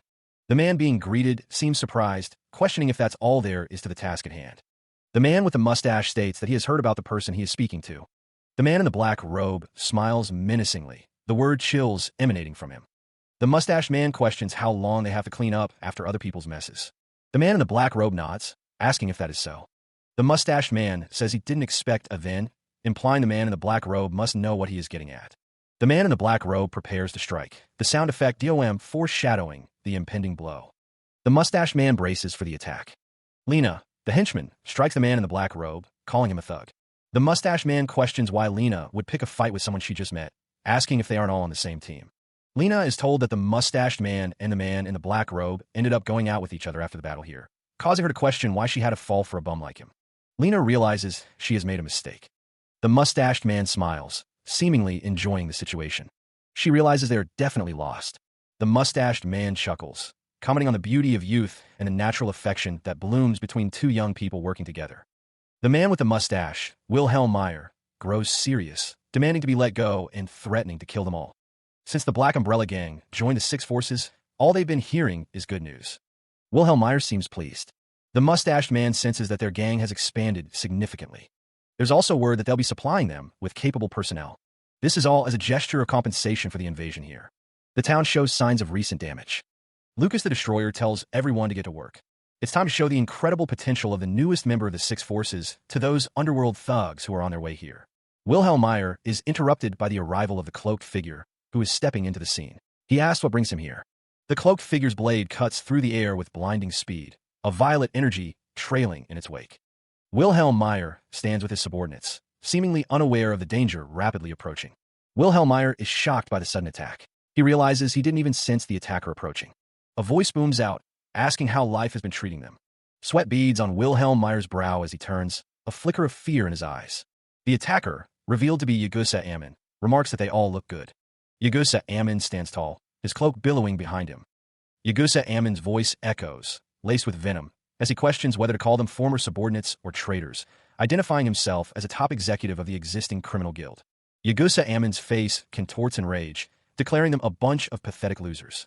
With a burst of speed, Yagusa Ammon leaps into action, closing the distance between himself and Wilhelm Meyer. Wilhelm Meyer's expression hardens as he glances at Yagusa Ammon, perhaps realizing the gravity of the situation. Yagusa Ammon's blade descends, poised to strike, as he continues to speak. The cloaked figure's arrival had interrupted the First Elder, Soul's, interrogation of Wilhelm Meyer. The other henchmen stood by, watching the exchange. Wilhelm Meyer took a step forward, his name echoing in the air as Lucas the Destroyer watched on. The man in the cloak, revealed to be Li Huiyan, told him to shut up. Ignoring the interruption, Soul continued to press Wilhelm Meyer, but Li Huiyan's arrival had clearly shifted the power dynamic. Soul's words dripped with menace, a veiled threat about disappearing without a trace. Lucas the Destroyer smirked, musing on how quickly Wilhelm Meyer had grown his influence, wondering if someone was looking out for him. The voice in the bubble suggested that Wilhelm Meyer might be a crazy ranker who gave up succeeding the character from the previous version. Lucas the Destroyer's eyes narrowed as he considered the situation, thinking that these players pull off wild stunts just for fun, but with all the big money required these days, there's no place for casual. Another voice, presumably one of Lucas the Destroyer's subordinates, demanded to know if Wilhelm Meyer had heard the boss tell him to shut up. Lucas the Destroyer is told that he has a habit of talking too much. The Soul Slayer's grip tightens on Wilhelm Meyer's wrist, the pressure intensifying. Wilhelm Meyer cries out as the Soul Slayer's grip threatens to break his wrist.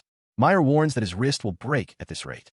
Suddenly, the cloaked figure intervenes, unleashing a powerful attack that sends the Soul Slayer and Lena flying backwards. Wilhelm Meyer seizes the opportunity and unleashes a blast of energy. The energy erupts from Wilhelm Meyer's hands, a surge of raw power. The cloaked figure stands ready, poised to strike again as Wilhelm Meyer unleashes his attack. The cloaked figure intends to teach them a lesson. The energy blast slams into the environment, causing a massive explosion that rocks the area. The environment crumbles from the force of the blast, leaving the Soul Slayer and Lena stunned and questioning what just happened. Lucas the Destroyer smirks, clearly amused by the chaos unfolding before him. Wilhelm Meyer, enraged by the veiled insult, demands an explanation, but the cloaked figure raises a hand, urging him to wait. The man in the white suit questions what he just heard, surprised that this is only the beginning. Wilhelm Meyer confirms that it is indeed the beginning. The man in the white suit clarifies that he is referring to the black market.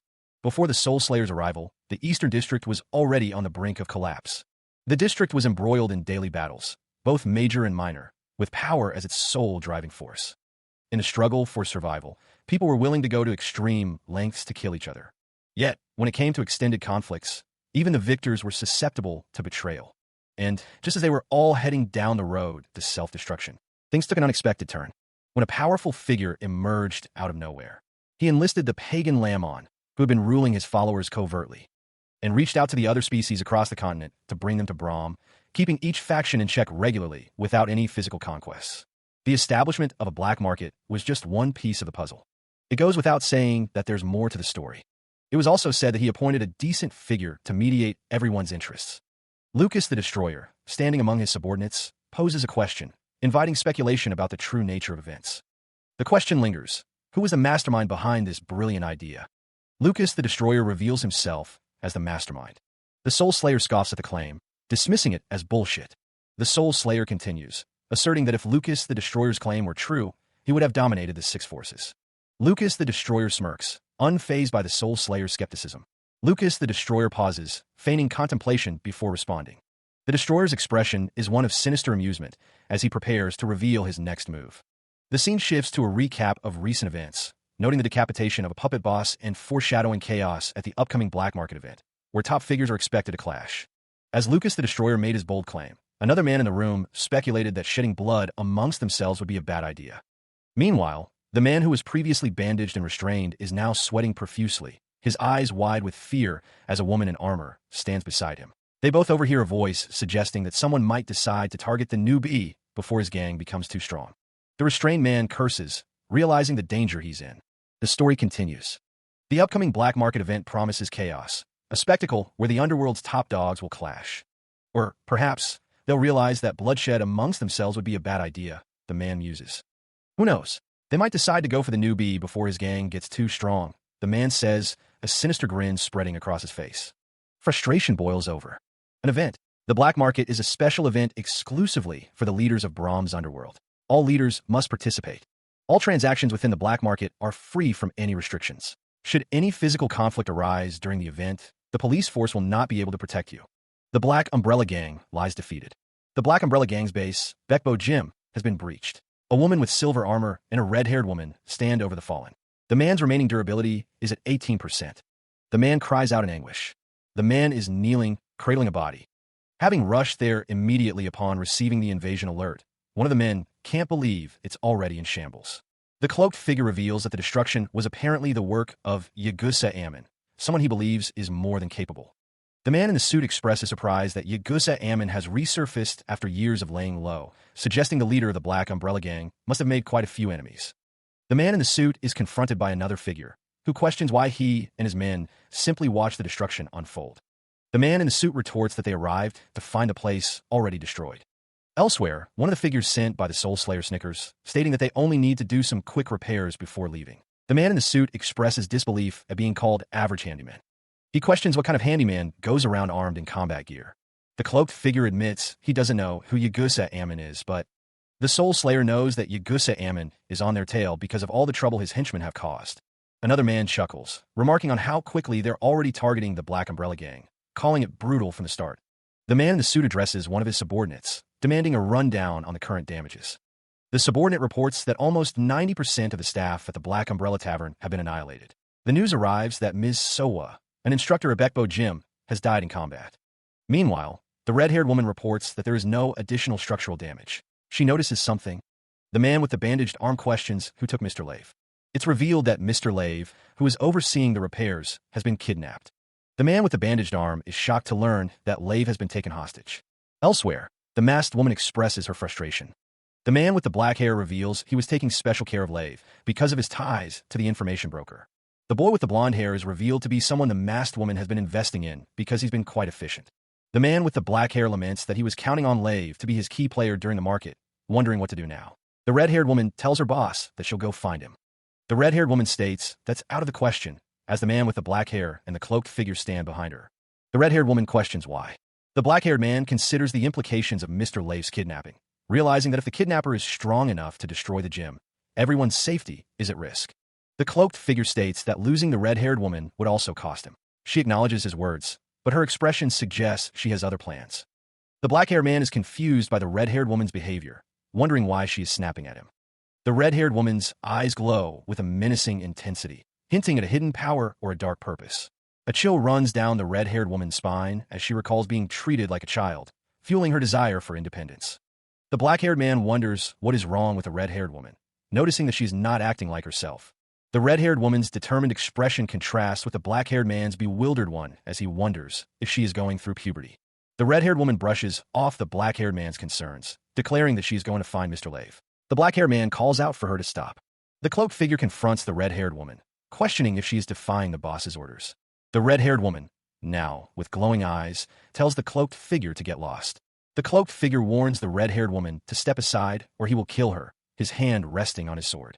The masked woman declares that anyone who disobeys their superior's orders will be executed on the spot, setting a harsh tone. The cloaked figure stands ready, a silent invitation hanging in the air. Try me. She accepts, lunging forward, her blade aimed at the cloaked figure. The cloaked figure parries the attack, the sound of their blades clashing echoing through the air. With a swift motion, the red-haired woman spins, attempting to gain an advantage.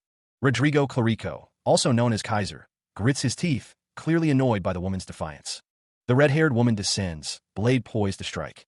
The cloaked figure's sword glows with a menacing purple energy as he prepares to block the incoming strike. Kaiser's expression contorts with rage as the woman's attack connects. The impact sends the cloaked figure reeling, his grip on his weapon faltering. The red-haired woman spins away, using the momentum to disarm her opponent. The sword clatters to the ground as the red-haired woman lands gracefully, having successfully disarmed Kaiser.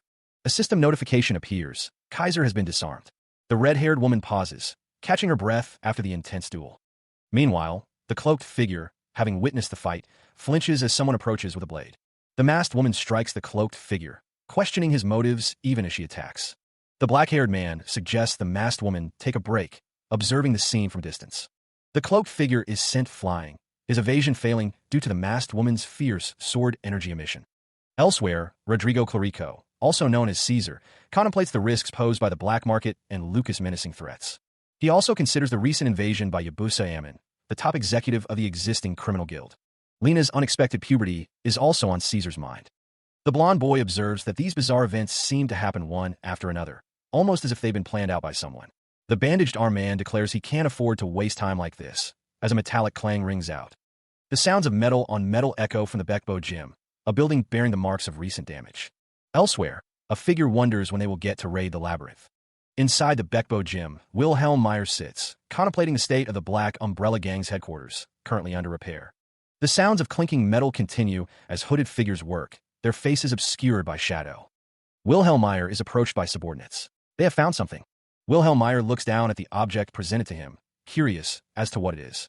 One of the men asks if Yagusa Ammon left something behind. The hooded figure reflects on the Black Umbrella Gang, considering it a mysterious place indeed, before ordering his subordinates to hurry up and bring something. A strange, distorted sound echoes. A pixelated hand reaches out, its form glitched and unstable.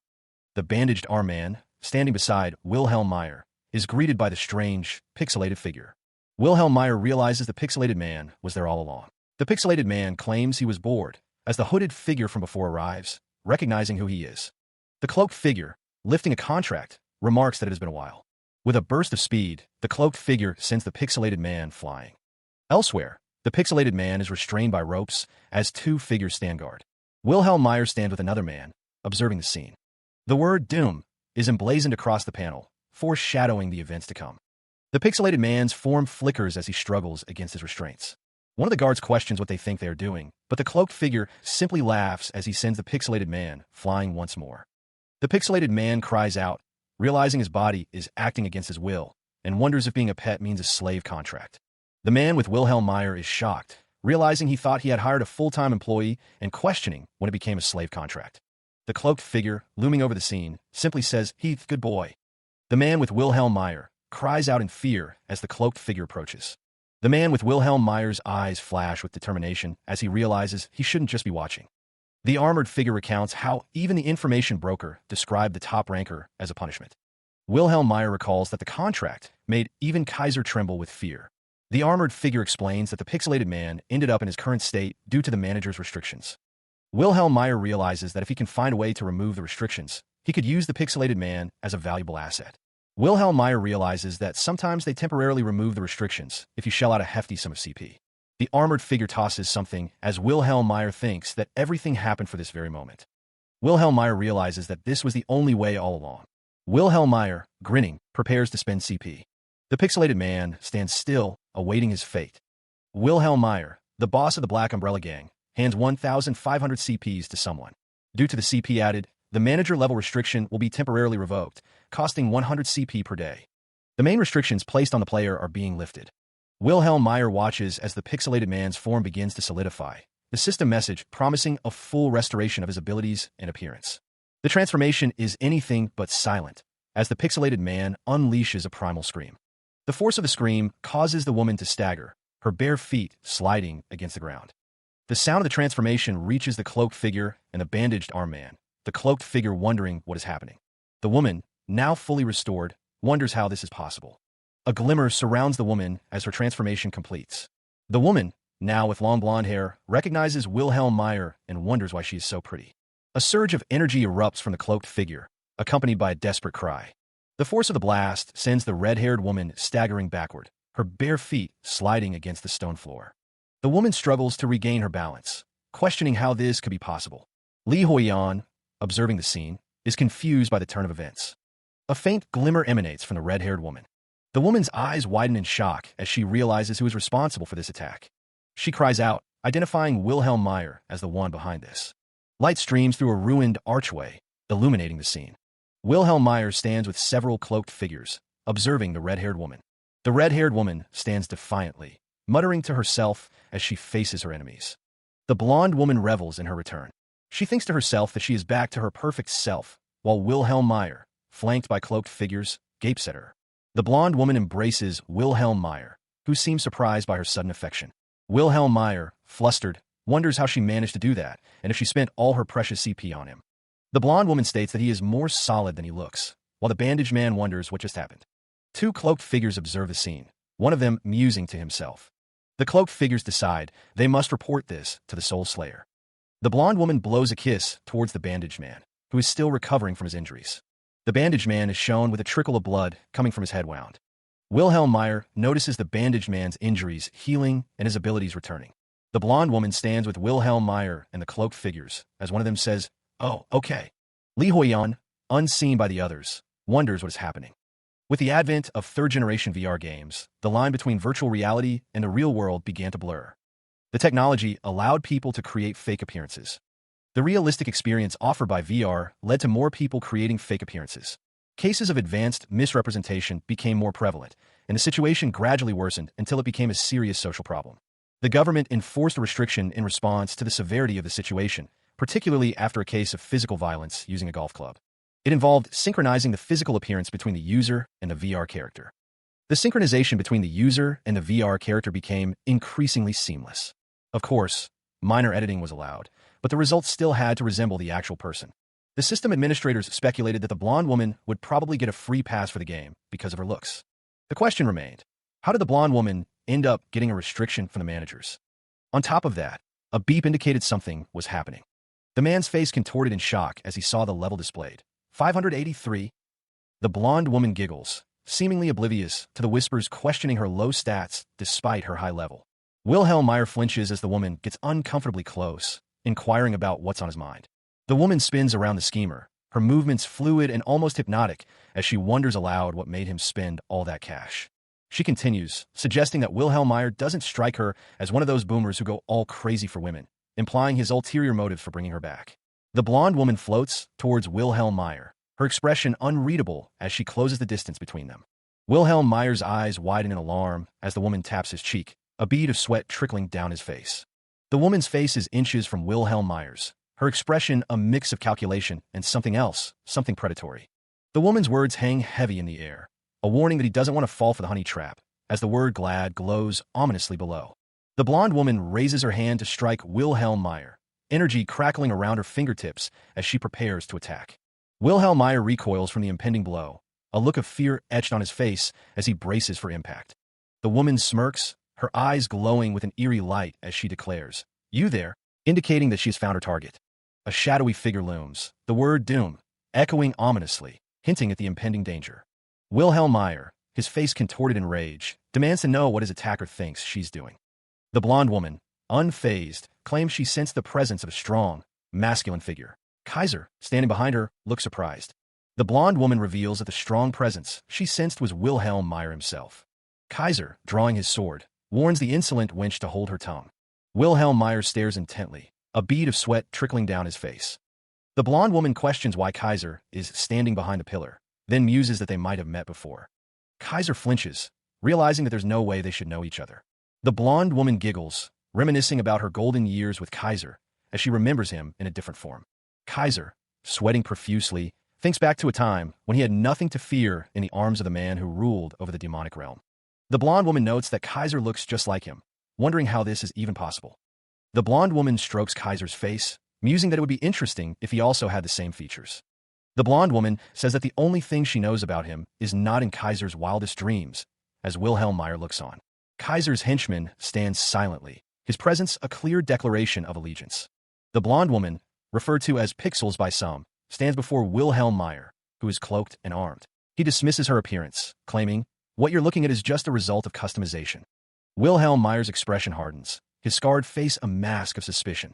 The blonde woman sniffs, seemingly upset by Wilhelm Meyer's words. He states, "Yeah, I know it's impossible." The blonde woman turns to the side, her expression shifting to one of disbelief as she asks, "Are you really?" Wilhelm Meyer's eyes glow with an eerie light as he coldly accuses her of being a honey trap. He then demands, "What's your hidden stat?" Wilhelm Meyer, flanked by guards, explains that the managers placed a restriction on her. He elaborates, stating that the restriction was put in place because she went overboard boosting one specific stat, but when he checked, all her stats were pretty crappy. The blonde woman turns away with a swoosh. Wilhelm Meyer continues, noting that her stats are far too low considering her top ranker level. The man in black explains that there's only one explanation. There must be a hidden stat. Wilhelm Meyer emphasizes the absurdity of the situation, questioning the manager's decision to impose such a heavy restriction just because she maxed out one stat. Wilhelm Meyer presses the blonde woman, demanding, "So tell me, Pixels, what exactly did you do?" She responds to Wilhelm Meyer's question, acknowledging that her gaming life suffered due to something. Meanwhile, the cloaked figure asks if they have heard the saying, stepping forward. The blonde woman recalls the saying, "A woman's beauty can be used to topple a kingdom." She admits she's embarrassed to say it herself. She continues, stating that she used to be that gorgeous girl who could cause a nation's downfall. Wilhelm Meyer pauses, realizing the implications of her words. He wonders if a woman's beauty can truly do that. The realization dawns on Wilhelm Meyer. He believes he knows who the blonde woman is. The blonde woman recalls that all those rulers and leaders tried so hard to seduce her. The cloaked figure remembers that they all tried so hard to impress her. The blonde woman continues, saying some fell in love with her at first sight. She adds that others tried to use her for political purposes, as she had become a symbol proving one's prowess. The cloaked figure remains silent, listening intently to the blonde woman's story. The blonde woman concludes that all those men who succeeded in having her for themselves ended up not just dooming themselves, but ruining their whole kingdom. Wilhelm Meyer is caught completely off guard by the revelation. However, the blonde woman silences Wilhelm Meyer with a resounding slap. She declares that this time is different, that she is the one in need. The blonde woman leans in close, demanding the CP that Wilhelm Meyer possesses. Wilhelm Meyer's face contorts in a mixture of shock and disgust as she gets closer. The blonde woman's charm is revealed to be the advanced class of fascination. She explains that physical contact usually makes men fall for her, but Wilhelm Meyer seems different. The blonde woman kisses Wilhelm Meyer, her expression one of intense focus. A notification appears, indicating that a player's hidden ability has been activated. The kiss intensifies, a visible swoosh effect emphasizing the sudden surge of power. The fascination stat increases dramatically, now reading 13,400. Wilhelm Meyer's eyes widen in shock as he feels the effects of the kiss. The blonde woman's power surges around her, the force of it creating a powerful gust of wind. The woman stands triumphantly over the fallen body of Kaiser, flanked by two cloaked figures. Kaiser, defeated, can only manage a strangled denial. The force of the impact echoes through the town, and the cloaked figure realizes the blonde woman is a dangerous foe. Elsewhere, the bandaged man and another man discuss how shaken Wilhelm Meyer seemed by the kiss. One of the men expresses surprise at the blonde woman's brazenness, and the other confirms that it was Wilhelm Meyer's first kiss. The red-haired woman approaches the bandaged man, stepping closer as she asks if that is so. The bandaged man is caught off guard, realizing too late that someone was approaching. Meanwhile, Wilhelm Meyer lies in bed, unaware of the events unfolding around him, as the cloaked figure watches him. Wilhelm Meyer dreams of his precious CP, unaware that the red-haired woman is about to steal his first kiss. Wilhelm Meyer awakens from his dream, crying out for his money as tears stream down his face. A gentle tap awakens Wilhelm Meyer from his dream. The red-haired woman, standing over the sleeping Wilhelm Meyer, expresses her worry, knowing there will be no one to care for him as she does. With a final swish of her cloak, the red-haired woman bids farewell to her boss, Wilhelm Meyer. The scene shifts to the real world, where the red-haired woman stands over the sleeping body of Li Huiyan, the expert gamer. The woman leans in, whispering that she wishes him the best. Toward the end of the second generation, a war raged between humans and demons. The warrior who first vanquished the Demon King stood tall. But the warrior was corrupted by the strong power and chose the path of evil. Ultimately, the warrior became the great Demon King. During the long third generation, numerous warriors risked their lives to confront him. The Demon King was finally defeated and locked away in a sealed prison known as the Labyrinth. Specifically, the Demon King was imprisoned within its deepest level, known as the Abyss. However, even in defeat, the Demon King's formidable darkness still posed a threat. The demonic creatures born within that darkness swarmed incessantly. In the end, a portion of the power used for the seal was converted into defense magic, laying the foundation for a city. Thus, the fourth generation saw the rise of Labyrinth City. The warriors of the fourth generation were strong, but the Demon King's darkness still lingered. But despite their advance toward the Labyrinth's deepest level, out of that prolonged darkness, they suffered defeat in the face of the Demon King's overwhelming might. The Demon King readied himself to go out into the world once again, just as the Demon King was on the verge of engulfing the entire world. The start of the fifth generation was ushered in, marking the beginning of the Labyrinth world. The blonde woman mused, finding it strange that no one had been able to resist her fascination before. She questioned the man before her, wanting to know exactly who he was. The woman thought to herself that her fascination skill was meant to captivate everyone, regardless of species or gender, and if it wasn't working on him, it must mean something significant. A drop of saliva landed on the floor. The blonde woman decided that this didn't suffice, and she would try something else. She decided to try again with a more intense level of fascination. Sweat poured down the man's face as the woman's power began to take hold. A warning flashed as the woman's eyes widened in surprise. The system detected excessive mental pressure as the man coughed violently. His synapses are overheating, risking a vital shock as the blonde woman continues her assault. The blonde woman's fingers tighten around Li Huiyan's neck, her touch causing him immense pain. Determined, the blonde woman refuses to let him die, her resolve hardening. An emergency warning flashes, signaling the severity of the situation. The player's synapses are dangerously close to their heat limit, as Li Huiyan's face contorts in agony. The blonde woman's eyes narrow, a predatory glint in them as she reveals how long she's been waiting for this moment. The blonde woman looms over Li Huiyan, her mission clear, to reach the Demon King. Li Huiyan's eyes widen in terror as the blonde woman's grip tightens. Li Huiyan's vision blurs as he loses consciousness, his body limp. He plummets through the air, completely helpless. The fall ends abruptly as Li Huiyan slams into the ground, his head throbbing with pain. He struggles to sit up, the world around him seeming empty and distorted. He remains seated, trying to regain his bearings. Tears well in his eyes as Li Huiyan wonders if he really just died. A trickle of tears runs down his face as the possibility of death sinks in. Staggering, he attempts to rise, pushing himself up from the ground. He dashes forward, desperate to escape the nightmare. He recalls the information broker's words, now understanding their grim meaning. The masked woman's words echo in his mind, punishment. He cries out, overwhelmed by the situation, questioning if this is all too much. The scene shifts to a flashback, revealing the blonde woman kissing a cloaked figure, explaining why the fascination skill didn't work on Li Huiyan. He reflects on his perceived safety, a consequence of his poor synchronization rate. The blonde woman's touch seems to be causing Li Huiyan immense pain. She wonders aloud what is happening to his face. As the blonde woman's face drew closer, Li Huiyan suddenly remembered something crucial. His eyes widen in dawning horror as the realization hits him. He is pretty sure she's Shadria, the queen of mercenaries, a fourth-generation ranker. Shadria is an insanely powerful user who is consumed by her character, just like Rodelius. The memory continues, showing Shadria standing before a group of orc-like figures. She's the woman who fascinated her enemies to win. And ultimately, Shadria reached the Demon King. Wait a minute, did Rodelius meet the Demon King? He gasped for air, a wave of confusion washing over him. Why couldn't he remember? The disorientation deepened. When had Li Huiyan quit Labyrinth City again? His memories flickered, showing him founding an orphanage. Then, he recalled having fun playing with his subordinates. And then, the memories surfaced of him quitting the game. And then, he took it up again. The pro gamer, Li Huiyan, couldn't resist the game, even with everything else on his plate. He had enough time on his hands. He wondered why he had quit in the first place. Li Huiyan's face was gently touched. The cloaked figure stood tall, accompanied by a woman with a sinister smile. His eyes narrowed, a sense of foreboding settling in. Then, a sharp bonk echoed as something struck him. What did it matter? The expert gamer smiles, oblivious to the danger that lurks just around the corner. He wonders if he's already dead, dismissing the thought with a shrug. He falls backward, musing that the afterlife isn't so bad. Unlike last time, his life didn't flash before his eyes. Li Huiyan reflects that maybe he's lived a pretty fulfilling life after all, never really having any worldly desires.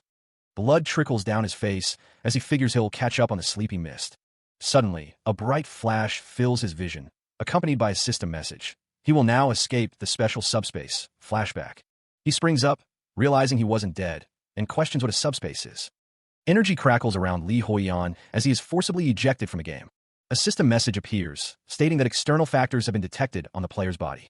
The system initiates an immediate logout. He plummets through a digital abyss, the sensation of falling mirroring the abrupt disconnection. In the darkness, a faint echo of his name lingers, a disembodied voice calling out to Li Huiyan. The call intensifies, the name, Li Huiyan, reverberating as he finds himself upside down, the real world rushing back into focus.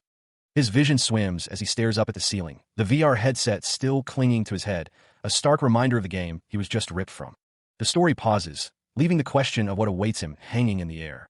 Inside Li Huiyan's studio, a man approaches him as he sits on the bed. The man, Yulden, speaks. By the way, Yulden. Huiyan demands, why are you here right now? Li Huiyan's face is gaunt, sweat dripping down his face. Yulden stammers, why the heck are you in my studio? Ooh. Yulden scratches his head, looking away. He continues, I wanted to apologize. Huiyan questions his apology, as Yulden sweats and frets. He says he wants to apologize not just for what he did when Huiyan was Rodelius, but also when he attacked him without warning. Yulden shouts Huiyan's name as he sees him convulsing on the bed, a VR headset strapped to his face. Yulden recalls that when he got there, Huiyan was having seizures, which shocked him. He wonders if Huiyan arrived when the warning popped up. Huiyan's eyes widen as he realizes the state he was in within the game is now reflected in reality. Meanwhile, the blonde man apologizes, saying he's truly sorry. He asks if the other man remembers Shadria. The blonde man continues, explaining that Shadria was infamous in the gaming community for massacring other users and siding with the Demon King. The scene shifts to a flashback of Shadria in the game, going all out in the third generation. But once restrictions hit in the fourth, she became a wanderer. The man with dark hair listens intently, a bead of sweat trickling down his temple as the story unfolds. The blonde man then asks if he remembers why he quit gaming. The blonde man's expression is serious as he awaits a response. The dark-haired man's eyes widen in shock as he recalls that he's not sure what happened after he entered the deepest level of the labyrinth. A wave of confusion washes over him. The blonde man asks if he misspoke again, noticing the other man's distress. The dark-haired man is horrified as he realizes he actually entered the deepest level of the labyrinth.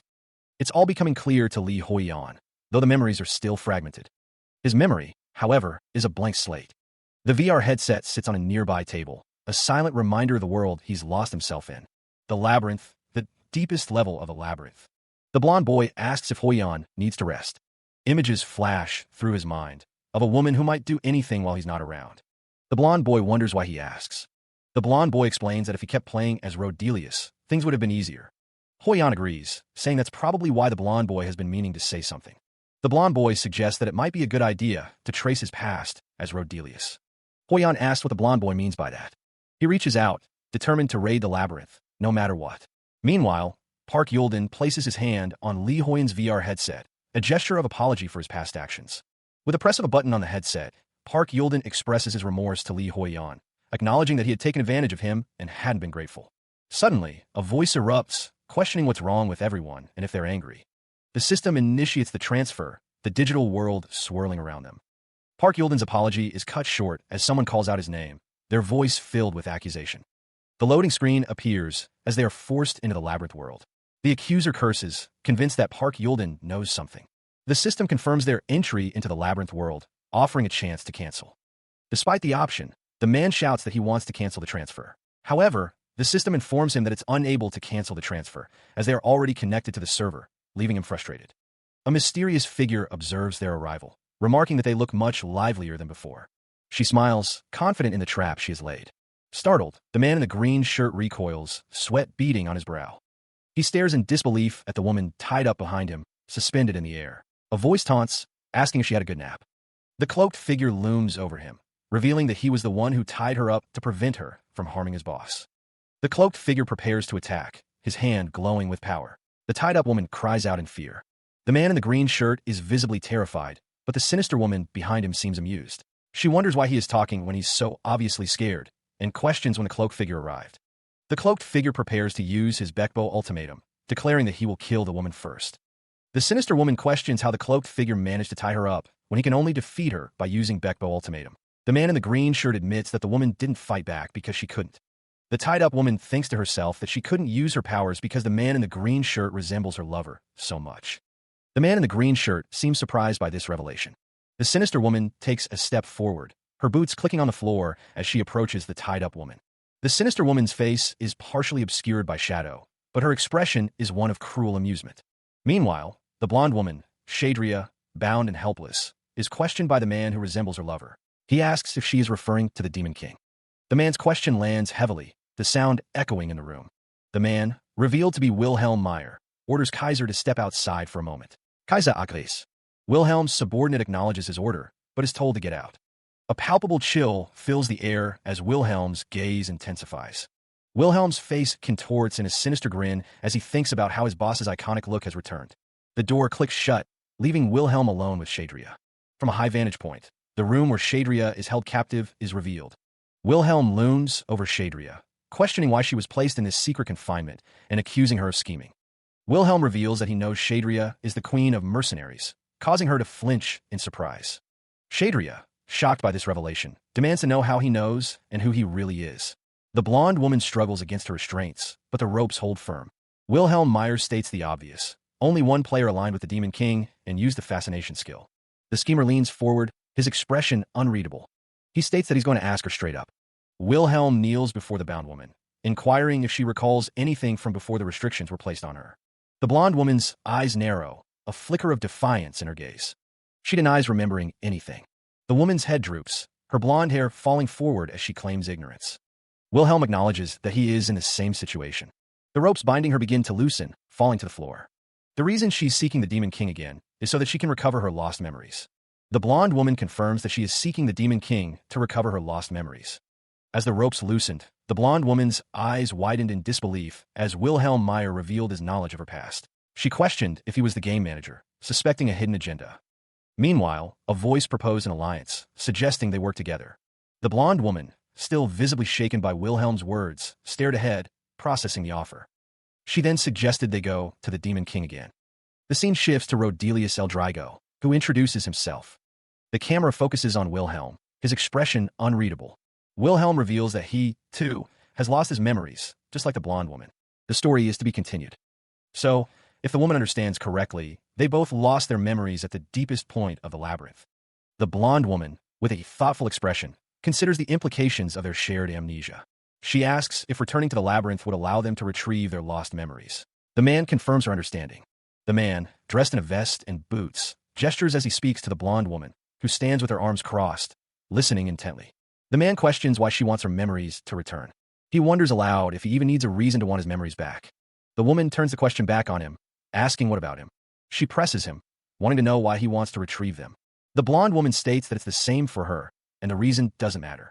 The woman recalls that back then, in the labyrinth, she was wielding a sword. She remembers that she was happy for some reason. The woman remembers wielding her sword in the labyrinth. The blonde woman, Shadria, giggles, remarking about all the excitement. Meanwhile, the man with dark hair agrees that the same goes for him. He expresses his relief that they are on the same page. Shadria tells him that she'll need him to keep a secret for her. The man wonders what secret she is referring to. Shadria reveals the secret, the fact that she is Shadria. The man nervously agrees, as Shadria grabs his chest. The man thinks to himself that he thought she was going to use the fascination skill on him again, relieved that she didn't. The man stands with Shadria, looking shocked. He wonders if he was too quick to join hands with the girl who was out to kill him. Shadria thinks to herself that he has made things a lot easier for her, as the initial plan was to use him as much as she could. The blonde woman laughs, revealing her true intentions. She was only using the man, planning to betray him when the time came and enter the labyrinth alone. She considered teaming up with him a mistake. The cloaked figure expresses relief at her decision, while another voice inquires if she has finished speaking with him. The woman and the man walk down a corridor, the sound of the cloaked figure's sword clacking against the stone floor echoing behind them. The man agrees to leave, stating that the black market is coming up. He claims to have been profoundly moved. The cloaked figure snickers, amused by the situation. The blonde woman, revealed to be Shadria, finds it amazing how swiftly she is willing to discard those who were once her loyal, yet weak, subordinates, all for the sake of her own ambitions and desires. Shadria reflects on how she thought she had actually grown attached to Lena and Lave. Shadria laughs maniacally, admitting that she isn't even considering looking for them. Li Huiyan is shocked by Shadria's betrayal. Shadria remembers Lena and Lave. Li Huiyan screams, realizing he completely forgot about Lena and Lave. The man in the white suit makes a grand entrance, shattering the bars of what appears to be a prison cell. "Wow, what a pleasant surprise," he exclaims. Meanwhile, Kaiser, clad in red and gold, turns, demanding to know who dares intrude. The intruder moves with incredible speed, closing the distance between himself and Kaiser. The white-haired man is sent flying through the air from the force of the blow. The man in the white suit, revealed to be Wilhelm Meyer, is furious that someone would dare attack his base, and worse yet, act as a spy. The force of the impact sends Kaiser crashing to the ground. Wilhelm Meyer stands over the fallen Kaiser, his expression cold and calculating. Wilhelm's face contorts with rage as he accuses Kaiser of becoming a rat. Kaiser, lying on the ground, weakly insists that he had a valid reason for his actions. Wilhelm Meyer scoffs, stating that Kaiser is right and that he needs his help. Wilhelm, cigar clenched between his teeth, questions what kind of bullshit this is. Kaiser looks up, his expression a mix of defiance and desperation. Kaiser dismisses the potential downfall of the Black Umbrella Gang, seeing them as insignificant. The man he speaks to wonders if Soul Slayer is trying to eliminate the Black Umbrella Gang. The thought occurs that Soul Slayer might join forces with Kaiser. Elsewhere, Lucas is told to consider the implications of the situation. Soul Slayer is seen with his group, ready for action. The group acknowledges that only 4 of the original 6 forces remain, questioning their chances of success. The remaining members of the group stand together, facing an uncertain future. Lucas grits his teeth, contemplating the gravity of the situation. Back with Kaiser, Wilhelm Meyer asks what he is suggesting. Kaiser proposes an alliance. The 2 men stand before a table with candles and a skull, seemingly plotting. Their goal, to eliminate Wilhelm. The man in the suit listens intently as Kaiser proposes a plan. He believes that by working together, they can easily eliminate Wilhelm. Meanwhile, Kaiser's master's demise will send him into a frenzy. The man asks if Kaiser plans to use that frenzy as their chance to strike. Kaiser confirms that as long as they claim to be acting under Soul Slayer's orders, Wilhelm's wrath will be directed at him. The man in the suit grins, finding the plan amusing. The man finds the situation fantastic, stating that Kaiser has more to offer than he initially thought. Kaiser asks what the others have said. The man assures Kaiser that he doesn't need to worry about that. The pair stand in a grand hall, a cloaked figure visible in the background. Elsewhere, Wilhelm stands with a hooded figure and another armored individual, stating that they have all been waiting. A close-up reveals the hooded figure's arm, wrapped in bandages and bound by chains. The man in the suit smirks, suggesting that Wilhelm would have killed him if things hadn't gone his way. The city stands bathed in the eerie glow of the night, its ancient architecture hinting at secrets yet to be uncovered. He strides forward, his companions flanking him, each step echoing with purpose. They are heading somewhere specific. The man with black hair contemplates their next move. It wouldn't be easy to take him down because he's incredibly strong. The man with black hair acknowledges that the ex-members of the criminal guild have attested to his strength, but he is confident because they have Kaiser on their side. Given that Yagusa is holding hostages, the stakes are high. The man with black hair acknowledges that Yagusa will be tough to defeat. He suggests they head to the black market first. The man with black hair explains that word has it that the place is full of rare and valuable objects. The man with black hair plans to scout for items or potential new members there, and then set out to save those too. The man with black hair clenches his fist, believing that this ought to raise his chances of winning at least by a little. The ornate gates of the black market loom ahead. The man with black hair is determined to bring Lena back. The man with black hair is excited that he'll finally get to enter the labyrinth. The ominous word doom hangs in the air as Kaiser and his associates stand ready. With a resounding thud, the large doors swing open, revealing a figure with long white hair and another cloaked figure. Sweat beads on Li Hoyan's face as he realizes the gravity of the situation. He inwardly questions his priorities, realizing, perhaps too late, that he should have searched for Lena first. The story is to be continued. Under the watchful gaze of a full moon, the night sky twinkled with distant stars. A figure, cloaked in shadow, descended from above, landing silently on the cobblestone street. The wind howled through the skeletal branches of the trees, a chilling prelude to what was to come. The cloaked figure approached a dilapidated building, its architecture hinting at a forgotten grandeur. With a protesting creak, the heavy doors of the building swung inward as the figure entered. Each step echoed through the silent halls as the cloaked figure ventured deeper into the building. The red-haired woman, revealed to be the one beneath the cloak, paused, a sigh escaping her lips as she adjusted her gloves. Above her, Wilhelm Meyer watched from a window, his expression unreadable behind the glass. The woman glanced up, her red eyes meeting Wilhelm's gaze. She continued forward, a sinister thought echoing in Wilhelm's mind. As long as it's fun for both you and me. The woman's words hung in the air, a chilling promise. That's what counts. With a whoosh, the red-haired woman vanished, leaving only the echo of her presence in the dilapidated building. She clutches her arm, a wave of longing washing over her as she thinks, I miss you. The name echoes in her mind, Rodelius. The scene shifts to the East District just before the outbreak of the Imperial War. A barred window offers a glimpse of the outside world. The sound of metal on metal rings out as chains sway from the ceiling. Wilhelm Meyer watches, his expression cold. He remarks that she still hasn't let go of those unnecessary emotions. The red-haired woman grits her teeth, struggling to contain her anger. She is told that she hasn't even acquired the basic qualities of an assassin yet. With a sharp shhhk, she draws her weapon. The assassin deflects an incoming attack with a resounding clank. The sound of blades colliding fills the air as she defends herself from a barrage of projectiles. She asks what emotions are, her tone flat and devoid of feeling. Wilhelm Meyer's face contorts in anger as he tells her not to speak unless it has something to do with food. The red-haired woman is told that she is the type of assassin who needs to eat like a horse to work properly. She bristles at the comparison, asking if he wants to die. Wilhelm Meyer tells her that it would be better if she lost that worthless appetite of hers before tossing her a loaf of bread. He then announces that it's time for her first mission. The red-haired woman bites into the bread, struggling with its toughness. Wilhelm Meyer watches as she jumps from rooftop to rooftop, testing her agility. He calls her a slow runner, prompting her to tell him to keep his voice down.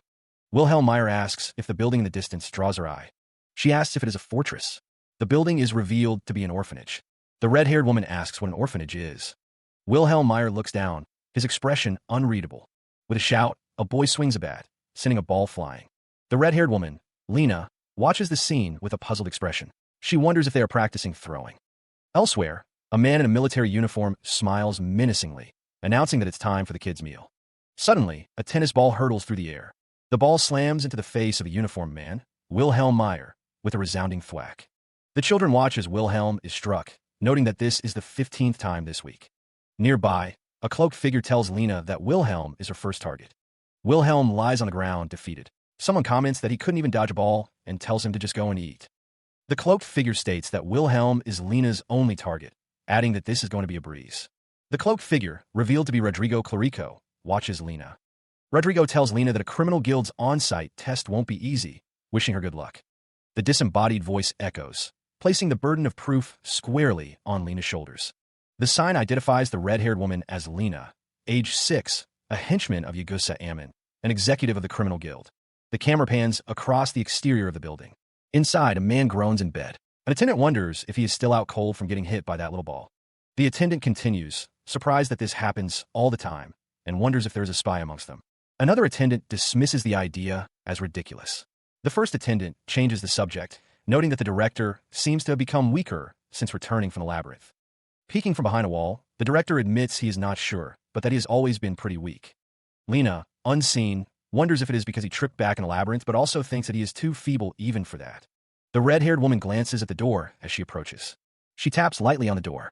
The door slides open with a soft hiss. She activates her unique skill, subspace projection, and phases through the door. The subspace projection leaves Lena feeling dizzy. She hopes she doesn't have to use it again. The assassin sways slightly as she fully materializes inside the room. Lena wonders why anyone would hang such a large portrait of themselves in their own bedroom. She thinks to herself that he is a weird dude. Wilhelm Meyer groans in his sleep, unaware of the danger approaching. The red-haired woman prepares to strike, raising her weapon. She wonders what the deal is with having to eliminate a strange man like him. Lena steels herself, muttering a quiet well. Before proceeding, she thinks to herself that she isn't complaining. The blade plunges downward with deadly force. To be continued. The cloaked figure lunges forward, bringing their blade down with lethal intent. The blade connects, but not as expected. The cloaked figure apologizes to the target, who seems to have dodged the blow. The red-haired woman's eyes narrow, her expression hardening as she clenches her fist. The blade is deflected with a resounding dun. The cloaked figure is shocked that their attack missed, as the man they were attacking lies on the bed, seemingly asleep. The cloaked figure raises their blade again, preparing for another strike. The blade is once again deflected, the force of the impact jarring the cloaked figure. The cloaked figure is sent flying backward from the force of the parry. A system message appears, consecutive strike skill activated. The cloaked figure, undeterred, prepares for another attack. Another system message appears, indicating a consecutive strike +3. The cloaked figure unleashes a flurry of attacks, but Wilhelm Meyer effortlessly deflects each one. The red-haired woman cries out, her eyes wide with alarm as she witnesses the unfolding events. Wilhelm Meyer, seemingly caught off guard, barely manages to dodge the initial strike. He wonders if his opponent was truly asleep. The cloaked figure raises their sword, preparing for another attack. The red-haired woman realizes she has no other choice but to intervene. Assassin Lena's ultimate skill activates, enhancing the cloaked figure's abilities. The cloaked figure, revealed to be Assassin Lena, lunges forward, her eyes filled with determination as she wields her blade. Lena's Hornet Sting skill activates, ensuring her next attack cannot be dodged. The sound of footsteps echoes as someone approaches the room. Assassin Lena curses under her breath, realizing her attack has failed. Wilhelm Meyer's subordinate calls out to him, just as a flash of light erupts. Wilhelm Meyer appears unharmed, his expression one of mild surprise. Assassin Lena's eyes narrow, her gaze fixed on Wilhelm Meyer as she contemplates her next move. An alarm pierces the air as a guard spots an infiltrator. A witness screams, having seen too much. The cloaked figure, an assassin, believes their work is about instilling a looming fear of death. That constant dread hangs heavy in the air. The assassin believes they possess a unique authority. Wilhelm Meyer's eyes widen in realization. Meanwhile, a child, bound and struggling, is accused of being the culprit. Wilhelm Meyer, standing before the bound child, is told to release him or face death. Judging from his demeanor, Wilhelm Meyer is recognized as an assassin. Wilhelm Meyer smirks, confirming that he is indeed an assassin sent by the criminal guild. The setting is a dining room, where someone remarks that the child assassin is not the first to attempt an assassination. The speaker continues, revealing that others have come to the orphanage attempting to assassinate him. A voice muses that they underestimated Rodelius. The voice continues, suggesting that picking a child assassin was a mistake. A maid gestures, the swish of her uniform suggesting she's about to speak. The maid's words reveal that they consider the child assassin no better than a rabbit. The maid, attempting to interrogate the child assassin, promises to let her go if she reveals why she tried to assassinate their director. The child assassin retorts that she doesn't know, also demanding food. The maid's expression darkens as the child assassin calls her an old hag, a chill running down her spine. The maid, now enraged, remarks on the child's failed assassination attempt and questions how the director managed to become a ranker. Someone urges the maid to calm down, reminding her that the child assassin is still a kid.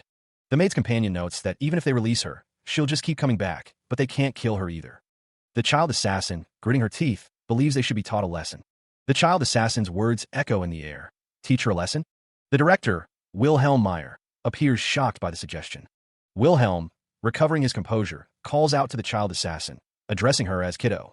Wilhelm proposes that she become his henchman.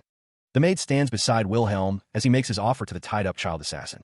The child assassin, bound to a chair, questions the offer.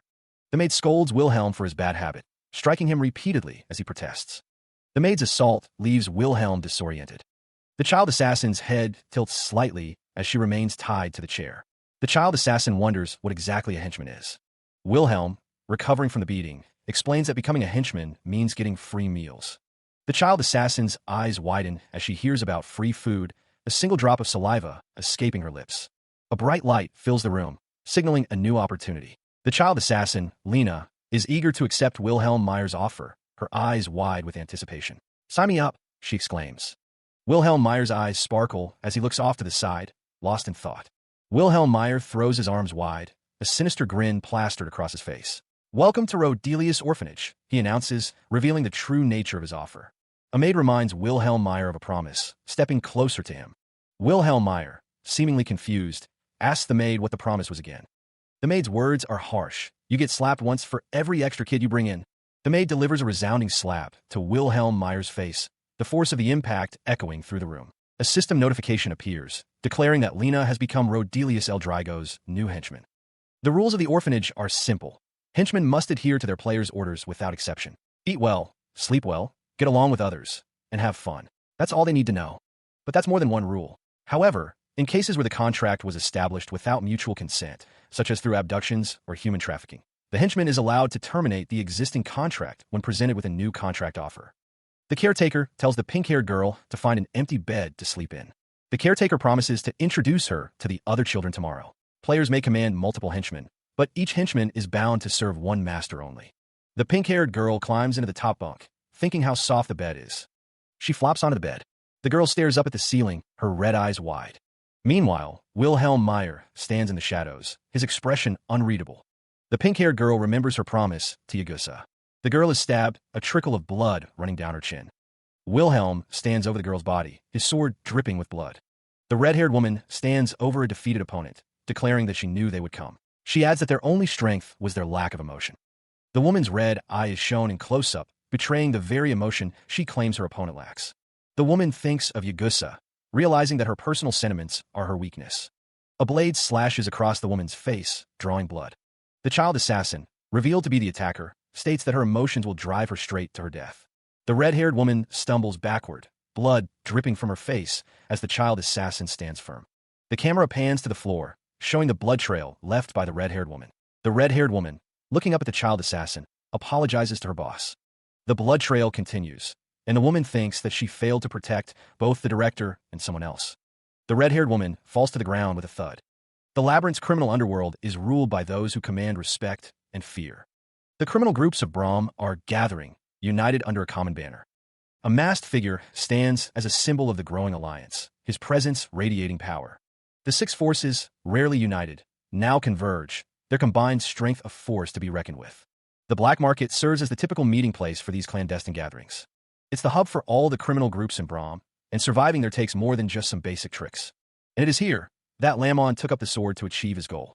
To attain his objective, Wilhelm Meyer declares that eliminating Soul Slayer will be his initial task.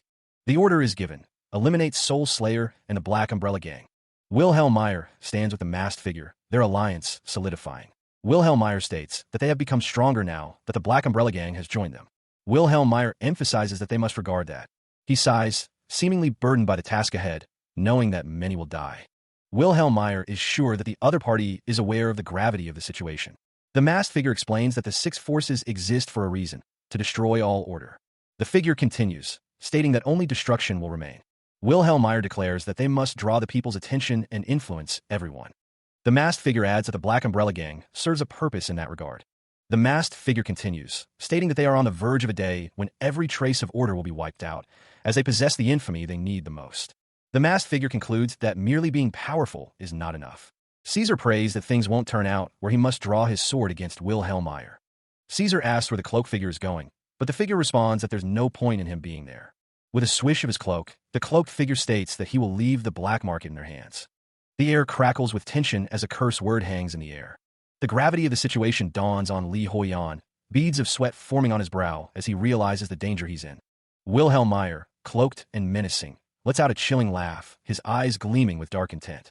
The protagonist's unease grows as he surveys the scene, realizing something is terribly wrong. Panic rises in Li Huiyan as he wonders what is happening. The expert gamer recalls noticing something was off when they arrived at the black market. The cloaked figure, Wilhelm Meyer, leads the way, his companions hesitating and faltering behind him as they walk. The protagonist realizes that everyone is glaring at him, as if they want to kill him. But they didn't attack, he thinks, believing it was just to keep him in line as a new member of the Six Forces. Something still feels off, the expert gamer thinks, as he walks with the others. Li Huiyan wonders what's going on, but dismisses it, thinking it's nothing. The protagonist realizes that everyone is armed. He realizes that the armed crowd is closing in. The footsteps of the approaching crowd grow louder. The woman with blonde hair observes the situation, noting that it feels like a trap. The woman's companion stands beside her, ready for a fight. Above them, Rodrigo Clarico announces that the time has come for all members of the Six Forces. The blonde woman confirms that they are trying to ambush them. A smirk spreads across her face as the order to attack is given. Wilhelm Meyer activates his power, a chilling aura emanating from him. With a whoosh, the crowd surges forward. The crowd, a mix of suited figures and monstrous beings, charges towards their targets. The attackers dash forward. A heavy thud echoes as someone falls, disbelief evident in their voice. The man in the suit lies on the ground, trembling and shaking from the impact of the attack. Wilhelm Meyer's face contorts in disbelief. He hadn't anticipated such resistance, realizing his underlings had severely underestimated their opponent's strength. A blinding slash of energy erupts as Rodrigo Clarico unleashes his attack. One of Rodrigo Clarico's subordinates, enraged by the attempt on his leader's life, leaps into action, vowing vengeance on the attackers. The sound of metal scraping against metal echoes through the chamber as a figure parries an incoming blow. The attacker's armored form is seen, chainmail glinting ominously. The blow lands with a resounding thunk, sending one of the combatants reeling. The force of the impact sends Li Huiyan tumbling backwards, caught off guard by the sudden assault. Rodrigo Clarico, visibly injured with blood trickling down his face, is asked if he is all right. Li Huiyan, recovering from the blow, confirms that he is all right, drawing his sword. The expert gamer states that he is fine. Several blades are launched towards Li Huiyan. One of the blades pierces through Li Huiyan, the assassin's attack finding its mark. Wilhelm Meyer's subordinate looks on in fear as the man's eyes glow red with rage. Meanwhile, the blonde woman takes the first step, leading her group forward. The blonde woman orders them to stay back, her foot moving with a swish. She realizes that they are after Wilhelm Meyer. The blonde woman activates her wide-area fascination, which allows her to exert control over opponents by drastically reducing their sync rate within a specific range. Wilhelm Meyer, enraged, orders his men to kill them all. The blonde woman's subordinates affirm that this is their order, as they swarm forward. The men charge forward with a battle cry. Wilhelm Meyer's men, armed with swords, prepare to attack. The sounds of clashing metal fill the air as the battle begins. The battle rages on, with bodies falling and swords clashing. She wonders aloud how they managed to get themselves into such a mess, as the blonde woman surveys the scene of the ongoing battle. Nearby, the man in the black coat admits he's not sure either, questioning if this was their plan all along. The man's expression is one of concern, sweat beading on his brow as he considers the situation. Elsewhere, Lucas the Destroyer, 3/3 force of the Six Forces, strides forward, declaring that the Black Umbrella Gang truly lives up to their name. Lucas admits he is genuinely impressed by the unfolding events. The Destroyer holds out his hand, a gold chain glinting against his open collar. A disembodied voice echoes, declaring that Lucas's soul reeks of blood and slaughter. Footsteps approach, the sound growing louder as someone draws near. Israk the Vampire Lord, 2nd force of the Six Forces, stands with his minions, asking if they all wanted this too. Israk states that Lucas amazes him every time he sees him. Elsewhere, Choir the Debauchee, 4th force of the Six Forces, stands among several women, stating that one of them was bound to die someday. The man in the black coat, the blonde woman, and a cloaked figure approach Israk, their footsteps echoing in the chamber. A disembodied voice declares that they will annihilate their opponents first. Before anyone can even strike, sect leader Lamon, the 1st force of the Six Forces, prepares to attack. Lamon's hand glows with dark energy as he prepares to unleash his power. Li Huiyan is caught off guard by the sudden turn of events, exclaiming in disbelief. Wilhelm Meyer, now with white hair, breaks down, lamenting that he only wanted compensation for the damages. From above, the group of 6 descends into the hall. As they approach, one of them speaks, declaring that as the head of the Black Umbrella Gang, they assume their target is well aware of their plans. Energy crackles around Rodrigo Clarico's hand as he prepares to strike. Rodrigo Clarico asserts that crime was never the only goal of the Six Forces. Wilhelm Meyer, however, admits to himself that he has no idea what's going on. The cloaked figure clenches his fist, realizing something. The cloaked figure's subordinate asks if he had a plan all along. The blonde woman snickers, amused by the unfolding events. The blonde woman asks if Wilhelm Meyer honestly thought that she wouldn't have figured out his schemes. The blonde woman, Wilhelm Meyer, and the cloaked figure stand before a blazing doorway. Wilhelm Meyer, tears streaming down his face, says to do whatever they want. The cloaked figure declares that this moment marks the first step in eliminating the arrogant players. Li Huiyan looks up, a sense of unease washing over him. The mechanical figure declares that today will be the end. Startled, Li Huiyan wonders what the mechanical figure just said. The mechanical figure wonders why NPCs would. Li Huiyan sees the mechanical figure surrounded by other figures. The mechanical figure questions if they are trying to take out players. The mechanical figure's weapon is charged.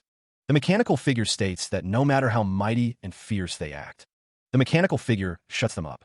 The mechanical figure yells at them to shut their mouth. He moves with unnatural speed, closing the distance between himself and Li Huiyan in a heartbeat.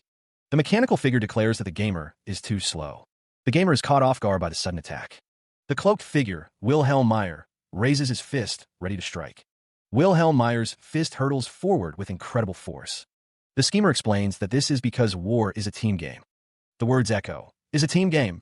Wilhelm Meyer's punch connects with Li Huiyan, the impact creating a shockwave. The force of the blow sends Li Huiyan flying backwards. The gamer slams into a wall, the sound echoing through the room. Li Huiyan's face contorts in shock and pain. Wilhelm Meyer, unfazed, tells someone not to get distracted. He strikes with blinding speed, a crimson blur aimed directly at Li Huiyan. Wilhelm Meyer, with a dark-armored figure behind him, declares that Li Huiyan doesn't stand a chance. The attack connects, sending a shockwave rippling outwards. The force of the blow sends Li Huiyan and his attacker hurtling through the air. Wilhelm Meyer smirks, confident in his advantage. Turns out the six forces aren't so special after all. Below, a cloaked figure prepares a counterattack, a complex symbol glowing with purple energy above him. You think. A surge of purple energy erupts outwards, a devastating wave of power. The cloaked figure unleashes the blast, aiming it directly at Li Huiyan and Wilhelm Meyer. The energy strikes Wilhelm Meyer, causing his armor to crack and crumble under the force. The blast continues to expand, engulfing the area in a wave of destructive energy. Wilhelm Meyer cries out as the purple energy overwhelms him, dark tendrils reaching out from the blast. The cloaked figure, revealed to be Rodrigo Clarico, struggles to his feet, declaring that it's not over yet. Rodrigo Clarico's rage is palpable as he prepares to strike again. The force of his attack explodes outward. The major antagonist's blade descends with devastating speed. His eyes burn with fury as he focuses on his target. The blade slices through the air, a sound like tearing fabric accompanying it. Rodrigo Clarico moves with unnatural speed, his cape billowing behind him. The attack connects, sending Wilhelm Meyer hurtling through the air. One of Wilhelm Meyer's companions can only exclaim in shock as he watches his leader fly away. The force of the blow sends Wilhelm Meyer crashing through a barrier, the impact creating a fiery explosion. Wilhelm Meyer screams as he's blasted away by the attack. The companion curses their lack of teamwork. Wilhelm Meyer reflects on how Lena used to act as a buffer for him. As Rodrigo Clarico's foot descends, Wilhelm Meyer finds himself in an unfamiliar place. He wonders aloud where he is, the environment around him appearing to be made of pixels. Standing before him, bathed in light, is the blonde woman, and the schemer wonders what this could mean. The blonde woman's eyes glow with power as she questions how the NPCs would dare to try to eliminate them, the players. Back in the original arena, Rodrigo Clarico declares that he meant every word he said. With a wish and a PZZT, dark energy crackles around the major antagonist. The dark energy intensifies as Rodrigo Clarico reaches out his hand. The impact of the attack sends Wilhelm Meyer reeling, his body glowing with a strange light. The blonde woman demands that he spill everything he knows. The blonde woman's power intensifies as she prepares to extract the information. Back in the arena, Rodrigo Clarico grabs at his own throat, seemingly affected by the same force. The blonde woman tells Wilhelm Meyer that if he refuses to tell her what he knows, he'll be taking himself to the grave. An enraged man demands to know what they're thinking about as he prepares to strike. The blow lands squarely on the blonde woman, the force of the impact causing her to cry out in surprise. The force of the blow sends the blonde woman flying backwards. Meanwhile, Rodrigo Clarico's hand cracks as he states that they're trying to end everything. The blonde woman, reeling from the attack, says that they are fed up, and when that happens, Wilhelm Meyer, looking shocked, realizes that this world will be gone for good. The man with black hair realizes that if they end everything, he and his allies will disappear as well. An unseen figure responds that is exactly what they want. A strange figure declares that if they're going to live as puppets on strings, it's best they all just vanish from the scene. The man with black hair notices tremors. He wonders since when was choir the debauchee this strong as the ground cracks and splits. The ground continues to crumble. A stone face, glowing with red eyes, declares that someone will meet their doom. With a resounding whoosh, debris is sent flying. The force of the blast sends someone crashing into a wall with a wham. Dazed, Li Huiyan struggles to comprehend what just happened. Li Huiyan lies among the rubble, bleeding, as a voice wonders if he is dead. A figure in a dark cloak and apron stands over the scene, relieved that they weren't too late. The figure steps forward, their footfalls echoing with a resounding DOM. The figure realizes that this must be the place they've been searching for. The figure's leg slams down with a DUN, revealing the infamous power of the blow. The figure, revealed to be Choir the Debauchee, states that they've heard so much about this place. Choir the Debauchee's arrival is punctuated by a resounding DUN. A figure in a maid outfit stands in a doorway, light streaming in behind them. They think to themselves that they weren't too late. The figure steps forward, their footsteps echoing ominously. Each step is heavy, deliberate. The sound of their footsteps continues to reverberate. The figure thinks to themselves that they've heard so much about their target. The sound of footsteps grows louder as the figure approaches. The figure's shoe comes into view as they take another step. The figure, now fully visible, declares that they are here. The figure continues to approach, their mission to find a suitable future husband. A man looks on in shock, his eyes wide with fear. A notification appears on a screen, and the man's expression remains one of terror. The man glances to the side, his eyes filled with a mix of fear and confusion. He receives a notification that Lena's HP has dropped below 20%. Another notification informs Li Huiyan that the Black Umbrella Gang's headquarters is currently under attack by the leader of a criminal gang. The system warns that if he fails to defend the headquarters, his fame level will decrease. Li Huiyan steels himself, resolving to act. He considers simply dying and quitting the game for good. Wilhelm Meyer laughs, confident in his plans. Wilhelm seriously contemplated his next move. He wonders whether he should retire from the game altogether. The camera focuses on Wilhelm's attire. That was the conclusion Wilhelm came to after grasping his reality, shaking his head. The Black Umbrella Gang had been attacked by Yagusa, the leader of a criminal gang. Lei was abducted in the process. Lena suddenly became agitated. She declared she would find him, and left to search for Yagusa, despite being warned that she wouldn't be able to face him alone. Meanwhile, two figures converse, unaware of the chaos about to unfold. Wilhelm Meyer had joined the black market hoping to gain something useful, but the six forces turn out to be a coalition of NPCs on a mission to eradicate players. The vampire lord, Israk, stands among his allies, preparing for the coming conflict. Acquiring something was the least of Wilhelm's concerns, as he was in mortal danger. All of this was enough to push him over the edge. The pressure becomes too much for Wilhelm, and he screams in frustration. But to add fuel to the fire, Yagusa decided to launch another attack on the Black Umbrella Gang. The attack lands with a resounding wham, shaking the foundations of the Black Umbrella Gang. Amidst all this chaos, a woman who bore a striking resemblance to Kaiser appeared out of nowhere. The woman in the maid outfit strikes with incredible force, the sound of the blow echoing with a sharp crack. The force of the impact sends her target flying backward with a deafening kapow. The maid outfitted figure's movements blur as she launches an attack. The force of the blow from the maid connects with Wilhelm Meyer's face, the impact snapping his cigar in two. Wilhelm, reeling from the hit, cries out as he's sent dashing backwards into the ranks of his own men. The Kaiser look-alike focuses, energy crackling around her hands. With a deafening kaboom, the maid unleashes a devastating blast, sending bodies flying. She leaps through the air, a whirlwind of destruction in her wake. Another bam rings out as the Kaiser doppelganger strikes again. The punch lands squarely on his rack, the vampire lord's jaw, the force of it visible in the spray of saliva. The vampire lord is sent whooshing through the air from the sheer power of the blow. His rack crashes through the ornate stonework of the building's exterior. The impact of his rack's body against the building causes a boom, sending debris flying in all directions. Coughing, Israk struggles to his feet amidst the rubble, wondering where the maid went.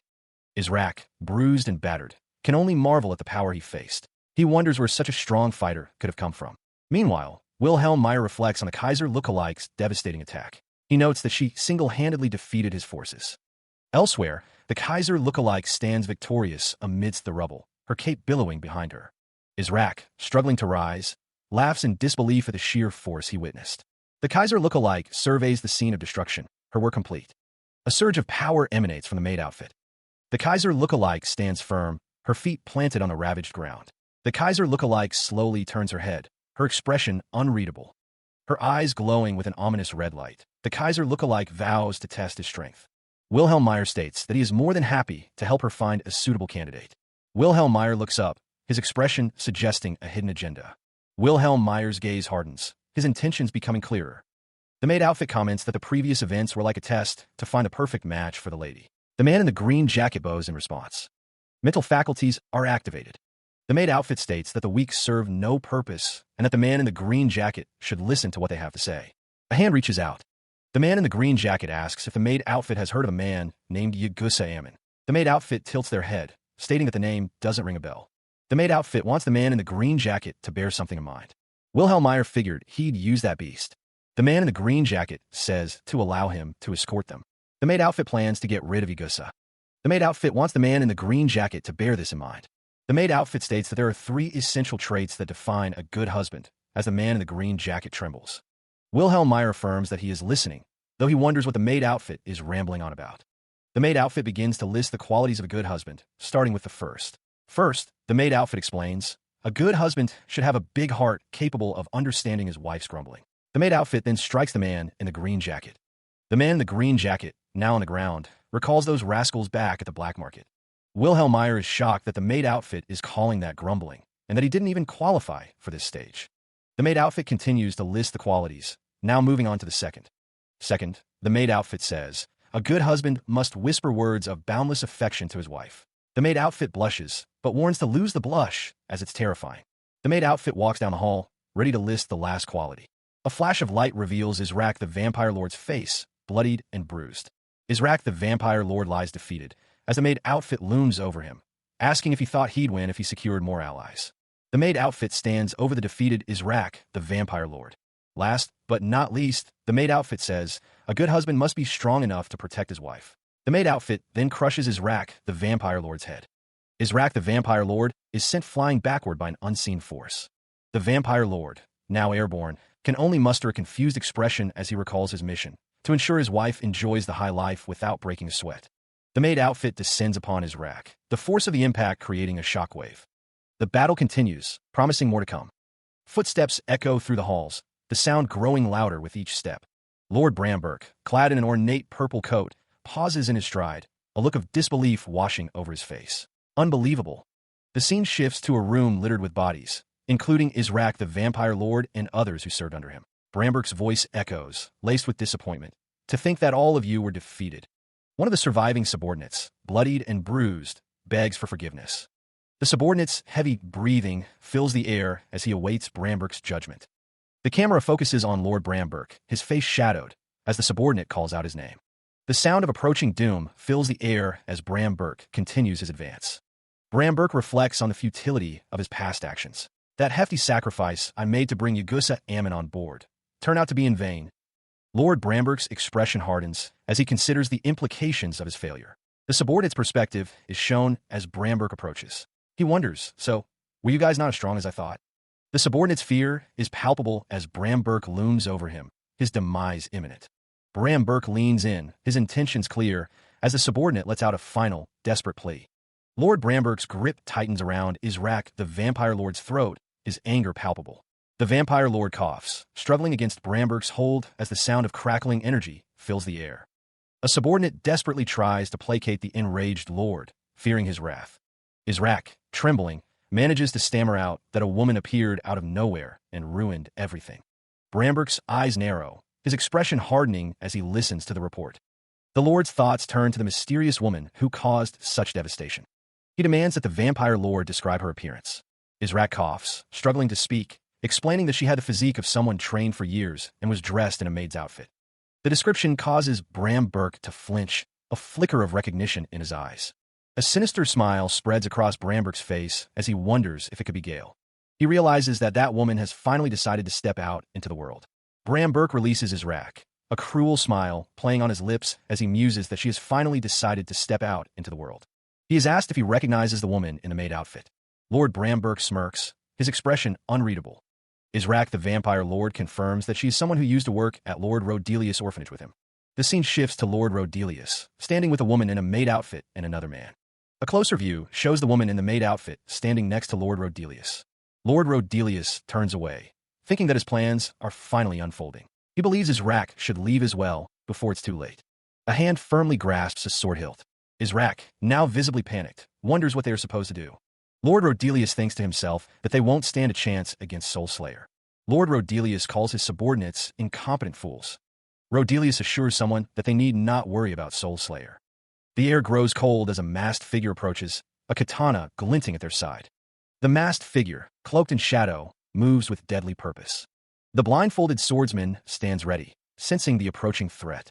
Energy crackles around the swordsman as he prepares to meet the attack. The maid outfit woman clashes with the swordsman, their weapons meeting in a shower of sparks. The swordsman is sent flying backward from the force of the blow. The maid outfit woman smirks, declaring that the swordsman has met the first criteria. The maid outfit woman unleashes a devastating attack, the force of which creates a deafening boom. The maid outfit woman's expression is one of cruel satisfaction as the swordsman is defeated. A suit jacket is torn open with a sharp snap. Meanwhile, two figures discuss the nature of the trials. One asks what kind of husband the woman in the maid outfit is looking for. The other admits he has no clue. Elsewhere, Wilhelm Meyer wonders about something. The woman in the maid outfit stands tall, ready for the next challenge. The maid outfit woman declares that if he can pass the second test as well. The maid outfit woman's fist connects with her target. The force of the blow is enough to send him flying. The man on the receiving end of the blow apologizes for disappointing. The maid outfit woman stands over her defeated opponent. The man thinks that the maid outfit woman is not his target. The maid outfit woman prepares to strike again as her opponent twitches. The man declares that this is the guy right here as he prepares to strike. Rodelius stands calmly, observing the unfolding events. Meanwhile, Wilhelm Meyer's eyes widen in disbelief as he senses the shift in power. A system warning flashes, declaring that the henchman has sensed his master's imminent demise and is awakening in berserker mode. A blinding flash of red energy erupts as the henchman's power surges. The henchman's cloak billows as his transformation intensifies, chains rattling with the force of his awakening. Fueled by rage, the henchman's eyes glow with crimson intensity as he vows vengeance. The henchman roars, demanding to know who dares target his boss. The maid outfit woman clashes with the berserk henchman, their weapons meeting in a shower of sparks. With a burst of speed, the henchman lunges forward, intent on crushing his opponent. The henchman, Kaiser, spits in fury, his one visible eye burning with rage.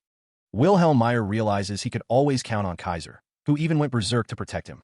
Rage contorts Kaiser's face as he looms over his target, the air crackling with menacing energy. He is clearly furious at being insulted. The man in the green jacket, caught in the crossfire, looks up at Kaiser with a mixture of fear and disbelief. He questions if Kaiser is trying to protect him. A warning flashes. Kaiser may not be able to recognize his allies. Kaiser, consumed by rage, declares his intent to eliminate all enemies of his boss, Rodelius. The man in the green jacket shouts at Kaiser, reminding him that he is the boss. Despite the man's protests, Kaiser swings his weapon down, the force of the blow creating a shockwave. The man in the green jacket realizes Kaiser isn't doing this for his sake. It's clear that Kaiser is acting out of anger from his defeat at the black market, not out of loyalty. The blow lands with a deafening crash, the impact reverberating through the surroundings. Realizing he's about to die, Wilhelm Meyer desperately launches himself into the air. Someone observes that his reflexes have improved. Wilhelm Meyer cries out, demanding that someone help him.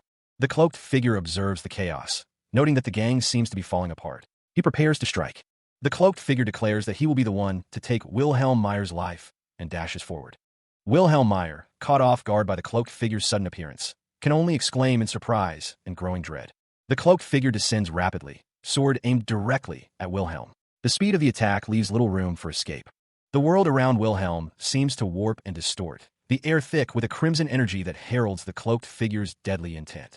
Wilhelm, realizing the gravity of the situation, wonders if this is truly the end for him. At the brink of death, Wilhelm instinctively recalls something from his past, a hidden memory surfacing at the most critical moment. A surge of realization washes over Wilhelm as he remembers the key to his survival. Wilhelm, drawing upon his past memories, declares it's time to raid the Labyrinth. And drawing upon his past memories, Wilhelm decides to wipe this place out. He discovered a way to survive, a hidden power buried deep within his past. Wilhelm stands tall, clad in armor, his hands resting on the hilt of a glowing sword, ready to unleash his power. The sword emanates a powerful energy, a voice echoing with the force of a command. Wilhelm's eyes glow with newfound power, his expression resolute as he prepares to face his attacker. Wilhelm Meyer's inner voice urges him to gather his strength. The cloaked figure looms over him, ready to strike. Fueled by rage, Wilhelm Meyer unleashes a torrent of power, cursing his attacker. The battle is far from over. By investing CP wisely or striking lucky, one might acquire powerful henchmen. Some henchmen might even surpass their master in strength. As their master, however, one must live up to the henchman's expectations. Only then can they unleash their full potential. Only after satisfying certain conditions can a master use the special skill command to control their henchman. The henchman, Wilhelm Meyer, looked off into the distance. To some, Wilhelm was stern and autocratic. But to others, Wilhelm was a friend. Even as Wilhelm displayed different personas to each of his henchmen, he stood before his assembled henchmen, the excerpt from the Labyrinth World guidebook highlighting his ability to unite them. The henchmen stood in silent anticipation, awaiting their next command. The text box explains that Wilhelm Meyer's ability to issue commands to his henchmen is what sets him apart. That very ability, the text box continues, is what made Wilhelm a legend. The excerpt from the official guidebook of the Labyrinth World further elaborates on the henchman system. Kaiser, one of Wilhelm Meyer's henchmen, declares that he understands. Another henchman, falling from a great height, bitterly asks if Wilhelm is really set on ruining his shot at a happy life. Wilhelm's face contorts with grit and determination. His eyes glowing with power, Wilhelm declares that if becoming a demon king is what they want, then he's game. Wilhelm Meyer, now towering over his henchmen, declares that he has a command. The command is just for him. The armored figure is berated, told to get himself together. Enraged, Wilhelm Meyer commands someone to freeze. The cloaked figure stops abruptly, the sound of his sudden halt echoing through the air. The subordinate questions if the cloaked figure is really going to let their master die. Wilhelm's rage intensifies, his eyes narrowing with fury. A system message appears, indicating that Kaiser's command has been unlocked. Another system message states that Kaiser's command execution rate has increased by 200%, deeply inspired by his evil tendencies. The cloaked figure clenches his fist, hesitating. With a burst of speed, the cloaked figure rushes forward.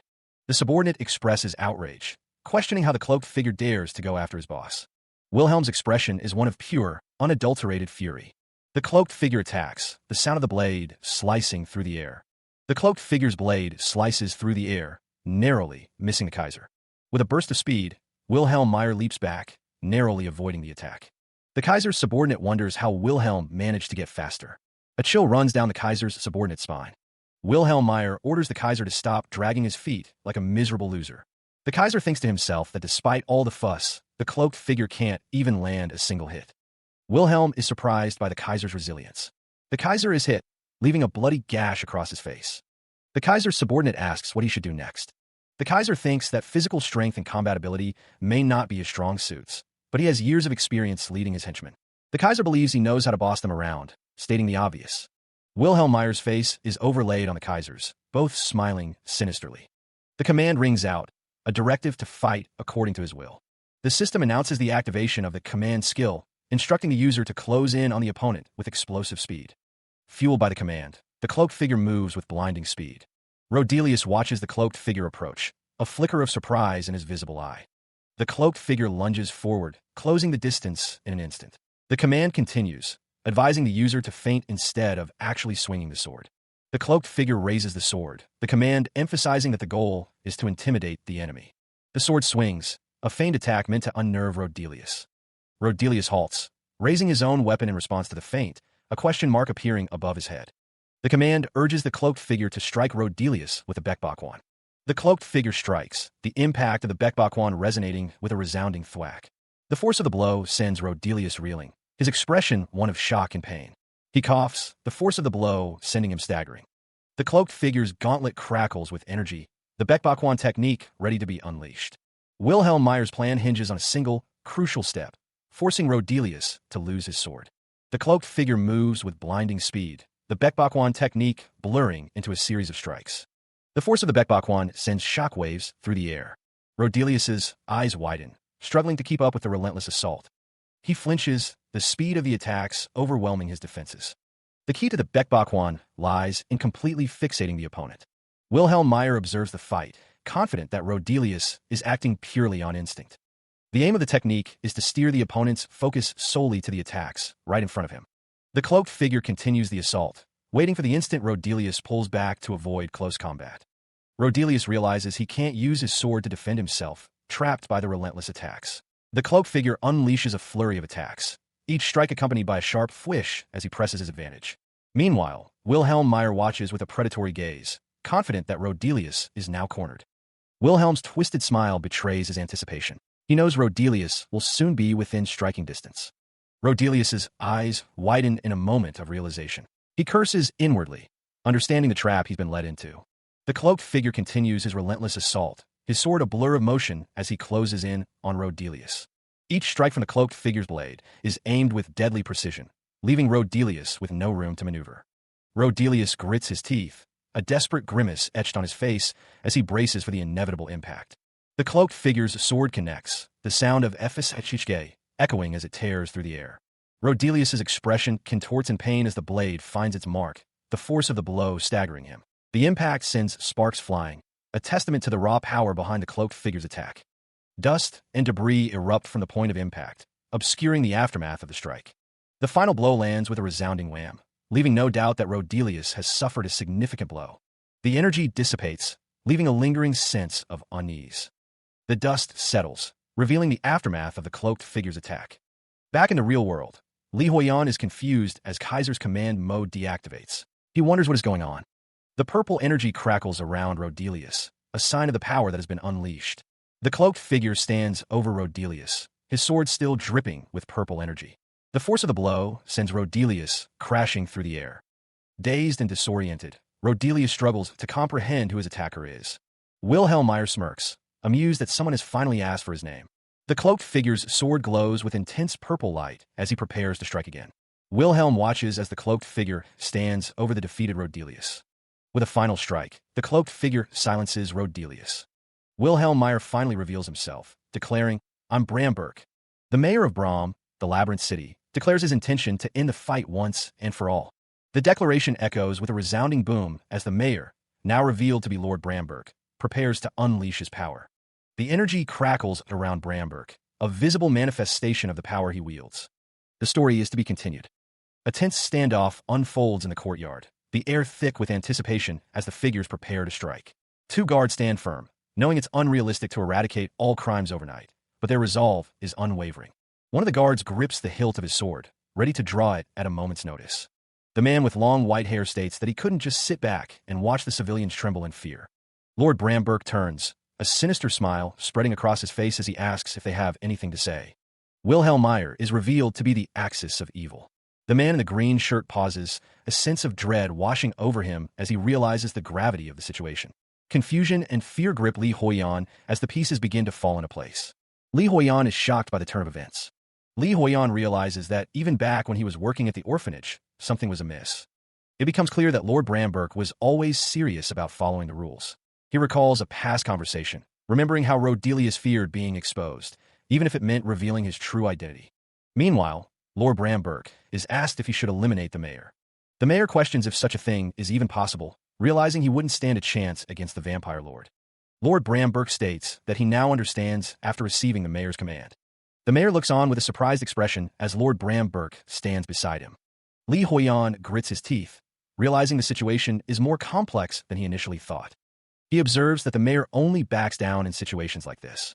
Wilhelm Meyer is shocked to see the maid outfit. The expert gamer didn't expect to see that face here. The mayor and Lord Bramberg stand together, as the mayor wonders why the rarely seen maid outfit would show up at this specific moment. Someone thinks that the maid outfit is hardly ever seen in public, and wonders why it would choose this specific moment to show up. The maid outfit glares, and someone thinks that they can't help but suspect that the maid outfit is harboring other intentions, and that they are full of themselves. The maid outfit's sinister smile hints at the chaos to come. Meanwhile, Lord Bramberg, speaking to an unseen figure, asks if they believe he's there to see them. Bramberg continues, questioning why else he would come all the way out there. An unheard bystander asks them to take their fight somewhere else. Elsewhere, the news is grim. Lena has suffered a critical injury, and Lev has been abducted. Someone reports that their underlings are dying. Another asks if they know the man. The man in question, Li Huiyan, is seen in profile, his expression unreadable. It's revealed that the man they're discussing is Lord Bramberg, who used to be a tactician back at Li Huiyan's orphanage. Bramberg's face contorts in rage, his fist clenching. Someone shouts, demanding to know what's the matter with him. Bramberg is reminded of a promise he made, not to take in any more children at the orphanage. He wipes blood from his mouth, a trickle running down his chin, and feigns ignorance. The person confronting Lord Bramberg fumes, pointing out that he's already accepted more than 70 new kids. He berated the other man, complaining that he couldn't even keep track of all the new orphans they'd taken in. The man's anger flared as he declared that while they called it an orphanage, it was ultimately a combat organization with the goal of raiding the Labyrinth. Lord Bramberg admitted that he understood the others' sympathy for the neglected children, but warned that endlessly taking them in would be unsustainable. He continued, stating that they would exhaust their finances before even achieving their goal if they continued down this path. Elsewhere, Li Huiyan's companion noted that he had a tendency to ramble on, but that he was helpful, if intimidating. The blonde woman asked if he was familiar with that woman, too. He curtly replied, "Nope."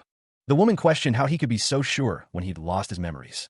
The maid outfit thought to herself that if she had that insane beast of a fighter like the blonde woman, they would have defeated the Demon King ages ago. The maid outfit, Wilhelm Meyer, and the blonde woman continued walking. The maid outfit wondered why they all got tense all of a sudden. A fist clenches as a voice declares that it was made crystal clear that showing one's self again would not be tolerated. The speaker, Lord Bramberg, reminds someone named Gale that they promised never to interfere with city matters again. The woman in the maid outfit looms over someone, stating she is only there as Lady Dorothy's nanny, trying to find her a suitable husband.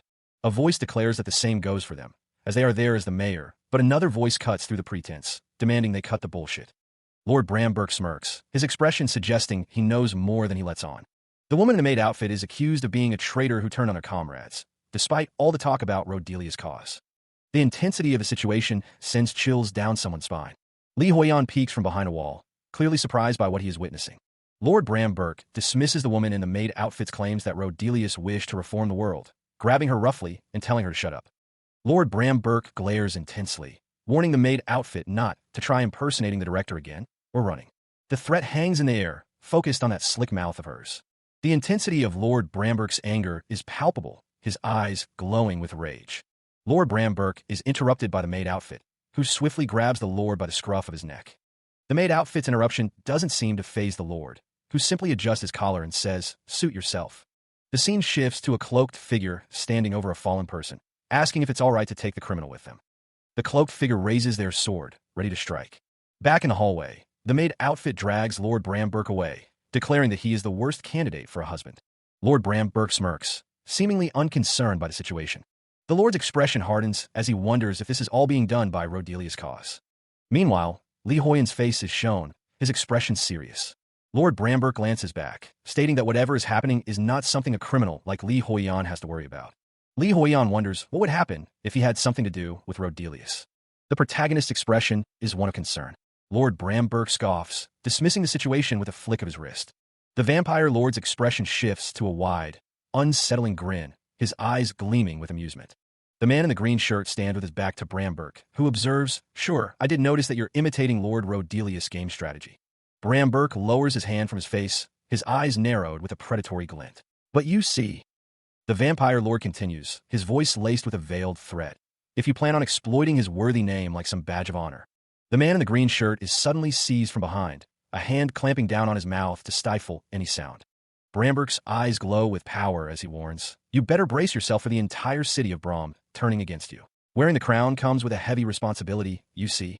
The vampire lord pats the man on the shoulder, a sinister smile playing on his lips. "I shall see you around."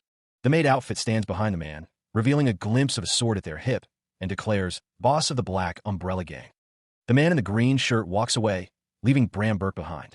He ponders the recent events, recalling that Yuldens had mentioned something strange. Elsewhere, a figure lies prone, hooked up to a machine. A voice suggests that tracing his past as Rodelius might be a good idea, prompting him to ask what they mean. Meanwhile, Lord Bramberg wonders about his own cause.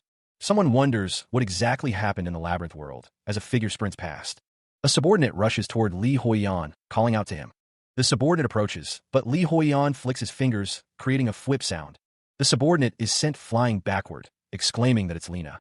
A figure falls from a great height, the wind rushing past, as someone shouts that she's dying. Lena lies on the ground, blood pooling around her. A close-up shows Lena's face, her eyes closed and blood trickling from her mouth. A surge of energy emanates from the woman, causing her to cry out. Golden light gathers in the hands of a figure adorned with a cross necklace. The light fades as the woman lies still. The woman, now identified as Lena, is surrounded by a faint glow. For 3 days and nights, Eileen and the healing sect worked tirelessly to heal Lena. Their efforts were focused on saving her from the threat of death, as the church looms in the background. Lena lies on a stone slab, her rescuers standing vigil over her. The man watches over her, his expression unreadable. The battle to save Lena was described as intense. The clash of blades rings out as Yagusa and Lena face off, hinting at a long history between them. Something about Lord Bramberg has changed. Lord Bramberg remarks on the other's ability to command a monster like Kaiser, stating he will choose him as his lady's future spouse. Lord Bramberg's grip tightens on the cloaked figure, who offers a hesitant apology. Elsewhere, Lena lies prone, as someone laments how much simpler things were when it was just them and Kaiser.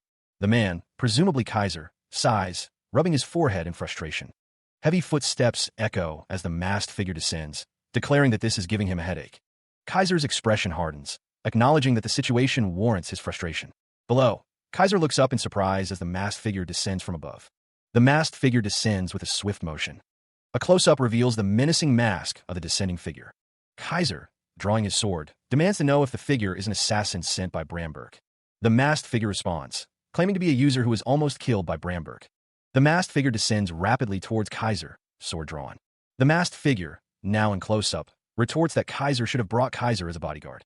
Kaiser reels from the sudden attack, his expression a mix of shock and pain. The force of the blow echoes with a resounding whack.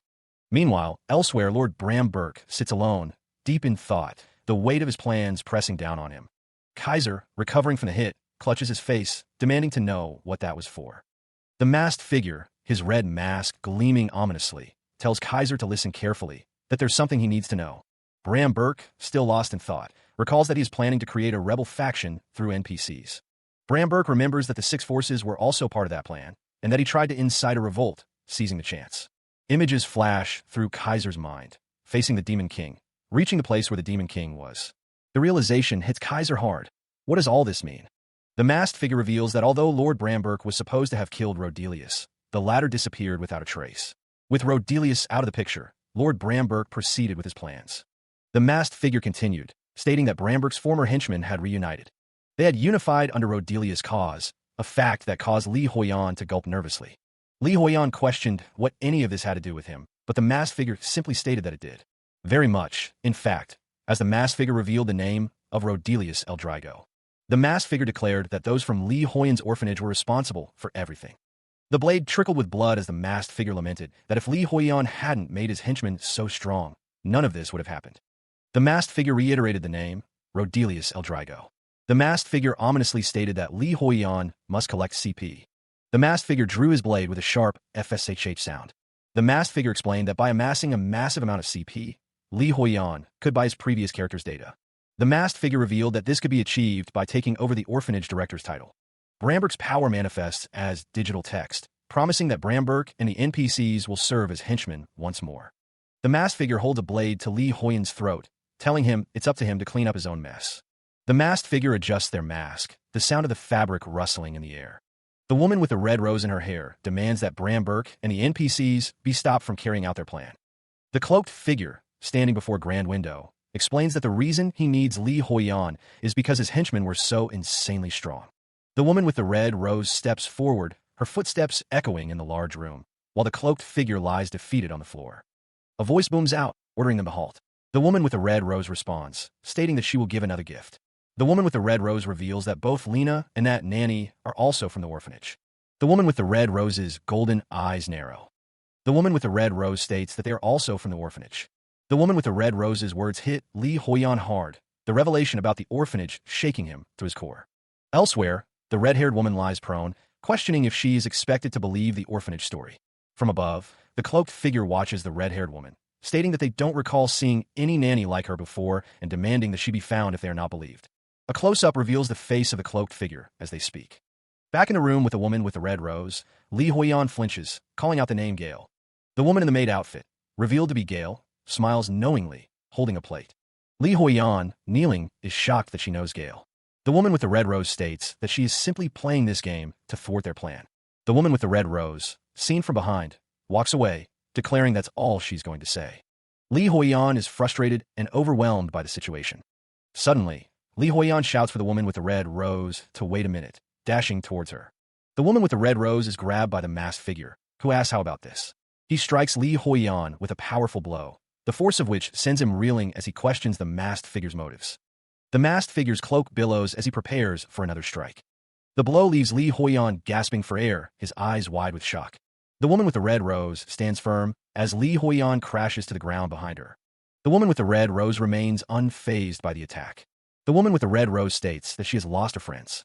The masked figure, his face obscured by a mask, hopes that her subordinates are strong and competent. The masked figure's attack is even more powerful than last time, leaving a trail of destruction in the room. Li Huiyan lies defeated on the ground. To be continued. The woman with the magenta hair stands before Lord Bramberg, who sits at his desk. She wonders aloud if the man she knows as Rodelius was someone else all along. Even with his changed looks and new henchmen, it was pretty evident. Lord Bramberg sits with his hands clasped, a look of intense focus on his face. The magenta-haired woman continues, wondering what he will do now that the nanny is on his side as well. The woman walks away, her heels clicking on the floor. Lord Bramberg asks what difference it makes. The Lord lowers his head, deep in thought. He taps on a framed photo of Wilhelm Meyer, noting that regardless of his true identity, he is currently Wilhelm. Bramberg's fist clenches around a piece of paper, crumpling it. He declares that they will need to speed up their plans. Before Wilhelm Meyer has the chance to take Rodelius's place again, Bramberg rises. He declared that someone would be eliminated. Lord Bramberg smirked, confident in his declaration. A few days later, the scene shifts to a grand building. The gaunt figure of Wilhelm Meyer looks weary, as if he's dying. It had been a complete mess trying to sort everything out after that day. The man in the green shirt trudged forward. The good news was that Lena was recovering, but she still hadn't woken up yet. Meanwhile, Pixels had been busy going around, apparently investigating something. And Kaiser had gone into personal training after being inspired by him, hoping the Beckbo gym guys were okay. The problem is, the door creaks open, revealing Wilhelm Meyer. The maid, in her imposing stature, welcomes Wilhelm back. The maid's footsteps echo through the halls as she thinks about the unwelcome guest. Wilhelm asks if she's had any luck finding a potential husband for her lady. The maid tells him not to make her wait too long. The maid pauses as Wilhelm approaches, and he asks her a question. Wilhelm wonders if she has worked at the orphanage before. The maid flinches at the question. The maid wonders if he's trying to trick her into revealing why he's curious. Wilhelm knows that one wrong answer will get him killed by the monster. The maid turns to face Wilhelm, revealing her name. Her name is Gail. The maid, Gail, states that she was in charge. She elaborates, explaining that she was in charge of management and cooking at the orphanage, but now it's all ancient history. Gail looks off to the side, lost in thought. The image of Lena, bedridden, appears in Wilhelm's mind as Gail speaks of her. Gail continues, mentioning that Lena was also one of the kids raised in the orphanage, causing Wilhelm to flinch. Wilhelm realizes that what Soul Slayer said was right. Gail recalls that Lena was such a poor little thing and wonders why she grew up so fast. The maid covers her face, seemingly overcome with emotion. Wilhelm asks what she means by poor thing. Wilhelm turns to face Gail, his expression unreadable. Wilhelm gulps, anticipating what Gail might reveal. Gail agrees to tell him, since he is her master. She supposes it's only fair that she tells him about Rodelius' past. The camera pans up the side of a tall building, the former orphanage, as a question hangs in the air. What became of it? The building is identified as Rodelius Orphanage, located on the outskirts of Rome. The scene shifts, the narrator stating that it all began on that day, showing Rodelius and his henchmen descending a staircase. Rodelius, addressing his assembled henchmen, seems to be preparing them for a task. He observes that they are all present, gathered in the same location. Rodelius thanks them for their efforts in their respective regions. He continues, addressing his henchmen, those into whom he has poured his blood and sweat into training. Chief Warrior Penbauer, one of Rodelius' henchmen, admits he was surprised by something Rodelius did. Rodelius is told that while he has summoned them individually before, this is the first time he has brought them all together. Rodelius states he is proud of every single one of them, to which one of the henchmen replies with a questioning tone. One of the henchmen asks if this has anything to do with Rodelius' recent directive. The henchman elaborates, asking if it has to do with raiding the deepest level of the Labyrinth, a moment Rodelius remembers as if it were yesterday. The schemer, Rodelius, stand with his henchmen, the woman with the red rose, Lena, and Wilhelm Meyer. He considers the word Hygrid. One of his henchmen confirms that the investigation into the deepest level is complete, as requested. Rodelius asks what their take is on raiding the deepest level of the Labyrinth and taking down the Demon King. Hygrid, Rodelius' henchman, grins. Rodelius states that he believes it's something that needs to be done. Hygrid reports that he has the results from the investigation on the deepest level ready, as requested. Rodelius tells Hygrid to go ahead and give him a quick rundown. Hygrid reports that they've confirmed that all ranker squads sent into the Labyrinth were wiped out at the deepest level. Hygrid continues, explaining that one of the users was in rank 20, so there were high expectations, but even that player only made it to the 8th underground floor. Rodelius muses that if a rank 20 player only reached the 8th floor, the difficulty must be high. After monitoring the rankers' activities over the past month, Hygrid reveals that some users were killed by another player, not the Labyrinth. Rodelius seems surprised to hear that some users were killed by another player. Word spreads of an unknown female player who has appeared on the 7th floor of the Labyrinth. The reports continue, stating that her stats are incredibly high, enough to wipe out entire groups of troops single-handedly. The bald henchman is shocked to hear that she's attacking other players. He wonders why anyone would do that. The woman with the red rose sighs, acknowledging that raiding the labyrinth just got a lot trickier thanks to this mysterious player. Before the henchman can continue, Rodelius interrupts, demanding a moment of silence. He hasn't finished talking and reminds them that the plan was to gather strength before going after the Demon King. Rodelius insists that there's a reason they must head to the deepest level of the labyrinth without wasting another minute. The henchman gulps, realizing the gravity of the situation. The group prepares to move out. Rodelius's face is obscured, but his excitement is palpable as he thinks to himself that it's going to be hella fun. Rodelius clenches his fist, a manic grin plastered across his face. The woman with the red rose is visibly disturbed, unable to shake off that stupid expression of his from her mind. Wilhelm Meyer confirms that the expression is indeed his. The memory eludes him. He has no recollection of venturing into the labyrinth's deepest level. But what she said resonates deeply, sounding exactly like something Wilhelm Meyer would do. The situation looks like it's becoming increasingly flustered. The expert gamer sighs, admitting he was really consistent. The maid outfit continues, stating that he had an unbelievably stupid face. The expert gamer, Li Huiyan, wonders how that could be wrong. The maid outfit explains that it's not wrong, but it did cause problems. Wilhelm Meyer reflects that there's no way this so-called Rodelius cause or whatever actually existed, adding that they were way too strong. Li Huiyan thinks to himself that he was competent, but then realizes that Soul Slayer said the exact same thing. The expert gamer asks what the maid outfit means by that. The maid outfit responds that it means they found something more important than their master's amusement and happiness. Wilhelm Meyer decides to tell the rest of the story.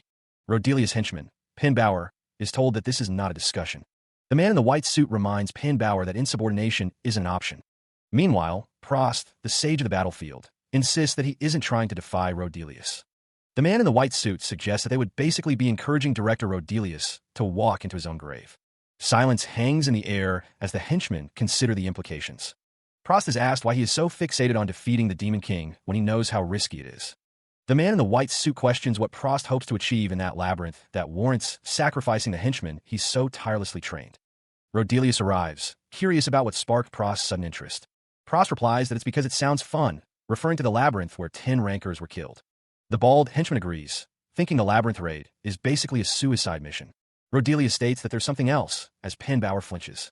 He questions aloud if his desires are truly so wrong. The director, Rodelius, laments that he simply wants to do what everyone else is doing, after pouring his heart and soul into earning those precious CPs for years. He recalls his goal, to turn them all into amazing warriors. Rodelius demands to know if they think it's time they started earning their keep, questioning if they even realize how tough it was for him to train them. He shakes with rage, complaining that he tries to give orders, but all he gets is a laundry list of reasons why things can't be done. Fuming, Rodelius is clearly at his wit's end. He wishes he could have a blast gaming while his henchmen did all the heavy lifting, admitting it was fun hanging out with them. Rodelius points out that lately, it's been all paperwork and no play, wondering whose game this is. He slams his fist on a document, frustrated by the situation. Rodelius wails that he wants to go to the dungeons and the labyrinth too. He continues to wail about wanting to go to the dungeons. Pin Bauer, one of Rodelius' henchmen, looks on with concern, addressing him as Sir. Pin Bauer pauses, a flicker of concern crossing his face as Rodelius abruptly halts his pacing. Rodelius dismisses everyone, stating that he has said all he needed to say. The camera pans out, showing Rodelius and the maid, whose name is revealed to be Lena, standing in a large room. Lena glances up, questioning if Rodelius was being serious. Rodelius, ignoring her question, wonders aloud about going to the labyrinth for fun. Lena begins to speak, telling Rodelius she wants to tell him something, as he states that this is something where everyone must put their lives on the line. Lena asks Rodelius if he knows why she came to the Labyrinth City, but he says he doesn't. Rodelius, with a backdrop of stained glass window, declares that it's only natural for any ranker to want to challenge the Demon King. He continues, stating that it's fun, and admits that it makes him sound self-centered. Rodelius explains that he's only going to take the ones who are willing to go with him. Rodelius reveals that the whole purpose of expanding the orphanage to this extent was for those who wanted to stay behind. Lena, with a somber expression, listens as Rodelius tells her that if he dies, she knows what to do, and that he'll leave the kids in her hands. Lena sighs, reflecting on Rodelius's unique perspective. She admits to herself that she always understood where he came from, given his status as a player. Director Rodelius, seen from behind, exits through a grand doorway. The maid, Gail, considers that Rodelius was bound to have a mindset inherently different from NPCs. The door clicks shut as Gail stands with Lord Bramberg. She asks him if he is still there. Bramberg turns, his cloak swishing, and states that he was just about to leave. Gail looks up at Bramberg, asking if he agrees with Lord Rodelius. Gail's head tilts slightly as she awaits Bramberg's response, prompting him to ask what she means. Bramberg's expression hardens, but he decides to drop the subject, saying, "Never mind." Bramberg scoffs, telling Gale that she's just a manager, so she wouldn't understand. Gale watches Bramberg walk away, reflecting on the fact that for them, dying means disappearing forever. The narration reveals that the henchmen didn't see eye to eye with Rodelia's decision, and thus, they began to form their own opinions. The scene shifts to the next day. Li Huiyan, now in a military uniform, sighs as he looks out the window, thinking that this isn't why he started playing this game. The expert gamer steels himself, declaring, "Here I go," as he prepares to face whatever lies ahead. The sound of a baseball bat echoes as someone hits a ball, sending it flying. Wilhelm Meyer smirks, thinking that some things were fun in their own way, and that it was almost lunchtime. The sound of a baseball hitting something solid rings out. A voice calls out that it's time for the kids' meal. The baseball connects with Wilhelm Meyer's face, accompanied by the announcement of a delicious lunch. The director reels from the impact, exclaiming in pain. He wonders what the odds are of him getting hit again. The scene returns to the baseball field, where someone remarks that this is the 15th time this week. It was around this time that Lena showed up. The perspective shifts to a cloaked figure walking down a hallway. The cloaked figure, revealed to be Lena, raises a sword, light glinting off the blade. The narrative jumps forward, with someone saying that time flew by until now. They then complain that the most important part was skipped. Someone expresses frustration that they weren't going to be told about Lena, but then resigns themselves to being good to her anyway. The large man grips the young man's chin, remarking that she's been hurt before. The young man, Wilhelm Meyer, is confused by the statement. The large man continues, saying he reminds him of Rodelius. Wilhelm's discomfort is palpable as the man's grip tightens. The maid, Lena, declares she's made up her mind, squeezing Wilhelm's shoulder. A disembodied voice booms, stating what Wilhelm should be, followed by a sinister cackle. Lena's face contorts into a grotesque grin, snickering that he should be Lady Dorothy's husband. The realization hits Wilhelm like a physical blow. Wilhelm's eyes widen in horror as he demands to know how she reached that conclusion. The story is to be continued. The knight refuses the man's request, stating she cannot fulfill it and demands he leave.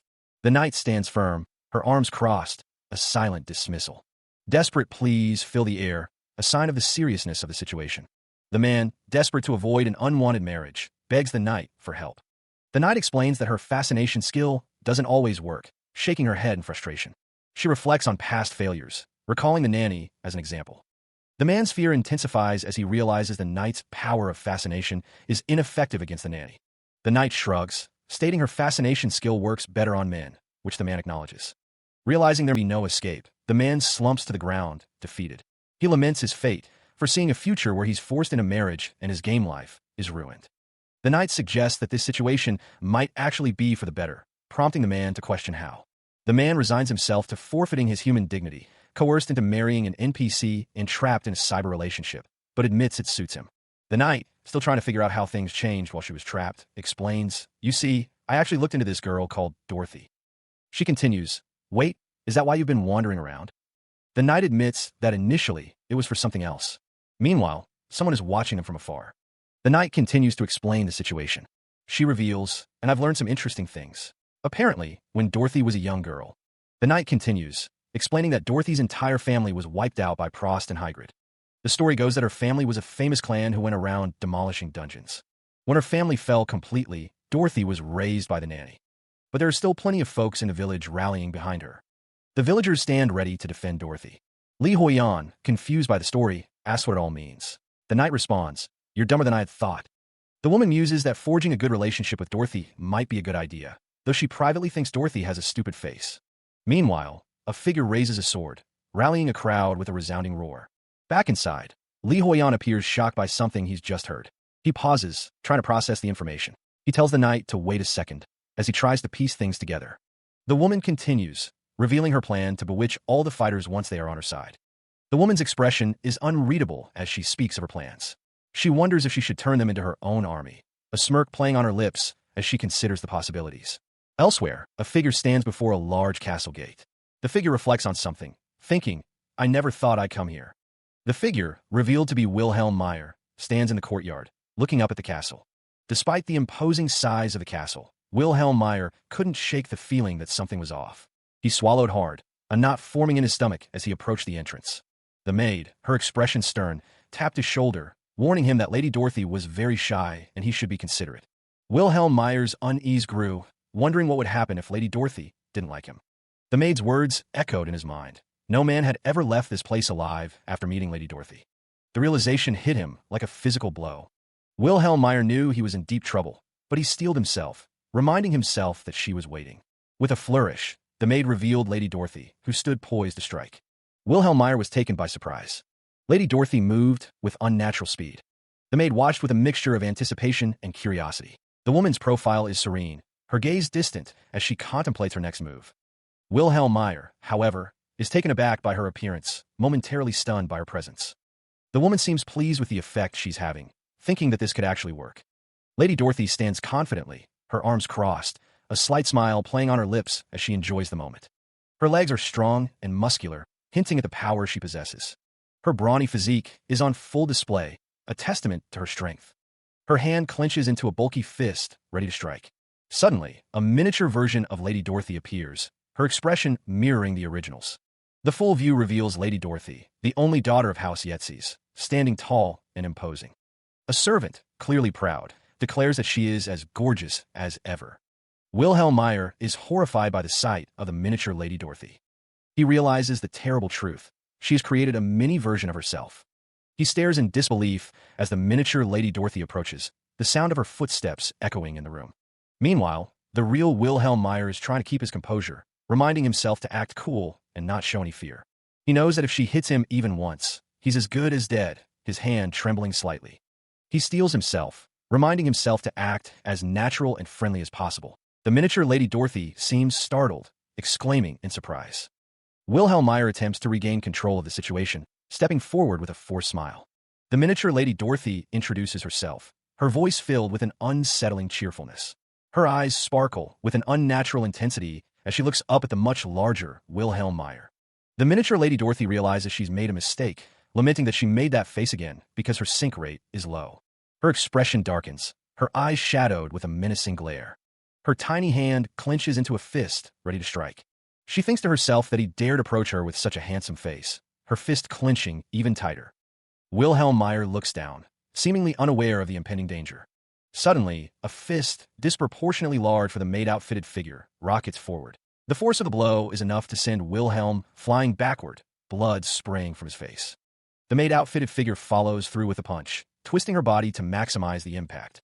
The sound of the impact reverberates through the room. Wilhelm's eyes widen in disbelief as he struck, the force of the blow clearly catching him off guard. The maid-outfitted figure, seemingly enjoying herself, exclaims that Wilhelm is making her blush. The force of the punch sends Wilhelm crashing through a cloud of flowers and other decorative items. Dazed and injured, Wilhelm can only manage a single word of disbelief. The sound of Wilhelm crashing through the floor echoes throughout the building. The game system alerts Wilhelm that he has received critical damage. Wilhelm lies prone in a large, ornate bed, having crashed through the floor and into the room below. The maid-outfitted figure blinks, seemingly unaffected by the previous events. Wilhelm Meyer looms over her, his expression dark and menacing. A sudden flash illuminates Wilhelm's face, revealing his intense, red eyes.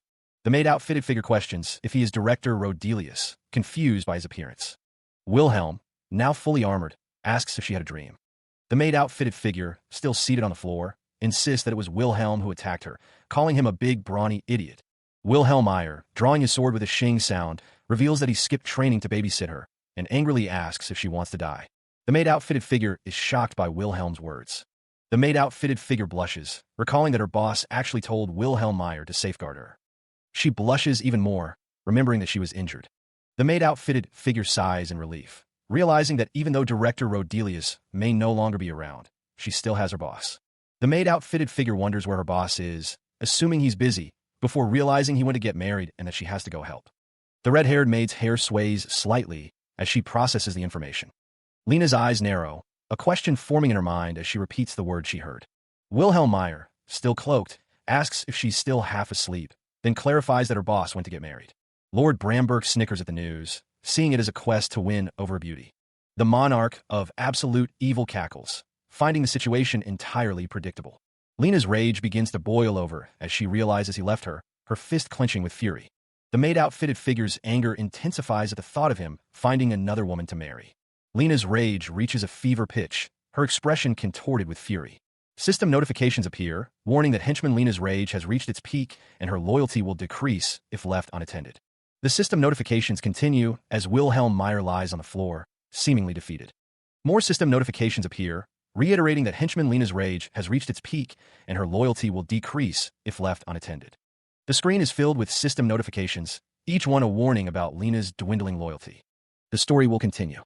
A table is set outdoors, surrounded by lush greenery and delicate floral arrangements. From above, the scene unfolds. Two figures seated at the table, birds chirping as they circle overhead. An apology hangs in the air. The speaker expresses regret for their earlier actions. The maid, dressed in pink, nervously clatters a teacup against its saucer, excusing her behavior as mere excitement.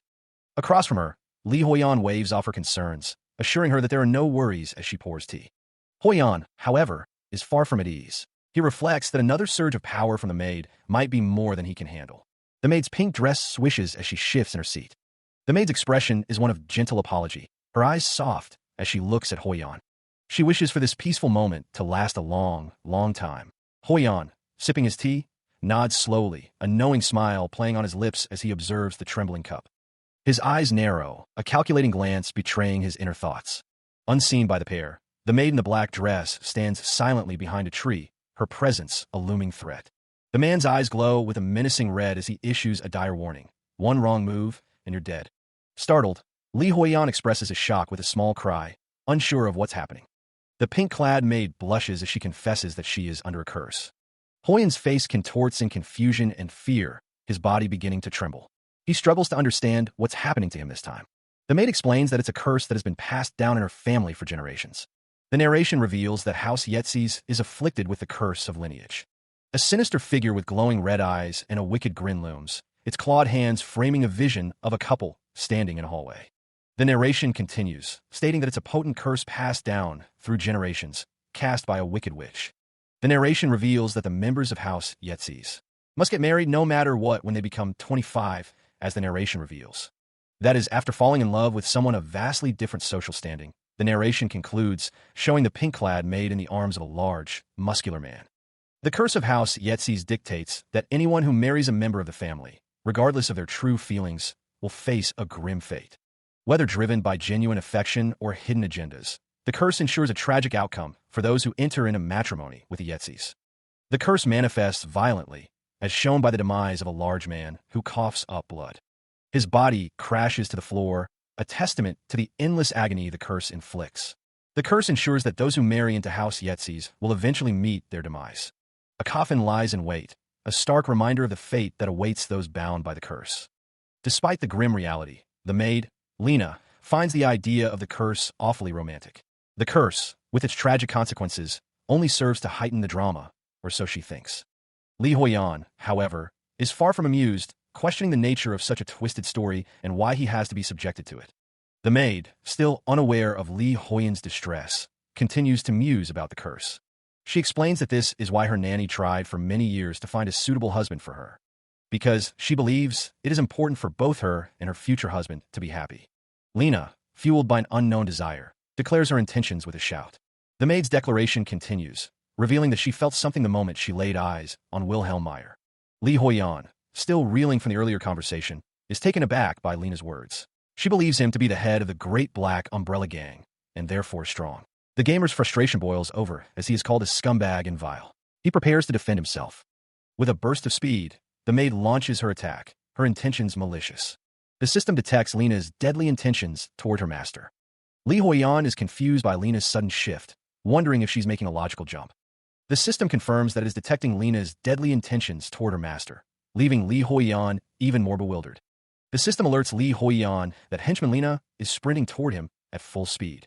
The gamer realizes that Lena is attacking him because of his face. Despite the danger, Li Huiyan sees a ray of hope. With a determined leap, the maid closes the distance. Her eyes narrowed, Lena focused intently on Li Huiyan. The maid's target remained still, seemingly unaware of the danger he was in. A red flash emanated from Lena as she prepared to strike. The word boss echoed in the air, a signal of the impending attack. A hooded figure, struggling to keep up, shouted, "Wait up! How is she so fast?" Elsewhere, a man felt a disturbance. He said, "Something feels terribly off here. What I'm saying is..." The maid's attack intensified, the air crackling with red energy. With the FWOSH, Lena descended rapidly. The woman strained, her face contorted as she prepared to unleash her power, shouting, "Raise." The force of the impact slammed into the ground. The maid stood tall, her power evident as she towered over the scene. A voice declared, "Spend the night together." She descends rapidly, sword in hand, towards Li Huiyan and the kneeling maid. Below, the grass and flowers are crushed beneath the feet of those who stand ready to witness the coming conflict. The kneeling maid's face is obscured, her expression hidden as she awaits the inevitable. Her delicate necklace hangs still against the backdrop of roses, a stark contrast to the violence about to unfold. Li Huiyan's eyes widen in alarm, his face a mask of shock as he realizes the gravity of the situation. Lena's red eyes gleam with determination as she prepares to strike, her expression a mix of focus and grim resolve. Hidden behind a pillar, a figure in a maid outfit chuckles, observing the unfolding events with amusement. Elsewhere, in a grand library, the gears of a larger plan begin to turn. A figure observes the scene, remarking that even Gale has taken action. The camera focuses on a table set for a formal dinner, hinting at the powerful figures involved in this scheme. A sinister grin spreads across a face, the speaker noting that events are unfolding exactly as Bramberg predicted. The return of Rodelius was inevitable, it seemed. Elsewhere, Prost, now an archduke, sat regally. The archduke rose from his seat, his movements deliberate. He was informed that the parliamentary members had been notified of the official war on the horizon. Prost opened the window, a sinister smile playing on his lips. From a distance, the maid outfit character observed the scene, thinking that this should be sufficient to wipe out at least half of those goddamn users. The maid outfit character was not alone. Several figures with glowing eyes stood with him, ready to carry out their orders. The archduke mused about the players involved. He believed this hellish world would end before Rodelius returned. With a flick of his wrist, Prost addressed a man in a suit. The man hesitated, stuttering as he prepared to speak. The archduke's polished shoe stepped forward, seemingly unconcerned with the bones scattered beneath. A skeletal hand points the way, indicating that someone ended up going to the labyrinth. The labyrinth looms, its entrance marked by ominous lettering. A hulking, armored minotaur stands guard, awaiting the arrival of the one who dares to enter. A figure draped in chains and dark cloth awaits, their presence shrouded in mystery. The minotaur growls, enraged that a mere leader of humans would dare show his face here, and questions if he wishes to die. The one speaking reveals that the interloper went to convince the monsters to take their side, something he couldn't do. The man in the white suit flinches, having been told that someone went to the labyrinth at this crucial time, and cares less about dying. The man in the white suit gulps, visibly nervous about this development. The speaker reveals that the interloper went to convince the monsters to take their side. Lord Bramberg asks if they would like to join him and slay the players.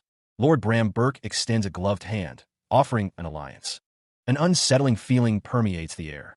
The man in the black coat stutters, trying to regain his composure as the floorboards creak beneath the maid's feet. She continues, pressing her point. Suddenly, the room is filled with a blinding red light. The maid, Lena, is sent hurtling through the air by an unseen force. Lena's eyes widen in shock as she's thrown back. The force slams her against an unseen barrier. The impact reverberates through her body. The table is overturned, sending food and dishes flying. The man in the black coat watches as Lena is sent flying, her words echoing in the air. Spend the night together. He stands his ground, unfazed by the chaos around him. The room is now filled with a strange, floral energy. Tears well up in Lena's eyes as she realizes the depth of her rejection. Li Huiyan's eyes widen in disbelief as he witnesses the unseen force hurl Lena across the room. Meanwhile, the knight in silver armor, still in the training grounds, senses a disturbance. The maid in the training grounds chuckles, observing the knight's reaction. The knight, visibly shaken, questions what is happening. Drawing her sword, the knight demands to know what is going on. With a swift motion, the knight swings her sword. Her foot skids against the ground as she pivots.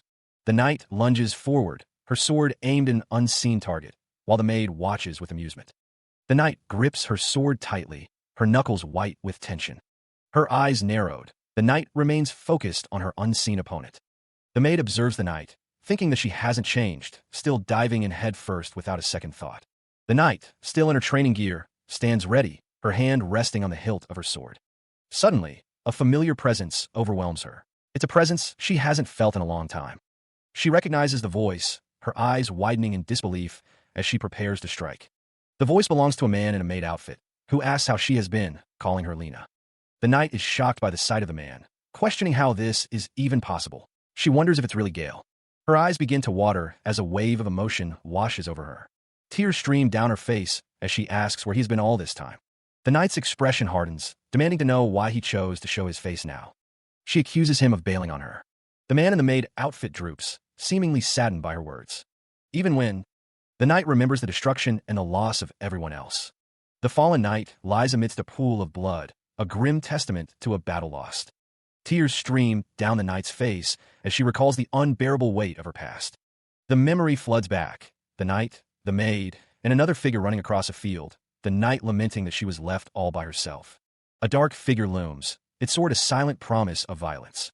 The knight's sorrow deepens as she remembers being abandoned, tears dripping from her eyes. With nowhere else to turn, the knight's despair reaches its peak. Sobbing, the knight clutches her chest, forced to return to a criminal gang. Meanwhile, a man with dark hair and a green jacket expresses his own feelings of loneliness. Back in the past, a girl with purple hair points at the knight, who stands with the maid. The maid's words echo, questioning if someone has been protecting the knight all this time. The director's words haunt a man's mind, reminding him of his duty to keep the orphanage safe until the end. A figure in armor stands tall, lamenting how things have turned out. She stood before the maid, the memory of the past still vivid. A hand reaches out, a gesture of comfort or perhaps something more. The maid, Lena, is the focus of the memory, her name a whisper on someone's lips. A hug is offered, along with words of apology, hinting at a deep regret. The scene shifts, revealing a figure in a maid's uniform, but with a hidden blade, suggesting a dangerous duality. Again, a hand reaches out, perhaps to the same maid, the gesture now carrying a sense of urgency. Gale begins to recount the events of that day to Lena, the weight of the past heavy in his voice. His words leave him stunned, the revelation of the past hitting him with full force. The day Rodelius failed to raid the Labyrinth is remembered, a pivotal moment in the unfolding story. When the squad returned, they were met by the three tacticians who hadn't participated in the raid, their presence adding to the intrigue. Prost, Hybrid, and Lord Bramberg are revealed, their names spoken with a sense of foreboding. The henchmen from the second group, left to guard the orphanage, stand ready, their purpose now clear. The knight's memories continue to surface, revealing that the group was led by three figures. The blade of one of the figures glinted ominously. They were massacred by the former. The brutal scene unfolded, showing the aftermath of the massacre. Blaze. When Gale's worst fears came true, the building was engulfed in flames. She quietly slipped away with the children, escaping the inferno. The maid outfit character's face was etched with grief as she held the children close. The memory continued, revealing that they had to live in hiding, fighting back tears and heartache. The man in the green inner layer's hand rested on the hilt of his sword. At the time, he wasn't strong enough to defeat them, his fist clenching in frustration. Since then, the protagonist dedicated himself entirely to training. A fist slams into a tree with tremendous force, the impact echoing through the forest. The maid outfit character, sweat beading on her brow, struggles to catch her breath, her eyes narrowed with a fierce glare. She reflects on her relentless training, pushing herself to the limit every single day. Another punch connects, followed by the sound of birds taking flight, startled by the disturbance. The sounds of impact continue to reverberate through the forest as the maid outfit character continues her training. The tree, unable to withstand the relentless assault, begins to crack and split under the force of her blows. The tree finally shatters, reduced to splinters by the maid outfit character's overwhelming power. The maid outfit character pauses, her fist still clenched, the sound of exertion fading into the air. The maid outfit character stands amidst the wreckage, her resolve hardening. With a blade of vengeance now honed and ready, she reflects that her initial plan was to go after Prost first. The maid outfit character strides forward, her presence radiating power as she prepares to confront her enemies. The scene shifts to a close-up of ornate shoulder armor, hinting at the powerful figure she is about to face. She crashes to the floor, the sound echoing in the aftermath of her defeat. It was there, in the aftermath, that she first encountered Lady Dorothy. Dorothy, who had suffered the same fate, lay defeated on the cold stone floor, pleading for help to grow stronger. Trembling, the maid outfit character reaches out to Dorothy, her own body shaking with a mix of fear and determination. Tears stream down her face as she vows to take revenge for both of them. Dorothy chuckles weakly, admitting that she, too, has lost because she is just as weak. The maid outfit character clenches her fists, realizing she can't just sit back helplessly. She refuses to do nothing, declaring that the situation is simply not fair. The tears continue to fall as she vows to avenge Dorothy. Later, the maid outfit character stands with Dorothy, a silent understanding passing between them. The maid outfit character apologizes, burdened by the weight of their shared defeat. Dorothy looks up at her, knowing that once her vengeance is complete, they can both move on. A polished boot steps forward, the sound echoing in the quiet space. The maid outfit character, accompanied by another figure, is asked if their statement is completely true without even a hint of deceit. The maid outfit character casts a sharp glance. The maid outfit character grabs the other figure, demanding if they even realize what Rodelius and the orphanage mean to them. The other figure responds that of course they do. That's why they are asking. A sense of impending doom hangs in the air. The maid outfit character's eyes glow with fury. The maid outfit character reflects on how his henchmen actually dared to pull off something like that.